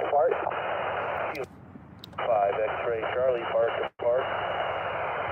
X-ray 5, park to park, come again. This is Kilo 5, X-ray Charlie. Is that Kilo Juliet 5, X-ray Charlie? Roger. You're 5-7 here into my 3 parks. Tell me when you're ready. You are a 5-7 here in park also. I'm ready for the U.S. First park is US 0721. That's 0721. Second park is US 9757. That's 97. Third park is US 3791. That's 3791. QSL? QSL, that second park, US 975. I didn't get the last number. 957. Roger that, 9757. I'm here at US 3378, Blue Ridge Parkway. Roger, I got that. Thanks for activating today and have a great day. 73. 7-3s, thank you very much. Merry Christmas. QRZ. Park to park. Park to park. Kilo Charlie 1, November Bravo Yankee. Kilo Charlie 1 November Bravo Yankee. QSL, I got you a 5959 into my part, 6873, 6873. QSL, you are 5-7 here in US 3378, 3378.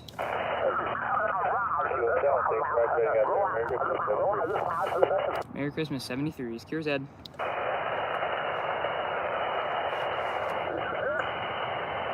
CQ POTA, this is Kilo Romeo 4, Echo Bravo Kilo, calling CQ POTA and standing by. Who's on my... CQ POTA, this is Kilo Romeo 4, Echo Bravo Kilo, calling CQ POTA and standing by.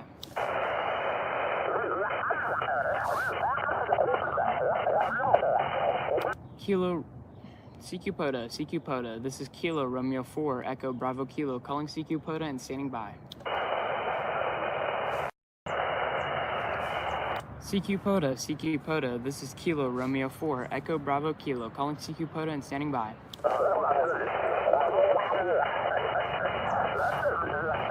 CQ POTA, this is Kilo Romeo 4, Echo Bravo Kilo, calling CQ POTA and standing by.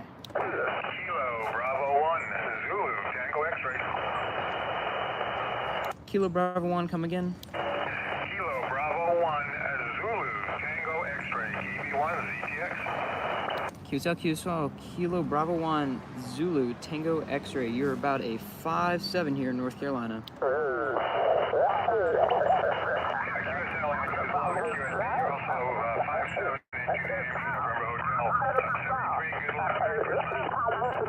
Thank you, 7-3, QRZ. CQ POTA, this is Kilo Romeo 4, Echo Bravo Kilo, calling CQ POTA and standing by. CQ POTA, this is Kilo Romeo 4, Echo Bravo Kilo, calling CQ POTA and standing by. Kilo 7, Echo Whiskey. Kilo 7, Echo Whiskey, you're about a 5-5 here in North Carolina. You are 5353 Washington State. QSL, sorry, I'm getting some QRM here on this side. I'm not too sure, but 7-3s, thanks for the 5-3 in DC. 7-3s, Merry Christmas, QRZ.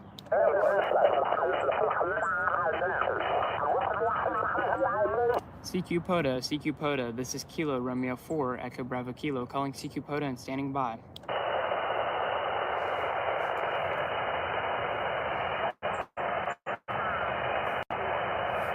CQ POTA, this is Kilo Romeo 4, Echo Bravo Kilo, calling CQ POTA and standing by.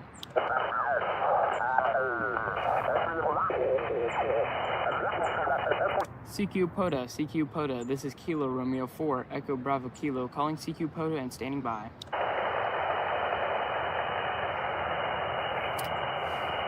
Yes, Alex. What?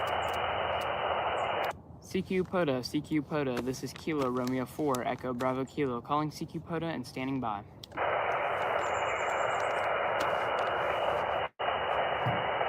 CQ POTA, this is Kilo Romeo 4, Echo Bravo Kilo, calling CQ POTA and standing by.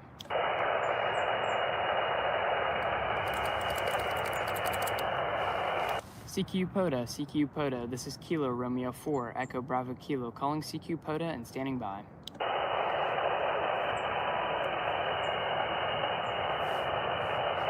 CQ POTA, this is Kilo Romeo 4, Echo Bravo Kilo, calling CQ POTA and standing by.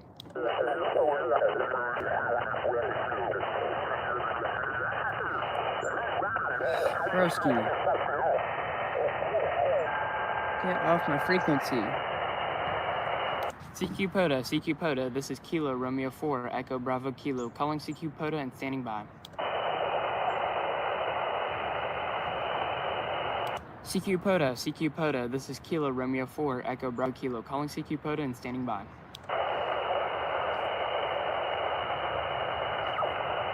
CQ POTA, this is Kilo Romeo 4, Echo Bravo Kilo, calling CQ POTA and standing by. Yeah, these are not specifically for Raynaud syndrome. They help me, though. CQ POTA, this is Kilo Romeo 4, Echo Bravo Kilo, calling CQ POTA and standing by.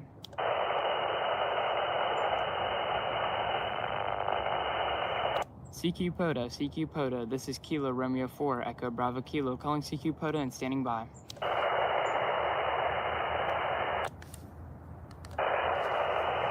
CQ POTA, this is Kilo Romeo 4, Echo Bravo Kilo, calling CQ POTA and standing by.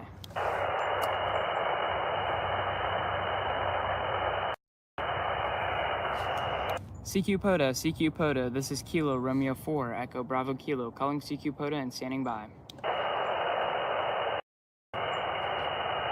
CQ POTA, this is Kilo Romeo 4, Echo Bravo Kilo, calling CQ POTA and standing by.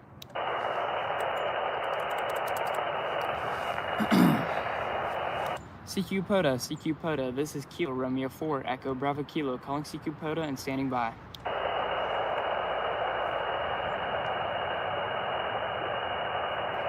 CQ POTA, this is Kilo Romeo 4, Echo Bravo Kilo, calling CQ POTA and standing by.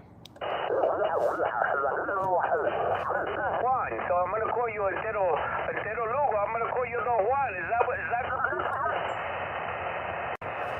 CQ POTA, this is Kilo Romeo 4, Echo Bravo Kilo, calling CQ POTA and standing by. Alright, I think we're gonna end the stream soon, like 10 minutes. Yeah, we'll end it in 10 minutes. CQ POTA, this is Kilo Romeo 4, Echo Bravo Kilo, calling CQ POTA and standing by.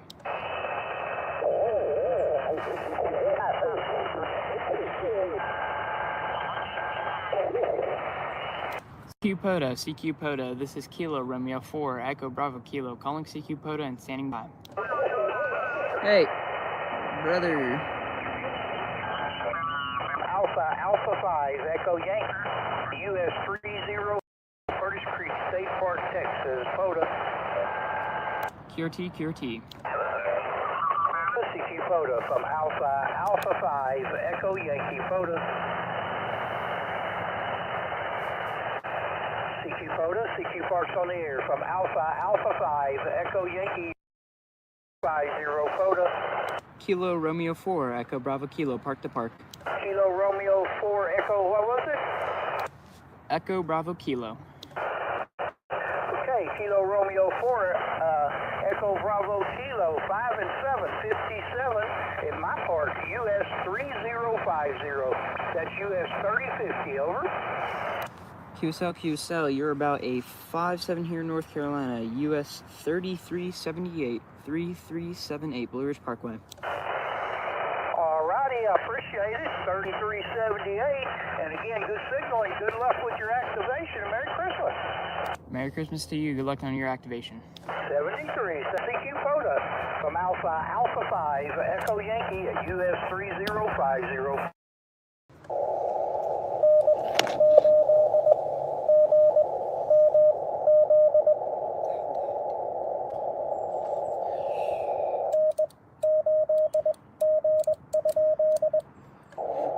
Terrible at decoding.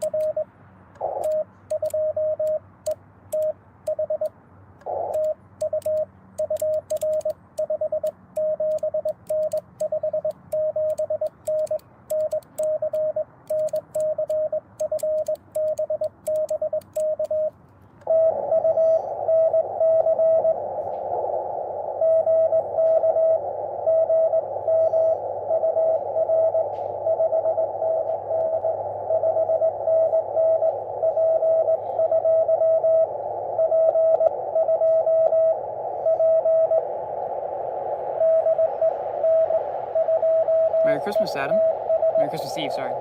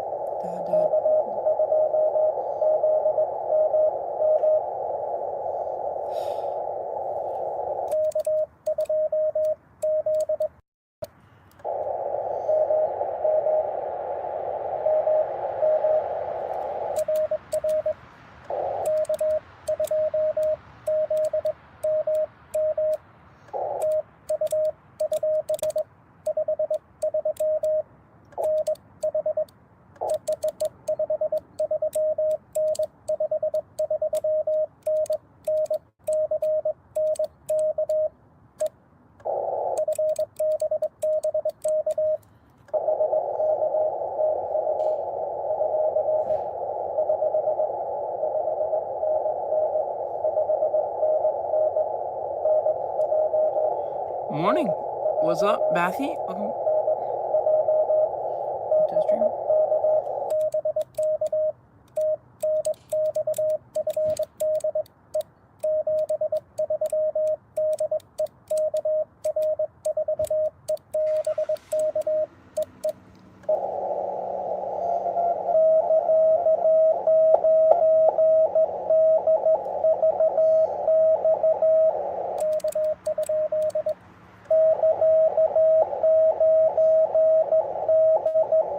What the heck? Why is he mixing his words?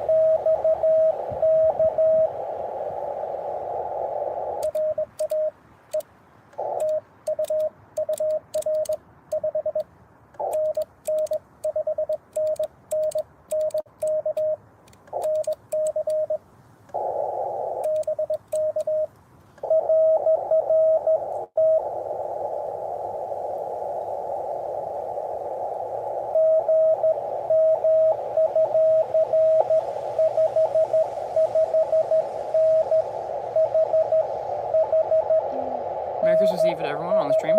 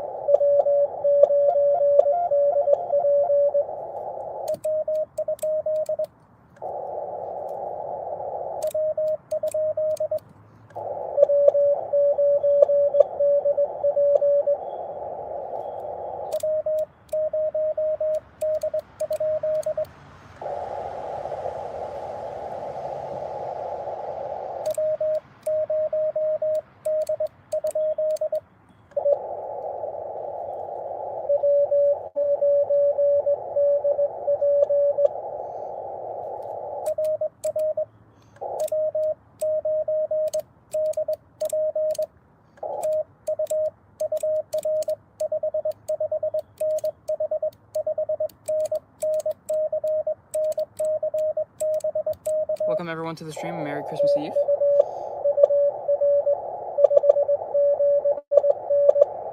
Hope everyone's day is going well so far.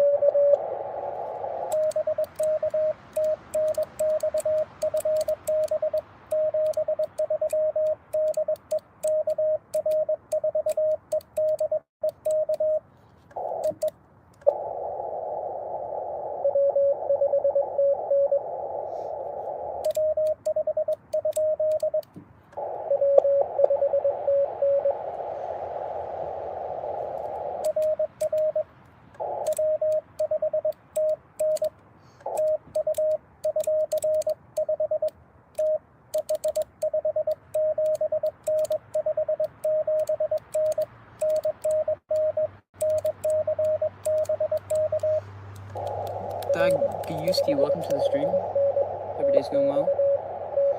It is pretty warm for Christmas Eve. It's too warm here in North Carolina.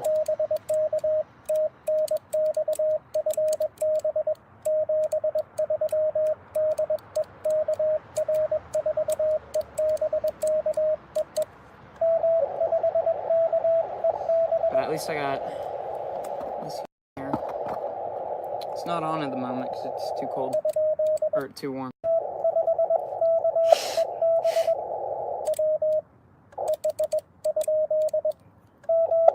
Dude, I can't get his first part of this call sign.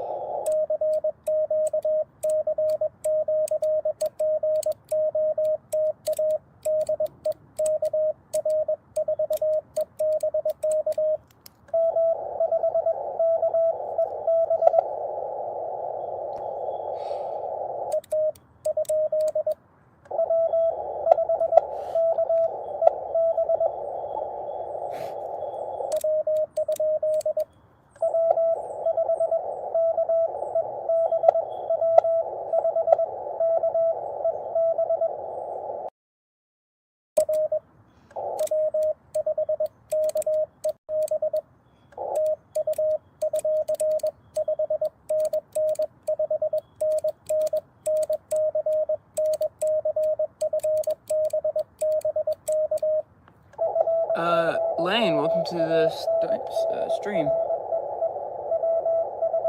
Hope your day's going well.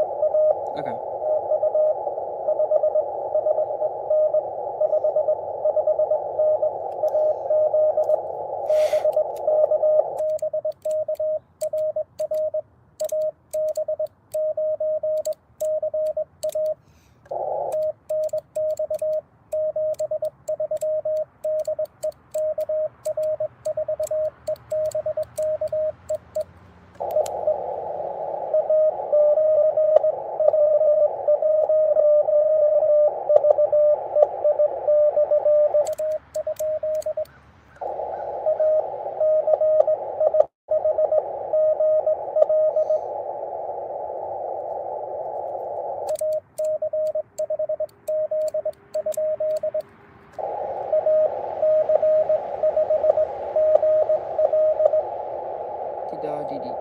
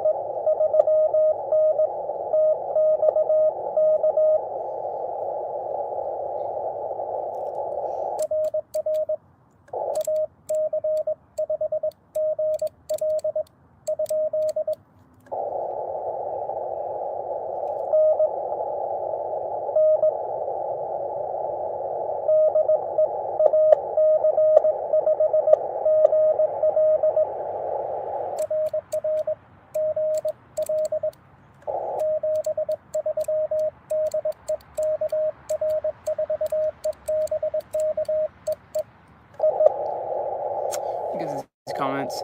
Hey, will you forgive me from yesterday? I will. Get it, Andy. You have a mic out there.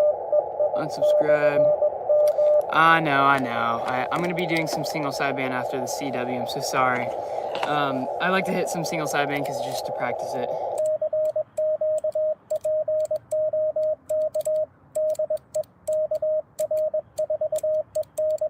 Not a fan of single sideband, but you got to try it sometimes, you know. Sorry.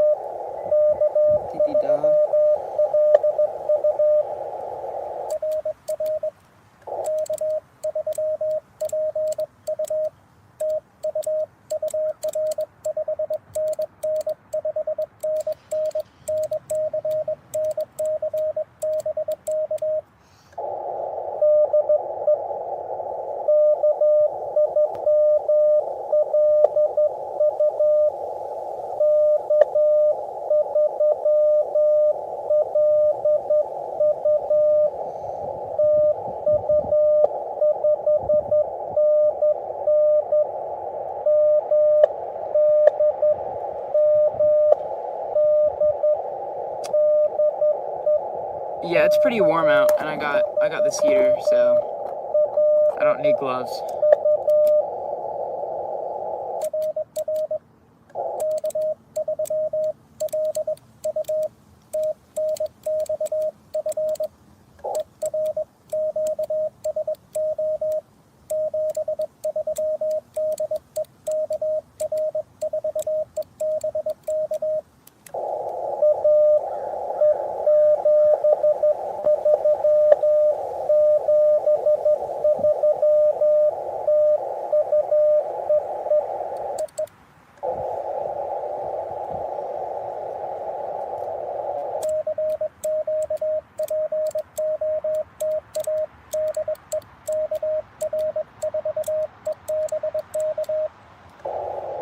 Actually, we're going to turn this heater on.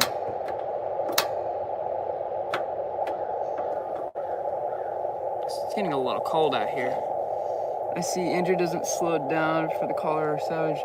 Well, I set my QSO speed, so I said on POTA it's 20 WPM, so they can either slow it or get faster if they want. But I understand. Yeah, Merry Christmas Eve, guys. It's only, what, like 14 more hours? So...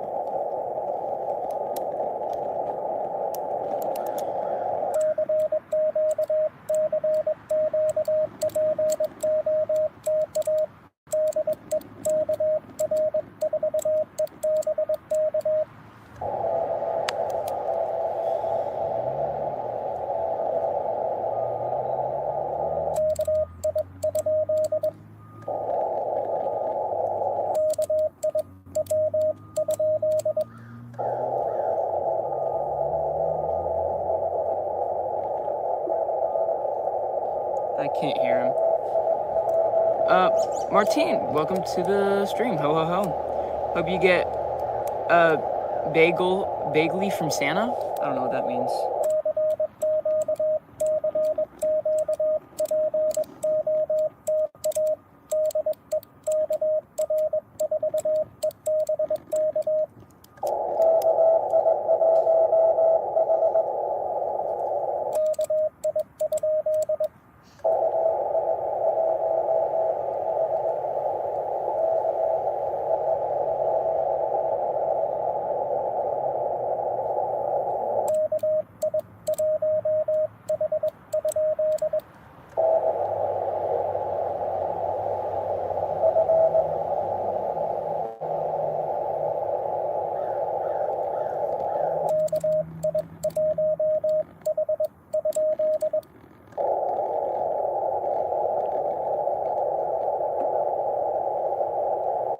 Oh, CW keys.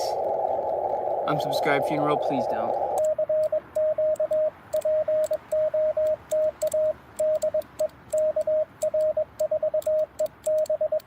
Be cool if I got a new Morse code key though. Yeah, I can't. These people are just like deafening out for me. I can't.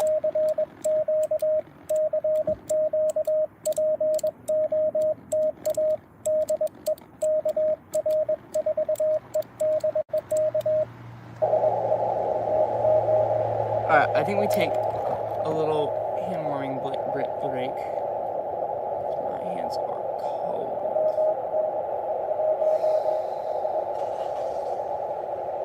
Yes.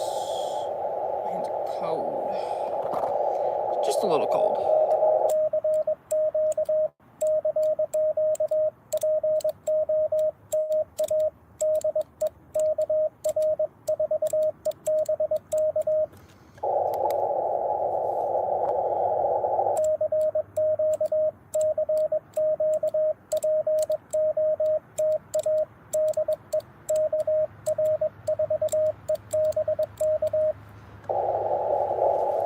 Cam7COJ, you thinking about another radio yet? I was looking at the Yazoo 991 jump after the G90. I was thinking about the FT891. It's pretty expensive, 100 watts though, so that's the benefit. And it's smaller. I might make this just like my base station radio at home, and then get the FT891 for portable use. That would be nice.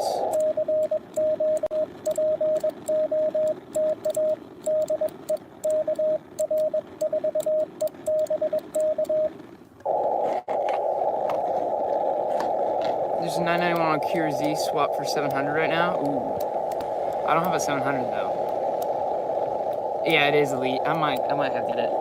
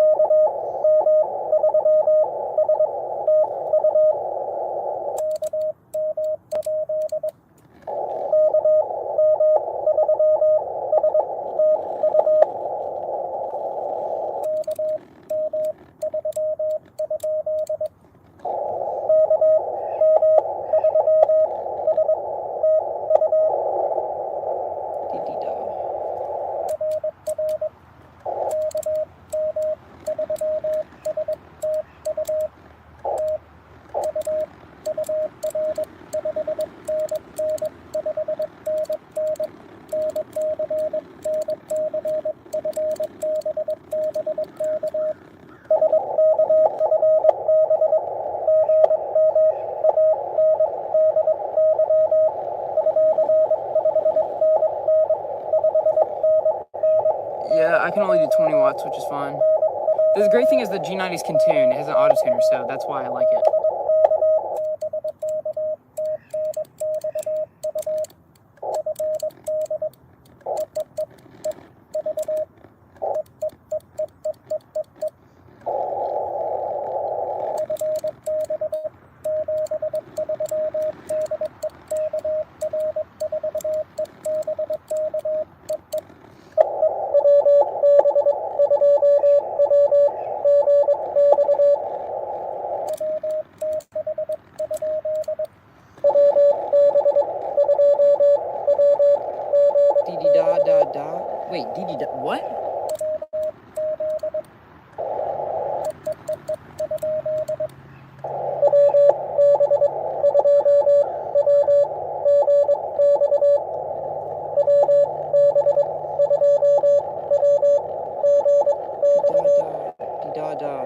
I can't think.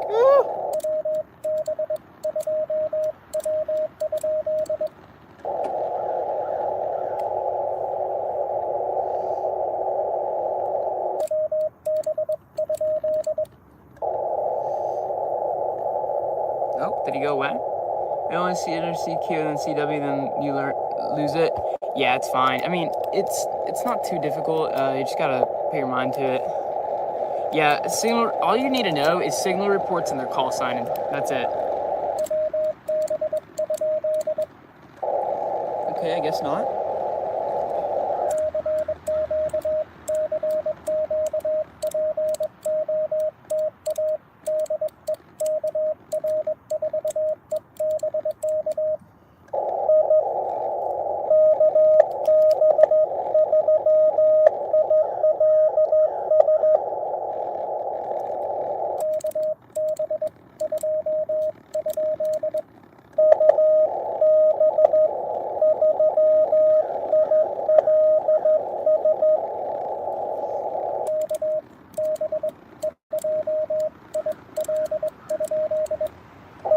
Welcome everyone to the stream. Hope your Christmas Eve is going well.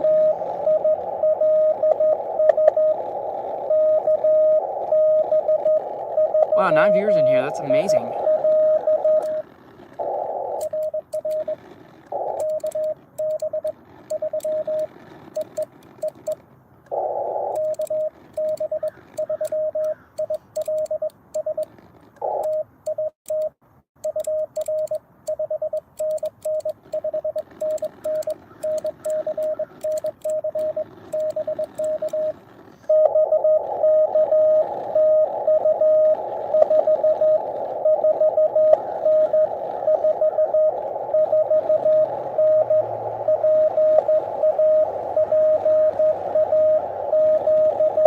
I have a CB radio in my car.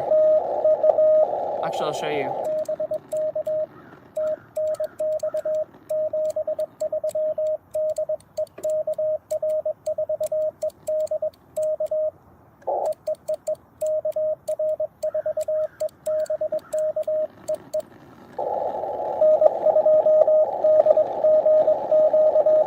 Yeah, I'll have to show you my CB radio, because I haven't shown you guys.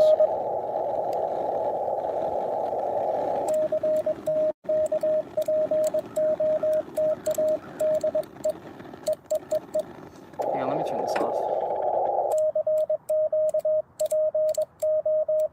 Welcome everyone to the stream.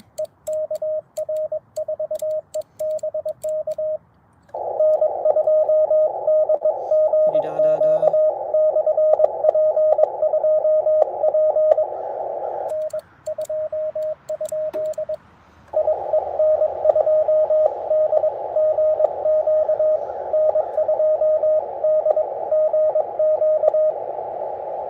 Da-da.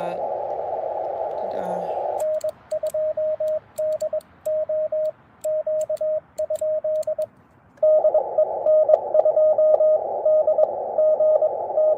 Oh, da-da-dee.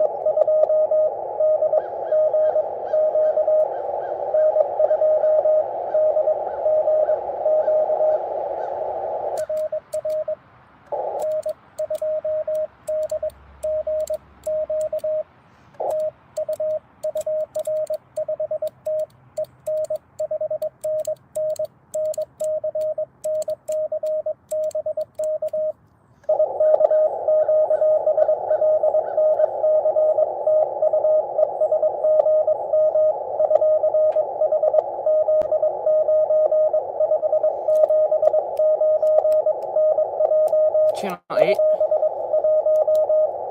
I use channel 19 just to talk to truckers.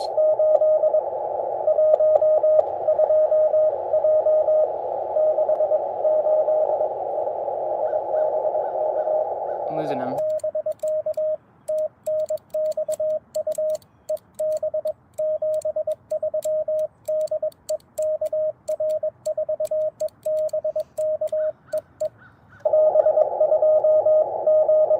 Oh, he's 7-2, okay.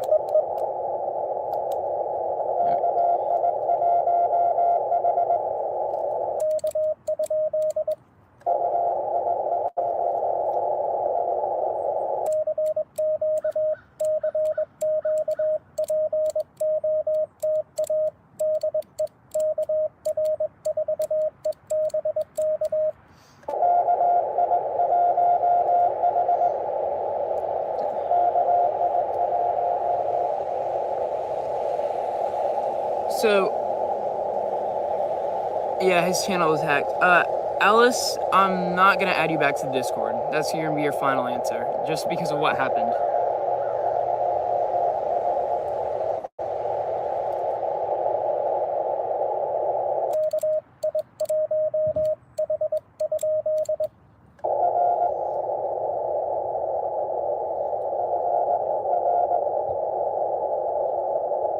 I can't hear him.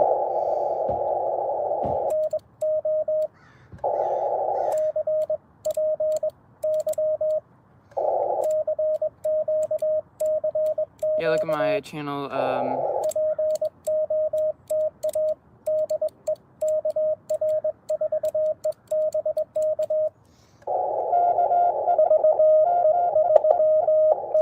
Look in my channel description. I have my Discord there.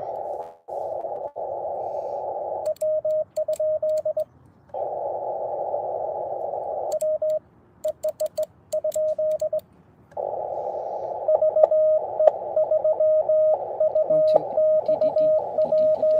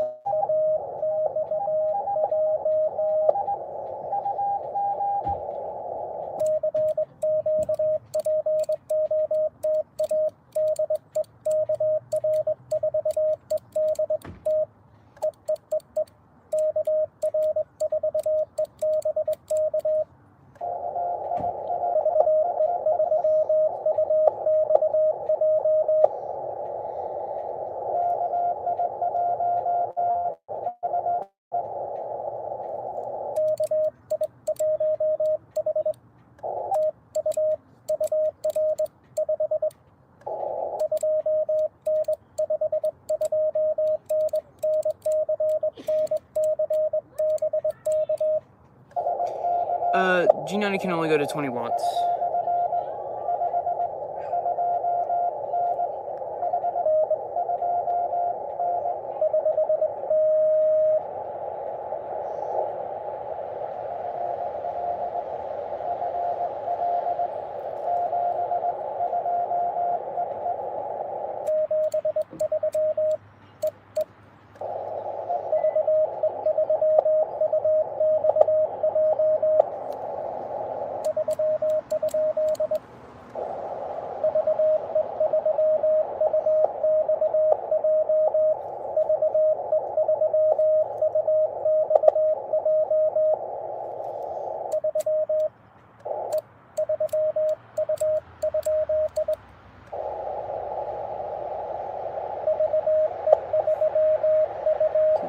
Oh, V.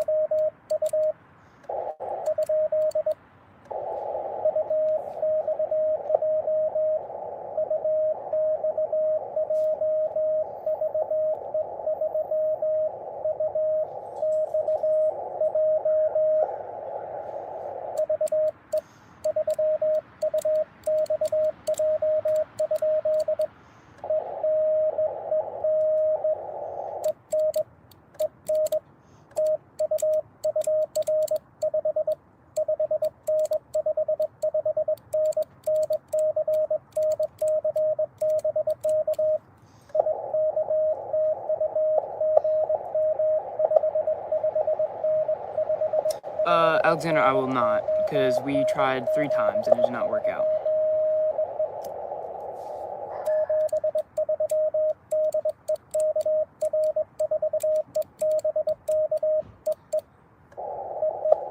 Yeah, it was V. That was my fault. I couldn't really hear.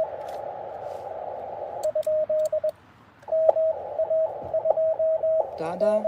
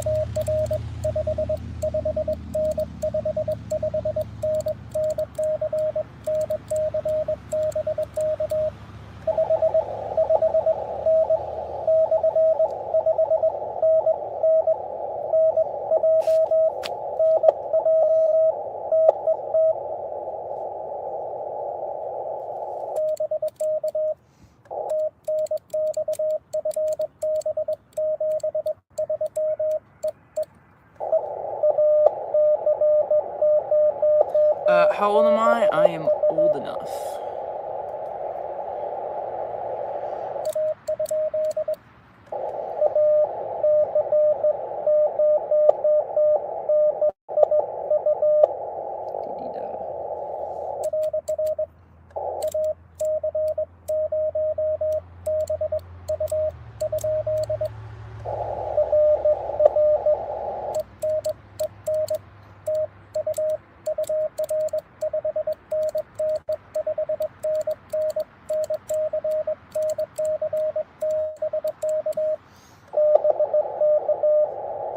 What do I mean old enough? That means I'm just not sharing my age. Actually,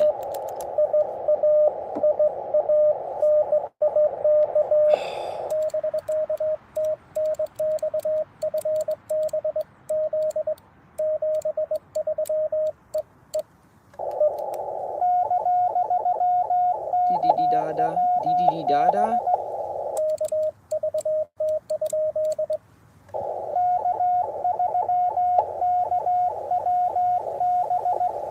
Uh-oh.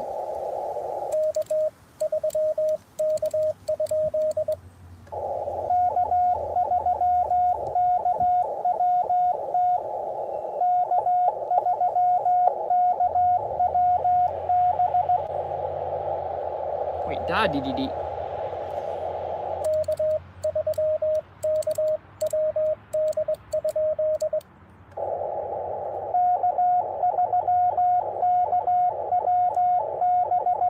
Okay.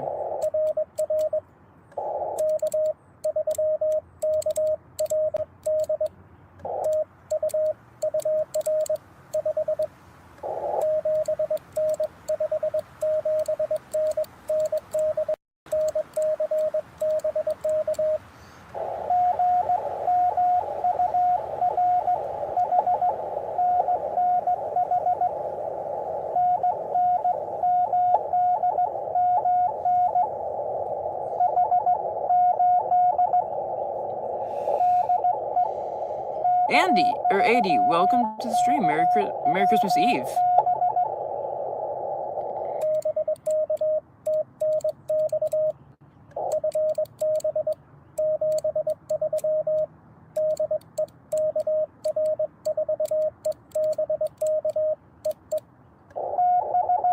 I know, I'm using an old radio.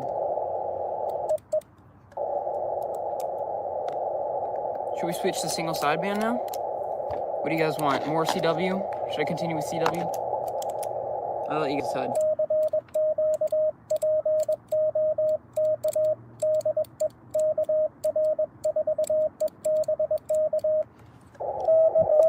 Well, never mind. I was going to do a poll, but never mind. Well, can I do a poll? Let's see.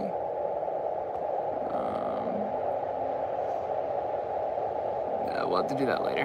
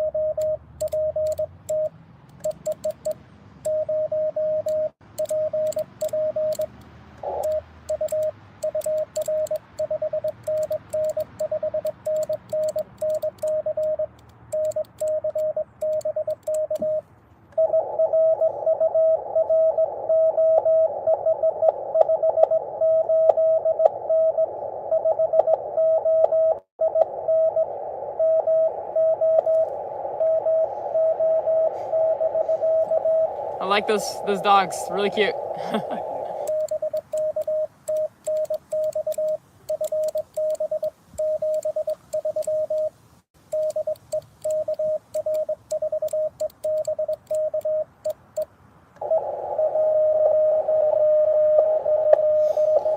My grandparents are arriving too, guys. They're from Alabama, so actually I think they're right there. So we'll wait for them.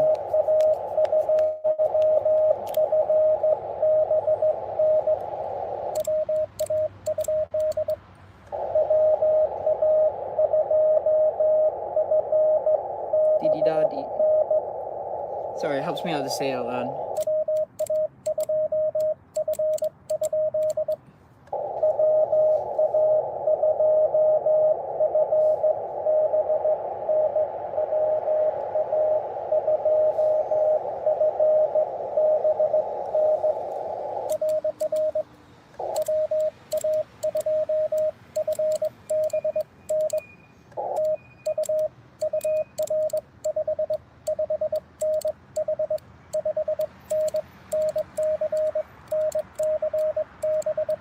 There they are.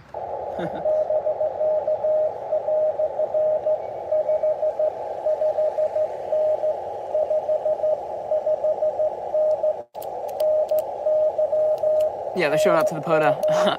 Hey, my grandma wants to get a ham radio. Should I have her do a single sideband contact?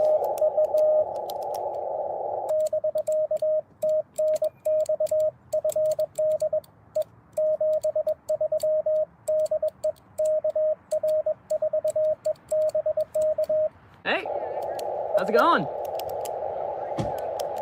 Oh, what? Yeah. Yeah, I have about, I think almost, I want to say 25 right now on Morse code contacts, which is pretty good. Actually, I'm gonna probably end the live stream. Now here's an interesting question. When does a JFET not look like a JFET, but instead behave like a triode? Stick around and find out. The short answer to the question is that when a JFET is a device called a static induction transistor, it behaves much like a triode vacuum tube. And that's what this looks like here. Let's take a look at what these devices are. As a precursor, if you need to brush up on the characteristics of a JFET and its saturation region and its linear or ohmic region, take a look at the video that I have linked down below that goes through the basics of a JFET. Now, the static induction transistor, the JFET that thinks it's a triode, is also known as a vertical FET or VFET. And its simplified structure of the semiconductor looks a bit like this. You essentially have this vertical device, the drain down here at the bottom, the source up here at the top, and then the gate is actually composed of basically this region as well as these regions all here. They're all interconnected together. It's almost like a window screen, but I've cut it in cross section here so you only see a piece of it here. But think about all these little purple areas all interconnected together. Now, of course, the junction of this p-type gate material and the n-type material here form that p-n junction, which again is why this is truly a junction FET or JFET. And just by coupling these together with zero bias, you're going to get a natural depletion region that starts to form just to equalize the charge concentrations. Now, like a JFET, it's a depletion mode device, which means it's normally on.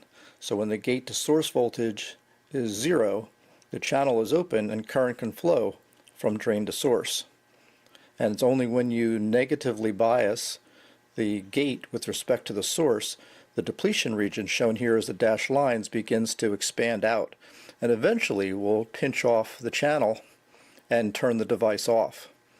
But no additional drain to source voltage will open that back up again, so you don't have that saturation region. You only have essentially a variable ohmic or linear region that's proportional to the gate to source voltage. Hence, it looks like a triode. So the basic key characteristics are that it's got a short channel length, because it's really just top to bottom of the device, which gives rise to a low on resistance when the device is on, so good for high currents.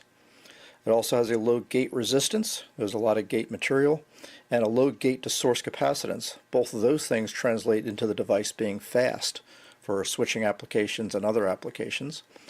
And as I mentioned, it does not have a saturation region, so as you increase the drain to source voltage, it just looks more like a resistor if you will, and the current will just continue to increase. You don't have that point where the current levels off at higher VDS. Now, audiophiles have long believed that the vacuum tube amplifiers that were made on triodes and things like that sound better, mainly due to their distortion and limiting characteristics. So there was some interest in this device being used to effectively give you kind of that vacuum tube sound in audio amplifiers.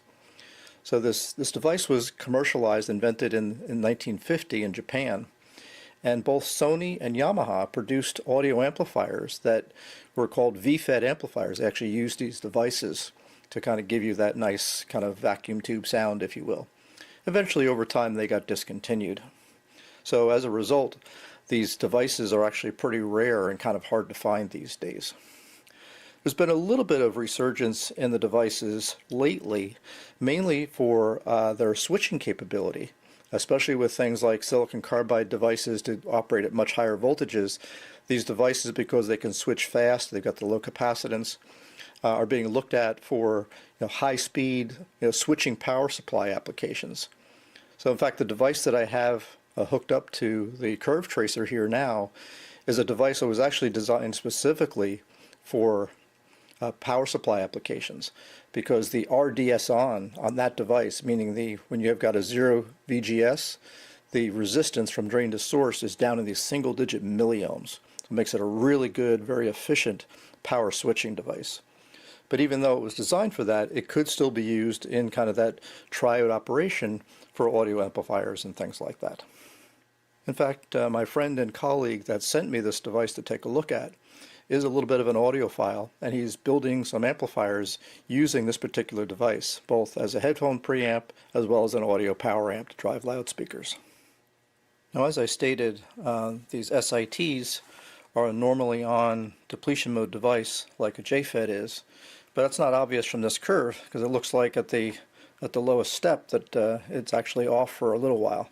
But the reality is I've got some offset dialed into my step generator. So if I dial that offset out, you can see at those low VGS voltages that essentially looks almost like a vertical line. So in fact, if I expand out the horizontal scale here from 2 volts of division down to like 50 millivolts of division, I can see that for those low step values of VGS that I have nearly a vertical line here, which indicates a very, very low RDS on or on resistance.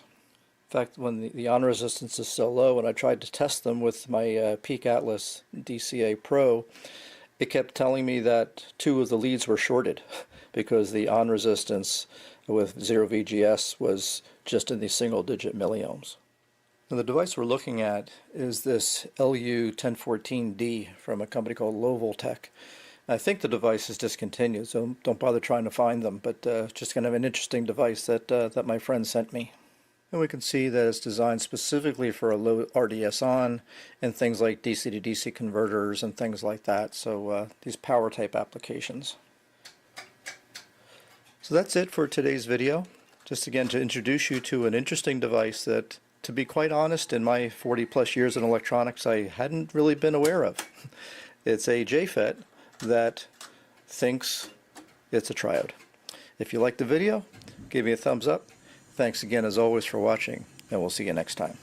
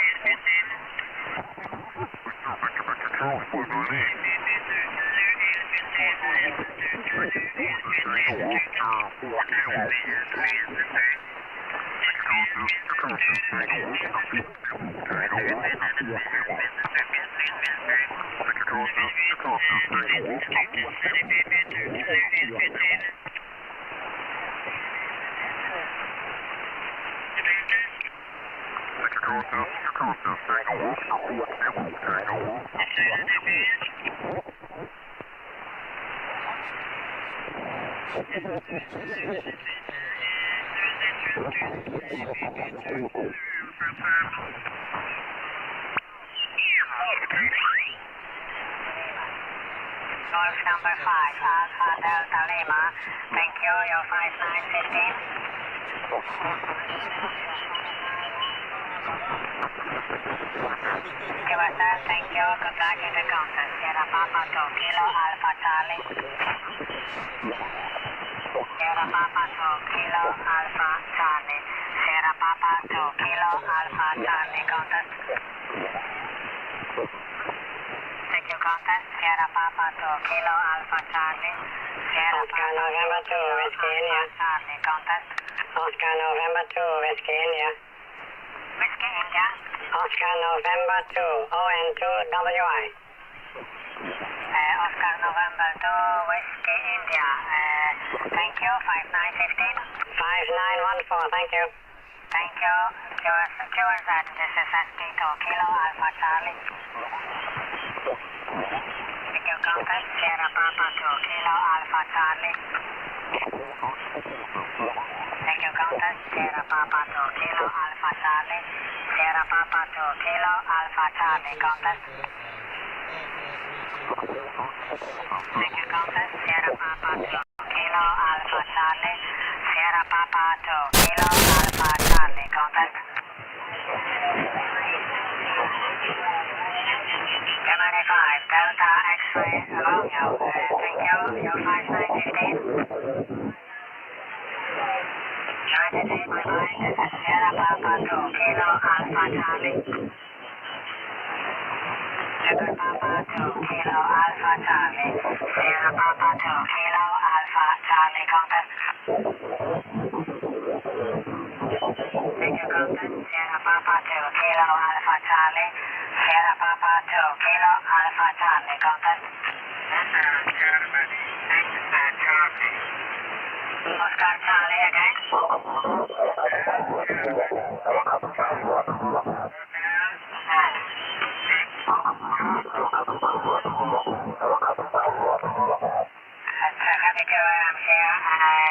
Please try again. This is Sierra Papa 2, Kilo Alpha Charlie. Can was that?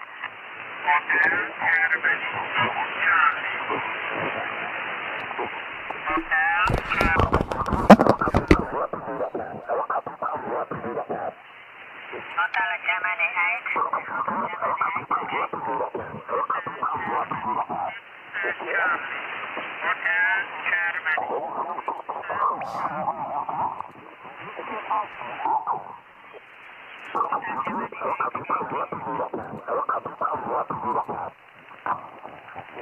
Hotel Germany 8, again please.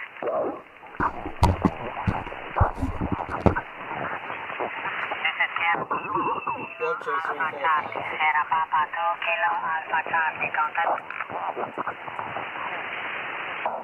Sierra Papa 2, Kilo Alpha Charlie, contact.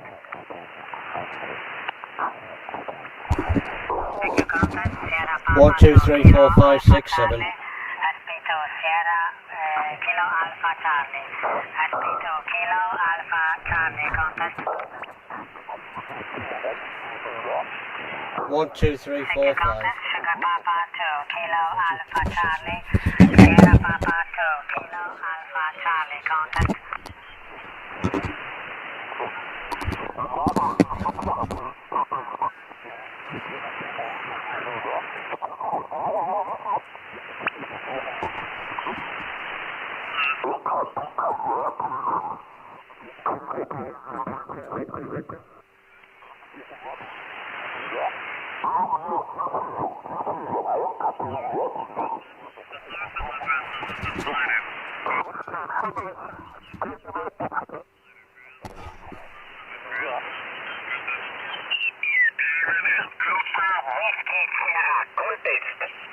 Charlie Tango 7, Alpha Uniform Echo.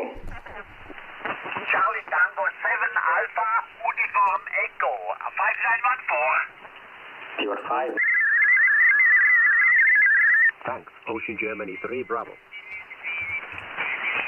Ocean Germany 3 Bravo. Ocean Germany 3 Bravo. Contact. Echo Alpha 1. Sugar Papa 9 Echo Oscar Hotel 5915. Thank you, on 5915. Thank you, good luck. Thanks. Ocean Germany 3 Bravo.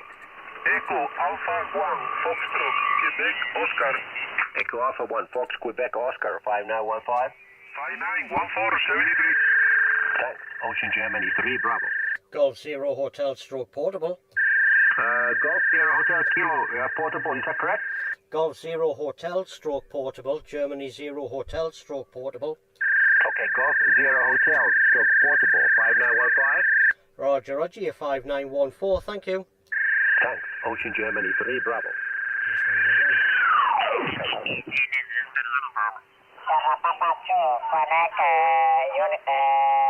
Quebec uniform is correct? Quebec Victor Uniform, SP2 Queen Victor United, you're 5915. Yes, Sierra Papa 2, Quebec Victor uniform, you're 5914. Thank you. Thanks, good luck. Good luck. Echo Delta 5, Echo contact. Germany Zero Hotel Stroke Portable. Germany 0, your call please. Germany Zero Hotel Stroke Portable. Negative, repeat please. Germany Zero Hotel Stroke Portable. Germany 0, Hotel Fox please. Hotel Portable. Hotel Portable. Germany Zero Hotel Stroke Portable. Sorry, no copy. Germany 0, hotel question mark.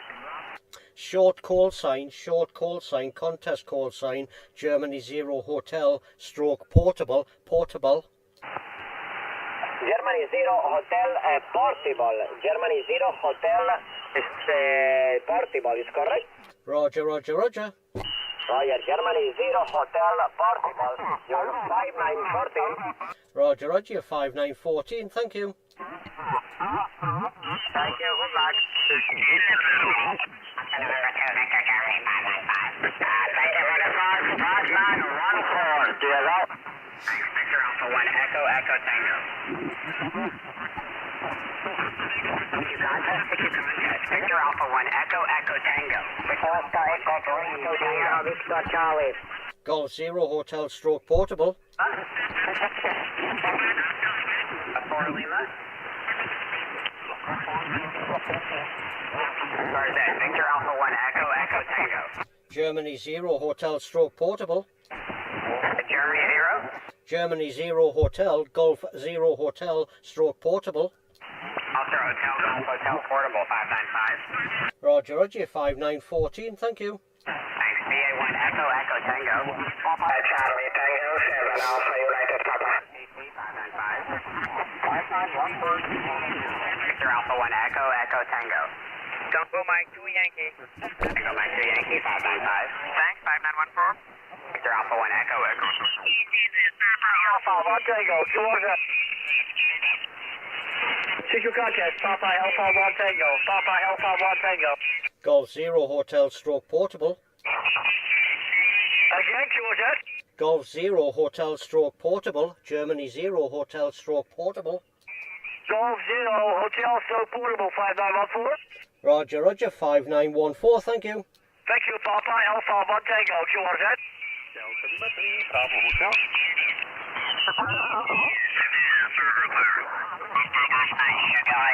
You're 5914. 5914. USF 5914, thank you. QRZ, Florida 5, Alpha, Sugar, Delta. Oscar November 2, Victoria, Germany. Seeking contest. Oscar November 2, Victoria, Germany. Ending Papa Golf again. Italy Victor 3, Kilo, Papa Golf. Italy Victor 3, Kilo, Papa Golf. You're 5914.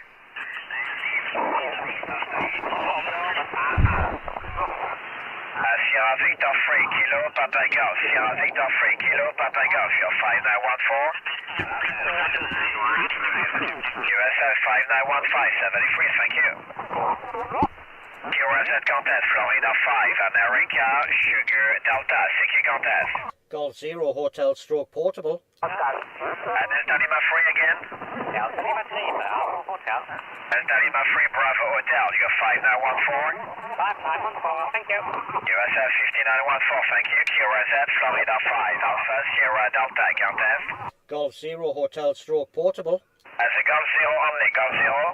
Golf Zero Hotel, Germany Zero Hotel Stroke Portable. Okay, Golf Zero Hotel, Germany, question mark again. Hotel Portable, Germany 0 Hotel stroke Portable. Golf 0 Hotel Portable, Germany 0 Hotel Portable, correct? Roger, roger, roger. Okay, Germany 0 Hotel Portable, Germany 0 Hotel Portable, you're 5914, QSL? Roger, roger, you're 5914, thank you. QSL 5914, thank you. Victor 26 Bravo, Victor 26 Bravo. CQ contest, Victor 26 Bravo, Victor 26 Bravo. Golf 0 Hotel stroke Portable. CQ contest, Victor 26 Bravo. Germany 0 Hotel stroke Portable. Golf 0 Portable. Germany 0 Hotel, Golf 0 Hotel stroke Portable. Portable 5908. Roger, roger, you're 5914, thank you. Victor 26 Bravo.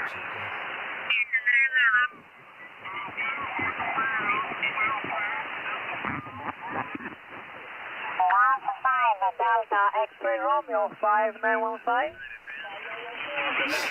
Thank you, 73, QRZ, India Oscar 7 Tokyo. Germany 0 Hotel stroke Portable. Ending Oscar. Charlie, again. Charlie 8, Zulu Oscar 5915. Charlie 8, Zulu Oscar, confirm.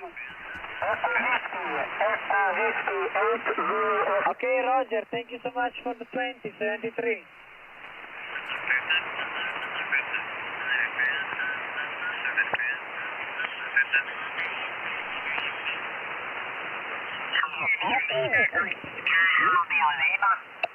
Ouais, thank you. This is Foxtrot 1, Oscar, Romeo Lima, Roger. Roger, Roger, Fox 1, Oscar, Radio Lima. Houston 5914, 1453. Okay, thank you. 5914, bye-bye. QSL, 63, au revoir, QRZ. CQ contest, Hotel Bravo 9, Alpha Whiskey Sierra, contest. Golf 0 Hotel stroke Portable. X-ray. Mike, Golf X-ray. Papa Delta 0, Mike Golf X-ray. Okay, Papa Delta 0, Mike Golf X-ray.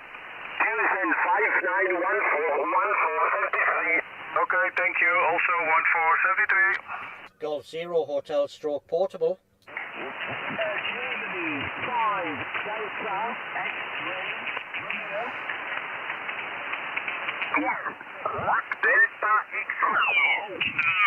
Zulu 30, 5915. 5916. Thank you. India Quebec 0, India Delta, contest. Fox 5, again.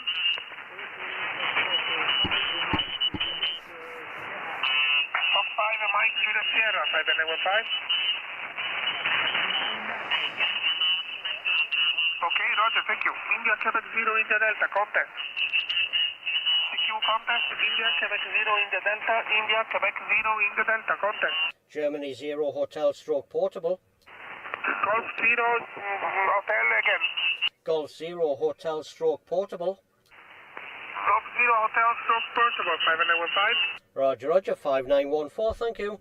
Thank you, all the best. India Quebec 0, India Delta, contact. Thank you, contact. Thank you.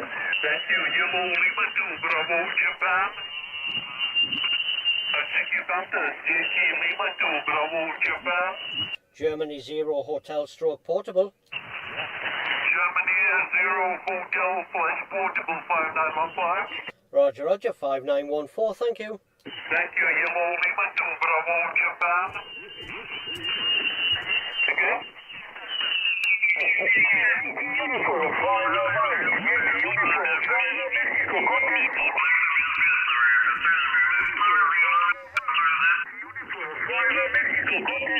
Germany 0 Hotel stroke Portable.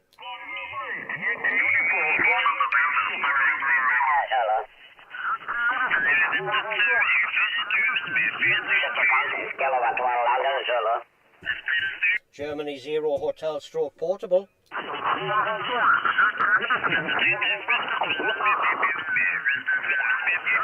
Seeking contact kilowatt 1 London Zulu. Germany 0 Hotel Stroke Portable. Seeking contact kilowatt 1 London Zulu. Germany 0 Hotel Stroke Portable. 3-3, thank you. Whiskey 3 Lima Papa Lima. Germany 0 Hotel Stroke Portable. Again, please. Germany 0 Hotel Stroke Portable. Golf 3 Tango Kilo Fox 595. Whiskey 3 Lima Papa Lima. Germany 0 Hotel Stroke Portable. QRZ Whiskey Lima Papa Lima. Whiskey 3 Lima Papa Lima. Germany 0 Hotel Stroke Portable. Now who's portable? Germany 0 Golf 0 Hotel. Germany 0 Hotel Stroke Portable. Germany 0 Hotel Stroke Portable. Roger, roger. Okay, Germany 2. No, I got it wrong. Again, please, with the call. Is it Germany 2 Hotel Stroke Portable? Negative, negative. Germany 0 Hotel Stroke Portable. Okay, Germany Portable 595. Roger, roger. 5914. Thank you. Thank you. Cheers. Whiskey 3 Lima.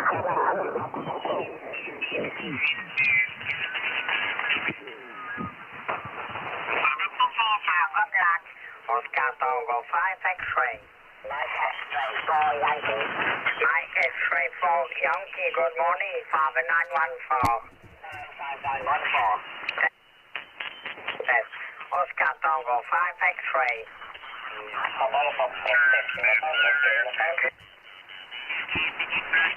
Oscar Tango 5 X-ray. Go ahead. Germany 0 Hotel Stroke Portable. Tango 5 X-ray, go ahead. Germany 0 Hotel Stroke Portable. Yes. Tango Yankee Italy. Sierra Papa 3 Tango Yankee. Thank you. Good luck. Oscar Kilo 1, Kilo India. Lima 3 ISR, contact. Again. Oscar Kilo 1, Kilo India, contact. Germany 0 Hotel Stroke Portable. Oscar Kilo 1, Kilo India, contact. Germany 0 Hotel Stroke Portable. Germany 0 Hotel Flash Portable 5915. Roger, roger. 5914. Thank you. Good luck. Oscar Kilo 1, Kilo India.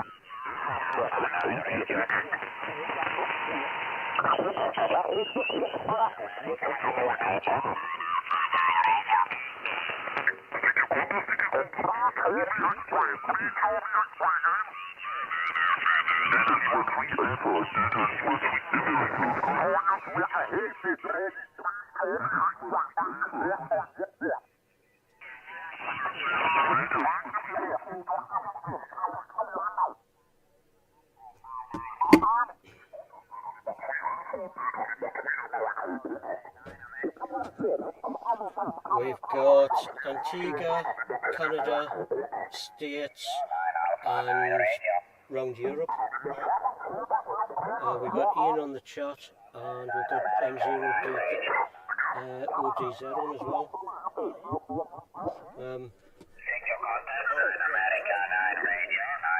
Yes, good. Hang on.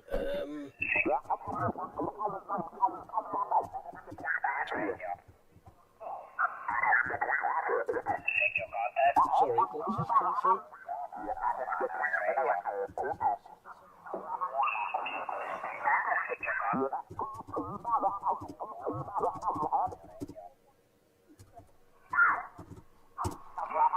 People know who's here. Land is heaving. Where's it? We've got full planet up there.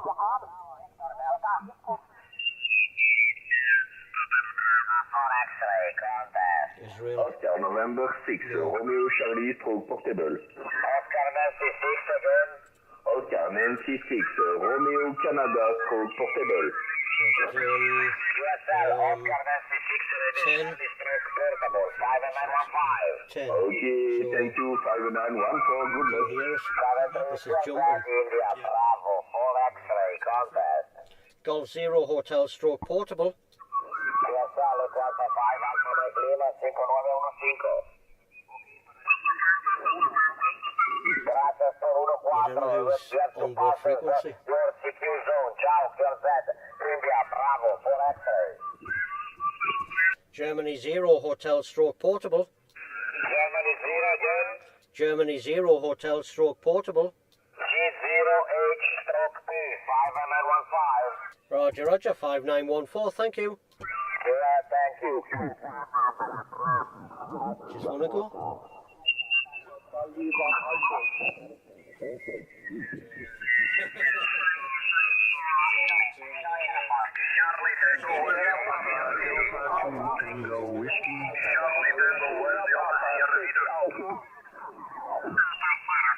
Germany, November. Echo Sierra 7, Germany, November. Germany Zero Hotel Stroke Portable. 5915.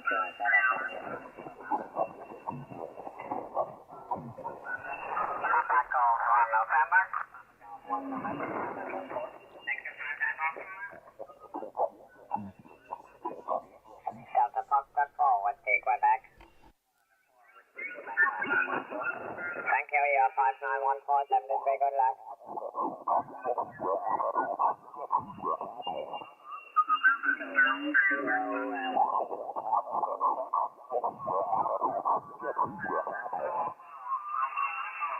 Okay, thank you for the support.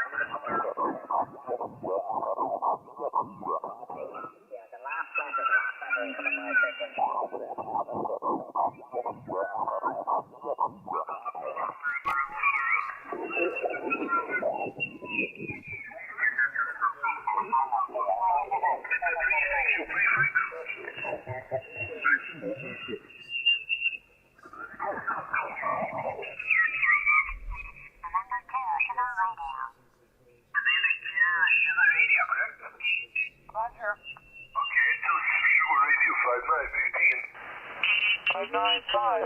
Thank you, Yankee Tango 8 Alpha.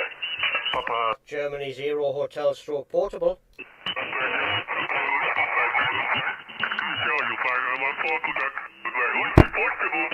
Germany Zero Hotel Stroke Portable. Portable again, portable. Germany Zero Hotel Golf Zero Hotel Stroke Portable. Germany 0 Hotel Stroke Portable 5915. Roger, Roger, 5914, thank you. 73 Yankee Tango 8 Alpha.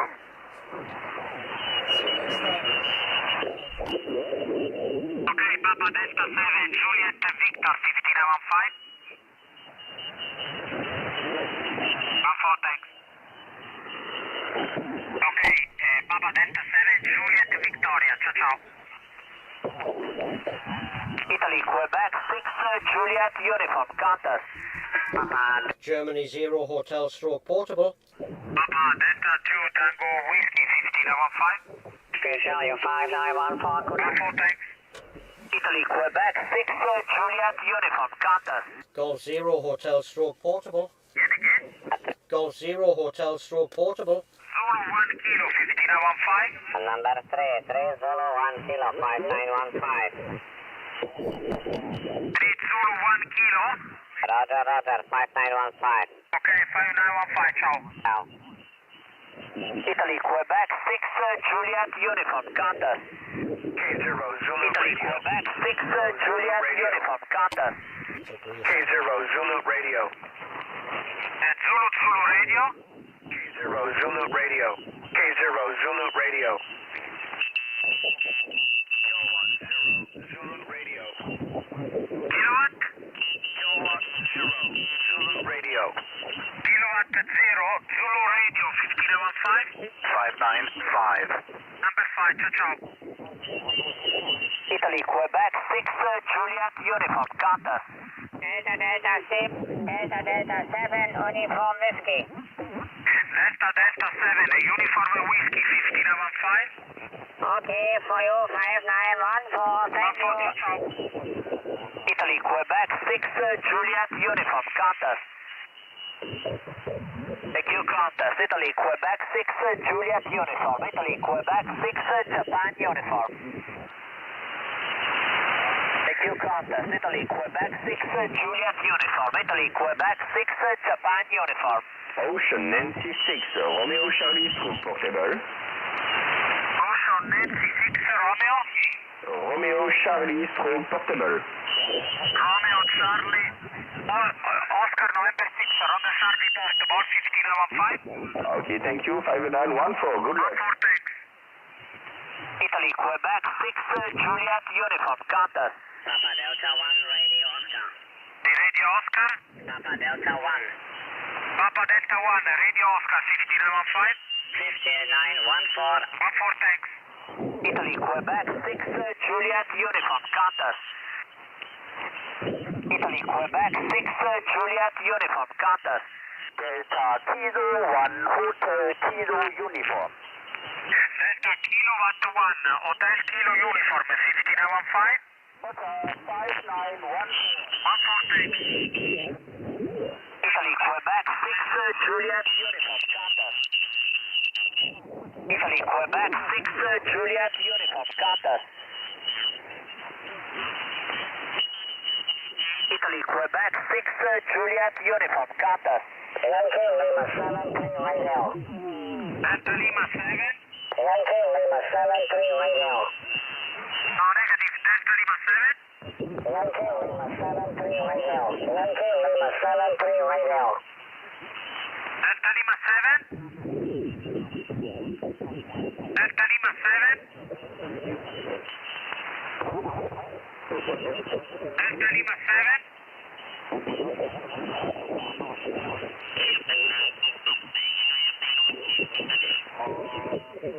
Italy, Quebec 6, Juliet uniform. Contest.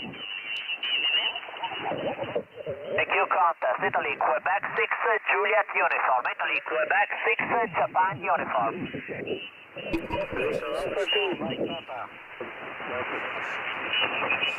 Mike Papa. Alpha 2, Mike Papa. Delta Alpha 2, Mike Papa. Victor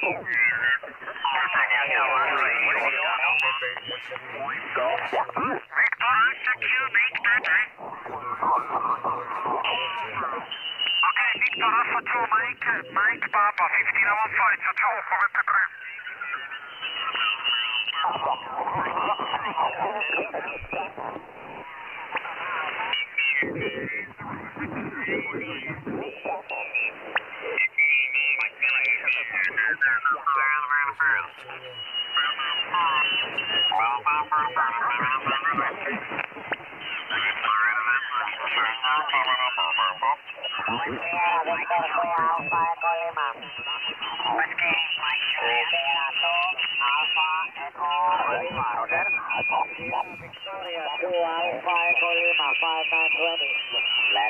1515, it's a 5915. Thank you, good luck. You are that Yankee. Tango 7 Echo. Contact. Oscar Mike, 7 Mike. Oscar Mike. Oscar Mike, 7 Mike. Sorry, negative. Oscar Mike. Oscar Mike, 7 Mike. 7 Mike. Roger. 5915. 5915. Roger. Many thanks, 73, good luck. You are that. 50 Japan, 2 Denmark. Italy Bravo 9 Zulu, thank you, 5915. Many thanks, 73, ciao. You are that, Yankee Tokyo 7 Echo, contact. Golf 0 Hotel Stroke Portable. Foxtrot. Mike 5. Yeah, Pan Victor Foxtrot, many thanks, 5915. Thank you, 5914. Good luck. Many thanks, good luck. You are that. Golf 0 Hotel Stroke Portable. Oscar Echo 3. Oscar Echo 3. You are that. Golf Zero Hotel Portable. Germany, Victoria, thank you, 5915. Many thanks, good luck, you are there. Golf Zero Hotel Stroke Portable. Germany. Oscar, November 2, Tango. Victor, Germany, 5915. 14, thank you very much, 5914. Many thanks, 73, good luck, you are there. Golf Zero Hotel Portable. Italy uniform.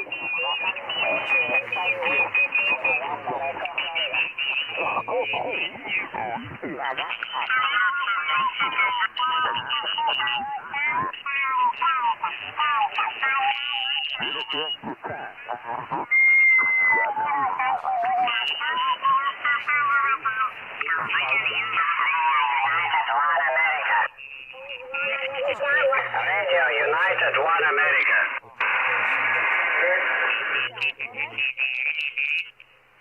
Radio United One America.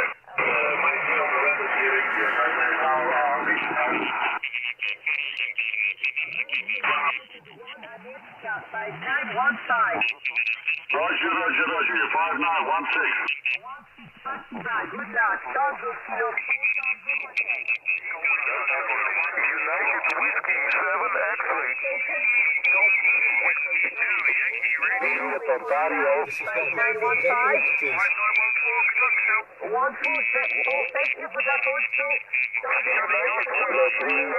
Ontario.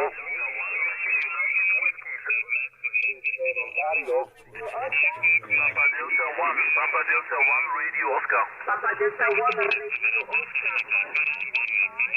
QCLD 5914. 14, thank you. Good luck. Bye-bye. Bye-bye. Italy Oscar 6 Tango. 6 Tango. Tango Mike 7 Alpha.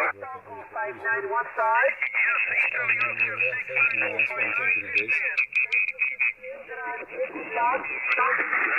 Whiskey 7 X-ray. Tango Mike 7 Alpha. 5914. Which one is struggling?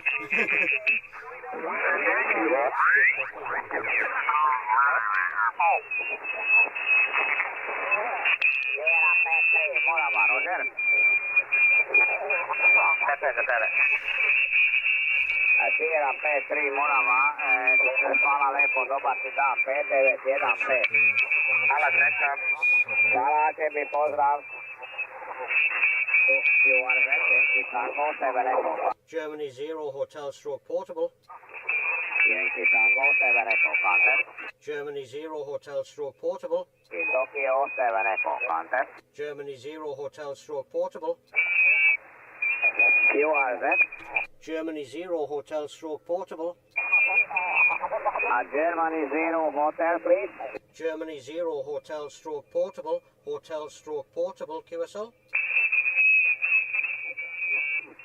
Sorry, negative, very weak your signal. Germany 0 Hotel, question mark. Hotel Portable, Hotel Portable, Hotel Portable, Germany 0 Hotel Stroke Portable. Sorry, negative, very clear. 4, thank you. Bye-bye, Tango 04, Tango Hotel.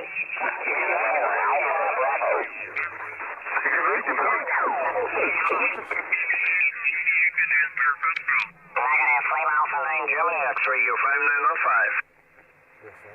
LA9 Germany X-ray. LA9 Golf X-ray, you 5915. Negative, Charlie Radio. Mike 9, Juliet Papa Echo. Taki Sugar Victor 2 Tango Charlie, you 5915. Roger, 4 United 1 Alpha.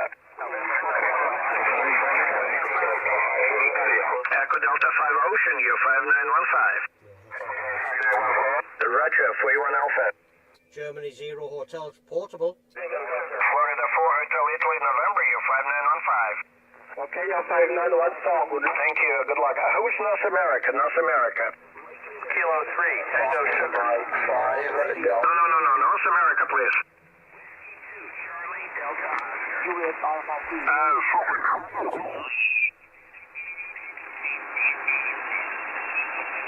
SQ contest, SQ contest, Echo Delta 3, Sugar Tokyo contest. Germany 0 Hotel Stroke Portable. Your contest. Germany 0 Hotel Stroke Portable. SQ contest, Echo Delta 3, Sugar Tokyo. Echo Delta 3, Sierra Tango contest. Germany 0 Hotel Stroke Portable. Germany 0 Hotel Stroke Portable. Germany 0. Germany 0 Hotel Stroke Portable. Germany 0 Hotel. Hotel Stroke Portable. Hotel Stroke Portable. Okay, Germany 0 Hotel Portable, Roger. Roger, Roger. Roger, Roger, 5914, thank you. Thank you. C12. Delta Lima 5 Radio Mike Hotel, your 5914. Thank you, 5914. Thank you, Oscar Tango 8 Mike. Germany 0 Hotel Stroke Portable. We have Tango 1 Mexico contest. Germany 0 Hotel Stroke Portable. Delta Lima. Delta Quebec, Delta Queen 5 Tango. Delta Quebec. Delta Quebec number 5 Tango. Something Delta Quebec 5 Tango. That's correct, Delta Queen 5 Tango 5914. Thank you, your 5914 as well. Good luck. Good luck. Germany 0 Hotel Stroke Portable.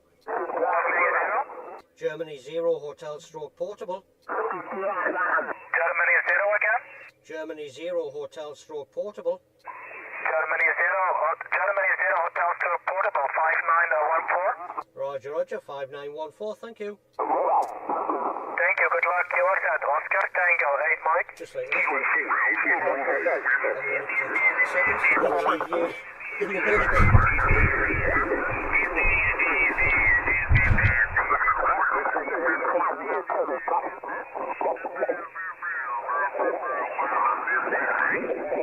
Something with Alpha? Kilowatt 4 Alpha Bravo. Alpha Bravo? Kilowatt 4 Alpha Bravo. Kilowatt 4 Alpha Bravo 5914.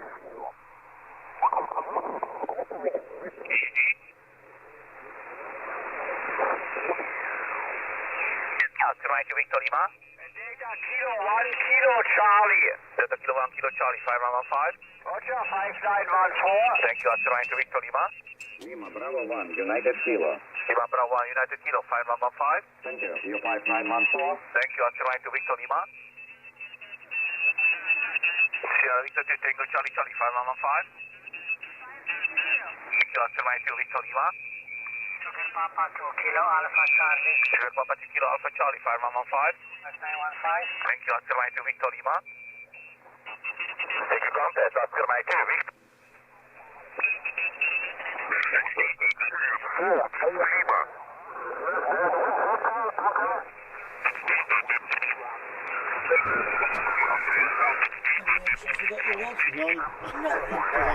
It's the first one I've done really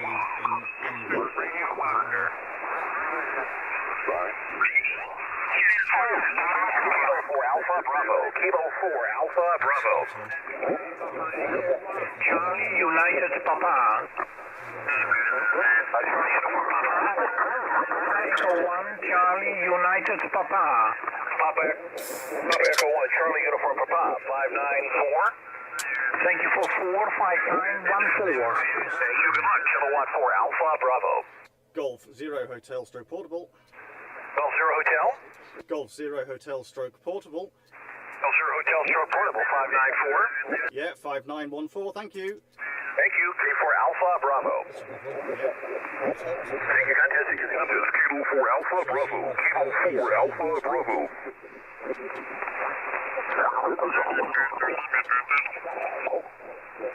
Contest Juliet 4 to Lima.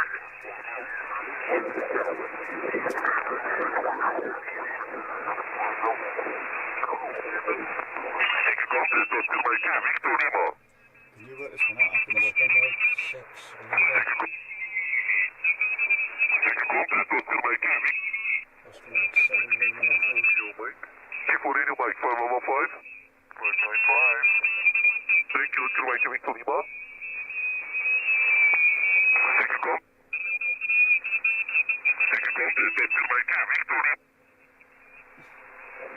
6 Something has to make me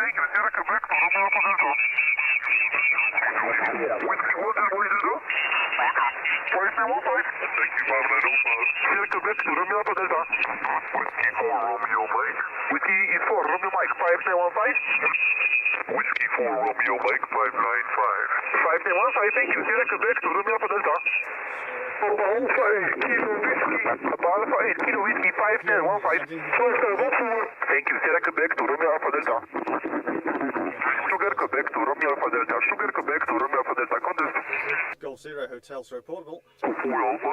Echo 4 Alpha 515. Oscar Echo 4 Alpha 5915. Thank you. Sierra Quebec to Romeo Alpha Delta.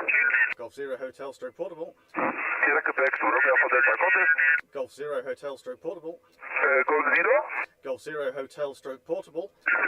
And Zero Hotel Queen Romeo 5915.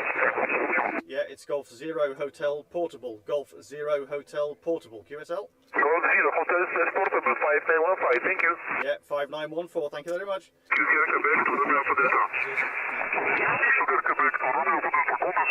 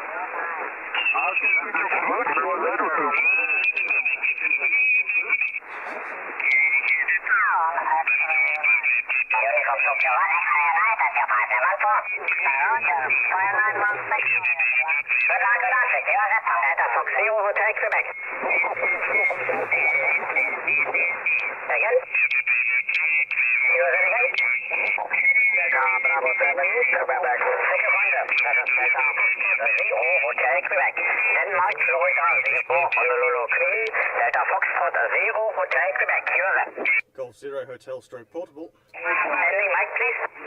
Radio Free Oscar Mike, 5914. Thank you, 5916. Good afternoon, from Delta Fox Zero Hotel Quebec. Golf Zero Hotel Stroke Portable. Radio Delta. Who's Radio Delta? Whiskey 2 Radio Delta. Whiskey 2 Radio Delta, you're 5914. Roger, 595. Thank you, from Delta Fox Zero Hotel Quebec. Golf Zero Hotel Stroke Portable. Golf Zero Hotel Stroke Portable. Golf Zero Hotel Stroke Portable. Again, please. Golf Zero Hotel Stroke Portable. Golf Zero Hotel Stroke Portable, you're 5914. Yeah, 5914. Good luck, thank you. Yes, sir. Good luck. QRCode from Delta Fox Zero Hotel Quebec. Golf 54 Whiskey, you 5914. Alright, okay. Well, I'm still waiting for the call. Thank you. 73 Delta Papa 6 Tango. Kilo 4 Alpha Bravo. K4 5914. 594. Thank you. Delta Papa 6 Tango.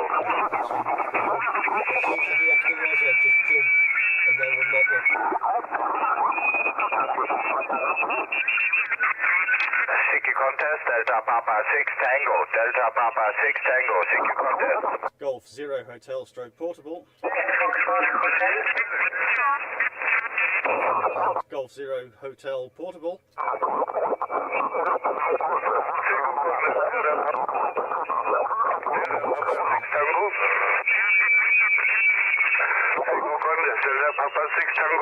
Golf Zero Hotel Stroke Portable. X-ray Foxtrot bitte again.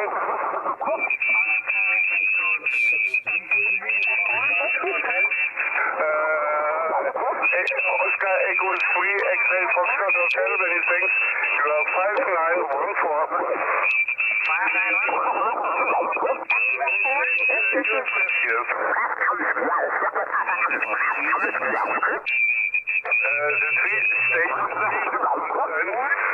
'Sugar Papa 3, London, Mexico.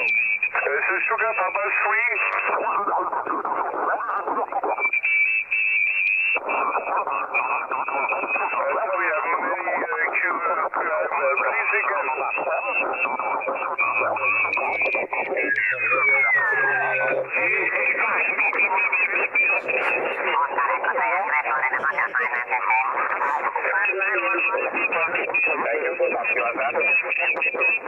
Yankee Tango 7 Bravo Alpha. Yankee Tango 7 Bravo Alpha. Yankee Tokyo 7 Bravo Alpha. Contact. Glasgow QSY 3 You want that? 237 QSY. 237 QSY. Negative.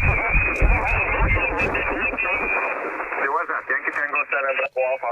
Germany 0 Hotel Stroke Portable. Where's the portable? Germany 0 Hotel Stroke Portable. Yankee Tango 6. What's that? Germany 0 Hotel Stroke Portable. Okay, I'm copy only portable. One more time. Germany 0 Hotel Golf 0 Hotel Stroke Portable. Negative. What's that? Contest Echo Delta 2. Echo Delta 2 is right. Contest. Germany 0 Hotel Stroke Portable. Kira 54 Oscar Roger. Kira 54 Oscar Mexico 5914. 5915. Thank you. Echo Delta 2 is right. Contest. Germany 0 Hotel Stroke Portable. Germany 0. Germany 0 Hotel Stroke Portable. Germany 0 10 is good and full table 5814. Roger, Roger, 5914, thank you. Thank you. Echo Delta 2 is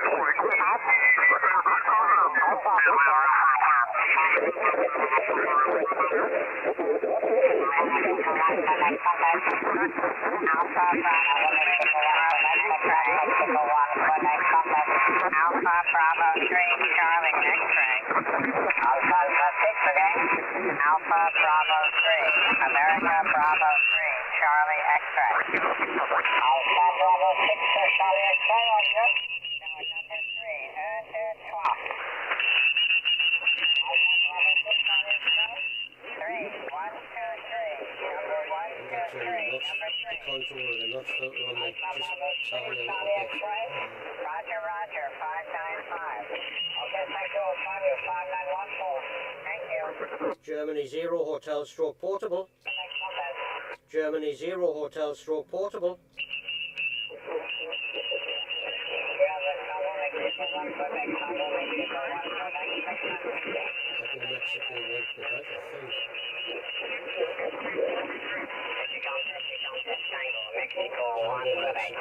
Mexico 1 Quebec, I think. Germany 0 Hotel Stroke Portable.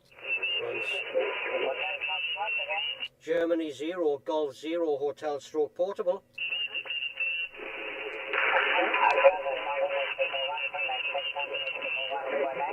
Germany 0 Hotel Stroke Portable.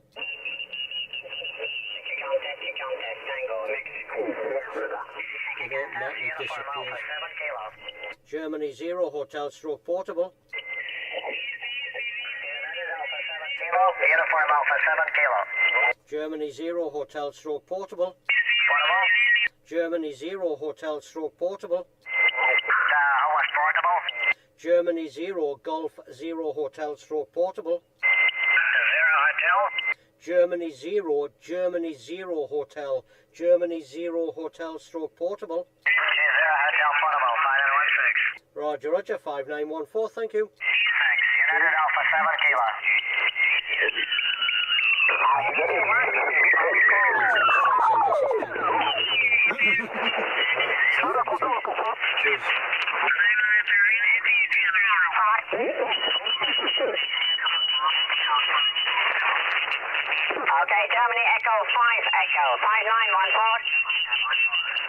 Roger, good luck in contact. QRZ. Golf Zero Hotel stroke portable. That's portable.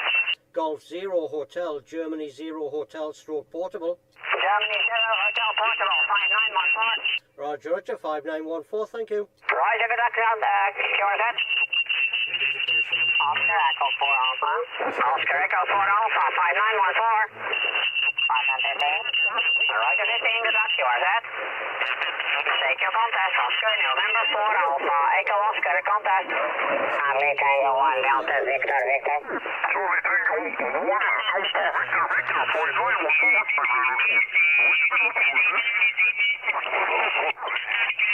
Radio Yankee, of course. Radio Yankee, which flight could I do with that?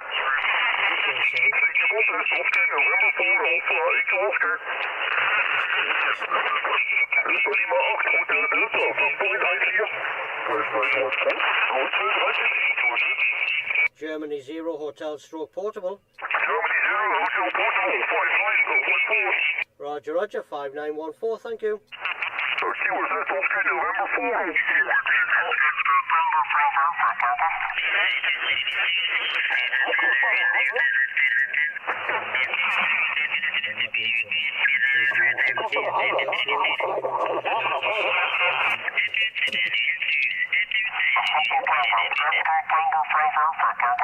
Germany Zero Hotel stroke portable.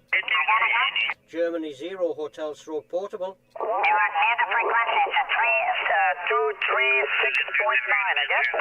Roger, Roger, you're 5 and 914, Germany Zero Hotel stroke portable.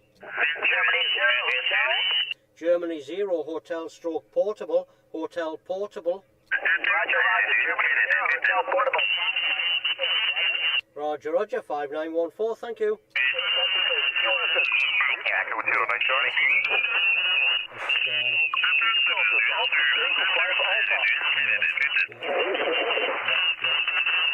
Echo Sugar 9 Charlie, Echo Sierra 9 Canada. Germany Zero Hotel stroke portable. Germany Zero Hotel stroke portable. Germany Zero Hotel, Golf Zero Hotel stroke portable.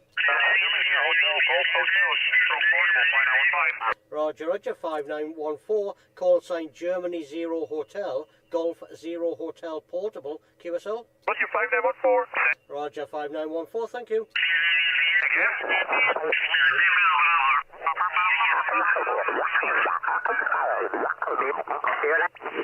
United Alpha 6 Charlie Charlie 5915. Thank you. Papa Alpha 6 Alpha Alpha. Papa Alpha 6 Alpha Alpha 5915. Continue 5914. Thank you. Sugar Papa is radio. Germany Zero Hotel portable. Again. Germany Zero Hotel portable. Yankee Lima 3 Hotel Echo 5915. Thank you. Sugar Papa is radio. Germany Zero Hotel portable. Germany Zero Hotel. Germany Zero Hotel portable. Hotel portable. Roger, Roger. You're 5915. Roger, Roger, 5914, thank you. Sugar Papa is radio.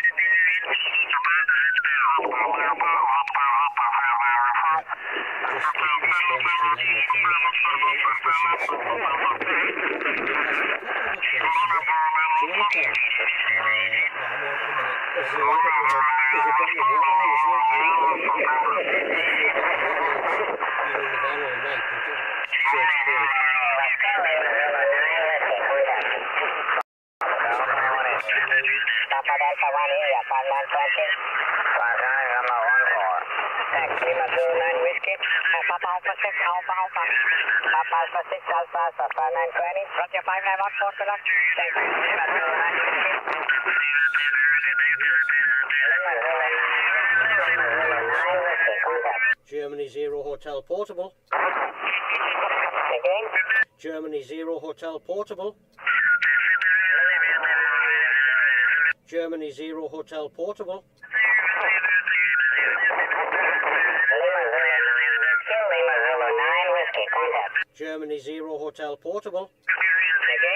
Germany 0 Hotel Portable, Golf 0 Hotel Portable. Germany 0 Hotel, Golf 0 Hotel Portable, Germany 0 Hotel Portable, QSL. Germany 0 Hotel Portable, you're 5920. Roger, Roger, 5914, thank you. Thank you, Lima 2. 5914.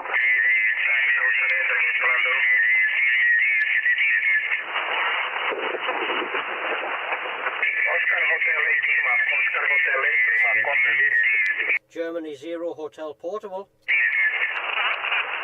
Germany 0 Hotel Portable. 5915. Roger, Roger, 5914, thank you. 5915. Roger, Roger, thank you.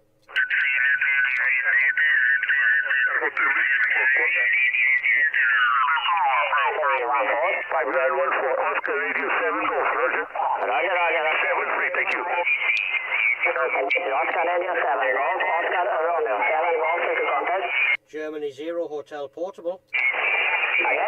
Germany 0 Hotel Portable. Germany 0 Hotel question mark. Hotel Portable, Hotel Portable, QSL. Hotel Portable, is that Roger? Roger, Roger, Roger. Golf 0 Hotel question mark. Hotel Stroke Portable, Hotel Stroke Portable, QSL. Hotel Stroke Portable, okay, I got that.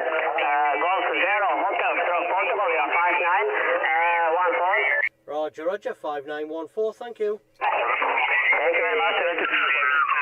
Delta Victor Victor. Charlie Tango 1 Delta Victor Victor. Germany 0 Hotel Stroke Portable. Canada Tango 1 Canada Tango 1 Delta Victoria Victoria Dinamarca Venezuela Venezuela 5914. Charlie Tango 1 Delta Victor Victor 5915, thank you. QRCode. Whiskey Yankee 3 Alpha. Alpha 3 Bravo. India Uniform 1 Quebec X-ray Quebec 5915. Whiskey Yankee 3 Alpha. Whiskey Yankee 3 Alpha, 5915. 595. Thank you. Sierra 52, Oscar Tango. Germany 0 Hotel Portable. Again, Foxtrot. Germany 0 Hotel Stroke Portable, Golf 0 Hotel Stroke Portable. Germany 0 Hotel question mark Florida. Germany 0 Hotel question mark. Germany 0 Hotel, Golf 0 Hotel Stroke Portable, QSL. Germany 0 Hotel question mark. Hotel Stroke Portable, Hotel Stroke Portable, QSL. Germany 0 Hotel. Hotel Portable, Hotel Stroke Portable, Hotel Stroke Portable, QSL. Sorry, very heavy QRM. QRZ, Quebec, question mark, 5915. Okay, Queen X-ray Queen, 5915. Thanks, Sugar 50 Golf. November X-ray 3 Alpha. Phoenix 3 Alpha, 5915. 5905. Thanks, Sugar 50 Golf. Germany 0 Hotel. Yeah, Papa Radio. SPA 5915. Thanks, Sugar 50 Golf. Germany 0 Hotel Stroke Portable. KS8 India, 5915. Thanks, Sugar 50 Golf. Germany 0 Hotel Portable. Again? Germany 0 Hotel Stroke Portable. Germany 0. Germany 0 Hotel Stroke Portable.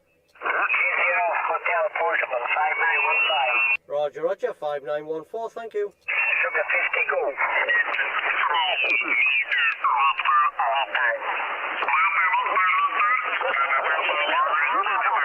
Delta Victor Victor 51 Delta Victor Victor 5915. 5914, Joe. Thanks. Hotel Alpha 8 Alpha. Germany 0 Hotel Portable. Victor Germany. Oscar, November 2, Victoria, Germany. OM2 Victor Golf 5915. Thank you very much. Thanks. Hotel Alpha 8 Alpha. Germany 0 Hotel Portable. 0 Hotel. Germany 0 Hotel Golf 0 Hotel Portable.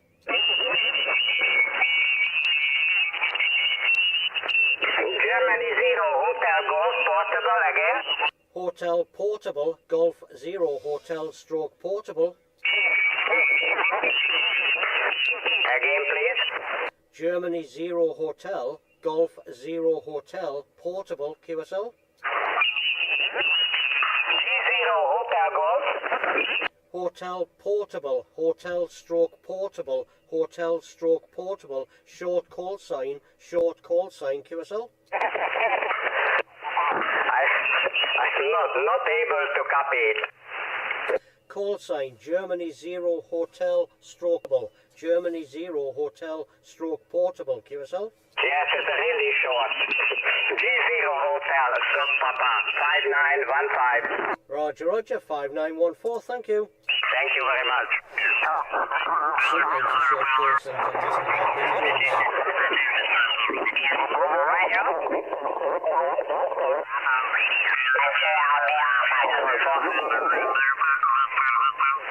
What's the number? Thanks. Tango Mike 0 Tango. Germany 0 Hotel Portable. Germany? Germany 0 Hotel Portable. Germany 0 Hotel Portable 5914. Roger, Roger, 5914, thank you. 73 Tango Mike 0 Tango. X-ray Quebec. X-ray Quebec.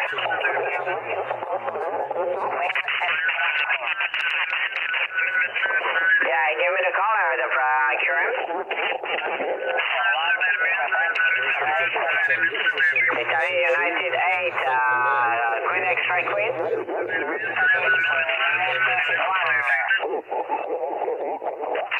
Okay, Italy United 1, Queen X-ray Queen.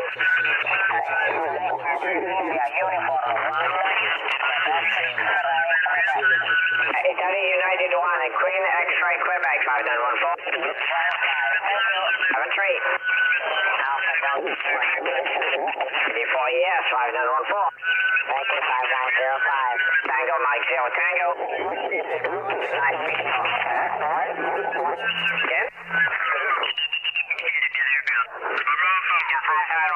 Thank you, Sierra Oscar 9 India. Germany 0 Hotel.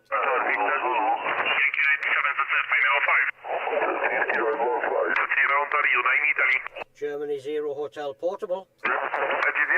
Germany 0 Hotel Portable.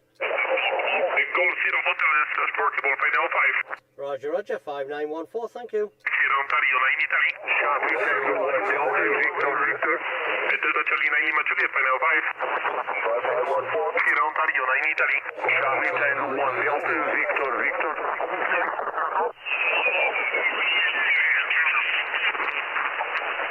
Contest Echo 70 Yankee 70Y contest. Germany 0 Hotel Portable.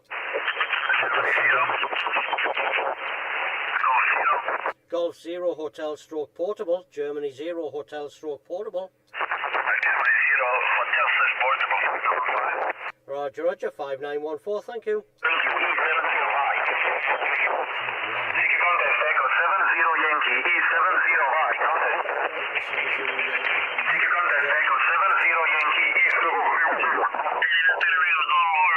Mexico 5915.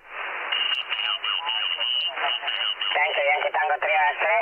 Germany 0 Hotel Portable. Germany 0 Hotel Portable. What? Hotel Papa. Germany 0 Hotel Stroke Portable. Germany 0 Hotel Stroke Portable QSL. Germany 0 Hotel Stroke Portable 5915. Roger, Roger, 5914, thank you. Thank you, Yankee Tango 3 X-ray.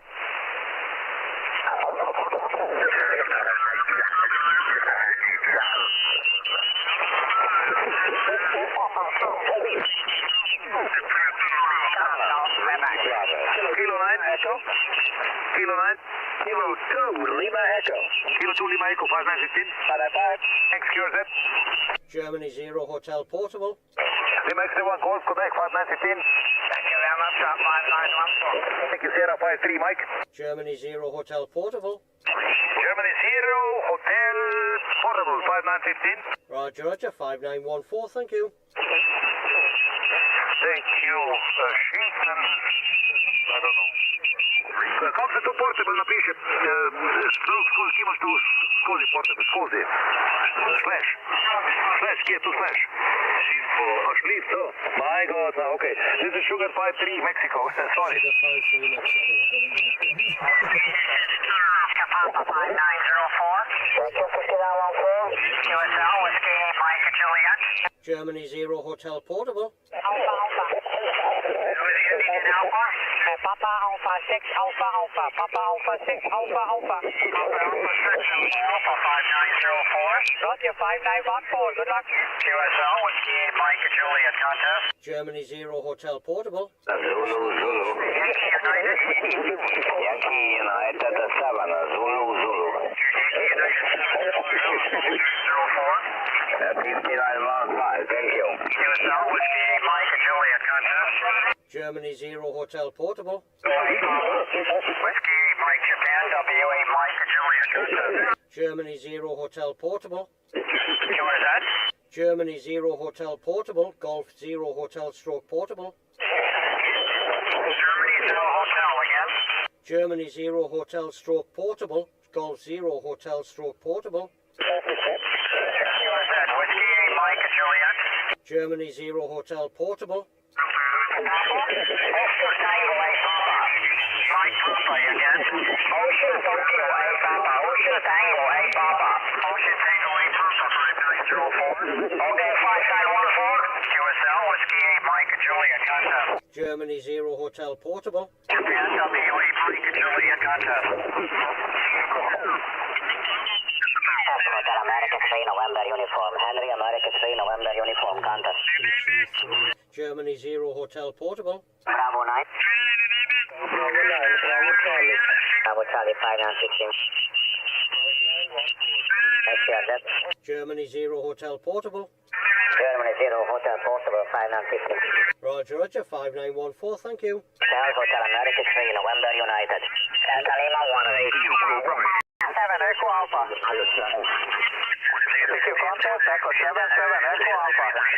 Germany 0 Hotel Portable. Issue contest Echo 77 Echo Alpha. Germany 0 Hotel Portable. Germany 0 Hotel Stroke Portable. Golf 0 Hotel Stroke Portable. 0 Henry Portable 5915. Roger, Roger, 5914, thank you. Echo 77 Echo Alpha.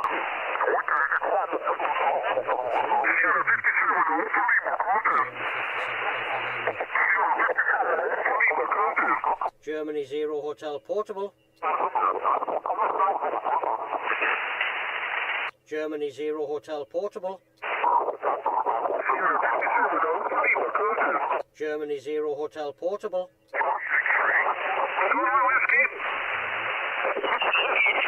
It disappears as soon as you move the frequency. It disappears. Secure contest. India Bravo 9 Alpha. Italy Bravo 9 America. Germany 0 Hotel Portable. Germany 0